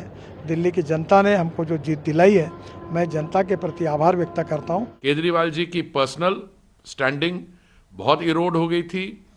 उन्होंने दिल्ली की जनता को मिसलीड किया। उन्होंने जो उनकी अपनी ट्रांसफॉर्मेशन है, जैसे अब अन्ना जी के आपने इंटरव्यू देखी हो आज सुबह, और कहाँ भ्रष्टाचार के खिलाफ एक आंदोलन जो शुरू हुआ था वो अपने आप में सबसे भ्रष्ट आउटफिट बन गया। तो दिल्ली की जनता deserved better, they have got better, so this is a victory for democracy, for Delhi. Under Prime Minister Modi's leadership, we are very keen that Delhi gets a government which serves its people, and that's something which is the need of the hour for attaining Viksit Bharat 2047. India's capital region, national capital region, should have a government which serves the cause of its people, and I strongly believe that the roadmap that the Prime Minister has set for the country should certainly take Delhi on the top priority.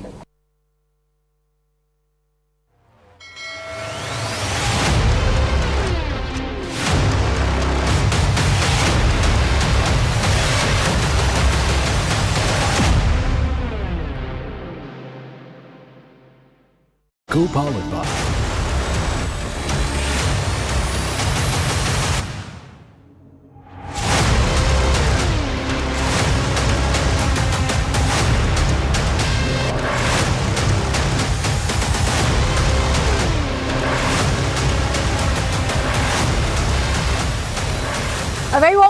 you're watching Battle for Delhi. I'm Akanksha Swaroop. Delhi Walas have painted the town saffron in a resounding victory for the Bharatiya Janata Party that's marking a stunning return for over 26 years. And in fact, this is also going to be a crushing defeat for the Aam Aadmi Party, and not just the Aam Aadmi Party, but even for brand Kejriwal.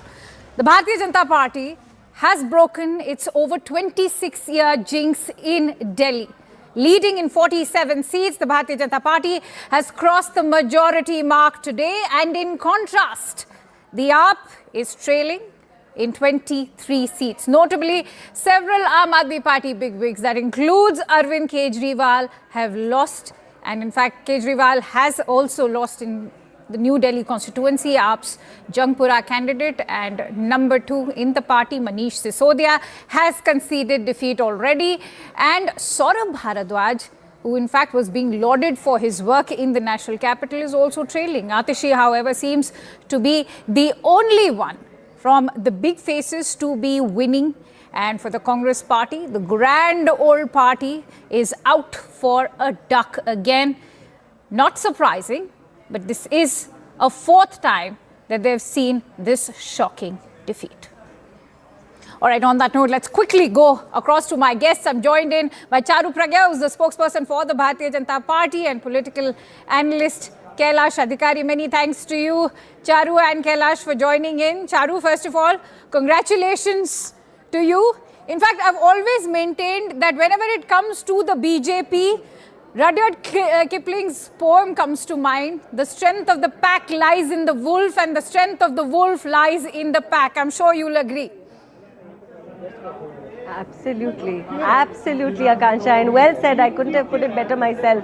And I wanted to begin by saying that the credit and congratulation goes out to every single Bharatiya Janata Party karyakarta, whatever level they have contributed at the ground level, on social media, in media, our tallest leader to our newest recruit. It's been a wonderful journey, and it's so nice to see everybody around me celebrating right now. I'm at Delhi BJP office. I can hear the dhol in the background. I'm immensely happy. You can see from the smile on my face. And I'm sure that happiness is in fact much well deserved, given the timing of it. After over 26 years, the last time around it was Sushma ji, and what a befitting tribute to not just Sushma ji, but of course all of the Bharatiya Janata Party. I'd also like a word in for the RSS, which of course has also played its role. So far it's not been talked about, but remember the 50,000 drawing room meetings that have taken place across the 8 vibhags, or the zones that they were divided in. Take us through the kind of hard work that has resulted in today's victory. You again have put it really well, Akansha. You know, the thing is, we are a part of this massive piece of machine, and every single tiniest bit has to work to their optimum to make sure we win elections. We work really hard on ground, day after day, and what keeps us going is the kind of encouragement we get from our leadership. And Delhi needed to be told that Modi ki guarantee can be applicable to the state of Delhi as well. They have seen the nation progress. They have seen other states do far better year after year. But Delhi seems to have been traveling back in time. We've struggled with simple things like a decent road, for water, for clean air, and all that is going to stop now. We are going to make sure that Delhi gets the development it deserves as India's capital. Delhi is going to become Viksit. Apda has been weeded out. It needed to be weeded out long back. It's been a long journey. It's been a difficult journey, but here we are. Absolutely, it is. In fact, we have a tweet coming in from the Union Home Minister. Let's also listen in to what Mr. Amit Shah has had to say. Let me quickly read it out to you. He's saying that Delhi वासियों ने बता दिया है कि जनता को बार-बार झूठे वादों से गुमराह नहीं किया जा सकता. जनता ने अपने वोट से गंदी यमुना, पीने का गंदा पानी, टूटी सड़कें, ओवरफ्लो होती सीवरें और हर गली में खुली शराब के ठेकों का जवाब दिया है. All right, that's the Home Minister Amit Shah, who also actively campaigned in the national capital, going out there to say it. चाहे महिलाओं का सम्मान हो, अनाधिकृत कॉलोनियों वासियों का स्वाभिमान हो, या स्वराजगार की अपार संभावनाएं, मोदी जी के नेतृत्व में दिल्ली अब एक आदर्श राजधानी बनेगी. In fact, I want to bring you in on that point, Kailash Adhikari. This time around also when the Aam Aadmi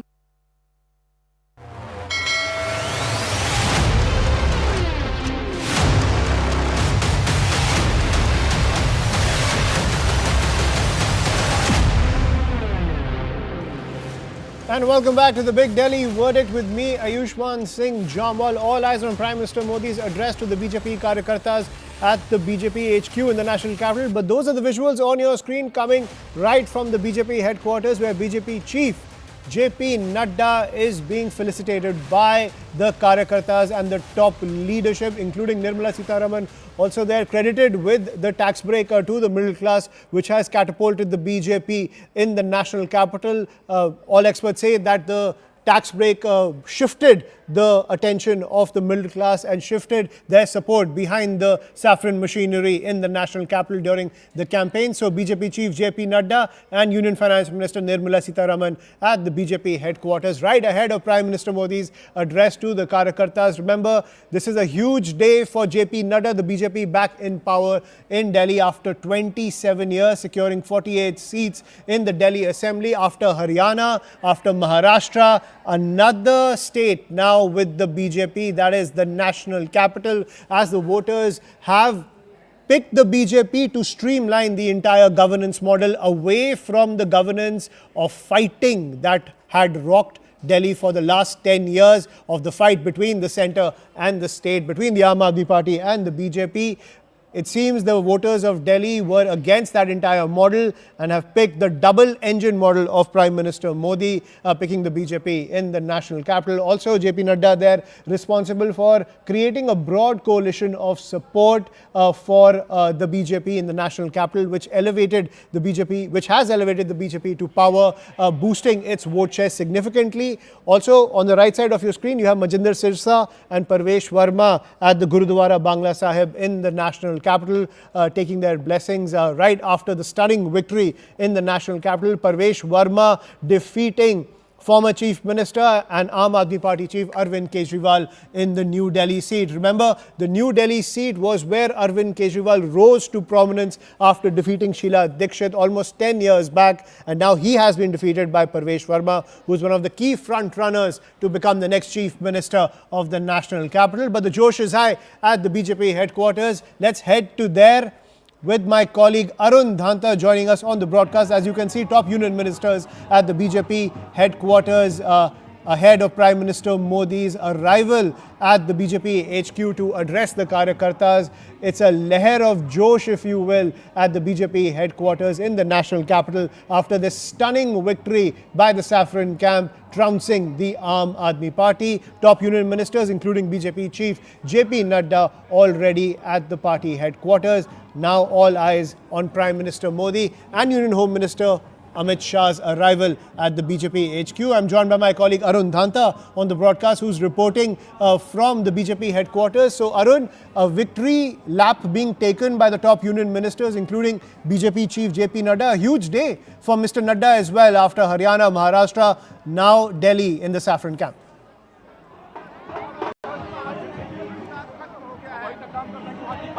Well, that's right. This result has come at a time when BJP is going for that new BJP chief. So I think BJP chief JP Nadda can say that he ended his tenure on a very good and a positive note with the victory of Delhi, and that too a victory which they have not tasted in 27 years. So there was a drought for that victory in Delhi, but this time around BJP has tasted the success here, and in fact, as you were also pointing out, you can see the stage there. BJP Chief JP Nadda is already in the BJP office. Nirmala Sitharaman, the finance minister. In fact, the budget is something which many BJP leaders are saying has worked for adding 5 to 7 or maximum 10 seats in their kitty, especially that middle class vote, the 12 lakh is something the relaxation in income tax is something which BJP think that worked in there. You can see that every corner of this office is filled with BJP workers. You can see Tarun Chugh, BJP's National General Secretary, is there. BJP Chief JP Nadda and Nirmala Sitharaman have already arrived here. Home Minister Amit Shah and Prime Minister Modi, and in fact we are given to understand that Rajnath Singh also be reaching here. So I think this is going to be a massive celebration. These workers of BJP, you saw how they celebrated at in the Delhi office, and now they are here at BJP headquarters. I think everyone is waiting for that Prime Minister's speech, that what he's going to speak about. Remember, Ayushman, he is the one who in fact coined that term of Aapada, where he called that Aapada ko hatana hai, BJP ko lana hai Delhi mein. So I think they have made it possible, and BJP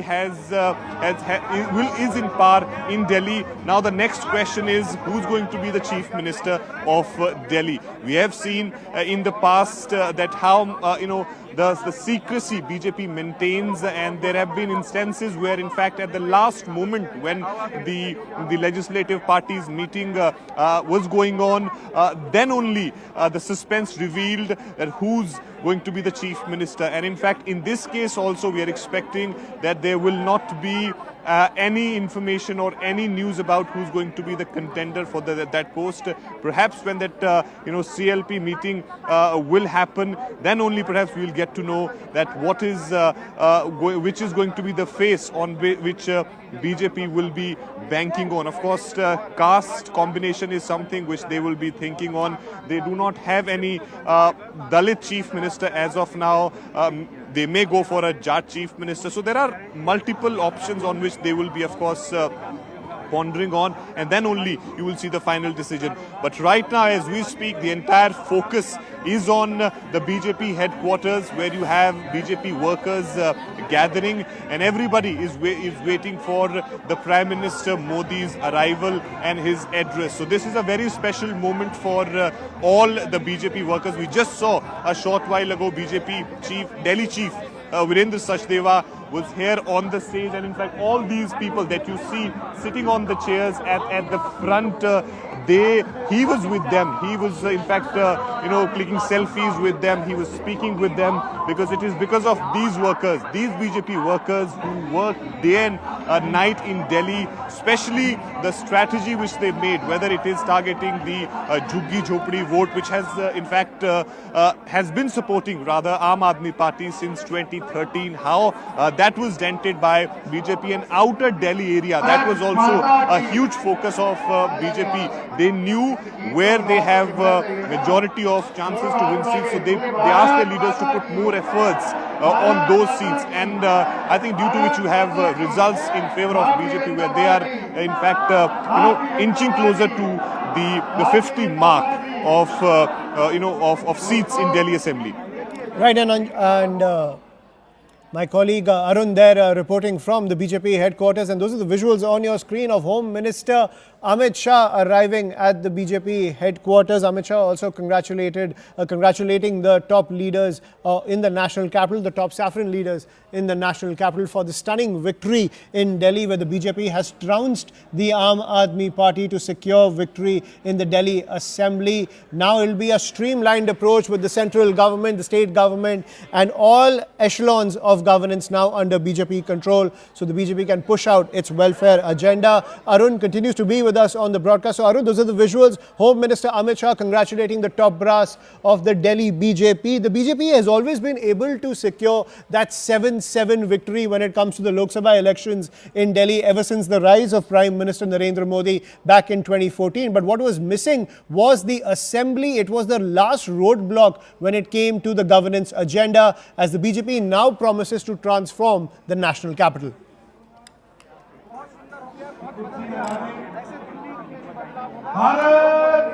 Well, that's right, Ayushman. We saw that how people of Delhi supported BJP in the Lok Sabha polls, but the same people voted in favor of Kejriwal when it comes to the assembly polls. And I think that was a riddle for the BJP. And I think this time around they understood the problem, they understood the loopholes, and they worked on that. It is because of that strategy which they deployed this time around. And RSS, Ayushman, the way they have played their role.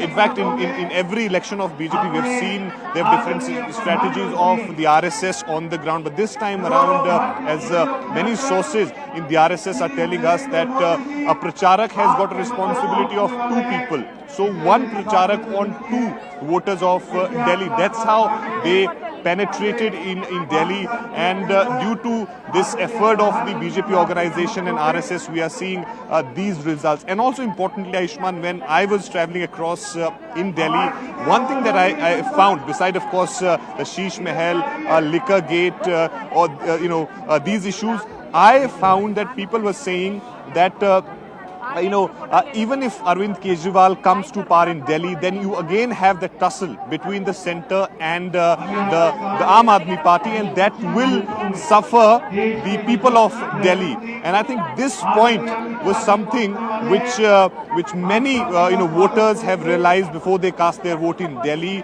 that let's give BJP a chance. They've been speaking about this, that they will make Yamuna clean, they will build a Yamuna river front. I remember I was there in Prime Minister Modi's rally, where he said that I made Sabarmati river front there in Gujarat. I cleaned that river. Similarly, I am going to do the thing in Delhi. I'm going to clean Yamuna also. So I think these are the issues which I feel that resonated with people.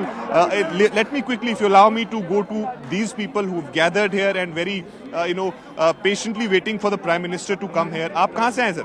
मैं दिल्ली से हूँ। दिल्ली से हैं। प्रधानमंत्री अभी आने वाले हैं थोड़ी देर में, और आप लोगों ने जिस तरह से रिजल्ट जो भाजपा ने दिया है, इसका श्रेय किसको देते हैं आप?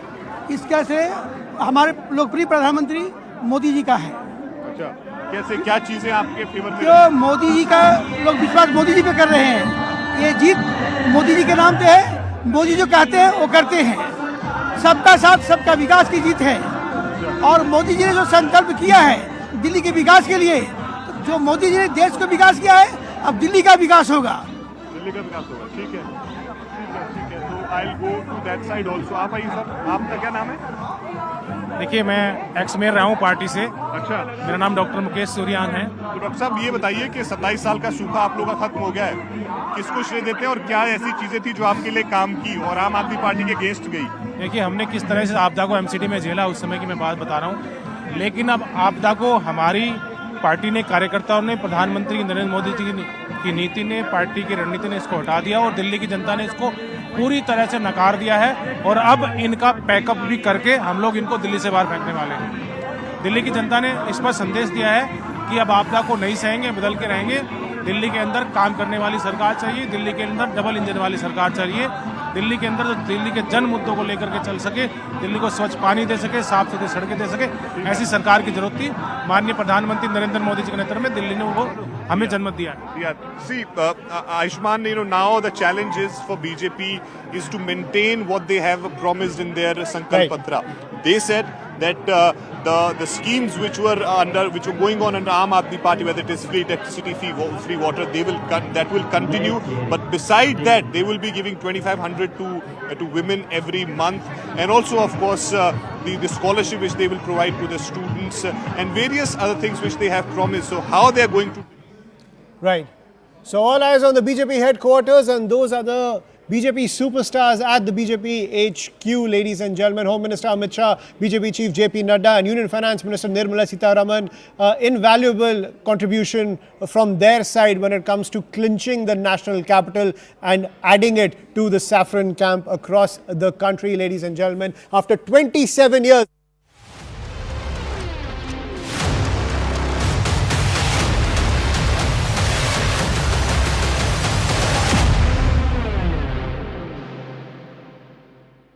पहले मैं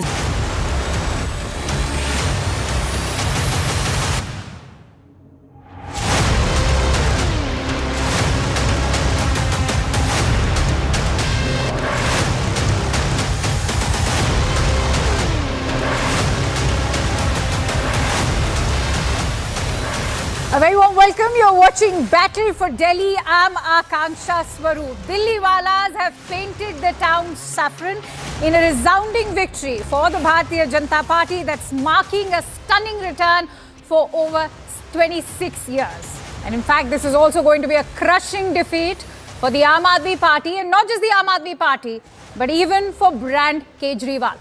The Bharatiya Janata Party has broken its over 26-year jinx in Delhi. Leading in 47 seats, the Bharatiya Janata Party has crossed the majority mark today, and in contrast, the AAP is trailing in 23 seats. Notably, several Aam Aadmi Party bigwigs, that includes Arvin Kejriwal, have lost, and in fact, Kejriwal has also lost in the New Delhi constituency. AAP's Jangpura candidate and number 2 in the party, Manish Sisodia, has conceded defeat already.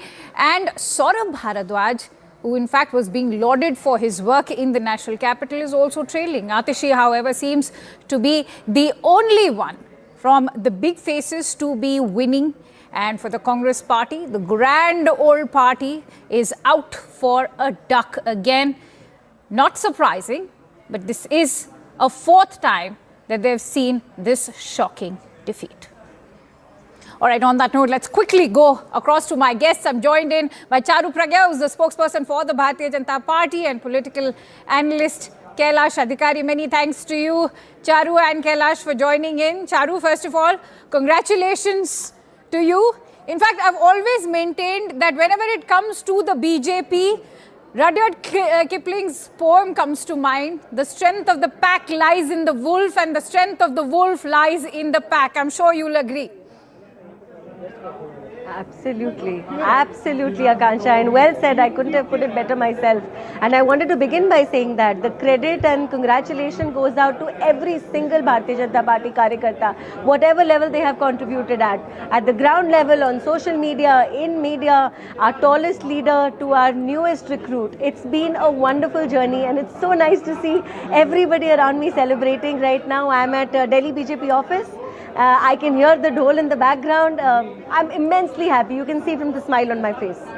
And I'm sure that happiness is in fact much well deserved, given the timing of it after over 26 years. The last time around it was Sushma ji.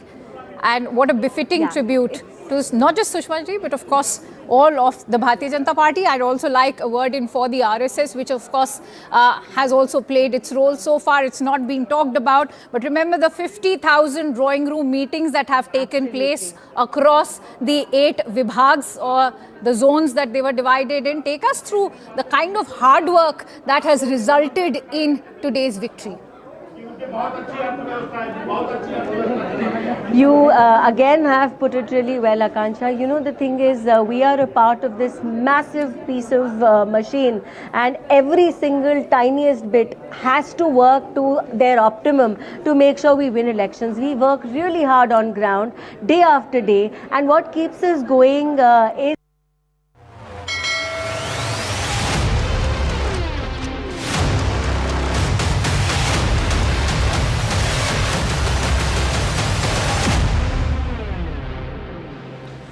Welcome back to the Delhi Verdict with me, Ayushman Singh Jamwal. The josh is high at the BJP headquarters. All eyes on Prime Minister Modi's arrival, where he will address the BJP Karyakartas. A stunning victory for the Saffron camp in the national capital, trouncing the Aam Aadmi Party, returning to power after 27 years. I'm also joined by Rahul Shivshankar on the broadcast. So Rahul, when it comes to the BJP's a stellar victory in the national capital, a reaffirmation of brand Modi, Aam Aadmi Party down but not out? Is that the big question? And what does it say about the India alliance? Out of the last 14 elections since the alliance was formed, they've lost 11 of them. Okay. Where are the political dynamics headed from here? 3 big questions, very, very big questions, Ayushman. First, let's just focus on the Prime Minister, who's going to, of course, be showing up here at the BJP headquarters any moment now. This has become almost a customary ritual. Win or loss, the Prime Minister always comes there. He tries to put into context the result of this election and then talks a little bit about what he wants to do with the party and the mandate. So, look, voter confidence in Modi's guarantees and confidence is very important in his personal ability to deliver on promises remains astoundingly high. that Kejriwal has lost. And remember, Kejriwal saw himself, now whether we agree or not, saw himself as a challenger to Prime Minister Modi at a national level. But then this victory puts into perspective the monumental nature of the Prime Minister's third consecutive victory and the BJP's dramatic recovery post-2024 Lok Sabha in a short 7-month span.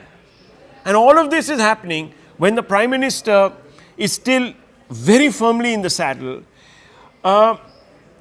means in this 7-month span, the victories in 4 states now, big states, crucial victories, massive mandates, means that the country is again moving towards that unipolarity in politics that we had begun to see. And that's fundamentally important. So after decimating the BJD, the BJP has beaten another non-Congress party, which is another regional party, which shows that it is still growing. This is not a party that has stultified or is regressing. It is actually growing. It's taking back territories which it did not have. And in the BJD case in Odisha, and in Odisha, completely virgin territory, in Delhi after 27 years. So this is a very, very big thing. And obviously, doubts over its future course. Many people had said, oh, now is the beginning of the end of the BJP. The Lok Sabha elections means that the tapering off has begun. And Anand, you remember the commentary that came right on the day actually of that election result. But the BJP says that that was just an aberration. This is now a clear indication that that was just a stumble in the dark. It happened for a variety of reasons. We've discussed them on shows altogether, but this is not something that is going to unveil itself. As we say good evening to our viewers, I think one of the most important aspects is that despite being a the largest political party in the world with more than 110 million followers or members of their party, they have still got the ability to learn. They may have setbacks, they may have losses, and that's part of being part of this entire electoral process. But they continue to motor on and they are able to try and recalibrate, get things wrong. Look at this man, Amit Shah, the Home Minister. He is truly the Chanakya, along with JP Nadda and the entire unit. I think one of the biggest problems with the BJP in Delhi was the fact that good cadre would automatically get absorbed into the headquarters and do, the national political work rather than working with the local unit. But with Virendra Sachdeva, the last 2 years, and also trying to recalibrate even some of the past BJP presidents and telling them, listen, this is how you need to do. As a Sangathan, they have quietly reorganized. They've also made amends and repaired whatever perceived damage there was in their equations with the RSS. So the Sangh doing its job quietly. They did a Save RSS, a Save Delhi campaign. Quietly the RSS mounted this, and Arun Anand has written a beautiful piece for us here on the network. Outlining how the RSS also started doing its work, and the recalibration, mending of fences happened soon after the Lok Sabha debacle. That statement made by this person on our screen, the National BJP President JP Nadda, ke hum swayam mein saksham hai, has been clearly erased, saying that no, we are not saksham on our own, we need the Sangh to work with us. The Sangh comes back, there is a recalibration and a manthan that happens in Kerala. Everybody congregates there. There is a frank exchange of views. Things are ironed out. And then see what happens in Haryana. See what happens in Maharashtra. All of that. And then this man, he could perhaps be the next Chief Minister of Delhi. He could be. Parvesh Sahib Singh Verma. I interviewed him. He was being extremely cagey. Remember on the 5th, he said, and we all were a bit startled, he said, I'm winning 1000% against Kejriwal. Yes, it's a narrow margin. We can quibble over the margins, but so there you go. Manoj Tiwari and Virendra Sachdeva dancing to the songs. And of course, there is a huge spirit. We've got to take a very short break because any moment now the Prime Minister could arrive, and we'll perhaps join you back live with the Prime Minister arriving. Everybody is singing, dancing. The BJP has waited nearly 3 decades to come to their power at the Delhi Vidhan Sabha.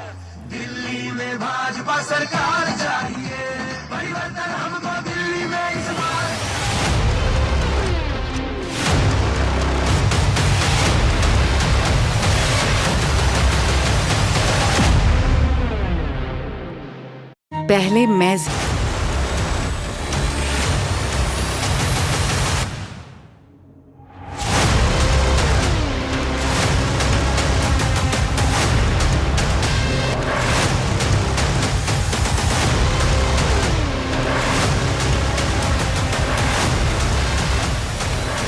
A very warm welcome. You're watching Battle for Delhi. I'm Akanksha Swaroop. Delhi Walas have painted the town saffron in a resounding victory for the Bharatiya Janata Party that's marking a stunning return for over 26 years. And in fact, this is also going to be a crushing defeat for the Aam Aadmi Party, and not just the Aam Aadmi Party, but even for brand Kejriwal.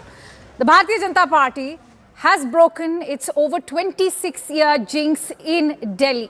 Leading in 47 seats, the Bharatiya Janata Party has crossed...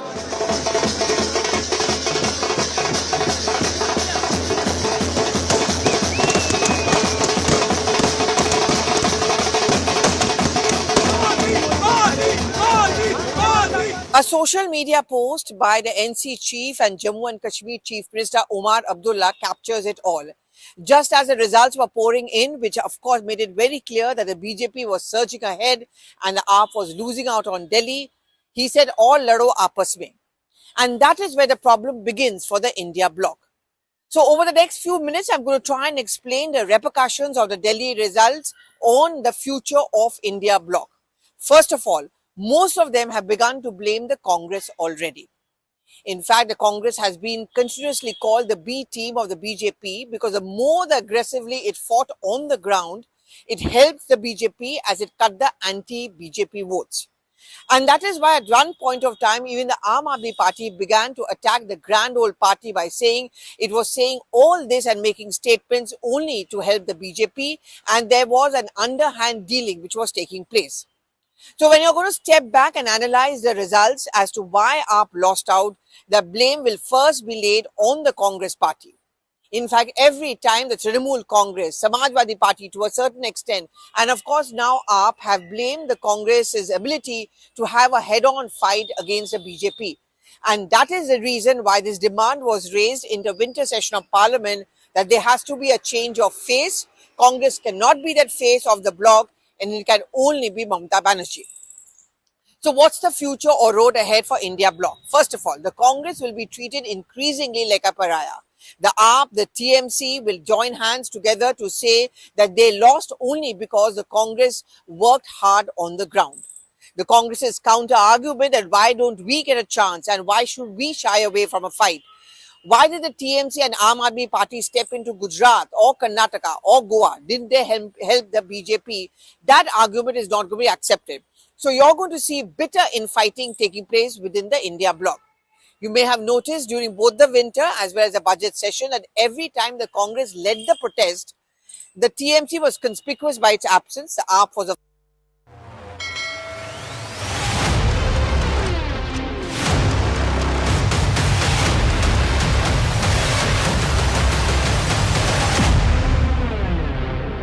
It's the big battle for Delhi, and the BJP has triumphed. Manjinder Sirsa, one of the winners who will be in the Delhi Vidhan Sabha, wonders what role he will play in the new cabinet of Delhi, whether he'll have a place there, will he have a ministerial post. You have to wait and watch. But he is not so long ago a member of the Shiromani Akali Dal. Over the last few years has plied his wares in Delhi and also in national politics for the BJP, working very, very hard, embracing some of the BJP cadre, and everybody now is waiting for the arrival of the Prime Minister. So the Home Minister Amit Shah, JP Nadda, Nirmala Sitharaman, all present there. We have to wait and check if Raksha Mantri Rajnath Singh is also coming. And thereafter, Prime Minister Narendra Modi expected around 6 p.m. It's a jam-packed BJP headquarters because the Delhi cadre of the BJP has come out. It's been a wait since 1998 for them to break into the Delhi Vidhan Sabha, onto the chair of the Chief Minister and into governance there. They were reduced to single digits in 2015 and 2019 and 2015 and 2020, but they have come back handsomely winning. The numbers, as you do the deep dive, may give you an impression that it's a close contest, but it is actually not. Manjinder Sirsa is speaking. Let's listen in. माननीय प्रधानमंत्री जी के नेतृत्व में हम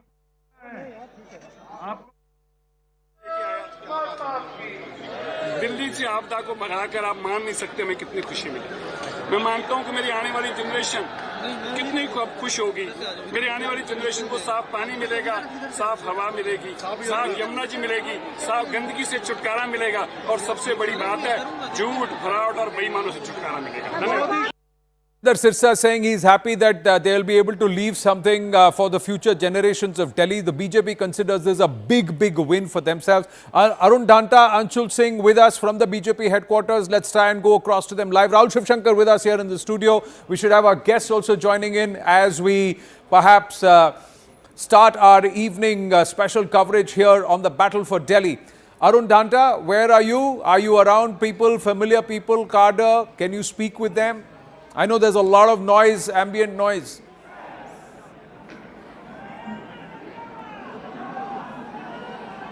Well, that's right, Anand. Prime Minister Modi is expected any time from now, and right behind me, if I can show you, the stage is all set. You have 3 chairs there, which means that you will have Prime Minister JP Nadda and Home Minister Amit Shah will be sitting on those chairs. And in fact, if I can request my camera person to just give a glimpse of this office. It's completely chock-a-block.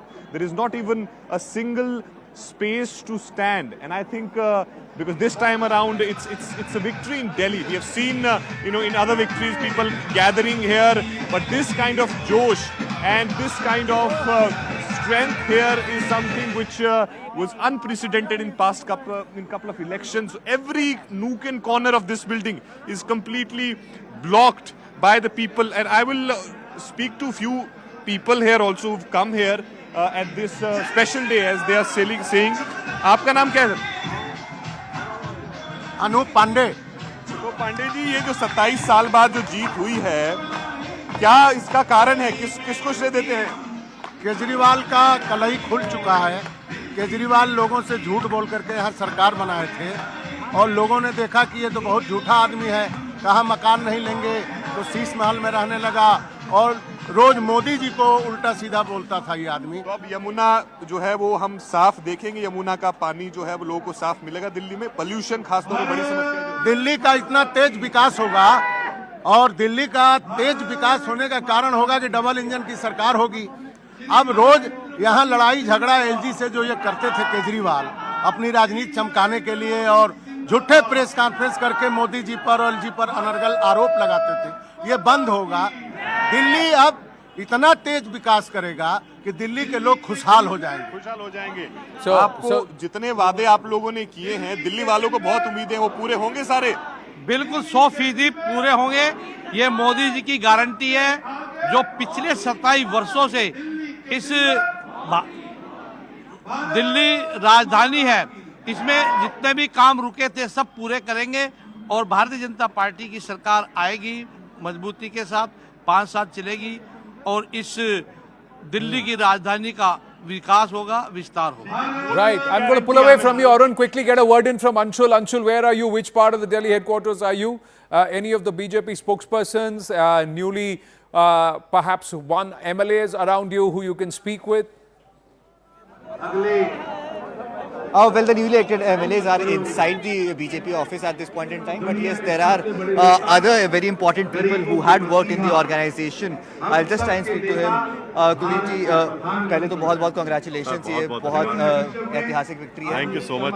Yuva Morcha का क्या role रहा है इस बार? कह रहे हैं कि संगठन ने ये जिताया है, कितनी मेहनत की और आपके युवा मोर्चा का कितना कंट्रीब्यूशन? देखिए, हमारे राष्ट्रीय अध्यक्ष तेजस्वी सूर्या जी ने पूरा युवा मोर्चा की कमान संभालते हुए हमारे अध्यक्ष जी के नेतृत्व में युवा मोर्चा ने दिल्ली में जो एक पूरा अभियान चलाया युवाओं के बीच में, और उसके साथ साथ भारतीय जनता पार्टी के प्रत्येक कार्यकर्ता, जिसको कहते हैं ना, ये कार्यकर्ताओं की जीत है। हमारे माननीय प्रधानमंत्री जी के नेतृत्व में जो दिल्ली की जनता का प्यार आशीर्वाद मिला माननीय प्रधानमंत्री जी को, मैं दिल्ली की जनता का तहे दिल से धन्यवाद करना चाहूँगा। इस बार ऐसे कौन से इश्यूज थे जिसकी वजह से आपको लगता है कि जो ग्राउंड में सबसे ज़्यादा हिट हुआ और वो फिर इवेंचुअली हमें आज रिजल्ट्स में भी देखने को मिला? देखिए, सबसे बड़ा तो फैक्टर है मोदी जी का, हमारा माननीय प्रधानमंत्री जी का जो मोदी मैजिक जिसको कहेंगे, मोदी जी का जो जनता का प्यार माननीय प्रधानमंत्री जी के लिए, जो विकास माननीय प्रधानमंत्री जी ने देश में किया, विकसित भारत जो लगातार देश एक मजबूत शक्ति के रूप में आगे बढ़ रहा है प्रधानमंत्री जी के नेतृत्व में। और दूसरी बात, जिस प्रकार से दिल्ली के अंदर आपदा लाने का काम केजरीवाल जी ने किया, दिल्ली की जनता ने पूरी तरीके से नकार दिया। जो झूठे वादे उन्होंने किए थे, खास करके मैं कहूँ तो युवाओं को अगर खास करके बात करें, युवाओं को उन्होंने कहा था नए स्कूल नए कॉलेज खोलेंगे, एक भी नया कॉलेज नया स्कूल नहीं खुला, लेकिन उनके हाथ में दारू की बोतल देके नए ठेके खोलने का काम केजरीवाल ने किया। घरों को खराब बर्बाद करने का काम केजरीवाल जी ने किया। इसलिए जो माताएं बहनें थी उनके अंदर जो गुस्सा था, जो रोष था, वो सामने निकल कर आया। जो घर खराब करने का काम केजरीवाल जी ने किया, पानी नहीं दे पाए साफ, ना साफ हवा दे पा रहे थे, ना गड्ढे और देने का काम किया। अब जीत गए हैं, अब अगला ये है कि अब मुख्यमंत्री कौन, दिल्ली का अगला मुख्यमंत्री कौन? देखिए, भारतीय जनता पार्टी का कार्यकर्ता होगा, जो भी होगा, पार्टी का शीर्ष नेतृत्व तो हमारा पार्लियामेंट्री बोर्ड हम तो देखिए, हम तो पार्टी के कार्यकर्ता हैं और पार्टी जिसको भी बनाएगी हमारे लिए यही था, जो बनेगा वो हमारा है, भारतीय जनता पार्टी के कार्यकर्ताओं का है। हम तो यही कहना चाहेंगे, दिल्ली की जनता का बहुत बहुत आभार, धन्यवाद, पार्टी के सभी कार्यकर्ताओं। बस एक लाइन में और कहना चाहूंगा कि जो ऐतिहासिक जीत हुई है, इसमें सबसे बड़ी बात यह है, सिर्फ केजरीवाल जी की हार नहीं है, साथ साथ राहुल गांधी और प्रियंका गांधी की भी हार है। जो अर्बन नक्सली, जो देश को कहीं ना कहीं माहौल खराब करने का, जो बाहर की शक्तियों के साथ मिलकर देश के अंदर अस्थिरता फैलाने का काम कर रहे थे, आज उनको भी, राहुल गांधी जैसे लोगों को, प्रियंका गांधी जैसे लोगों को भी दिल्ली की जनता ने धूल चटाने का काम किया। उन्होंने कह दिया अंशुल, जरा उनको बताना कि जितने वोट कांग्रेस को मिले हैं उतना ही अंतर बीजेपी और आम आदमी पार्टी के वोट्स में है। जितने वोट कांग्रेस पार्टी को पड़े हैं, that is the difference between the Aam Aadmi party and the BJP. अच्छा, आप राहुल गांधी, सोनिया गांधी जी की बात कर रहे हैं, तो जितने वोट कांग्रेस को पड़े हैं उतने ही वोटों का डिफरेंस है काफी सीट में, जिसकी वजह से बीजेपी जीती है। तो कहीं ना कहीं कांग्रेस ने इस बार तो आपकी मदद की है, इसलिए इतना बड़ा मैंडेट जो दिखाई दे रहा है। देखिए, चोर चोर मोसेरे भाई हैं, ठीक है, और क्या कहते हैं ना, वो दोनों के दोनों भ्रष्टाचारी हैं, वो चोर चोर मोसेरे भाई हैं। अब वो एक दूसरे के लिए एक दूसरे की कभी मदद कर लेते हैं, कभी गठबंधन कर लेते हैं, कभी लड़ते हैं। तो देखिए, ये सब तो उनकी कहते हैं ना भ्रष्टाचारी हैं, चाहे कांग्रेस हो चाहे दोनों के दोनों बेल पे हैं। राहुल गांधी भी बेल पे हैं, अरविंद केजरीवाल भी बेल पे, और दोनों किस पे हैं? भ्रष्टाचार में बेल पे हैं। वो नेशनल हेराल्ड में है, ये शराब घोटाले के अंदर है। तो दोनों भ्रष्टाचारी हैं, भ्रष्टाचारी तो एक है, लेकिन राष्ट्रवादी ताकत है, दिल्ली की जनता एक है। और अब वो क्या करे, सरकार पे है, हमारे सरकार तो भाजपा की है, जनता का मजाक उड़ा रहे हैं। आपको कराना है, नेशनल हेराल्ड में कुछ नहीं हुआ, 9 साल से कौन बेल पे है? देखिए, वो हमारा नहीं, वो कोर्ट का विषय है, वो सर्वोच्च न्यायालय का विषय, वो कोर्ट उसके अंदर केस परस्यू किसने नहीं किया, केस ठंडे बस्ते में कैसे गया? Anyway, it's another conversation for some other time, because we'll have the Prime Minister coming in. Anshul, so I'm going to pull away from you. Tom Vadakanji is with us. Tom Vadakanji, namaste, congratulations. Ravi Srivastava also with us in the studio. So after 1998, it's the first time that the BJP comes to power in Delhi. The Congress makes it a hat trick of zeros. The Bharatiya Janata Yuva Morcha said it's 90 losses under Rahul Gandhi for the Congress party. What are you thinking right now, Mr. Vadakan? Anand, this is almost a referendum that has happened. This is a referendum against Abda. This is a referendum against Congress and India Alliance, especially the SP. Institution after institution has been kind of under the Constitution, has been insulted, abused from time to time.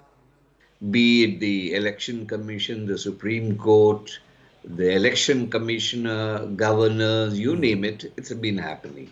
This is a serial kind of narrative that they have built. Now today, there is a mandate. We thank the people of Delhi for this mandate, because essentially this is a reflection of what the people of Delhi thought. Anand, if you go around Delhi, the writing on the wall was very clear. I mean, if nobody has been able to read it, for last 10 years, we have suffered pollution, drinking water, roads in bad condition. And, whenever any development work was initiated by the central government, like the medical scheme, and that was all refuted. So they charged us of not cooperating with them. Sheila Dixit was there. There was a cooperation that was going on well. Why couldn't this government function? And for everything, the LG was blamed. So finally, we have got rid of this with the help of the people's mandate. And I thank the people of Delhi once again for, I think, what they have done. They have done this for themselves. And we are proud of the fact that this Delhi, which represents the pan-India kind of an image, that Delhi has, with people coming from different Tom sections Vidakar, hold of your society. thoughts. Breaking news coming in. We're being told that in the next 10 to 12 to 15 minutes max, the Prime Minister will be at the BJP headquarters. Momentous scenes there at the headquarters. Remember, viewers, this has been a absolute path-breaking or path-finding victory for the BJP here in the Union capital, simply because it has eluded them. This ultimate prize has eluded them for almost 3 decades. Anand. Yes, and let's signpost some of these important victories. 1998 onwards, it's the first time. It's the first time that the BJP has come to power here. But what are some of the important aspects of this election? What does it mean? When we deep dive into the numbers, the lotus has bloomed for the first time in 27 years. It's the very auto walas who actually brought Arvin Kejriwal into power who are bringing us this signpost. Delhi voters are trusting Modi's guarantee. But if you look within the numbers, there is another story. The story is that who managed this election better, who played the electoral politics and the dynamics better. Top guns of the Aam Aadmi Party have lost electoral battles. Some of the closest victories are for the BJP. Some of the biggest victories are also for the BJP. The Aam Aadmi Party loses the Jhuggi Jhopdi cluster, wins only 6 out of the 18 seats in the JJ cluster. Even in the Mahila voters, there has been a clear shift away from the Aam Aadmi Party towards the BJP. BJP gets 29 out of 40 in the high women turnout seats. So again, walking away with the majority of the seats there, and the Aam Aadmi Party has also lost the Purvanchal voter base. The Purvanchalis also, in terms of seat share, there is a higher victory or return for the BJP. But was it a three-way race? No, it's a two-horse race between the BJP and the Aam Aadmi Party. But interestingly, the number of votes that has been collected by the Congress Party and the margin of difference in the overall pool of votes between the AAP and the BJP are similar. So very interesting factoid that comes out there. Congress duck out for the third time in a row. 2015, 2020, 2025, they've got a big zero. So, and Congress push in the Muslim-dominated seat has also failed. The Muslim voter, if they have not voted for the BJP, in fact, they have voted for the Aam Aadmi Party, but they have not voted for the Congress. That's what it is. The Muslim voter has not voted for the Congress. BJP's faceless campaign has worked, where they have looked at the local issues and they have focused on an anti-Kejriwal mood rather than trying to drive a pro-Modi or pro-any other Delhi leader mood. Opposition loses 11 out of 14 states since the formation of the INDI alliance. Big story there. The INDI alliance coming a cropper, Rahul Gandhi and the Congress Party coming a cropper, and the Aam Aadmi Party's Kejri model of governance also being rejected this time around. Zaka Jacob on the magic wall, story within the story with you, Zaka. I think the women voter is a significant constituency. It was always a hardcore Aam Aadmi Party constituency.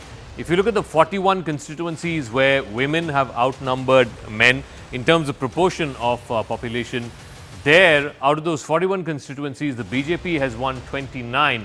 But I keep saying this, the important part is not the 29, but the BJP had won only 1 out of these 29 last time around.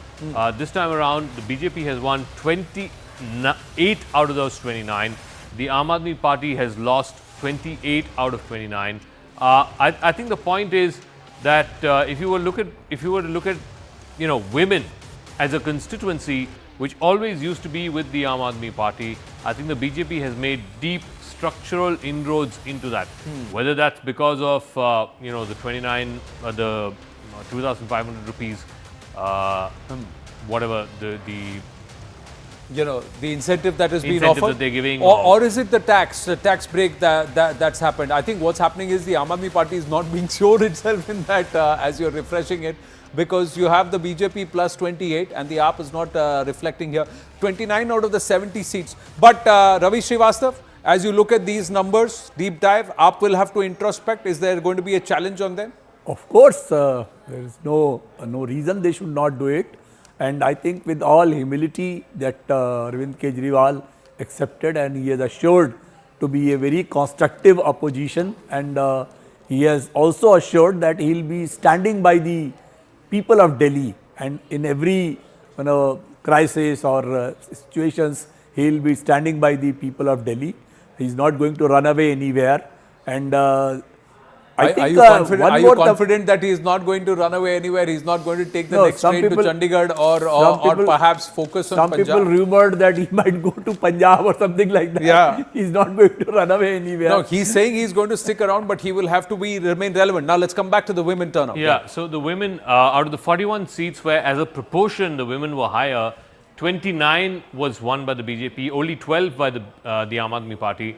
The difference is, out of these 29, 28 were pickups from the Aam Aadmi Party. So 28 out of these 29 were won by the Aam Aadmi Party last time around. So the BJP picking up 29, 28 of which were won by the Aam Aadmi Party. Congress 0. The Aam Aadmi Party here essentially losing 28 of the women dominant seats. These are in East Delhi, these are in South Delhi, this is in the outer ring road as we talk about it, this is the outer part of Delhi, and this is also in the heart of Delhi. So it's region agnostic, but the fact is that the women dominant constituencies of Delhi, it's the BJP that seems to have won. Whether it is for the 2,500 rupees per month, or I'm not sure what it is for, but the fact is that whether it is in the outer skirts of Delhi, or whether it is in the southern part of Delhi, or whether it is in the center of Delhi, it is the women vote which seems to have swung in favor of the BJP and away from the Aam Aadmi Party, which I think it's important because it's a core constituency of the Aam Aadmi Party, and the fact that they have moved away from the AAP to the BJP. What happens to the Dalits and the Jhuggi Chopri clusters? Two other big important vote bases and vote clusters. Let's have a look at that. So if you have like this kind of a swing, again, the BJP has won 12 and the AAP has won 6. You know, on the face of it might not seem much, but the fact is that all of those 12 seats were pickups from the Aam Aadmi Party. Basically, the BJP did not win a single of these Jhuggi Chopri clusters last time around. So this time around, they won 12. If you were just to invert the women number, it's amazing. Had AAP won all those seats where women came out by proportion in larger numbers, they would have been at 50. Yeah. BJP would have been at 20. 20. So it's just, and you remember Kejriwal said that, look, if the women vote the numbers for me, anyways. Had the Jhuggi Chopri clusters voted in favor of the I'm Aam just saying, Aadmi look Party, at the impact. so the Jhuggi clusters would have also actually taken the AAP past the post. I'm just looking at the impact of the women vote. Yeah. If you look at it, these 28 seats, I mean, that's almost, That's a huge number. That's That's a a huge big number. out of 70. No, but here the AAP has still decision. pulled 12. I'm Yeah. just saying if in the JJ clusters where the BJP had nothing, it's actually pulled all its numbers. I think the important thing, Anand, is out of these 29, 28 of these 29 seats the BJP had lost last time around. They had just one seat. So 28 seats are a pickup. And for the Aam Aadmi Party, 28 seats I think is a this loss. is- Yeah, that So takes them to basically 50. 40, like 40 was of saying. these seats. 50, This has been the difference. That's why The I was women saying voter is from, the difference. From Yeah, this is 40. 3 days back, 40 of these seats. I said we just have to constantly look at... 12 plus 20, 40. We just have to constantly focus on the women vote predominantly to see how this is going to go, and it bears out. The No, numbers so what this bear also out, but- shows is that the women of Delhi are willing to buy the BJP at face value. Yeah, and the it's BJP not has just- promised 2,500. And remember, women here are caste agnostic. Yeah, so we are correct. talking about all demographics. Correct. You see, so it's an important So marker. let's ask Ravi Srivastava and Tom Vadakan this question. The women were already getting some of the dose. The free bus rides were happening. They were getting augmented income because of that. They were happy with Arvin Kejriwal. Chetan Bhagat is walking into the studio. So Tom Vadakan, let me just quickly ask you this. Why do you think the women voters moved away from the AAP this time? Anand, I feel women are much more wiser and they've seen what has been happening. And I think women are very selective. I mean, I would call them, they would look for providers. And they did not see the AAP to be providing them the incentives that were being given, especially some example being set by Punjab. For 3 years and counting, they have not received it. So this was is a point which I think has gone. Secondly, the treatment Swati Maliwal received at Sheesh Mahal is also, I think, a turning point of realization that if a party member can be treated the way she was, I think that message was also as a turning point in which women have started looking at the APDA government. But Tom, you're basically sort of selling this dream to the women of Delhi that we'll give you 2,500 rupees per month. It was started in Karnataka with the Congress, then in Telangana. You know, my point is, you're basically selling them an improbable dream. How does that work? Like, I mean, you are the party that was against Revdi culture. See, let me distinguish between Revdis or welfare. See, freebies, essentially, as I understand it, is something that is promised at election time and not delivered. But welfare scheme is something that your economic condition and you as a social welfare scheme which touches the common man and common woman. So the point here is something that you guarantee and you deliver, and the economics of your state, why not? After all, they are the taxpayers. We are giving them back what they have paid, and it is not somebody's financial, given out there. So, as we await the Prime Minister at just the reading BJP out office. some numbers that Aman Sharma has shared. Prashant Yadav is also with us. You wanted to These are the constituencies where the Prime Minister campaigned. Remember, he just had 4 rallies in Delhi. One was in Outer Delhi, one was in South Delhi, one was in East Delhi. Out of the 18 seats cover the span of where the Prime Minister campaigned, 14 of those 18 seats were won by the BJP. Out of those 14, the BJP had only 2 last time around. 12 of those were pickup seats. The AAP had 16 of those seats. They lost 12 out of those 16 seats. They only have 4, which means Outer Delhi, and I think this is the important factor, the Outer Delhi seats where it's Jat dominant, where it's Gujar dominant, those seats have been completely swept by the BJP.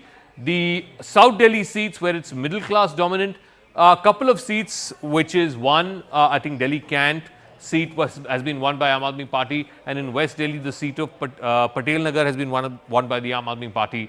But otherwise, all seats in West and South Delhi have been swept by the BJP. As far as East and Northeast Delhi are concerned, again, 2 seats have been taken by the Aam Aadmi Party, Babarpur, which is Gopal Rai's seat, and you also have the neighbouring seat of Simapuri, which again, both of which have been taken by the Aam Aadmi Party. But if you look at the rest of Northeast Delhi, entirely has been swept by the BJP. Simapuri a Muslim it's a Muslim dominated. No, interestingly, Delhi Cant is in the list of the least margin of votes.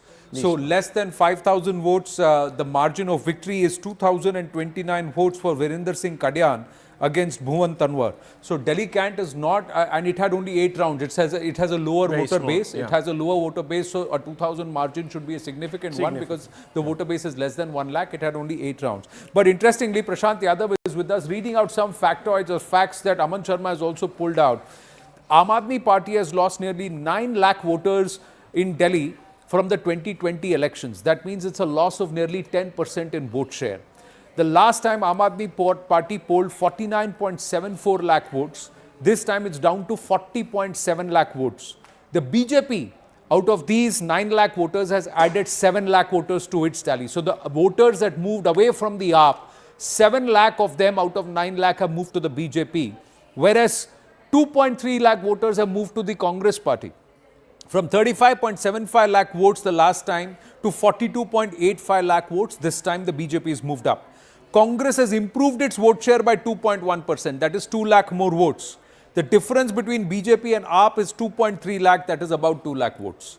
So what's happened is that the BJP has not only pulled away the AAP voter in Delhi has actually voted for PM Modi in the national capital, now has come back and said, let me vote for BJP even in the local election, Prashant Yadav.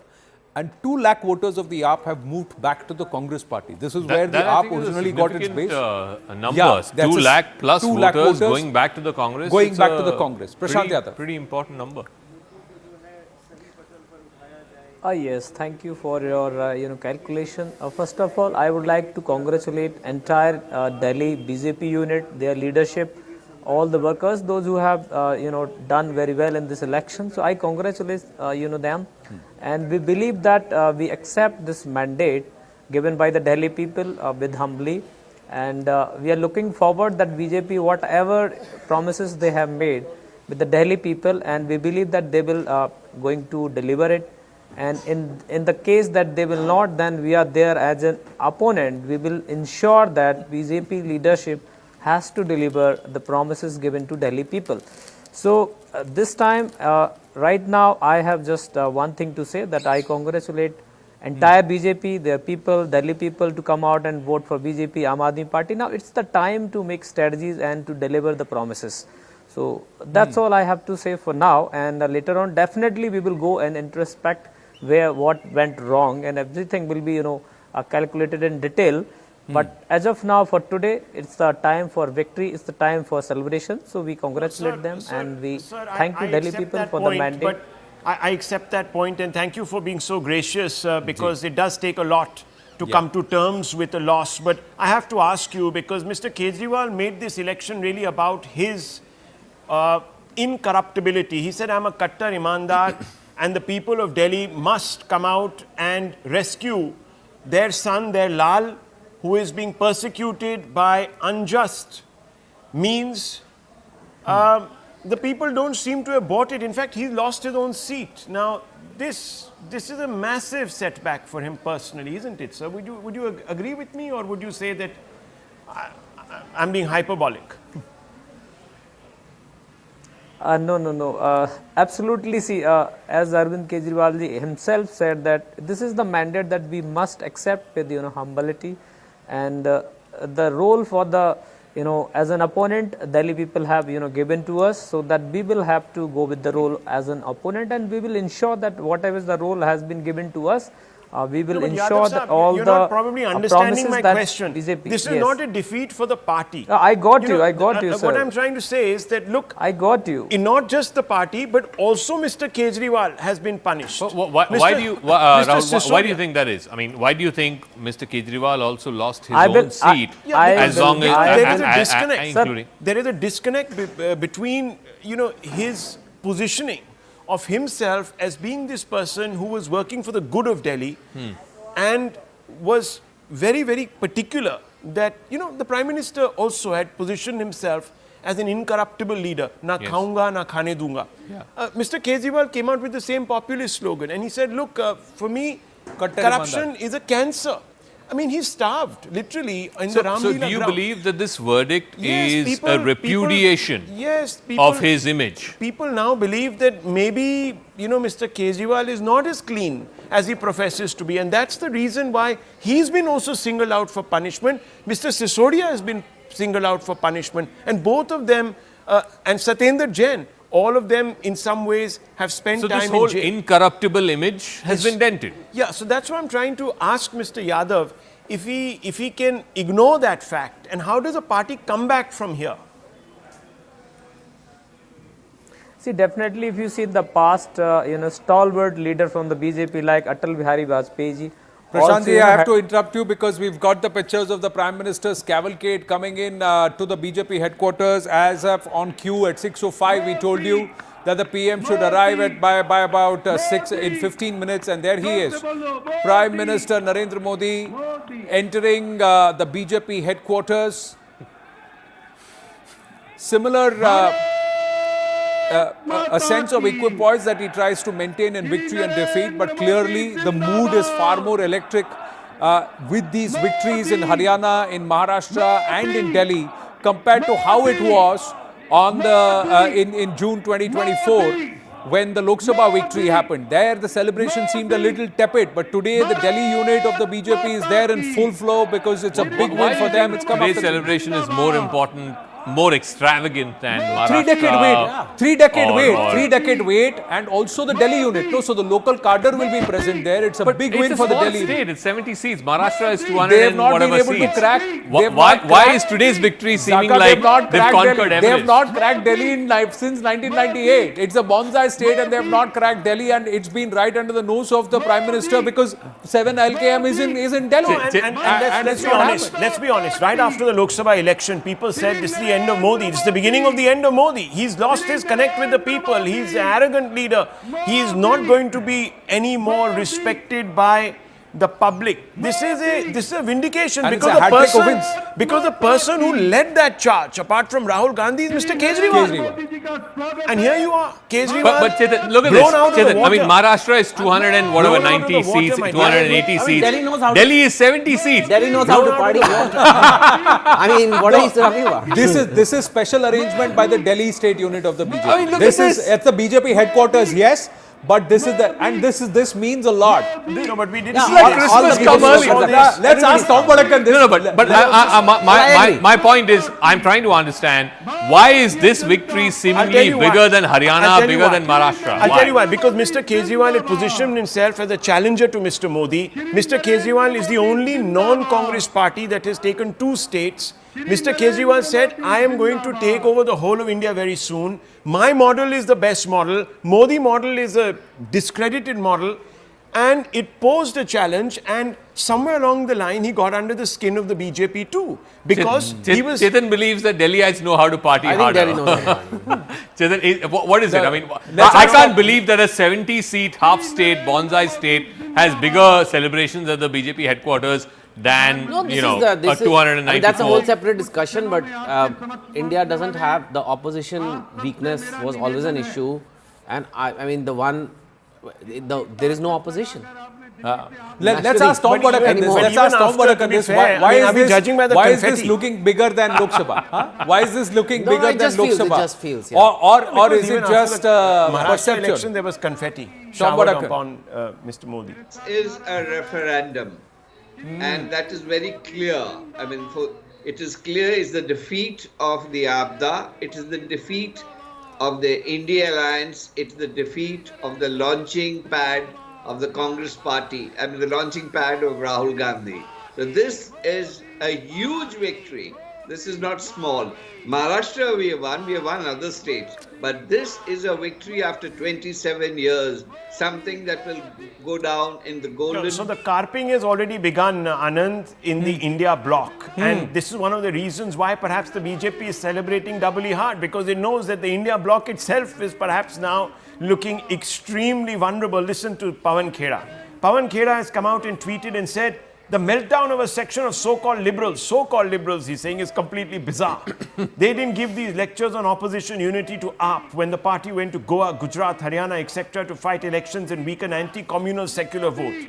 Delhi election resulted in the rejection of the Trojan horse that attempted to damage the liberal cause across the country. So AAP has been brushed off with now with this defeat, the revenge, a liberal Trojan. the revenge No, story the is real over. champion of liberal values. The real champion You're of a liberal Trojan values. horse, man. Congress. Read that. Khera Read that hasn't part. finished. The majority of liberals are rightly cheering the fall of the facade of that real champion of liberal values. The Indian National Congress can emerge stronger to take the BJP on and defeat it. Look at this. They are thrilled that the AAP has collapsed. They are now branding and labeling the AAP. Can the India bloc now come back? I have to say, after this, name calling to work as a cohesive unit. Imagine they get 99 and they think they have won in Lok Sabha, and they've got 0 in Delhi, and they believe they are the ones, the real option, and that Aam Aadmi Party is the Trojan horse. Tom Vadakan. Well, they can, this is hallucination if you call it. Anand, this is pure hallucination. They blame everybody else for the faults, and they are, their leader, and this is about the 90th time he's been launched, and he's not even reached the orbit. He's come back on the surface with a 0. I mean, this is some kind of a record that I think the Congress party has made. Should go down in record of the Guinness Book.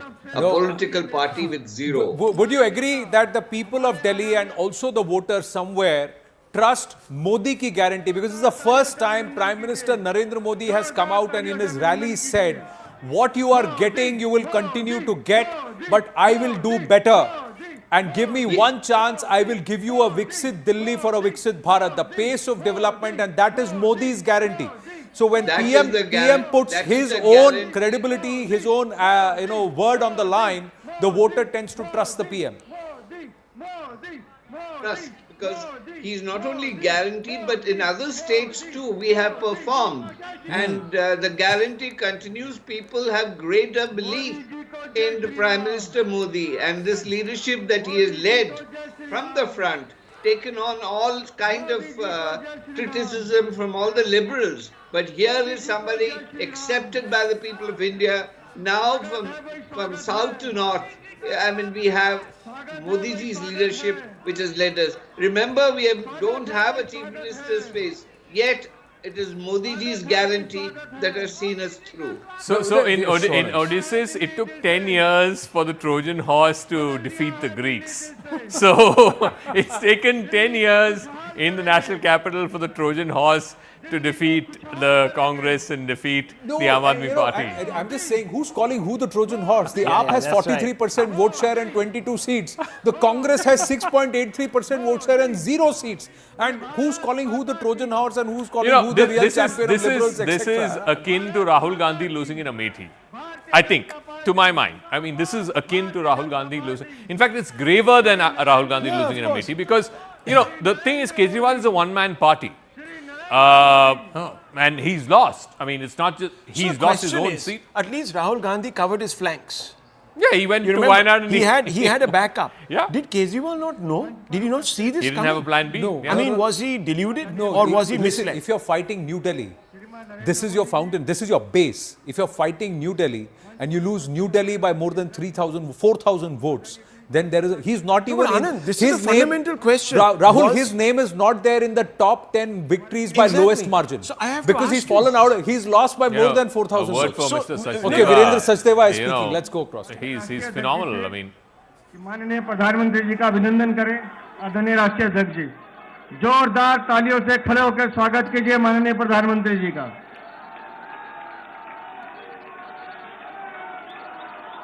अब मैं निवेदन कर रहा हूं हमारे दिल्ली के चुनाव प्रभारी और राष्ट्रीय उपाध्यक्ष आदरणीय वैजयंत जय पांडा जी आदरणीय अलका जी और हमारे महामंत्री विष्णु मित्तल जी आए और प्रधानमंत्री जी का अभिनंदन करें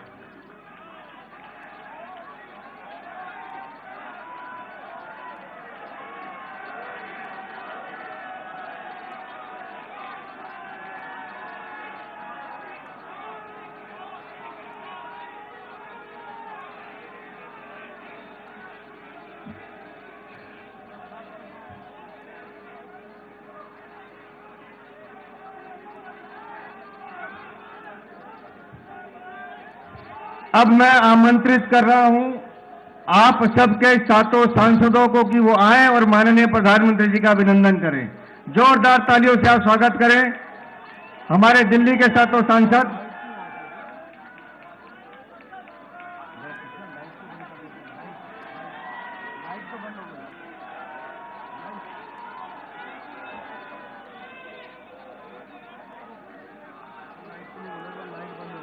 जरा देखें ये लाइट कैसे बंद हो गई है ठीक है थैंक यू जोरदार तालियों से आप अभिनंदन कीजिए माननीय प्रधानमंत्री जी का बोलिए भारत माता की भारत माता की भारत माता की भारत माता की Bharatiya Janata party Bharatiya Janata party Bharatiya Janata party Shri Narendra Modi Shri Narendra Modi Shri Narendra Modi दोस्तों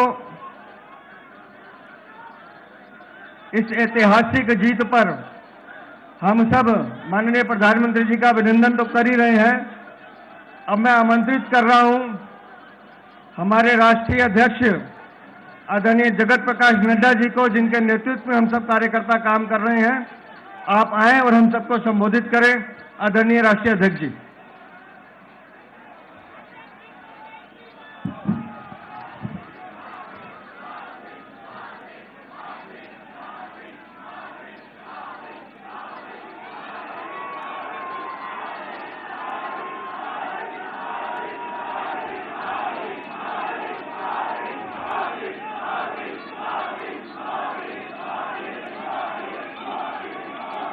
बोलिए भारत माता की भारत माता की भारत माता की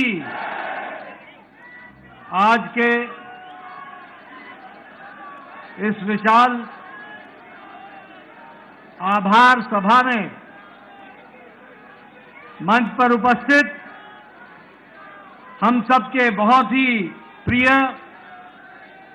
यशस्वी प्रधानमंत्री आदरणीय श्री नरेंद्र मोदी जी,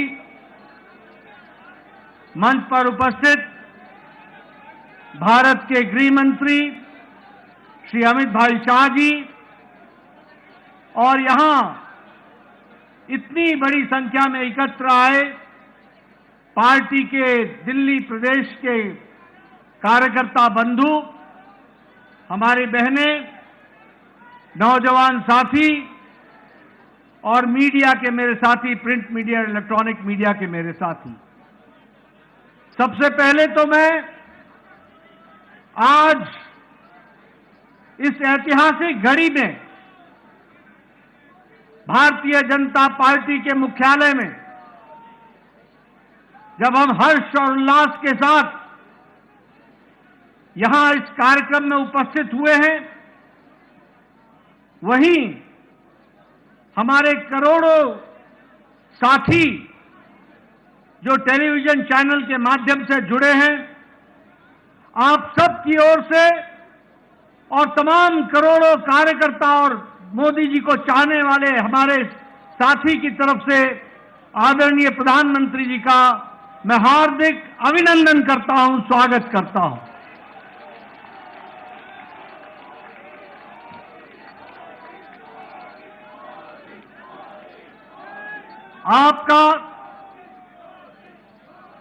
आपके नेतृत्व में जिस तरीके से पार्टी ने एक पर एक जीत हासिल की है और आपके नेतृत्व ने जिस पर जनता ने बारंबार मोहर लगाया है और आपने भी देश की सेवा में कोई कसर नहीं छोड़ी है, ऐसी शख्सियत जो हमारे पार्टी के शीर्ष नेता हैं प्रधानमंत्री मोदी जी का पुनः मैं उनका अभिनंदन और स्वागत करता हूं।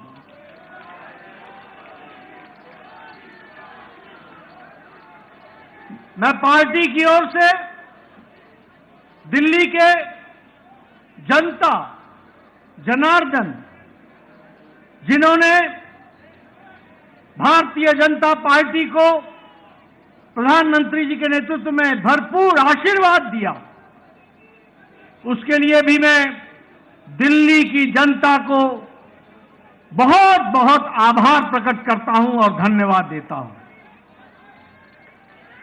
मैं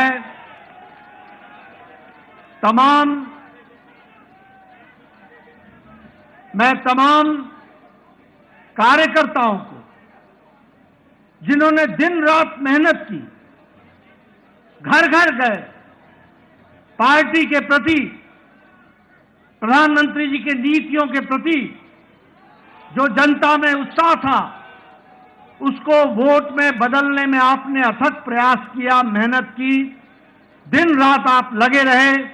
ऐसे हमारे जुझारू कार्यकर्ता भाई बहनों को भी मैं पार्टी की ओर से बहुत बहुत साधुवाद देता हूं, बहुत बहुत धन्यवाद देता हूं।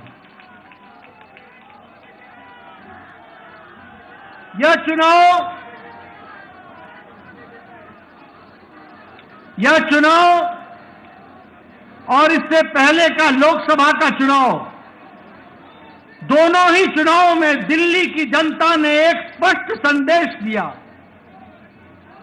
लोकसभा में आपने सातों की सातों सीटों पर भारतीय जनता पार्टी को विजयश्री दिलाई और इस बार के विधानसभा में आपने 48 सीटों पर विजय दिलाई। यह स्पष्ट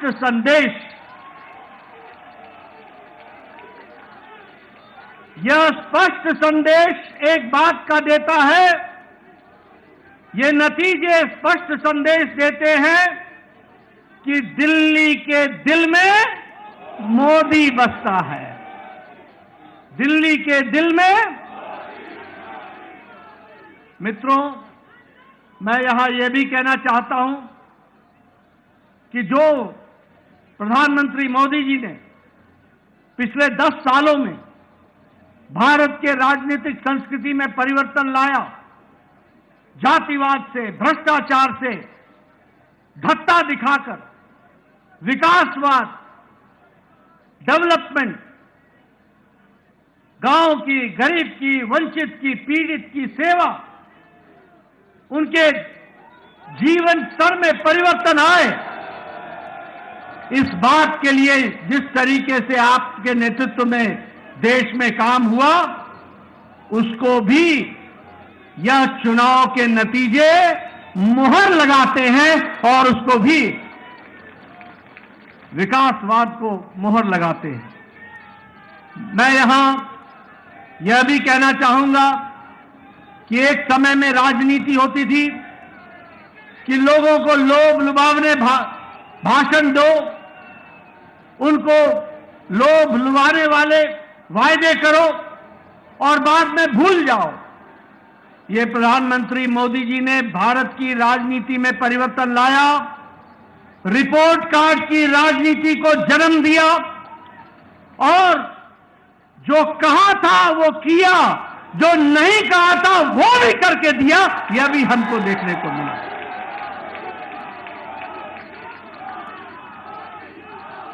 और इसीलिए ये बात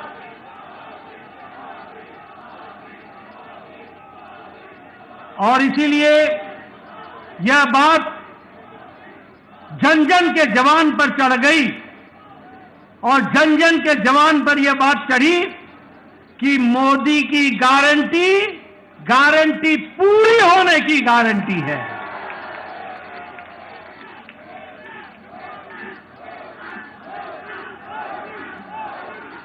मित्रों,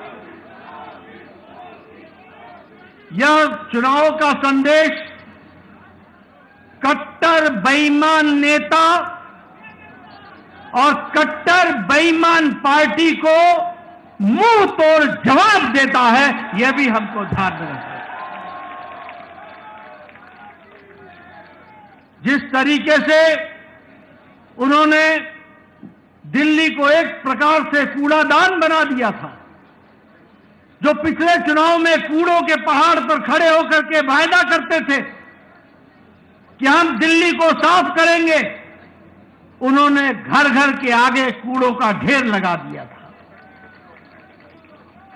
जो लोग शुद्ध पानी की बात कहते थे, उन्होंने दिल्ली की जनता को गंदा पानी पीने के लिए मजबूर किया। जो लोग शिक्षा के नाम पर लोगों को छलते थे, उन्होंने दिल्ली के स्कूल में 2/3 बच्चों को साइंस की पढ़ाई से वंचित रखा। जो लोग अच्छी सड़कों की बात करते थे, उन्होंने गड्ढों पर चलने के लिए मजबूर किया। और यह चुनाव साफ संदेश देता है कि दिल्ली को ऐसी पार्टी की जरूरत नहीं है और उनको घर बैठाने का काम किया तो दिल्ली की जनता ने किया। यह भी हमको ध्यान में रखना चाहिए।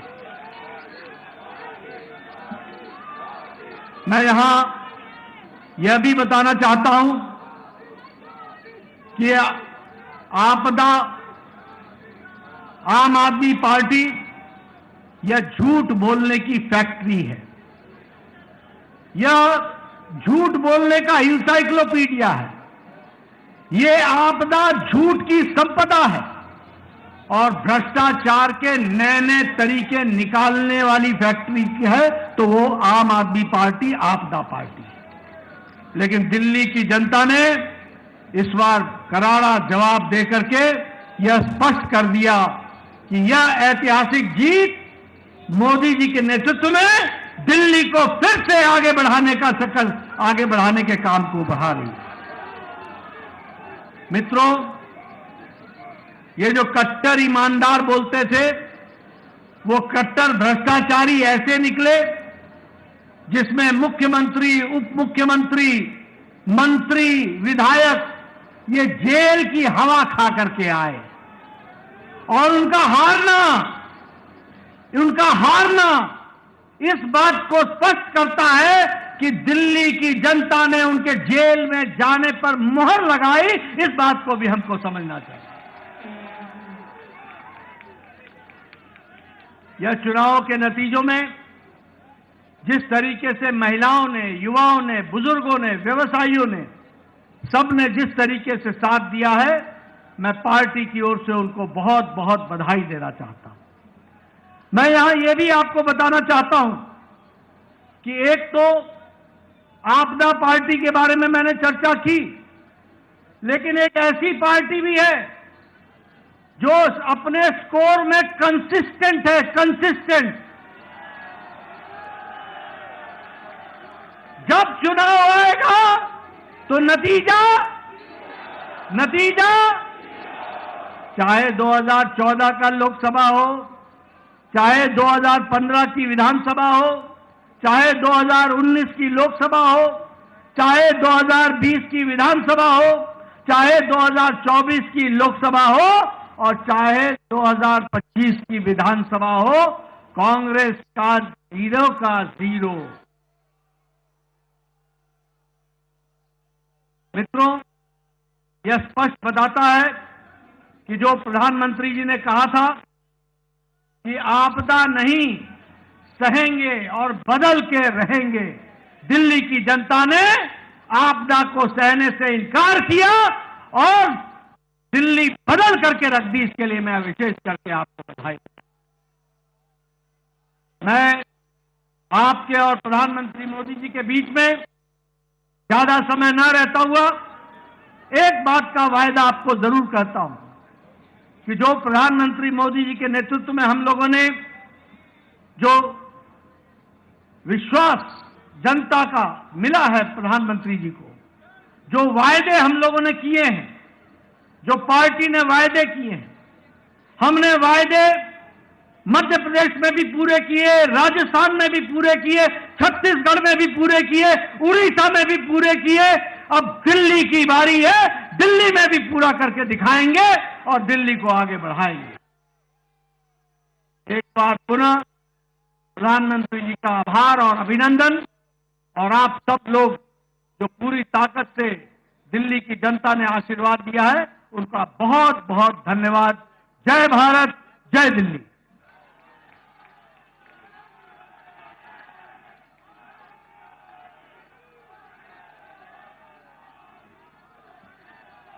अब मैं आमंत्रित कर रहा हूं हम सबके नेता, हमारे प्रधानमंत्री आदरणीय श्री नरेंद्र मोदी जी को कि वो आए और हम सब कार्यकर्ता का उत्साह बढ़ाएं।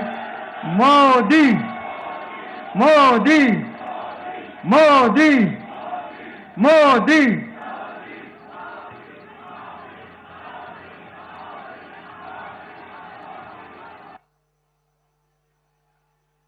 भारत माता की, भारत माता की, भारत माता की, यमुना मैया की, यमुना मैया की, यमुना मैया की।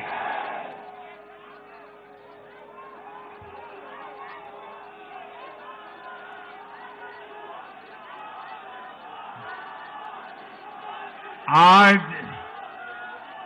दिल्ली में, दिल्ली के लोगों में एक उत्साह भी है, एक सुकून भी है। उत्साह विजय का है और सुकून दिल्ली को आपदा से मुक्त कराने का है।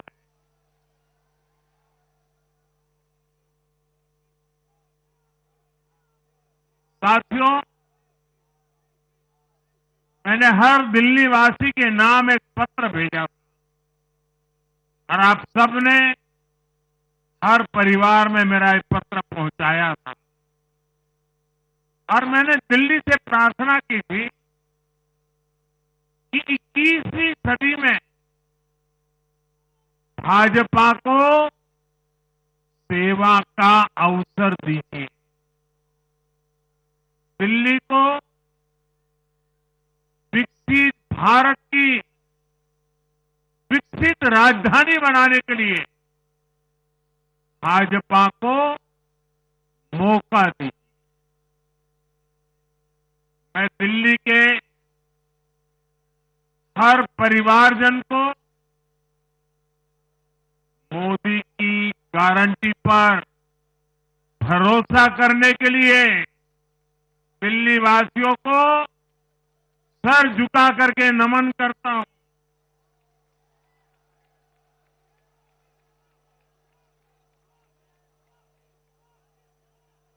मैं दिल्ली वासियों का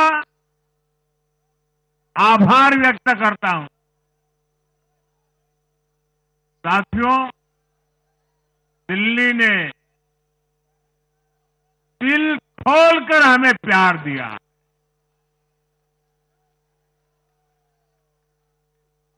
और मैं दिल्ली वासियों को फिर से एक बार विश्वास दिलाता हूं, आपके इस प्यार को सवा गुना करके विकास के रूप में हम लौटाएंगे।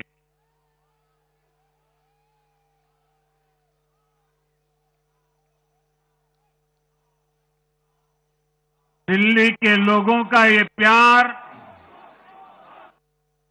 ये विश्वास हम सभी पर एक कर्ज है। इसे अब दिल्ली की डबल इंजन सरकार, दिल्ली का डबल तेजी से विकास करके चुकाएगी।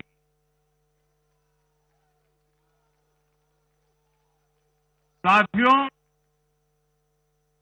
आज की ये ऐतिहासिक विजय है। ये सामान्य विजय नहीं है। दिल्ली के लोगों ने आपदा को बाहर कर दिया। एक दशक की आपदा से दिल्ली मुक्त हुई।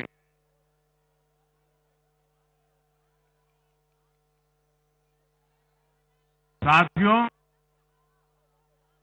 दिल्ली का जनादेश स्पष्ट है। आज दिल्ली में विकास, विजन और विश्वास की जीत हुई है। आज आडंबर, अराजकता, अहंकार और दिल्ली पर छाई आपदा की हार हुई।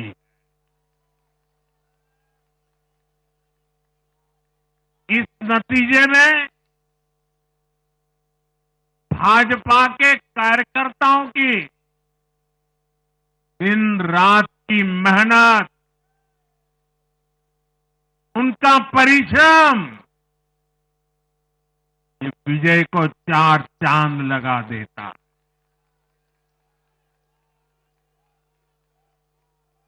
और आप सभी कार्यकर्ता इस विजय के हकदार हैं। मैं भाजपा के प्रत्येक कार्यकर्ताओं भी आप सबको ये विजय की बहुत बहुत बधाई देता हूं।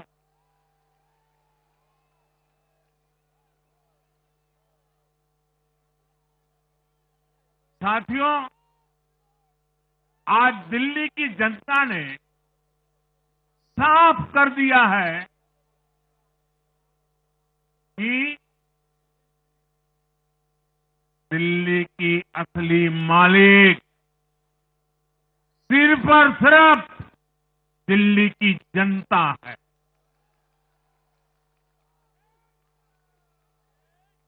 जिनको दिल्ली का मालिक होने का घमंड था, उनका सच से सामना हो भी गया।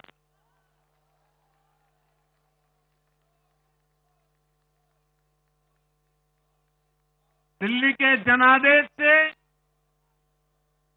ये भी स्पष्ट है कि राजनीति में शॉर्टकट के लिए, झूठ और फरेब के लिए कोई जगह नहीं है।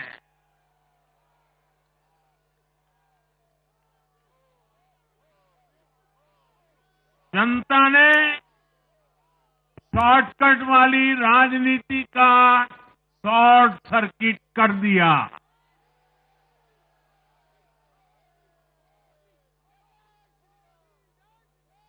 साथियों,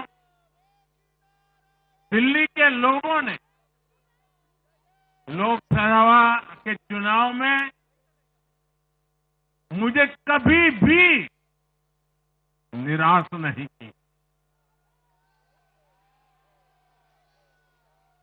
2014, 2019, 2024 तीनों चुनाव में दिल्ली के लोगों ने बीजेपी को 7 की 7 सीटों पर भव्य विजयी बनाया।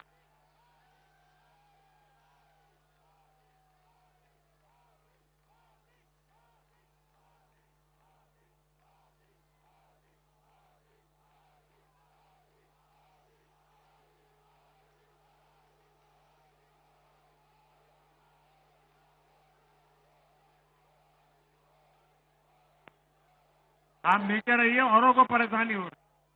आपका उत्साह मेरे सर आंखों पर, आपकी फोटो भी निकल चुकी है, वीडियो में आ चुका है। अब आप प्यार से बैठिए।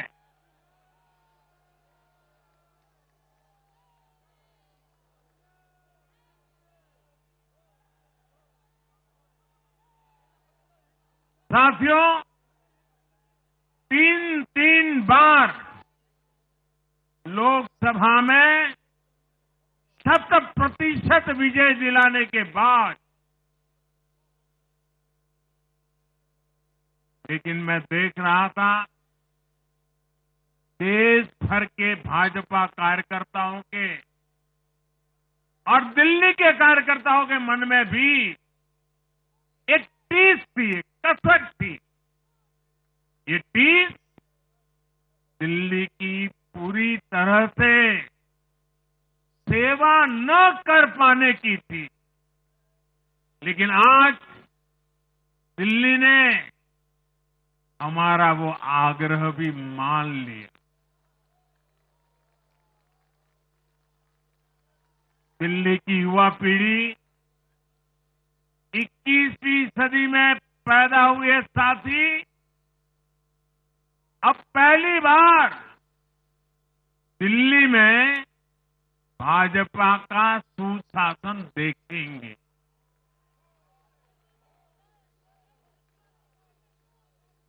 आज के नतीजे दिखाते हैं कि भाजपा की डबल इंजन सरकार के लिए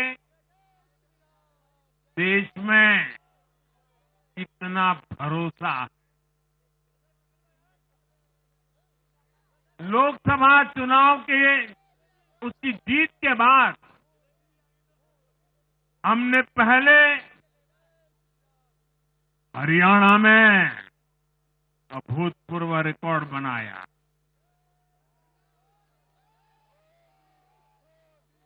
फिर महाराष्ट्र में नया रिकॉर्ड बनाया।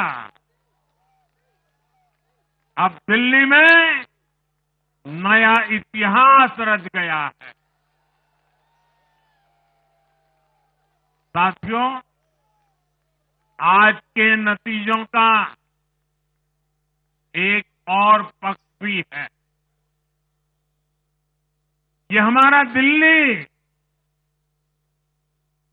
सिर्फ एक शहर नहीं है, ये दिल्ली मिनी हिंदुस्तान है।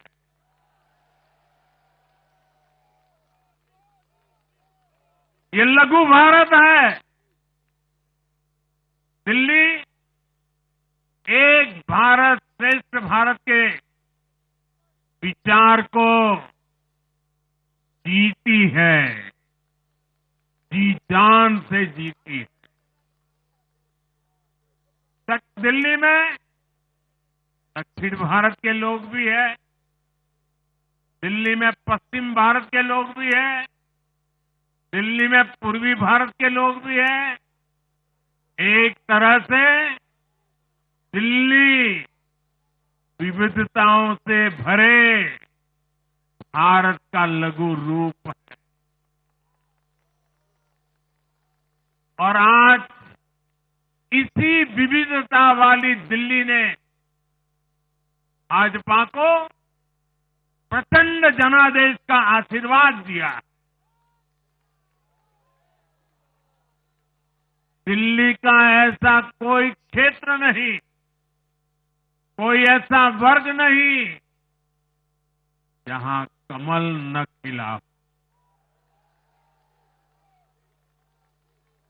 हर भाषा बोलने वालों ने, हर राज्य के लोगों ने दिल्ली में भाजपा के कमल निशान पर वोट दिया। और साथियों, इस चुनाव में मैं जहां भी गया, मैं गर्व से कहता था, मैं तो पूर्वांचल से सांसद हूं।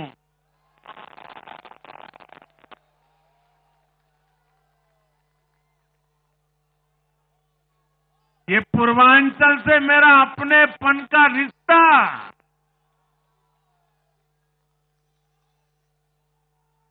पूर्वांचल के लोगों ने इस रिश्ते को प्यार की, विश्वास की नई ऊर्जा दे दी, नई ताकत दे दी। इसलिए मैं पूर्वांचल के लोगों का, पूर्वांचल के एक सांसद के नाते विशेष रूप से आभार व्यक्त करता हूं।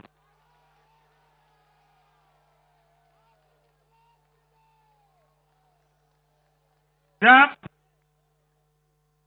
हर एक का साथ मिलता है तो हर दिल्ली वासियों को मेरी गारंटी है, सबका साथ, सबका विकास, पूरी दिल्ली का विकास। साथियों, दिल्ली के इस विजय उत्सव के साथ साथ आज अयोध्या के मिल्कीपुर में भी भाजपा को शानदार जीत मिली है।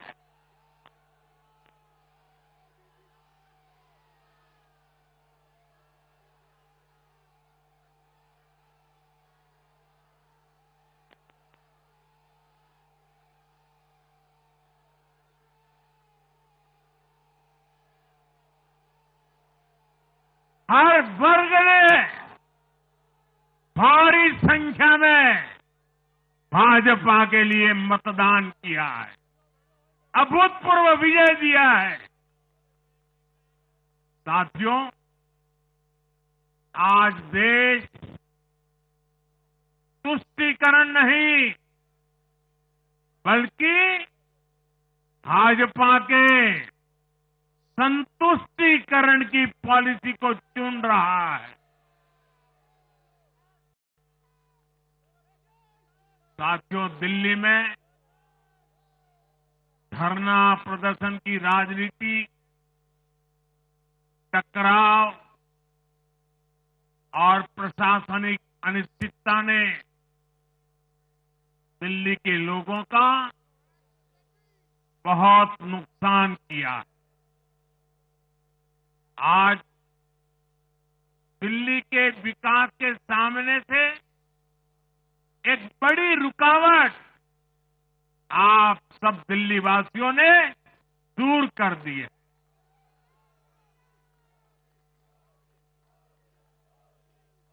सोचिए कैसी राजनीति रही होगी, कैसी सोच होगी इन लोगों की। इन लोगों ने मेट्रो का काम आगे बढ़ाने से रोका। इन आपदा वालों ने झुग्गी वालों को घर देने से रोका। इन आपदा वालों ने आयुष्मान भारत योजना का लाभ भी दिल्ली के लोगों को मिलने नहीं दिया। अब दिल्ली के लोगों ने साफ संदेश दिया है, गवर्नेंस। और साथियों, दिल्ली ने देखा है पहले का जमाना, गवर्नेंस ये नौटंकी का मंच नहीं है। गवर्नेंस ये प्रचार का मंच नहीं है। गवर्नेंस ये प्रपंच का मंच नहीं है। अब जनता ने स्थिर और डबल इंजन की सरकार को चुना। हम पूरी गंभीरता से धरातल पर रहकर काम करेंगे। हम दिल्ली के लोगों की सेवा में दिन रात एक कर देने वाले लोग।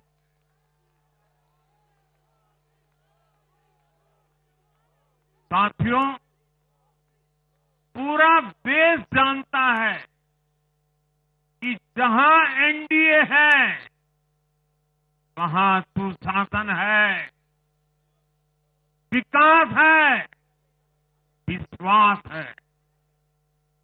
एनडीए का हर कैंडिडेट, हर जनप्रतिनिधि लोगों के हित में काम करता है। देश में एनडीए को जहां भी जनादेश मिला है, हमने उस राज्य को विकास की नई ऊंचाई पर पहुंचाया है। और इसलिए भाजपा को लगातार जीत मिल रही है। लोग हमारी सरकारों को दूसरी बार, तीसरी बार चुन रहे हैं। उत्तराखंड, हरियाणा, उत्तर प्रदेश, एमपी में, गुजरात, गोवा, महाराष्ट्र, बिहार में, असम, अरुणाचल, मणिपुर में, हर राज्य में हमें दोबारा सत्ता मिली है। साथियों, यहां दिल्ली के बगल में यूपी है। एक जमाने में उत्तर प्रदेश की कानून व्यवस्था कितनी बड़ी चुनौती थी और सबसे बड़ा चैलेंज नारी शक्ति के लिए होता था। यूपी में दिमागी बुखार का कहर बरसता था, लेकिन हमने इसका अंत करने के लिए संकल्पबद्ध होकर काम किया। आप याद करिए, महाराष्ट्र में हर साल सूखे के कारण हमारे अन्नदाताओं पर कितना बड़ा संकट आता था, लेकिन हमारी सरकार आने के बाद हमने जल युक्त शिविर जैसे अभियान चलाकर किसानों तक पानी पहुंचाया। हरियाणा में किसी को बिना खर्ची, बिना पर्ची के सरकारी नौकरी नहीं मिलती थी। लेकिन आज बीजेपी ने वहां सुशासन का नया मॉडल स्थापित कर रही है। पूर्वोत्तर में हमारी सरकारों ने वहां के लोगों को विकास की नई धारा से जोड़ा है। एक जमाना था जब गुजरात में पानी का इतना बड़ा संकट था, खेती किसानी मुश्किल थी, लेकिन आज वही गुजरात एग्रीकल्चर पावर हाउस बनकर उभरा है। आप याद करिए, नीतीश जी के पहले बिहार किस हालत में था। बिहार में नीतीश जी को अवसर मिला, बदलाव भी तभी आया जब एनडीए की सरकार आई। ऐसे ही आंध्र प्रदेश में चंद्रबाबू नायडू गारू ने अपना ट्रैक रिकॉर्ड साबित किया है। ये सारे उदाहरण बताते हैं कि एनडीए यानी विकास की गारंटी। एनडीए यानी सुशासन की गारंटी।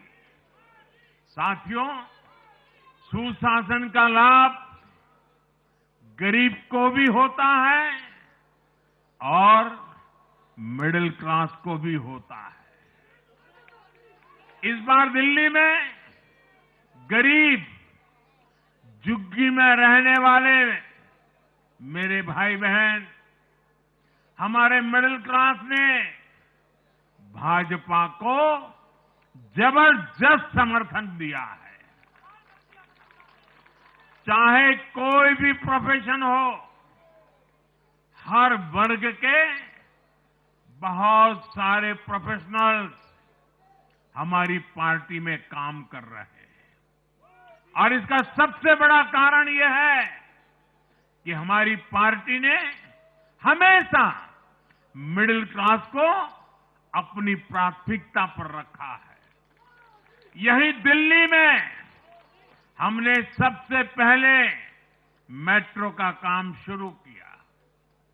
हमने अन्य शहरों में एयरपोर्ट, मेट्रो और अर्बन डेवलपमेंट के प्रोजेक्ट पर काम किया। हमारी योजनाओं में बहुत ज्यादा फायदा मिडिल क्लास को मिलता है। स्टार्टअप इंडिया जैसे अभियानों के कारण छोटे शहरों के लोग अपने सपनों को पूरा कर रहे हैं। आयुष्मान भारत और जन औषधि केंद्रों के कारण देश के करोड़ों लोगों को अच्छी स्वास्थ्य सुविधाएं मिल रही है। साथियों, देश की नारी शक्ति का आशीर्वाद हमारा सबसे बड़ा रक्षा कवच है।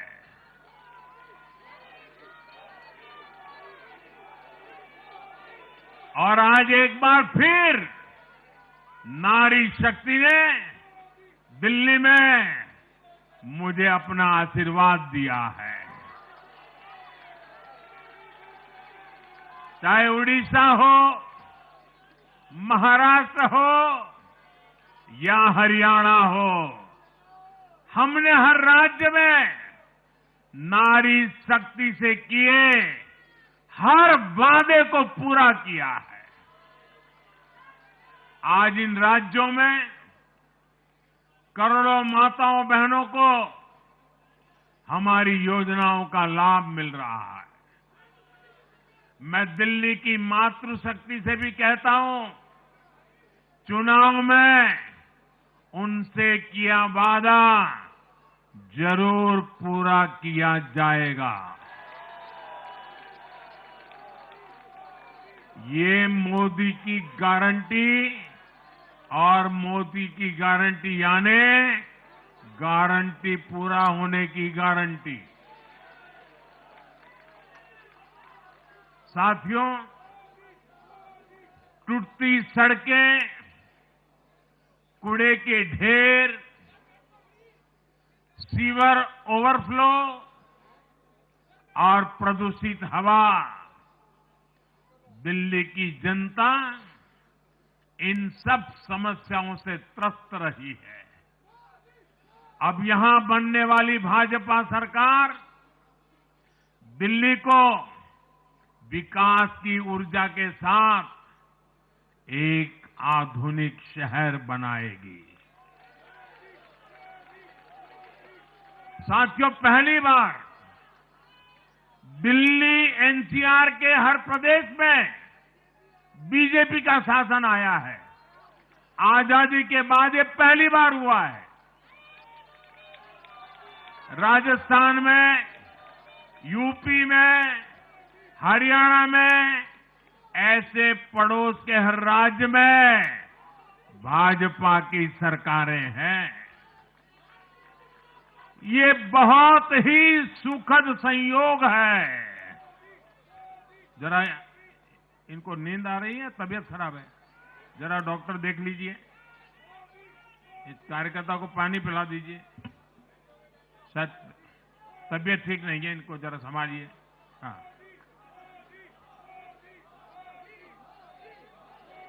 नहीं, वो थोड़े अनईजी लग रहे हैं। हाँ, पानी पिलाइए, थोड़े अनईजी लग रहे हैं।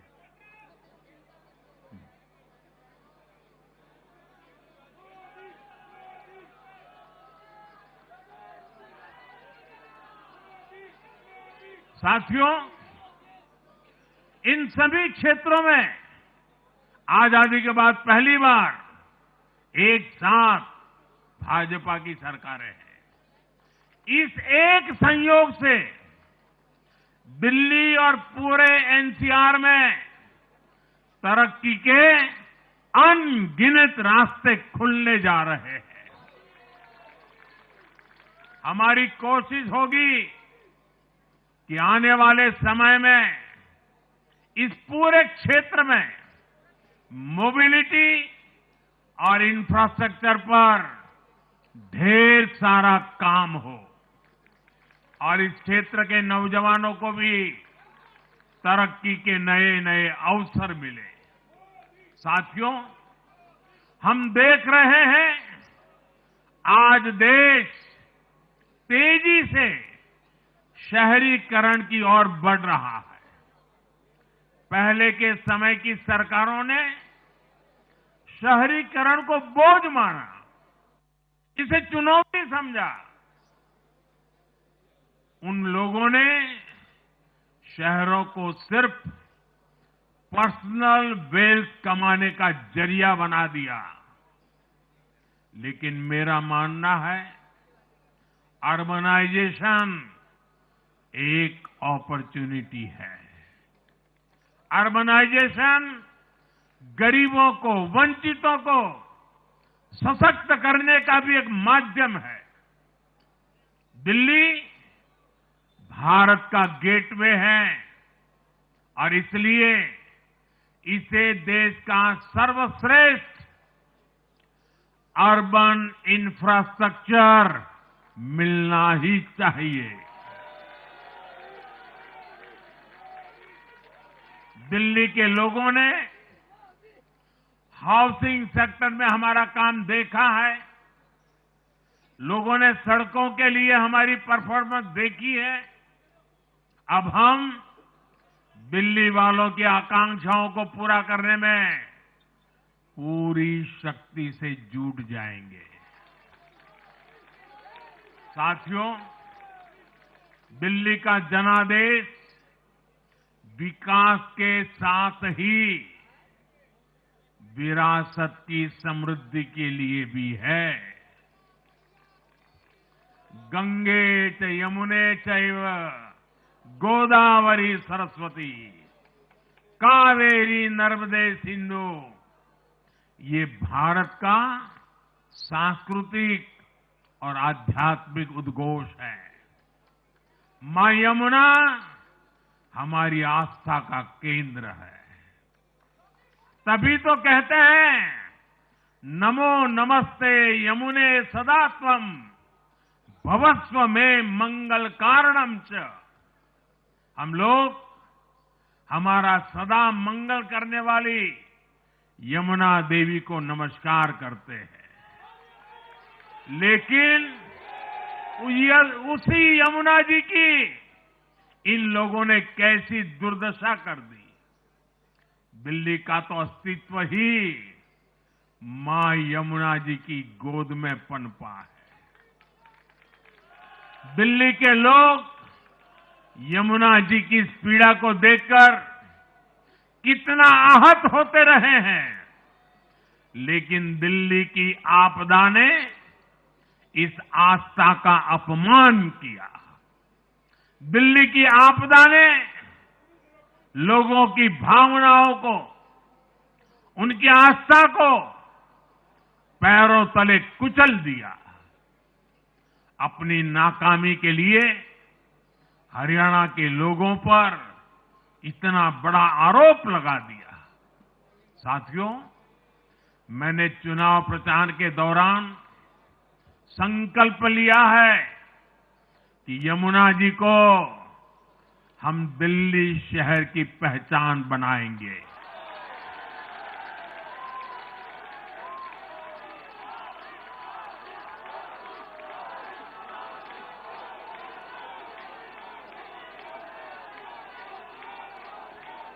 मैं जानता हूं ये काम कठिन है, मैं ये भी जानता हूं ये काम बहुत लंबे समय का है।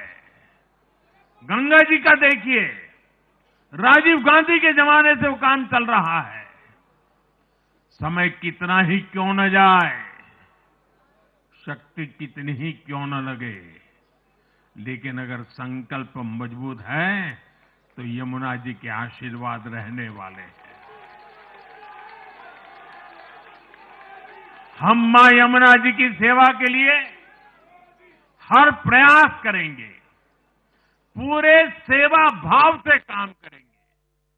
साथियों, ये आपदा वाले ये कहकर राजनीति में आए थे कि हम राजनीति बदल डालेंगे, लेकिन ये कट्टर बेईमान निकले। मैं आज वरिष्ठ महानुभाव श्रीमान अन्ना हजारे जी का बयान सुन रहा था। अन्ना हजारे जी काफी समय से इन आपदा वालों के कुकर्मों की पीड़ा झेल रहे थे। आज उन्हें भी उस पीड़ा से मुक्ति मिली होगी।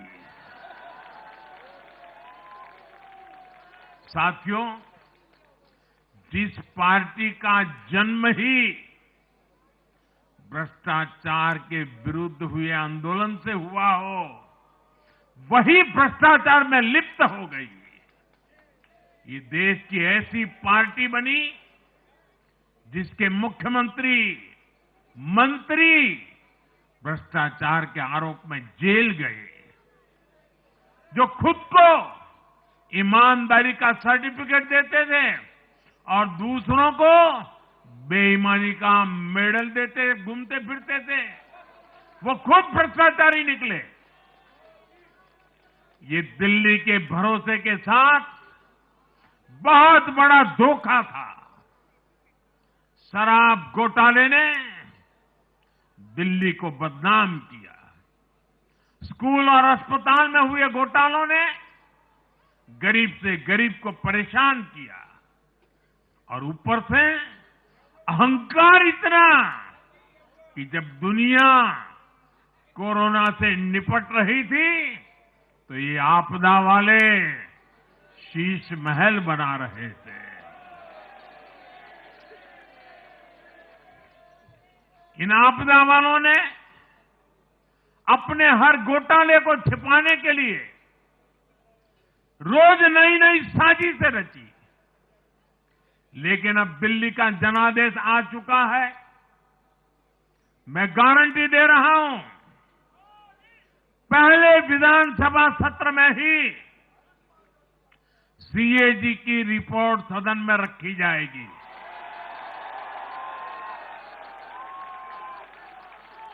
भ्रष्टाचार के हर तार की जांच होगी, और जिसने भी लूटा है उसको लौटाना पड़ेगा।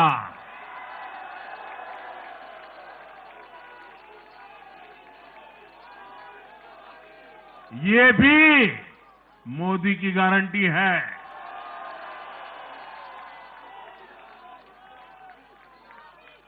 साथियों, आज जनता ने फिर एक बार कांग्रेस को कड़ा संदेश दिया है। दिल्ली के चुनाव में कांग्रेस ने 0 की डबल हैट्रिक लगाई है। देश की राजधानी में देश की सबसे पुरानी पार्टी का लगातार दिल्ली में 6 बार से खाता नहीं खुल रहा है और ये लोग खुद को पराजय का गोल्ड मेडल देते फिर रहे हैं। सच्चाई ये है कि कांग्रेस पर देश बिल्कुल भरोसा करने के लिए तैयार नहीं है। पिछली बार मैंने कहा था कि कांग्रेस एक परजीवी पार्टी बन चुकी है। ये खुद तो डूबती है, अपने साथियों को भी डुबोती है। साथियों, कांग्रेस एक के बाद एक अपने सहयोगियों को खत्म कर रही है और इनका तरीका भी बड़ा मजेदार है। आज की कांग्रेस अपने सहयोगों की जो भाषा है, जो उनके एजेंडा है, उसी को चुराने में लगी हुई है। उनके मुद्दे चुराती है, फिर उनके वोट बैंक में सेंध मारती है। यूपी में कांग्रेस उस वोट बैंक को छीनने की कोशिश कर रही है जिस पर समाजवादी पार्टी और बीएसपी अपना हक मानती थी। मुलायम सिंह जी इसको बराबर समझ गए थे।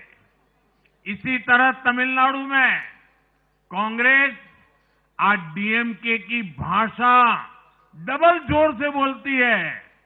उनको डीएमके के वोटर को लुभाना करके खुद की हैसियत बनानी है।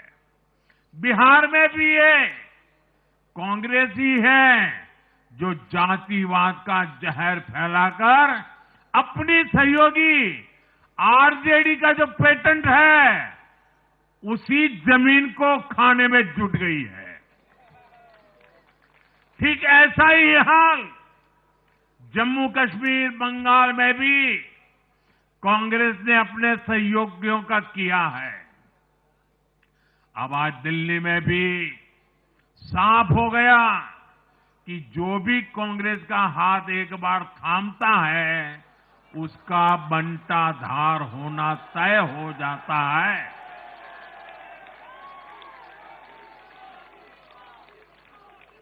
और जो राजनीति का अध्ययन करते हैं उनके लिए मैं आज एक काम छोड़ देता हूं। देखिए, इन्होंने 2014 के बाद 5 साल तक ये कोशिश की, हिंदू बनने की कोशिश की। मंदिरों में जाना, मालाएं पहनना, पूजा करना, भांति भांति की कोशिश की। उनको लगा कि ये करेंगे तो बीजेपी की वोट बैंक में हम सेंध मार करके कुछ ले आएंगे, लेकिन उनकी दाल गली नहीं। तो आपने देखा होगा पिछले कुछ वर्षों से उन्होंने वो रास्ता बंद कर दिया। उन्होंने माना कि ये भाजपा का क्षेत्र है, उसमें पैर नहीं डाल सकते। अब जाए तो जाए कहा, तो ये राज्यों की जो अलग अलग पार्टियां अलग अलग अपने मुद्दों पर जो अपनी जान चला रही हैं, अब उनकी नजरें उन पर है। और इसलिए, और वो भी समझ गए होंगे, बोलते नहीं होंगे, समझ गए होंगे कि ये उनको ही खा रहे हैं। साथियों, इंडी गठबंधन के दल अब कांग्रेस का ये कैरेक्टर समझने लगे हैं।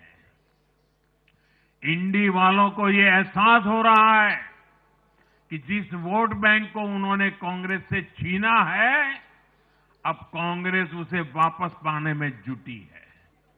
इसलिए दिल्ली में हमने देखा, इंडी के ही दलों ने एकजुट होकर कांग्रेस को हैसियत बताने की कोशिश की, अपने वोट बैंक को रोकने की कोशिश की। ये मीडिया वालों को पता नहीं, समय नहीं मिला। अब तो समय ही समय है उनके पास। इंडी गठबंधन पूरा दिल्ली में कांग्रेस के खिलाफ मैदान पे उतरा था, और फिर भी क्या हाल हुआ देखिए, दोनों तरफ। साथियों, वो कांग्रेस को रोकने में तो सफल रहे, लेकिन आपदा को बचाने में कामयाब नहीं हो पाए। साथियों, कांग्रेस का हाथ थामने वाले इसलिए भी बर्बाद हो रहे हैं क्योंकि आज कांग्रेस वो कांग्रेस नहीं है जो आजादी के आंदोलन के समय थी, जो आजादी के बाद कुछ दशकों तक थी। आज वो कांग्रेस नहीं है। आज कांग्रेस देश हित की नहीं, अर्बन नक्सलियों की राजनीति कर रही है। कांग्रेस के नेता जब कहते हैं वो भारत से लड़ रहे हैं, इंडियन स्टेट से लड़ रहे हैं, ये नक्सलियों की भाषा है। ये समाज में, देश में अराजकता लाने की भाषा है। और यहां दिल्ली में तो आपदा भी उसी अर्बन नक्सली सोच को ही आगे बढ़ा रही थी। कांग्रेस की यह अर्बन नक्सली सोच राष्ट्र की उपलब्धियों पर अटैक करती है। ये पूरी दुनिया में अपनी ही सोच का आर्थिक, सामाजिक और राजनीतिक निजाम लाना चाहती है। जब ये कांग्रेस में अर्बन नक्सलियों का डीएनए घुस गया है, तब ये कांग्रेस हर कदम पर बर्बाद हो रही है। साथियों, आज दिल्ली से मैं देश के नौजवानों से भी अपना एक आग्रह दोहराना चाहता हूं। मैंने 1 लाख नौजवानों को राजनीति में आगे आने के लिए कहा है। ये मैं इसलिए कहता हूं कि देश को सही मायने में एक गंभीर पॉलिटिकल ट्रांसफॉर्मेशन की जरूरत है। विकसित भारत को नई प्राण शक्ति की जरूरत है। 21वीं सदी की राजनीति को नए आइडिया, नई ऊर्जा की जरूरत है, नए चिंतन की जरूरत है। ये मैं इसलिए भी कह रहा हूं क्योंकि अगर अच्छे नौजवान बेटे बेटियां राजनीति में नहीं आएंगे तो ऐसे लोग राजनीति पर कब्जा कर लेंगे जो राजनीति में नहीं आने चाहिए।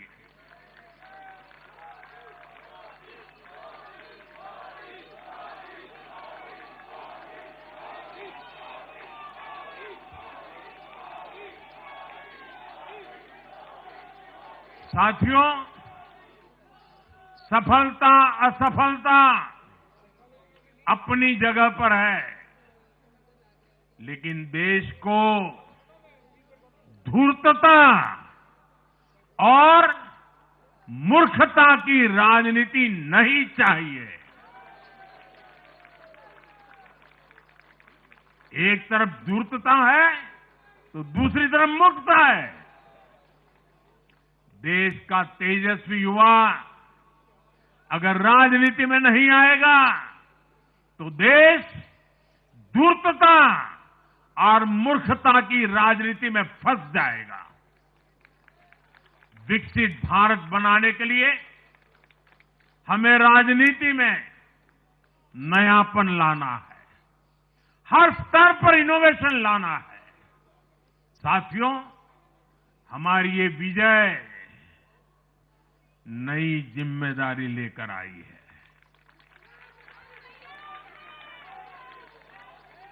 भाजपा रिफॉर्म और परफॉर्म की गारंटी देती है और जब इसमें हर दिल्ली वासी जुड़ जाएगा तो ट्रांसफॉर्मेशन और तेज गति से आएगा। हमें दिल्ली के विकास के लिए मिलकर काम करना है। हम कंधे से कंधा मिलाकर चलेंगे। हम मिलकर दिल्ली को विकसित भारत की विकसित राजधानी बनाएंगे। साथियों, मैंने हमेशा जिस मंत्र को जिया है और जिस मंत्र को हमेशा मैं मेरे लिए भी पुनः स्मरण करता रहता हूं, मेरे सभी साथियों के लिए भी पुनः स्मरण करता रहता हूं, और वो है हमें हमेशा जब जब विजय मिले अपनी नम्रता को कभी छोड़ना नहीं है, अपने विवेक को कभी छोड़ना नहीं है, समाज सेवा के हमारे भाव को कभी छोड़ना नहीं है। हम सत्ता सुख के लिए नहीं, हम सेवा भाव से आए हुए लोग हैं। हम हमारी शक्ति समय सत्ता सुख में नहीं बर्बाद करेंगे, हम इस अवसर को सेवा के लिए ही खपा देंगे। और इसलिए साथियों, इस संकल्प के साथ हम आगे बढ़े। दिल्ली और पूरे एनसीआर के विकास के जो सपने हमने सजे हैं उसको हम परिपूर्ण करके रहे। मैं एक बार फिर सभी देशवासियों का भी निरंतर हम पर आशीर्वाद बनाए रखने के लिए आभार व्यक्त करता हूं। मैं दिल्ली वासियों का फिर से आभार व्यक्त करता हूं और आप सभी साथियों को हृदय से बहुत बहुत बधाई देता हूं। बोलिए यमुना माता की, यमुना मैया की, यमुना मैया की, यमुना मैया की, अम्या मैया की, यमुना मैया की, यमुना मैया की, भारत माता की, भारत माता की, भारत माता की। बहुत बहुत धन्यवाद।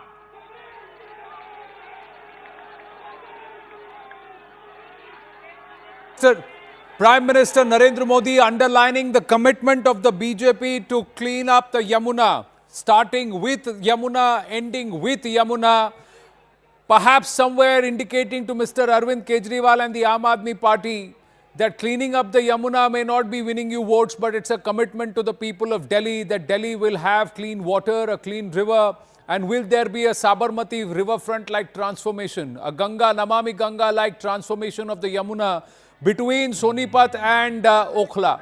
That's the big question, and that's the big commitment that Prime Minister Narendra Modi has made, that he will put all his might and effort towards cleaning up the Yamuna and making Delhi a Viksit Delhi. Scathing in his attack against the Aam Aadmi Party, saying that those who think that they are Delhi ka Malik, the Janta of Delhi has said that they are the real Malik of Delhi, the people of Delhi. Attacking the Congress party, saying it's not a hat-trick but a double hat-trick of zeros. 6 times, including the Vidhan Sabha and the Lok Sabha, the Congress has returned a zero in Delhi. He's called the Congress, yet again he's called it a parjivi or parasitical, saying they take the support of regional allies and then not just steal their narrative, but also erode their own vote share. The Congress doesn't perform, but it also ensures that the regional supporter party or ally is weaker. Prime Minister Narendra Modi, in that speech, acknowledging the efforts of the Delhi BJP Karyakarta and underlining the need to continue to remain humble and also courteous. Clearly, the BJP learning the lesson that arrogance does not help. Hard work does, humility does, and commitment to the voter does. Zaka Jacob, Rahul Shivshankar, Smita Prakash, Chetan Bhagat and Nalin Mehta with us. They're all listening to the Prime Minister's speech. But this delay victory, as Zaka had asked, Zaka, why is it so sweet for the BJP? Why is it that the Prime Minister's energy is far different and perhaps far more? Is it because of the 1998 long, 3-decade-long wait? Or is it because this is the political capital? One thing he said, or is that the case, that there was a lot that was planned with respect to development, Delhi NCR, the National Capital Region, that perhaps was not progressing because of this obstructionist politics between BJP and the AAP? I think Delhi was the unfinished business. Delhi was the crown jewel which the BJP did not get. For whatever reason, I mean, there was a new political model in the form of the Aam Aadmi Party. It was not just a Congress-BJP fight as it was for many, many years. And then, of course, in 2013, the AAP came into the picture and the AAP sort of swept the next 3 elections. So really, this was unfinished business as far as the BJP is concerned. And finally, look, today's loss for the Aam Aadmi Party is not just the fact that, they've lost an election. Their talisman has lost. Arvin Kejriwal has lost. Manish Sisodia, who was his number 2, who was, through with Arvind Kejriwal for everything for the last 15 years, he's lost as well. In a way, the idea of a political startup project which has promised a different kind of politics, today I think that has ended. And I think that's why the Prime Minister feels that, look, there's nothing left for him to win. He's won India, he's won that 3 times, 2014, 2019, 2024. He's won Uttar Pradesh, he's won the biggest states in the country. But somehow Delhi, small as it is, 70 seats, was that unfinished project. And I think today, by winning Delhi in the manner in which the BJP has won, I think the Prime Minister has also conveyed to everyone that, look, the BJP is the party of choice that people of India are choosing. For whatever reason. I mean, maybe people were sick and tired of, this bickering between the state and the center. They were like, okay, finally, let's just give it to one party, who can get the job done. For whatever reason it is, I'm not going into the reasons for it, but the fact is that people of Delhi have given the BJP something that has eluded the BJP for the last 27 years, and that is the national capital. It is a small bonsai state, as Nalin coined it, but it is an important one. It punches above its weight. It's the power epicenter. So if you are not in power in Delhi, what's the point of sitting in Delhi with power all across the country? And that perhaps was embarrassing the BJP somewhere. Rahul Shivshankar and then to the rest. There's another reason why the celebrations were as perhaps over the top, to borrow Zach's phrase. It's because you couldn't quite put the AAP into a box. You see, with the Congress, you had 3 or 4 boxes that the BJP could define the Congress by. So you could say that it's an party that appeases only a certain section. It is divisive. You could say it's dynastic. You could say it's elite. With the AAP, what could you say? The AAP came from a people's movement. Very ordinary middle class, lower middle class, very poor people, part of its cadre. So you couldn't say that it's a party of elite. You couldn't say, most importantly, that it's a party that only favors one community and, the community that I'm talking about. Because for all ostensible purposes, from Hanuman Chalisa to Mandir hopping to everything, it played the game of soft separate, kept quiet when it required. Soft Hindutva, sorry. Kept quiet when... It also played the game of soft separate. Well, somewhere else. At one level. That's another level. That was the allegation. That's another level. And you couldn't accuse it of being dynastic.